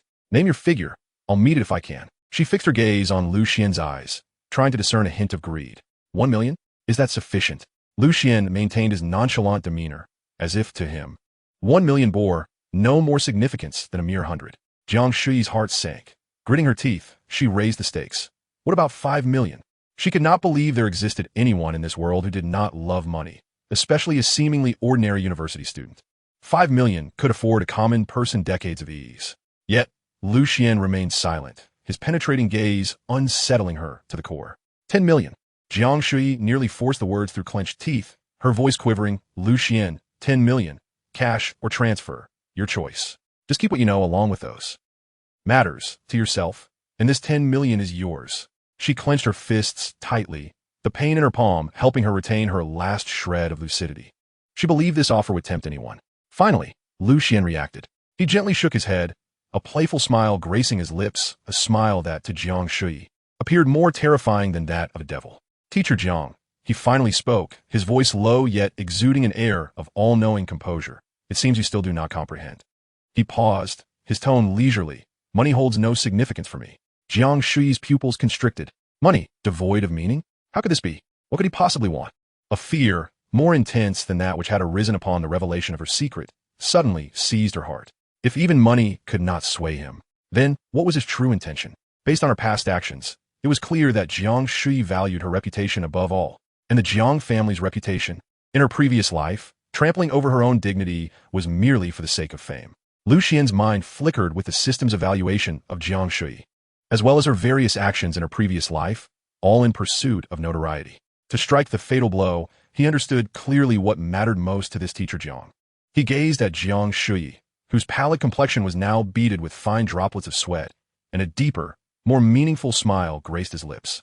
Teacher Jiang, he began, as he leisurely stepped forward, his gaze resting on her like a tangible weight, imbued with a subtle yet palpable sense of oppression. What if I were to publicly unveil the heart-wrenching tale of how your esteemed parents, Mr. Jiang Tianzhong, the wealthiest man in Ice City, and Ms. Li Ranbin, a former television host, tragically lost their precious pair of twins and spent 2 decades in vain searching for them, accompanied by 2 heartwarming videos, artfully edited for public consumption? He deliberately elongated his tone, satisfied to witness Jiang Shui sway slightly, her complexion as white as a sheet. Tell me, will your reputation as a dutiful adopted daughter and esteemed educator shine brighter? Or will the infamy of the Jiang family's misfortune and poor upbringing capture the public's attention more compellingly? Alternatively, he continued, a hint of icy mockery lacing his smile, I could anonymously send this intriguing information to the authorities at Yenjing University or various media outlets. Teacher Jiang, what do you think they would say about a university professor implicated in the willful abandonment of her own siblings, potentially leading to their demise? No, please don't. Jiang Shui finally broke down, her voice rising to a piercing cry, akin to a cat whose tail had been stepped on. What do you want from me? She was unafraid of death, but the thought of being disgraced and bringing shame upon the Jiang family was a punishment far worse than death itself. As she lost her composure, he maintained his smirk, though his eyes were as cold as ice. What do I want? He chuckled softly, shaking his head. Teacher, your price is far too low. He extended a finger, gently shaking it. What I desire, you cannot provide at this moment. However, he shifted his tone, his smile taking on a cryptic quality. I can offer you an opportunity, a chance for you to repay in due course. Chapter 75, for the Jiang family. One can sacrifice everything. Jiang Shui's brows furrowed into a tight knot, her beautiful apricot eyes filled with bloodshot veins, glaring at Xuan as if she could devour him whole. Triggering blackmail task, correct the target's mindset, and lead them back to the right path to receive rewards. Cannot provide? Xuan, what nonsense are you spouting? Her voice was hoarse, edged with incredulity. What could Jiang Shui possibly be unable to provide? As long as you keep those things to yourself, name your terms. She anticipated that Xuan would demand an astronomical sum or propose a condition that would be both humiliating and feasible. Yet, Xuan merely smiled slightly, a grin that struck her as more terrifying than any ghastly visage. His gaze bore an almost mocking scrutiny, as if assessing a prey about to fall into a trap. Teacher, Xuan's voice was low, yet each word resonated with a chilling clarity. If I were to say that I want the entire Jiang family, could you get it to me? What? Jiang Shui's face drained of color, as though doused with a bucket of icy water from head to toe. The entire Jiang family? Had he lost his mind? You are speaking utter nonsense. The Jiang family belongs to my father. Even if I were to inherit, that would be a matter for many years down the line. My father is in his prime, in excellent health. You are delusional. She searched Xuan's expression for any hint of jest, any sign of morbid mockery. But there was none, His eyes were calm and unwavering, filled only with an unsettling certainty. Thus, teacher, Xuan spread his hands, his tone as casual as if discussing the pleasant weather. This condition is indeed beyond your current means. He stepped forward, his leisurely gait exuding an imposing aura akin to a mountain pressing down upon her. Therefore, you must repay gradually. The corners of Xuan's mouth curled into a cold smirk, reminiscent of a blade unsheathed in the dark of night. The first step is simple. Acknowledge your mistakes and locate those you have wronged, compensating their families. You scoundrel! Jiang Shui trembled with rage, her chest heaving violently. She had never endured such a profound humiliation in her life. Xuan paid her furious outburst no heed, continuing in his leisurely manner. The second step, naturally, is to employ every means at your disposal to rightfully inherit the Jiang family. I believe, given teacher Jiang's cunning and resourcefulness, this should not pose too great challenge. After all, you managed to lose your 3-year-old siblings without a trace, did you not? His words struck like a poisoned dagger, piercing Jiang Shui's heart, rendering her momentarily speechless, left only with heavy breaths. As for the third step, Xuan's smile brightened, yet grew colder. It is to present the vast Jiang family, entirely intact, before me. He tilted his head slightly, observing Jiang Shui's ashen face with a tone of faux concern. Teacher, do you comprehend these 3 simple steps? You are dreaming. I would rather die than acquiesce to your demands. Jiang Shui spat through clenched teeth, her gaze filled with a wild desperation. Oh, is that so? Xuan raised an eyebrow, unfazed, his laughter nonchalant. Teacher, you must think carefully. If I become displeased and release those intriguing videos and information, perhaps with a report on how your adoptive parents desperately search for you, anonymously sending them to various media outlets or directly to the heads of Yenjing University, tell me, will it be your reputation as a talented and beautiful teacher that crumbles first, or the Jiang family's infamy for poor upbringing and misfortune that captures the limelight? At that point, whether the Jiang family can maintain its status as Ice City as foremost family would be uncertain. How do you think your father, who values reputation above life itself, would react? Each word struck Jiang Shui like a heavy hammer, pounding against her heart. What she feared was never her own fate, but the shame her family would endure, the potential ruin of her adoptive parents' lifelong efforts. The Jiang family was her everything, the singular ambition she had clung to throughout her life. No, please. Jiang Shui trembled uncontrollably, her lips quivering, unable to articulate even a complete sentence. Xuan stepped closer, reaching out to firmly grasp her delicate chin, compelling her to meet his gaze. Rest assured, teacher, the Jiang family will belong to me henceforth. In a sense, it will also belong to you. Jiang Shui pondered for a moment, realizing that Xuan's words held a semblance of truth. He leaned in closer, his warm breath brushing against her ear. Fear not. As long as you obediently comply, the Jiang family will always be your Jiang family, and you will remain the esteemed Jiang Miss, a distinguished university professor. But should I expose those matters, TSK, not only will you face the public's merciless scrutiny, but the Jiang family's reputation will also be irrevocably tarnished, stock prices plummeting, and their standing in Ice City will be in jeopardy. Thus, teacher, it would be wise for you to contemplate this matter thoroughly. Jiang Shui's entire being stiffened, as if struck by a jolt of electricity. She gasped sharply, wanting to scream, to push him away, yet her body felt as though it were nailed in place, utterly immobile. Humiliation, fury, and fear churned within her, threatening to tear her apart. The insidious pressure coiled around her like a cold, venomous serpent, suffocating her. Ultimately, all her struggles proved futile. She tightly closed her eyes, her long lashes trembling violently from the weight of her endurance, as 2 streams of silent tears slipped from the corners of her eyes, mingling with the strands of hair at her temples. For the sake of the Jiang family, for all that she currently possessed, she could accept defeat, but the Jiang family must not be driven to ruin because of her. Jiang Shui had always been strong-willed, never once bowing her head in surrender, yet this time, she found herself powerless. She didn't even have the opportunity to seek help from the Jiang family. Moreover, she dared not let the family know of her plight. Otherwise, she would surely be dealt with by the elders of the Jiang clan. Even so, she was willing to sacrifice everything for the Jiang family. What Jiang Shui did not realize was that Xuan's true intention had always been the Jiang family, to seize control of it. Jiang Shui gazed at Xuan and said, "Fine, I will admit my mistakes, and I will find the victims' families to compensate them." Ding. Detecting a dramatic shift in target character Jiang Shui's psychological state, driven by an intense desire to protect the Jiang family and herself, Jiang Shui has chosen to temporarily repent in hopes of future redemption. Current compensation value, 99, 100. Congratulations, host. You have achieved near-perfect redemption of target character Jiang Shui.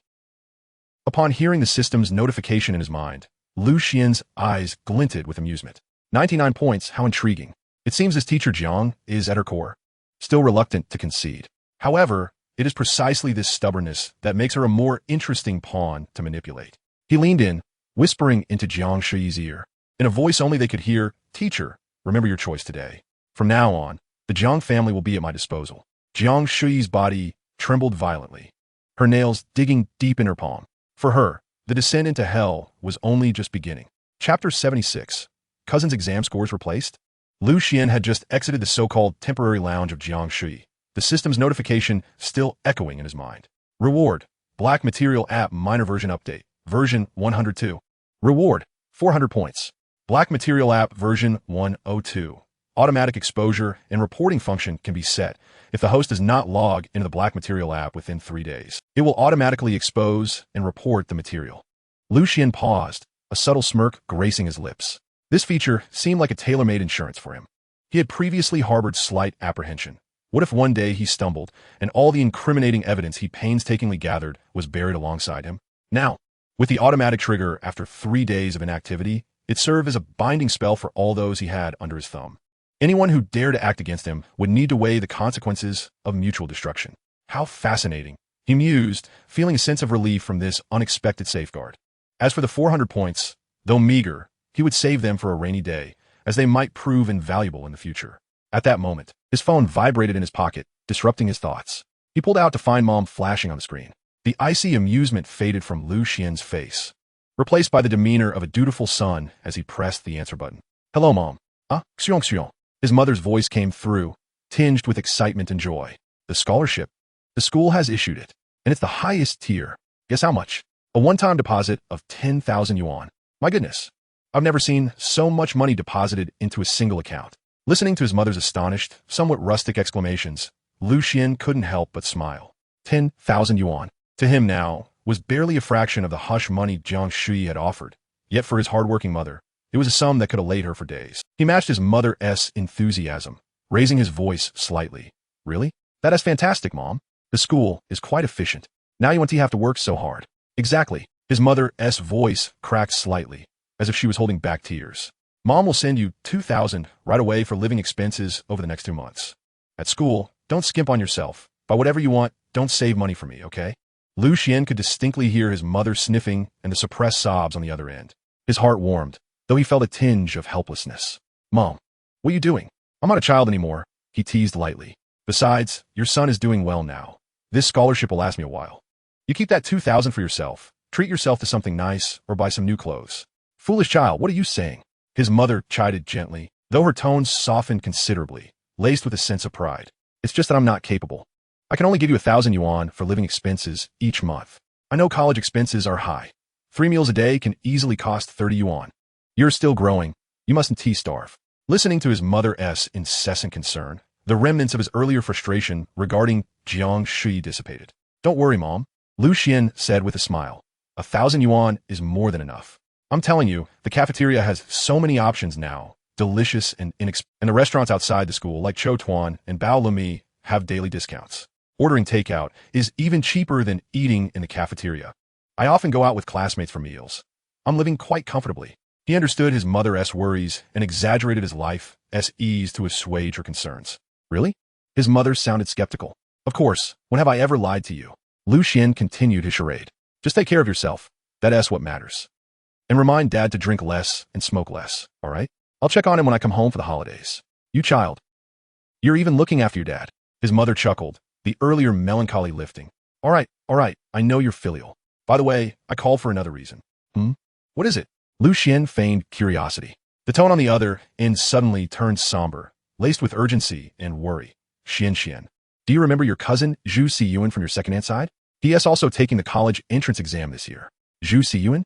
Lu Xian searched his memory for the name. His cousin from his second aunt's family was a rather honest and somewhat dull boy, known for his excellent academic performance. "I remember. What's wrong? Something happened."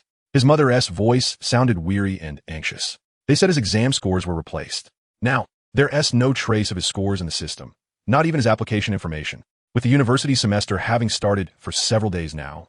While other kids were joyfully attending classes, Xuan was left at home, utterly disheartened. Replaced? Lucien's brow furrowed slightly in surprise. Such a blatant act in this information age? Even Zhang Yining merely faked scores, which was more akin to discrete admissions. The matter of substituting candidates has not been heard of for many years. Indeed, Lucien's mother's voice was imbued with indignation and helplessness. Your second aunt is nearly frantic. She has contacted the school, but they claim they're only responsible for admissions and that the results are entered uniformly from above. She then approached the Education Bureau, only to be told that there were no records in the system and to figure out on her own. What kind of situation is this? Is it not pushing people to a dead end? A rural child who has toiled for over a decade in hopes of gaining admission to a prestigious university to change their fate, and yet, alas. Lucien listened quietly, his fingers unconsciously tapping lightly on the phone case. Your second aunt came to me this morning, crying with snot and tears. Sharing many heartfelt sentiments that pain my heart to hear, his mother spoke with a hint of resignation. Xian, it's truly a pity for that child, Zhu Xiyuan. After all the effort he put into his studies, someone has taken his place. Alas, there is little we can do about this. If it were something else, we could lend a hand. Lucien fell silent for a few seconds. Zhu Xiyuan, whose examination results have been usurped. Chapter 77. Little Xian, your second aunt saved your life. Lucien's fingertips continued to tap absent-mindedly on the phone case, producing a faint knocking sound. Images of his second aunt's sharp tongue, yet tender heart surfaced in his mind. In his previous life, during his family's downfall, she had not hesitated to criticize, claiming that his mother had poor judgment in marrying the wrong man and that they lived in tight circumstances, bringing shame upon their relatives. Yet behind the scenes, she had been a substantial source of support, consistently bringing gifts during festivals under the pretense of having bought too much. She was a quintessential case of a sharp tongue and a soft heart. While she voiced her disdain, she was in fact the one most worried. If it were other relatives, he would certainly keep his distance, for Lucien was no saint who repaid kindness with virtue. However, he felt compelled to assist his second aunt's family, especially since. He inhaled deeply, his tone calm, yet weighted with gravity. Mom, under normal circumstances, we probably cannot intervene in this matter. As a freshman in college, I am unfamiliar with the intricacies of Yanjing. What connections do I possess? You know our family situation. We're just ordinary folks. What do we have to fight against them? He paused, his voice devoid of emotion, to speak bluntly. If this matter is indeed being manipulated from behind, for a family like ours, once caught up in it, what else can we do but resign ourselves to fate? Resign ourselves to fate? Lucien's mother covered her mouth, her voice thick with tears. Xian, how could your cousin be so unfortunate? He has studied diligently for over a decade, hoping to enter a good university like you and improve his circumstances, and now everything has been ruined. Your second aunt is nearly driven mad. She came to me this morning with her eyes swollen like rotten peaches, unable to articulate her words, just constantly wiping her tears. Lucien's brow furrowed slightly. His mother was inherently soft-hearted, and given that this was a matter concerning his second aunt's family, it appeared she was truly distressed. Mom, please don't be agitated. He attempted to calm her down. That's not what I meant. I was simply pointing out that this matter is complex. Lucien remained silent, listening to the muffled sobs from the other end of the line. He could visualize his mother's conflicting emotions, caught between anxiety and urgency. Mom, let me handle this. He sighed, his voice involuntarily softening. You know, this sort of thing runs deep. It's best if you don't get involved. Can you manage, little Xian? This matter shouldn't be taken lightly, his mother admonished. Her voice suddenly choked with emotion, imbued with a profound sense of helplessness, before abruptly shifting gears. Little Xian, you may have forgotten that when you were 4 years old, you suffered a high fever, delirious from pneumonia. The doctor said that if you hadn't been taken to the hospital sooner, your life would have been in peril. Back then, our family had no money. Your father was frantic like an ant on a hot pan. It was I who, in tears, called your second aunt. Without a second thought, she borrowed money from everyone she could, working late into the night to gather the funds needed to get you to the hospital. Had it not been for your second aunt's timely assistance, you might have long been lost to us. This kindness, your mother will carry in her heart for a lifetime, and little Xian, you are making the right choice. Mom supports you, but you must act within your means. If we cannot help, then we should not force the issue. Lucien's hand holding the phone abruptly stiffened, his knuckles whitening from the pressure. For years old, high fever, pneumonia, second aunt lending money. Fragments of dusty, vague memories seemed to disperse the mist in his mind, suddenly illuminating his thoughts. He could almost feel the dizziness from that feverish state and the warmth of a pair of anxious hands gently stroking his forehead.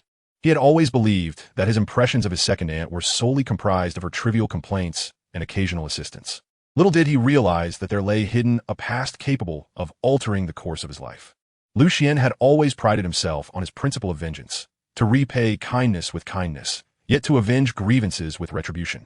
However, equally so, he believed in repaying even the slightest kindness with abundant gratitude. Such principles were etched into his very being. If what his mother said was true, then this debt of gratitude transcended mere kindness. It was a genuine life-saving grace.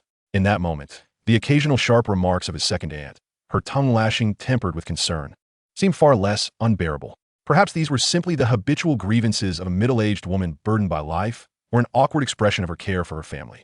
Lucien took a deep breath, exhaling slowly.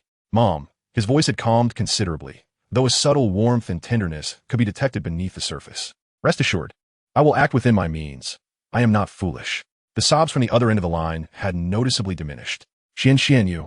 This matter. You can trust me." Lucien rubbed his slightly swollen temples, his tone now resolute. "Please ask your second aunt to send me Zhu Siyuan's examination registration number, ID number, as well as the school and major he applied for. I will see what can be done. However, I must emphasize that I cannot guarantee success. After all, this matter involves far too many complexities." All right. Lucien's mother immediately responded, her voice brimming with relief and indescribable excitement, as if grasping onto the last lifeline. "Let me reiterate, if this cannot be resolved, then so be it. We are not from a prominent family." Hearing his mother's repeated admonitions and anxious tones, Lucien shook his head helplessly, a faint smile unconsciously forming at the corners of his mouth. This old lady, her emotional transitions were quicker than turning a page in a book. Just moments ago, she was wailing, and now she was concerned for herself. "All right, Mom. You need not worry about me too much. We have not even begun yet." He paused, deliberately adopting a light-hearted tone, and jokingly added, "If you keep crying like this, your second aunt might think I've done something to you, and with her fiery temper, she might just come storming to Yinjing to scratch my face. You little rascal. How dare you joke with your mother at a time like this?" Lucien's mother burst into laughter at his teasing, the earlier clouds of sorrow dissipating significantly, her tone much lighter. "All right, I won't jest with you any longer. I must attend to serious matters. Xian, I truly appreciate your help this time. Mother knows this will undoubtedly require considerable effort on your part." "Mother, we are family. Such words are unnecessary." Lucien chuckled lightly. "Wait for my news. Ishal domi utmost." After hanging up the phone, Lucien tucked his mobile device into his pocket and glanced out the window. Chapter 78. Is that your goddess? Zhang Yining? A life-saving grace, Lucien murmured to himself, his fingertips gently brushing against his chin. In his previous life, he harbored rather unfavorable impressions of his aunt's family. His aunt's tongue was as venomous as if coated with poison, her words capable of choking anyone. Yet now, his mother's words acted as a key, unlocking the long-sealed corners of his memory. At the age of 4, he suffered a high fever and pneumonia. Those hazy, painful fragments were now strikingly vivid. He could almost feel the small version of himself being cradled, with anxious calls and muffled sobs echoing in his ears, alongside a pair of somewhat rough, yet warm hands repeatedly wiping his fevered forehead. If not for his mother's mention, he likely would have never recalled this past. TSK. Lucien clicked his tongue. The discomfort and resentment stemming from his previous life suddenly seemed rather trivial in the face of such a profound act of salvation.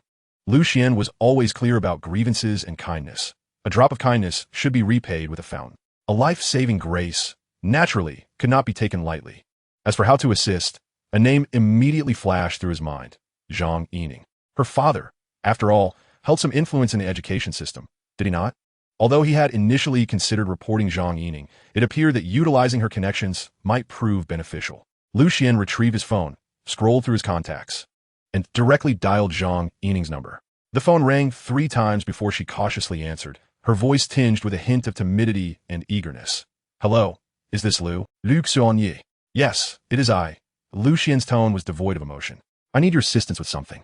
"Huh? Assistance?" Zhang Yining's voice noticeably trembled. "Lucien Ge. Please, whatever you need, just say the word. I will do my best. I have a cousin who is taking the college entrance examination this year. It seems his score has been replaced." Lucien stated succinctly. "Isn't your father in the education bureau? Perhaps he could help investigate what happened." "College entrance examination scores. Replaced?" Zhang Yining's voice instantly heightened, then swiftly dropped. laced with evident panic.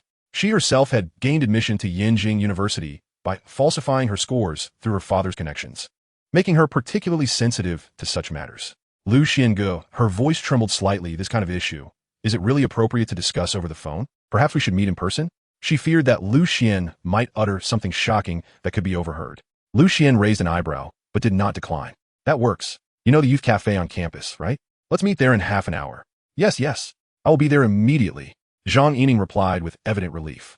After ending the call, Lu Xian pocketed his car keys and strolled to the parking lot, sliding into his car and revving the engine of his M4 as he headed toward the cafe. The youth cafe was quite renowned within Yinjing University, known for its elegant ambience and relatively affordable prices, making it a favored spot for student couples and group discussions.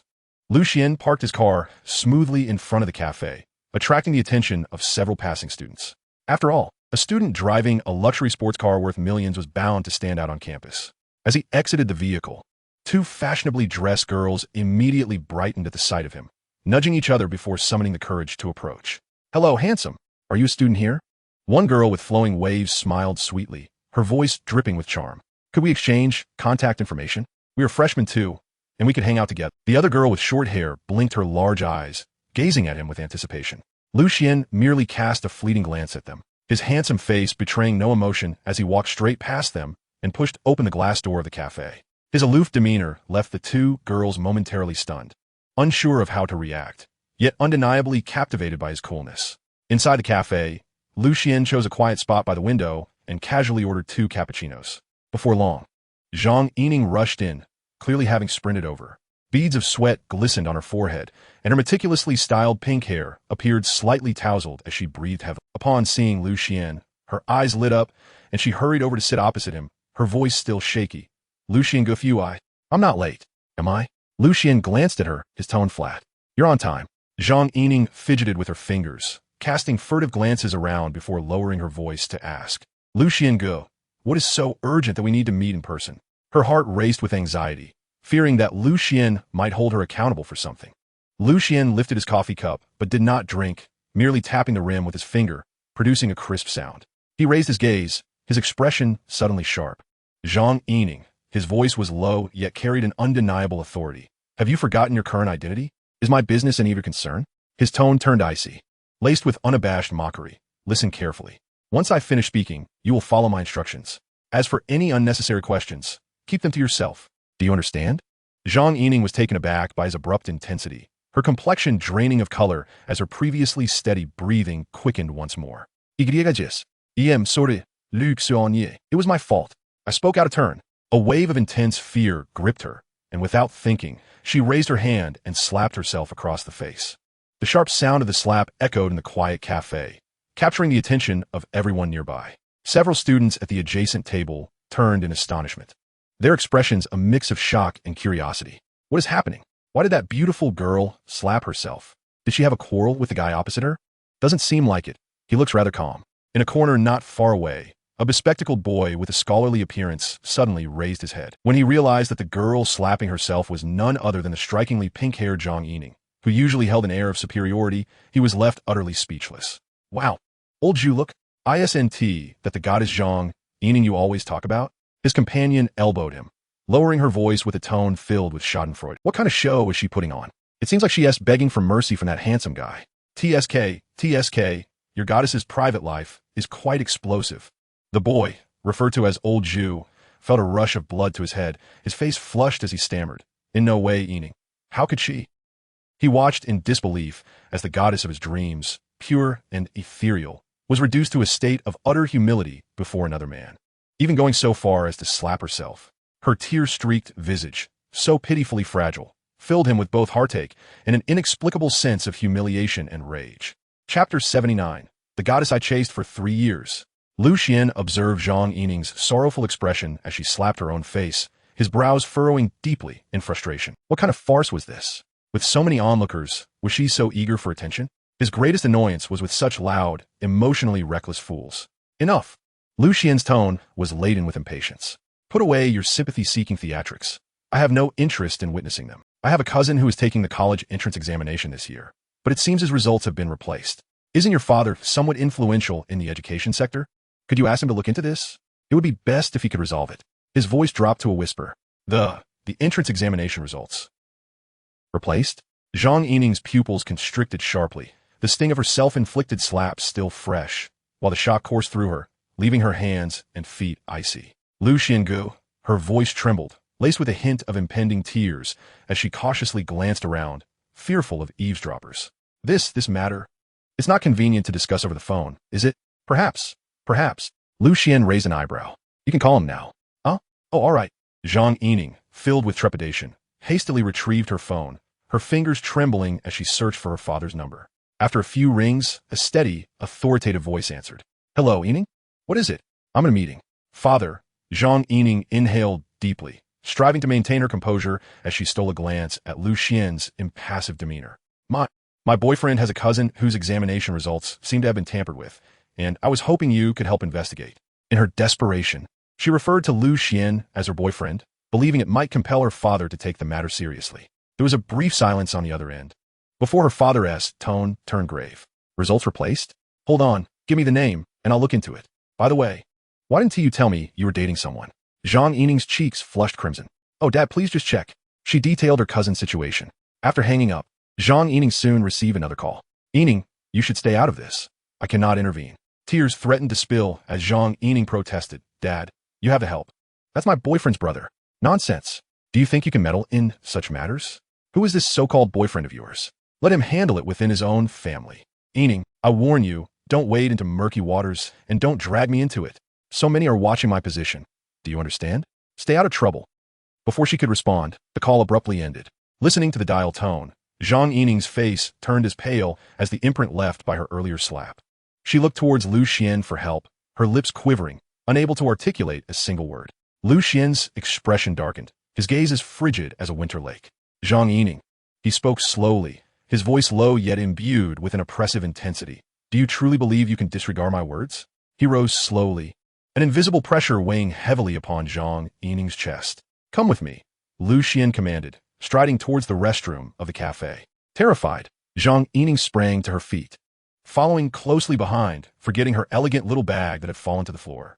The other patrons in the cafe watched in bewilderment. Moments ago, the beautiful girl was slapping herself, and now she was trailing behind that handsome man. What was unfolding? In a nearby corner, a bespectacled boy named Lao Zhu stared wide-eyed, filled with incredulity. Holy cow, Lao Zhu, your goddess is leaving with that handsome guy. It looks like they're heading to the restroom. His companion jabbed him in the arm, excitement bubbling over. This plot twist is quite thrilling. Lao Zhu's face flushed crimson, and he pushed his friend's hand away. Stop talking nonsense. Yining is not that kind of person. Despite his words, a gnawing discomfort twisted within him. He had cherished Zhang Yining for a long time, seeing her as an untouchable goddess, but what he had just witnessed. Wait for me, Lao Zhu exclaimed, unable to contain his curiosity, and he hurried after them, driven by a mix of confusion and foreboding. The cafe's restroom was at the end of the hall, divided into male and female. Lao Zhu lingered outside the men's room, seeing no sign of Lu Xian. He peered towards the women's restroom, but still saw no sign of Zhang Yining. After a moment, Zhang Yining emerged, utterly disheveled. Lao Zhu felt as though a hammer had struck him. Was this the radiant goddess he had adored? Lu Xian glanced back at the distraught Zhang Yining, his voice chillingly cold. The matter I entrusted to you must be resolved, or else. He produced his phone, fingers flying across the screen as he accessed a social media account named Expose the Scandal Angel. Before Zhang Yining's eyes, he swiftly typed a message detailing allegations of academic misconduct regarding a certain Zhang from Yanjing University, omitting the full name. Otherwise, next time, it won't be so anonymous. A cruel smile played on Lu Xian's lips as he hovered his finger over the send button. No, don't, she cried out in a piercing wail, oblivious to the bustling cafe around them. With a sudden collapse, she knelt before Lu Xian, clutching his leg with desperation. Lu Xuan, I was wrong. I truly was. Please delete it. I'll go back and plead with my father. I'll make him help. Her cries were heart-wrenching, completely unaware of Lao Zhu, frozen in shock nearby. Lao Zhu felt as if the world had spun out of control, struck by a lightning bolt of despair. His goddess, the one he cherished above all, was reduced to such depths before another man. What had transpired in that restroom? Now, she was kneeling before this man. Lao Zhu's worldview shattered in that moment, as his youthful and fervent affection crumbled into countless fragmented pieces. Beneath the goddess's radiance lay a grim reality he had never fathomed. A wave of nausea washed over him, his throat burning as if something were about to erupt. Chapter 80. Your goddess? Merely a dog to me. Lao Zhu felt as though his very worldview had been obliterated in that instant. His throat felt constricted, as if a burning coal was lodged within, accompanied by the sharp sting of 1,000 needles piercing his heart, leaving him writhing in agony. A wave of nausea washed over him, yet nothing emerged. Was that the sound of his shattered heart? Lao Zhu and Zhang Yining were, after all, alumni from the same high school. It was during the opening ceremony of their freshman year that he caught a fleeting glimpse of Zhang Yining, her radiant smile bursting with confidence like a brilliant ray of sunshine, illuminating the dim corners of his tumultuous adolescence. Zhang Yining was the belle of the school, a figure adored by all. Beautiful, vivacious, and academically exceptional, she commanded attention wherever she went. The line of boys vying for her affection could stretch from the school gate to the end of the street. In stark contrast stood Zhu Hongliang, merely an inconspicuous face among the throng, clad in thick black-rimmed glasses, introverted and academically average. He harbored a silent affection for Zhang Yining for 3 long years. During that time, the pinnacle of his courage culminated in a moment just before graduation when he pretended to accidentally bump into her in the corridor, stammering an apology while his cheeks flushed crimson. Zhang Yining, however, barely glanced at him, offering only a polite nod before drifting away, laughing with her friends. In daily interactions, he scarcely dared to meet her gaze, terrified that his humble feelings would be laid bare. To him, Zhang Yining was an ethereal goddess, a pristine moonlight, too dazzling and luminous, leaving him feeling utterly inadequate. Upon hearing that Zhang Yining aspired to attend Yanjing University, Lao Zhu threw himself into his studies with fervor. For an entire semester, he toiled relentlessly, transforming from an average student to one whose Gaokao scores placed him firmly within the top 10 of his school. He recalled that Zhang Yining was not merely the school beauty, but also academically brilliant, consistently ranking among the top 10 in every examination. He had even heard whispers that she had arrived late to the English exam. Those moments had made his heart race with concern. When the admission list was released, and he saw her name proudly emblazoned among the accepted students of Yanjing University, a weight lifted from his heart. The rumors of her tardiness were unfounded. She truly was a goddess, born to shine. Today marked his first serendipitous encounter with Zhang Yining at Yanjing University. Yet the scene before him struck like a thunderbolt, shattering his perceptions into fragments. After a summer apart, Zhang Yining remained the stunning beauty he remembered, but she no longer embodied the untouchable figure of his recollections. In his mind, boys had always knelt before her, offering gifts in a desperate plea for her attention. But now, how could it be that his goddess was kneeling before another man? His gaze involuntarily drifted towards Lu Xian. That face, excessively handsome yet chillingly aloof, evoked a sense of despair. He barely spared Zhang Yining a glance as she knelt before him, treating her as if she were an inconsequential object. As Lu Xian brushed past the petrified Lao Zhu, he didn't even acknowledge him, as though Lao Zhu were merely an annoying wisp of air. Lu Xian, don't go. I was wrong. I truly was wrong. Zhang Yining cried out as Lu Xian prepared to leave, disregarding her knee's pain, scrambling to tug at his pant leg, only to be ruthlessly cast aside by him. She stumbled, falling to the ground with a pained gasp. Lao Zhu, driven by instinct, rushed forward, crouching to assist her. Yining, are you all right? His heart tightened at the sight of his goddess in distress. Tears streaked down Zhang Yining's face.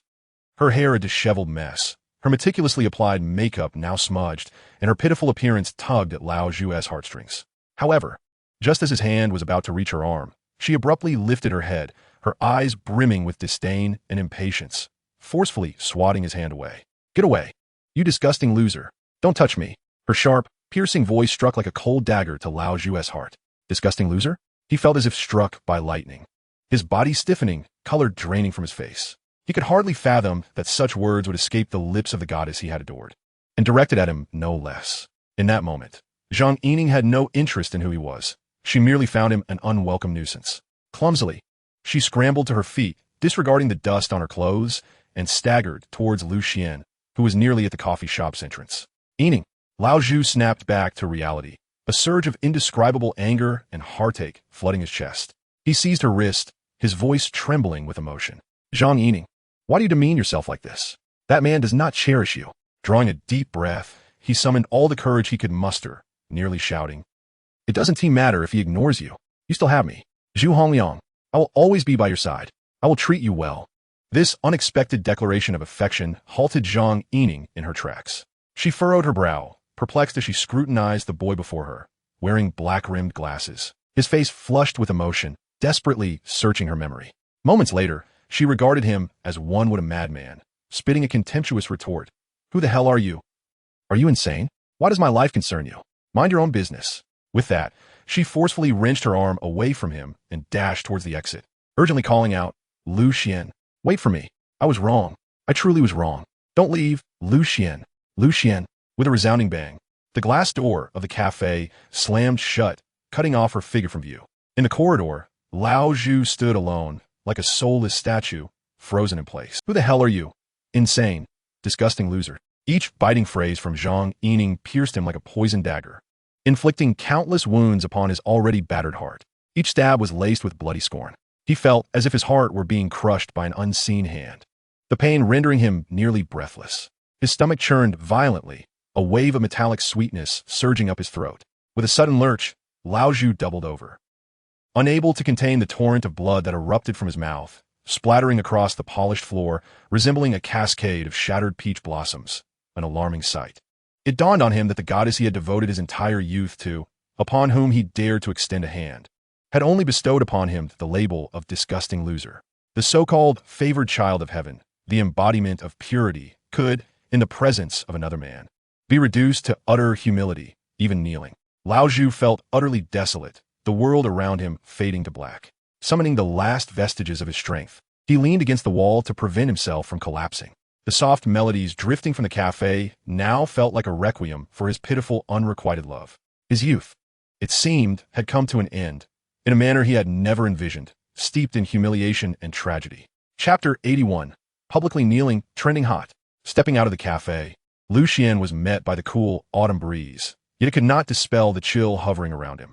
Zhang Yining, a mere pawn, was destined to be discarded after extracting her final ounce of worth. As for her father, Zhang Jingguo, a minor official in the education sector, thinking he could simply wash his hands of the matter was laughable. In Lu Xian's lexicon, the phrase let it go did not exist. Since Zhang Jingguo claimed to be unconcerned, Lu Xian would ensure he had no choice but to care.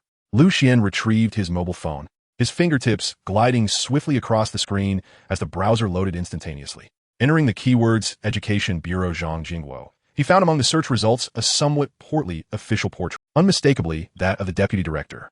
A cold smirk crept across Lu Xian's lips as he casually saved the image. Clicking on the familiar black icon of the Black Material app, he began to edit with practiced ease. Target individual, Zhang Jingguo.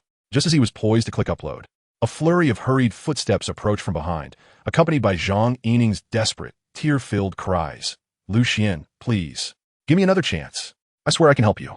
I can. Zhang Yining dashed before Lu Xian like a gust of wind, her hair in disarray, her once impeccable makeup now a smudged mess from tears, devoid of any trace of the graceful candidate she usually embodied.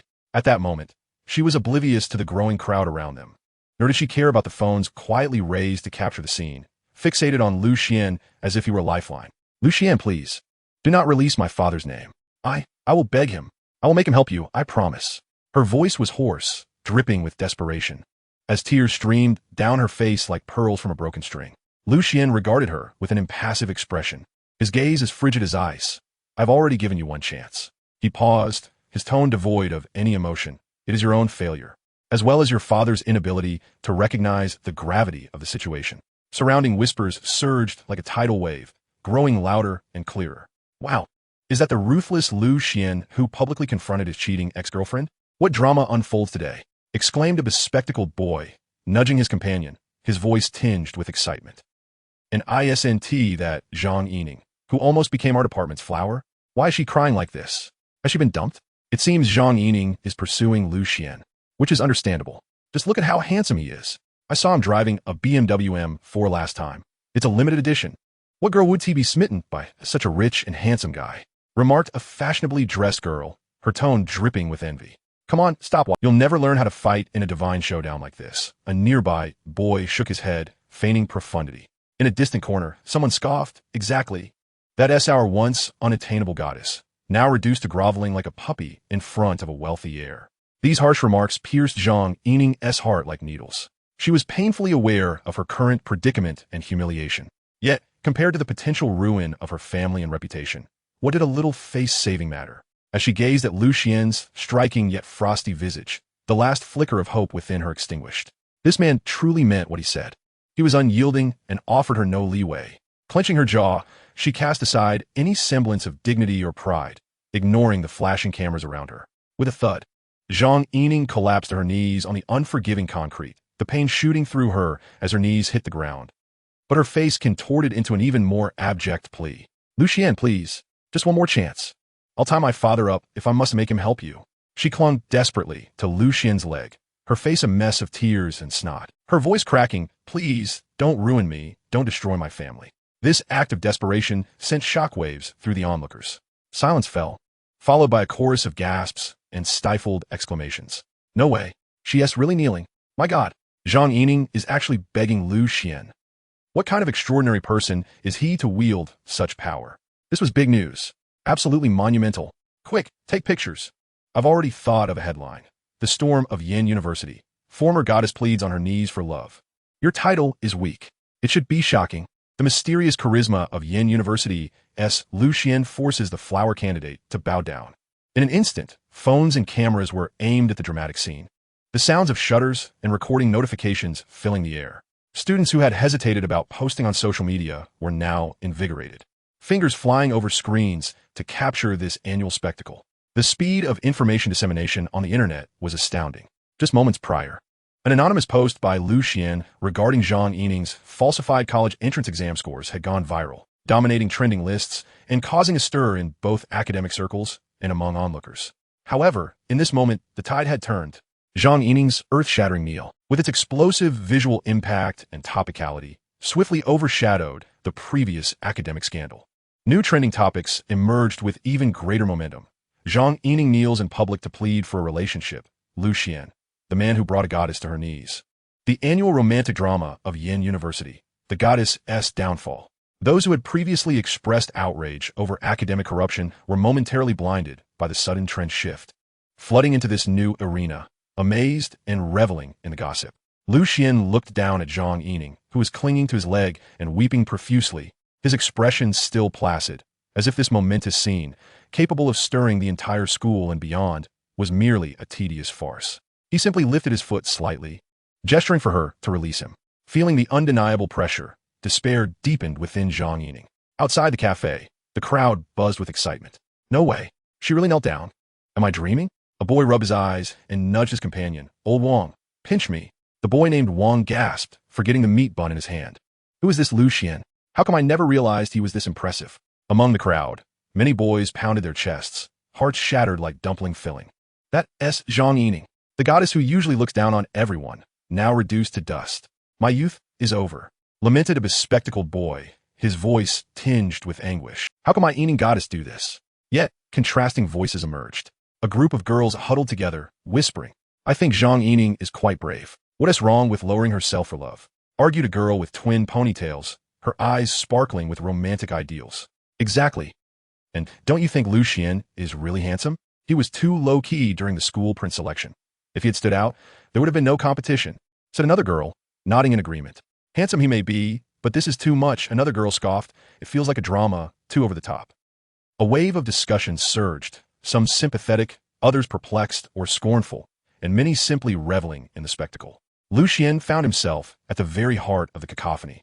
It felt as though an invisible barrier separated him from the chaos. He cast a downward glance at Zhang Yining, who clung desperately to his calf, weeping copiously, her face a canvas of tears and snot. A barely perceptible frown flickered across his brow. Did this woman not feel enough shame? His sentiments were not born out of chivalry, but rather a sense of embarrassment at such public displays of emotion. "Do you not realize how humiliating this is?" Lucien's voice, though soft, momentarily stilled her sobs. Zhang Yining looked up with tear-filled eyes, meeting Lucien's abyssal gaze, which held not a trace of compassion, only indifference.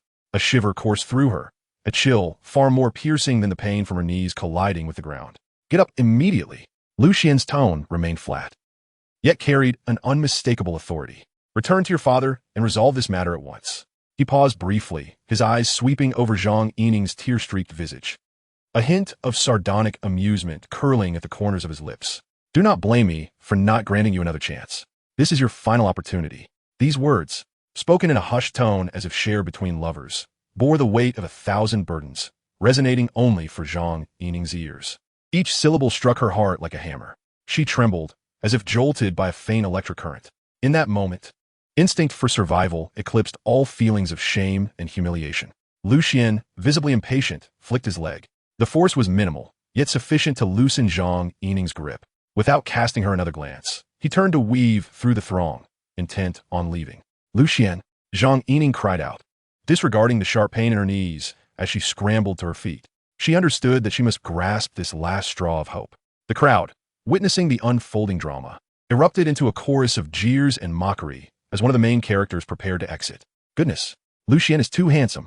How can such a beautiful goddess be so easily cast aside? A true man never looks back at the explosion. Never looks back at a kneeling goddess. Truly a model for our generation. This maneuver is simply unreplicable. A boy shook his head in admiration. Zhang Yining wiped her tear-streaked face and abandoned any concern for her appearance. As she absorbed the caustic remarks from the onlookers, her humiliation reached its zenith. Yet she forced a defiant expression and shouted back at the spectators, "What are you staring at? Have you never seen a beauty pursue a handsome man?" Without waiting for their astonished reactions, she hobbled after Lu Xian, her gait a picture of desperation. The crowd erupted into even louder laughter and whistles. What a twist! The goddess has become a love-struck puppy, yet still retains her pride. I admire her spirit. Though she is down, her resolve is commendable. This farce, marked by Lu Xian's indifference and Zhang Yining's frantic pursuit, momentarily drew to a close. However, the tempest brewing online had only just begun. Zhang Yining sprinted, finally catching up to Lu Xian in the parking lot. She dared not approach any closer, watching as he opened the door of a striking BMW M4 and slid in. Only when the blue sports car vanished from her sight did she lean against a tree, breathless and drained. As she regained her composure, an overwhelming wave of fear and regret engulfed her. Shaking, she fumbled in her bag for her phone, the screen still marked with the remnants of her earlier tears. Her fingers trembled, misdialing several times before she finally connected with her father, Zhang Jingguo. After several rings, the call was answered, revealing her father's weary and impatient voice. "Hello? Yining? What is it? I'm busy here. Dad." Upon hearing his voice, all her pretense and fortitude crumbled, and her cries broke free. "You have to help me. Please." "What now? Why are you crying like this?" Zhang Jingguo frowned, his tone turning stern. "Did I not tell you that I can't interfere with that matter? What is it this time?" "Yes, no, it's complicated. Dad, you must help me this time. Lucian is my boyfriend. I love him." To bolster her persuasion, she invoked the term boyfriend, even embellishing it with declarations of love. On the other end, Zhang Jingguo fell silent for a few seconds, evidently taken aback by his daughter's sudden revelation of a boyfriend and her professed affection. He cleared his throat, maintaining a serious tone. "Nonsense. Can you just meddle in matters like college entrance exam substitutions? Besides, when did you even start dating? I was unaware of this. Who is this Lu Xian? What does his family do?" "Dad, this is not the time for that," Zhang Yining exclaimed, stamping her foot in frustration. "He is extremely important to me. You must help him. I'm begging you." Zhang Jingguo sighed, his tone softening slightly, yet still resolute. "Yining, it's not that your father is unwilling to assist. Such matters are too complicated, filled with perilous intricacies. If mishandled, it could easily backfire. My position is under scrutiny, you know that? Your so-called boyfriend should find a way on his own. Do not drag me into this mess." Upon hearing her father's refusal, Zhang Yining felt her heart plummet. Taking a deep breath, she understood that further pleading would yield no result. Her voice suddenly turned calm, laced with despair. "Dad, what if I told you that Lu Xian knows everything about my exam situation?" "What?" Zhang Jingguo's voice escalated, akin to a cat whose tail had been stepped on, his previously steady tone sharpening into one of alarm. "What did you say? What does he know?" Zhang Yining closed her eyes, fresh tears cascading down. "He knows my exam results were fabricated, Dad. He knows everything. He even has detailed evidence, presented in a PowerPoint. If you do not help him this time, he will expose my situation. If that happens, it won't just be me who suffers. You will be implicated too." "You foolish girl." Zhang Jingguo's voice quivered with rage, nearly erupting into a roar. "My naive daughter, how could you tell him something like that? Even if you love him, you cannot hand over such leverage. You are digging your own grave. Do you want to drag me down with you?" He could hardly believe what he was hearing. After all his hard work to reach this position, meticulously cautious to avoid any misstep, he was now at risk of being ruined by his inept daughter. "No, Dad, I did not tell him." Zhang Yining cried, her sobs choking her words. "I don't know how he found out. He knows every detail, every number, so clearly. He has a PowerPoint, Dad. This is not a joke. If it gets exposed, our family will be finished. All your lifelong efforts will be in vain.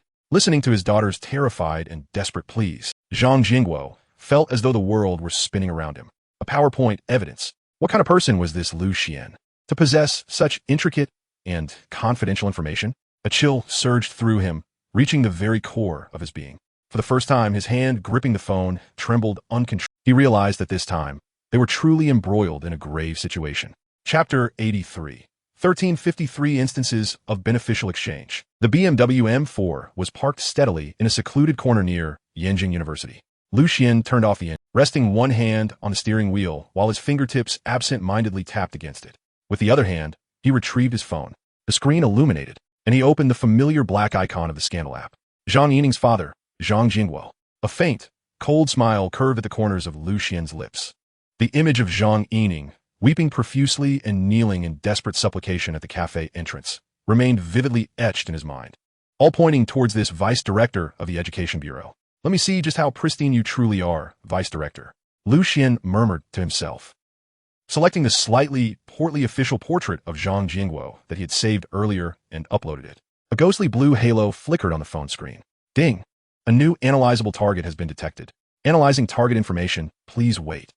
Around Zhang Jingguo's bureaucratic portrait, countless fine streams of pale blue data enveloped it, reminiscent of a meticulous atomic-level scan and analysis. The data streams converged and dispersed intermittently, accompanied by faint electronic sounds, exuding a palpable sense of technology. Lu Xian leaned back in his seat, awaiting the outcome, having long since mastered this process. Seconds passed, perhaps a dozen, and then the data streams abruptly stabilized, receding like a tide, revealing clear text on the screen. Name, Zhang Jingguo. Gender, male. Age, 52 years. Occupation, Vice Director of the Dongting City Education Bureau. A series of basic details appeared, which Lu Xian skimmed over casually. These were not the focal points. He patiently awaited the subsequent revelations, for that was where the true spectacle lay. As expected, the text on the screen transformed once more. Generating scandal details, please wait. The progress bar advanced at a visible pace, almost flashing by. Scandal generation complete. Immediately following were the familiar exchange options. Option 1. 1,000 points to redeem a complete scandal package. Option 2. Scandal voucher 1 to redeem a complete scandal package. Lu Xian raised an eyebrow, poised to choose between points and vouchers, for surely the scandal regarding someone of Zhang Jingguo's stature would not come cheaply. However, the next moment, a prompt that appeared on the screen caused him to pause in surprise. Detected that the scandal content involving the target character pertains to numerous individuals and has a wide-ranging impact. To maintain the balance of system data, this scandal will be provided free of charge. Lu Xian's fingers stilled, a playful smile emerging on his face. Free of charge? The sun must be rising in the west today. This miserly system has suddenly turned generous? He stroked his chin, sensing that matters were likely more complicated than they appeared. A free lunch often has the most peculiar flavor. Not to mention, maintaining system data balance? What a grandiose way to say you fear the fallout of such a significant revelation and the ensuing data overload. Lu Xian chuckled softly, voicing his thoughts to the air. Nevertheless, he would not refuse the scandal being handed to him on a silver platter. The next moment, the core scandal regarding Zhang Jingguo detonated before Lu Xian's eyes like a bombshell. Core scandal details. Vice Director Zhang Jingguo of the Dongting City Education Bureau has been involved in a staggering 1353 instances of beneficial exchanges throughout his 25-year career in the education system. Gasp! Even for someone as seasoned as Lu Xian in the realm of corruption, he could not help but draw a sharp breath. 1,353 times. He quickly calculated in his mind. Over 50 exchanges per year on average for 25 years. This meant that approximately every week, this vice director was engaged in either a power-for-money transaction or a personal favor. Damn! Lu Xian couldn't help but curse under his breath, a flicker of astonishment flashing in his eyes. Did Zhang Jingguo consider the Education Bureau his personal garden, treating power as a cash machine? The depths of corruption within the educational sector were far more alarming than he had anticipated. He had initially thought Zhang Jingguo had merely manipulated matters regarding his daughter's college entrance examination, coupled with some routine embezzlement or bribery. Yet, beneath the surface lay a staggering network of corruption. The information on the screen continued to refresh, revealing even more detailed descriptions. Specific description. Target character Zhang Jingguo hails from a humble farming family. Through his own efforts, he gained admission to university and subsequently became a civil servant. Starting as a grassroots township clerk, he steadily established himself within the education system, ultimately ascending to the position of vice director of the Dongting City Education Bureau. His journey is often hailed as an inspirational tale. However, beneath this polished exterior, he has exploited his position to engage in numerous illicit dealings over more than 20 years, including but not limited to the allocation of elementary school enrollment quotas, adjustments of key middle school classes, high school enrollment indicators, recommendations for special university admissions, evaluations of teacher qualifications, misappropriation of educational funds, and kickbacks on textbook purchase, culminating in a total of 1,353 instances of beneficial exchanges. An inspirational tale? Xuan scoffed, his tone dripping with sarcasm. This was not a story of inspiration. It was a chronicle of a fallen child of humble origins, a record of the development of an educational parasite.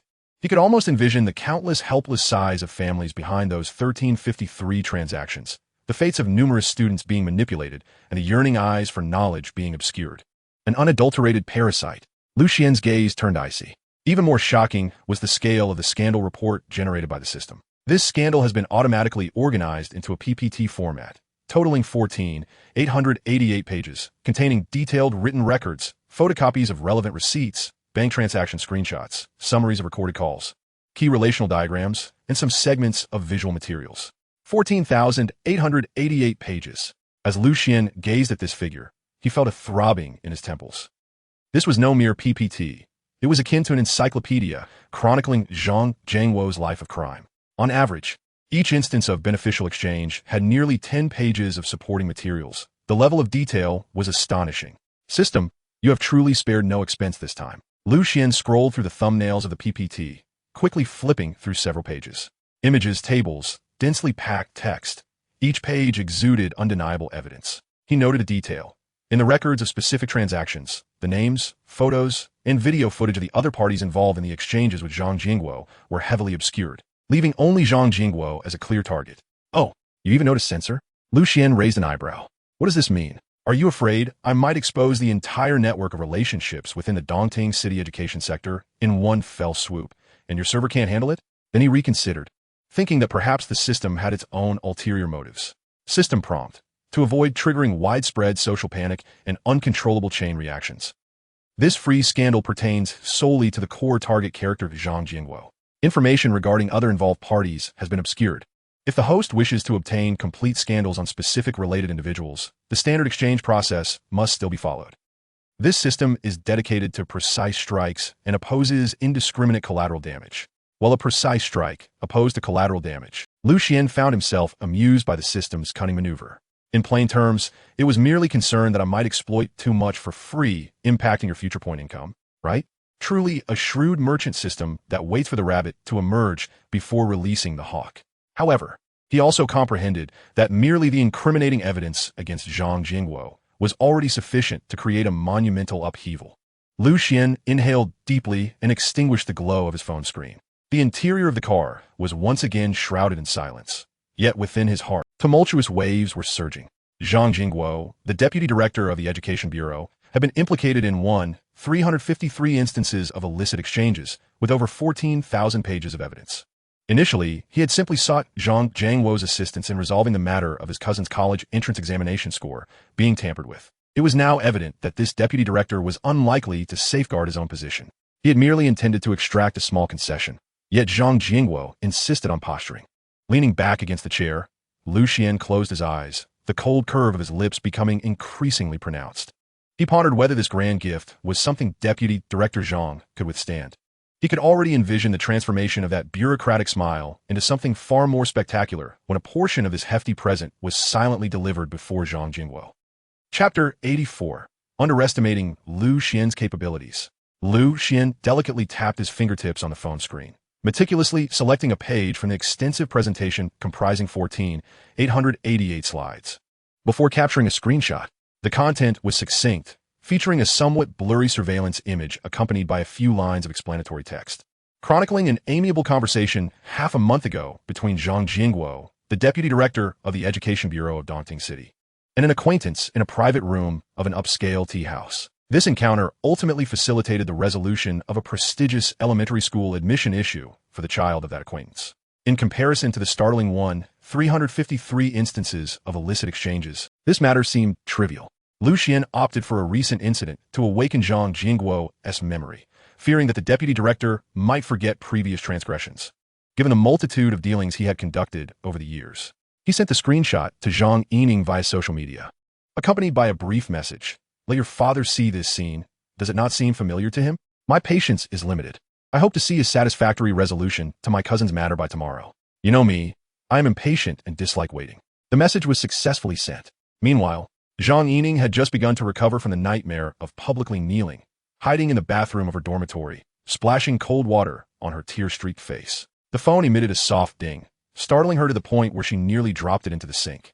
Upon noticing that the sender was Lu Xian, her heart leapt to her throat, trembling as she opened the message. When she comprehended the screenshot and the accompanying text, her vision darkened and her legs weakened, nearly collapsing to the ground. The man in the photograph, smiling broadly with deep creases on his face, was none other than her father, Zhang Jingguo. Dad. Zhang Yining's lips quivered, her complexion as pale as a sheet. Lu Xian, how could he possess such evidence? Who exactly is he? Fear gripped her like an invisible hand, tightening around her throat. She could no longer concern herself with dignity or decorum. Seizing her phone, she rushed out of the bathroom, disregarding the peculiar glances from her roommates, and stumbled onto the balcony, dialing Zhang Jingguo's number. The phone rang for an eternity before being answered, and Zhang Jingguo's voice, tinged with the effects of alcohol and seemingly engaged in socializing, came through. Hello, Yining?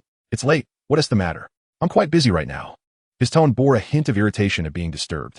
Dad, Zhang Yining began, her voice cracking with emotion, nearly screaming, Dad, something terrible has happened. What is the panic? Is the sky falling? Zhang Jingguo's irritation escalated, his voice lowered as he chastised her. Speak clearly. Crying like this is unbecoming. Dad, Lu Xian, he has your photo. Zhang Yining stammered, relaying Lu Xian's screenshot and text in a frantic rush. On the other end, Zhang Jingguo's previously tipsy demeanor vanished in an instant. Upon hearing his daughter's account, particularly the part about assisting a friend child with a prestigious elementary school admission, his heart sank sharply. Photo? What photo? Zhang Jingguo's voice was now laced with an imperceptible tension. He quickly recalled the incident from half a month ago at the tea house. Indeed, he had assisted an old friend's acquaintance's child with an elementary school admission issue, a mere triviality in his eyes, one of countless such matters he handled annually. He said to see if it looked familiar. Zhang Yining sobbed, reiterating Lu Xian's original words. Zhang Jingguo, phone in hand, felt beads of cold sweat forming on his forehead, a chill creeping down his spine. This Lu Xian had managed to obtain such evidence? Was it a mere coincidence, or? He forced himself to maintain composure as he spoke into the phone. Yining, do not panic. It's just a photograph. What could it possibly prove? Is your boyfriend attempting to intimidate me? Dad, he's not trying to scare me. Don't forget, he knows about my college entrance examination. Zhang Yining finally articulated the crucial point, her voice laden with despair. Ah yes, I was foolish. This revelation struck Zhang Jingguo like a bolt from the blue, leaving him momentarily stunned, nearly crushing his phone in his grip. He had personally managed his daughter's college entrance matters, believing he had executed them flawlessly. How could Lu Xian possibly know? He knows everything. He claims to possess detailed evidence, a PPT. Zhang Yining's voice dwindled, thick with dread. Zhang Jingguo was now a tempest of shock and fury. But more so, he felt the frigid grip of being targeted by an unknown force.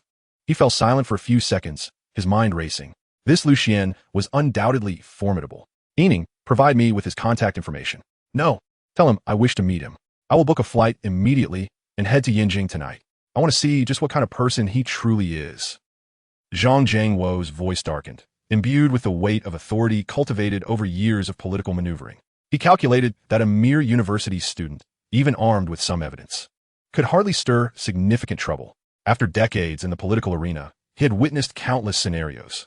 Most likely, this was just a brash youth attempting to extort some advantage. Dad, he is not easy to deal with. Zhang Yining attempted to protest, but Zhang Jingguo interrupted her.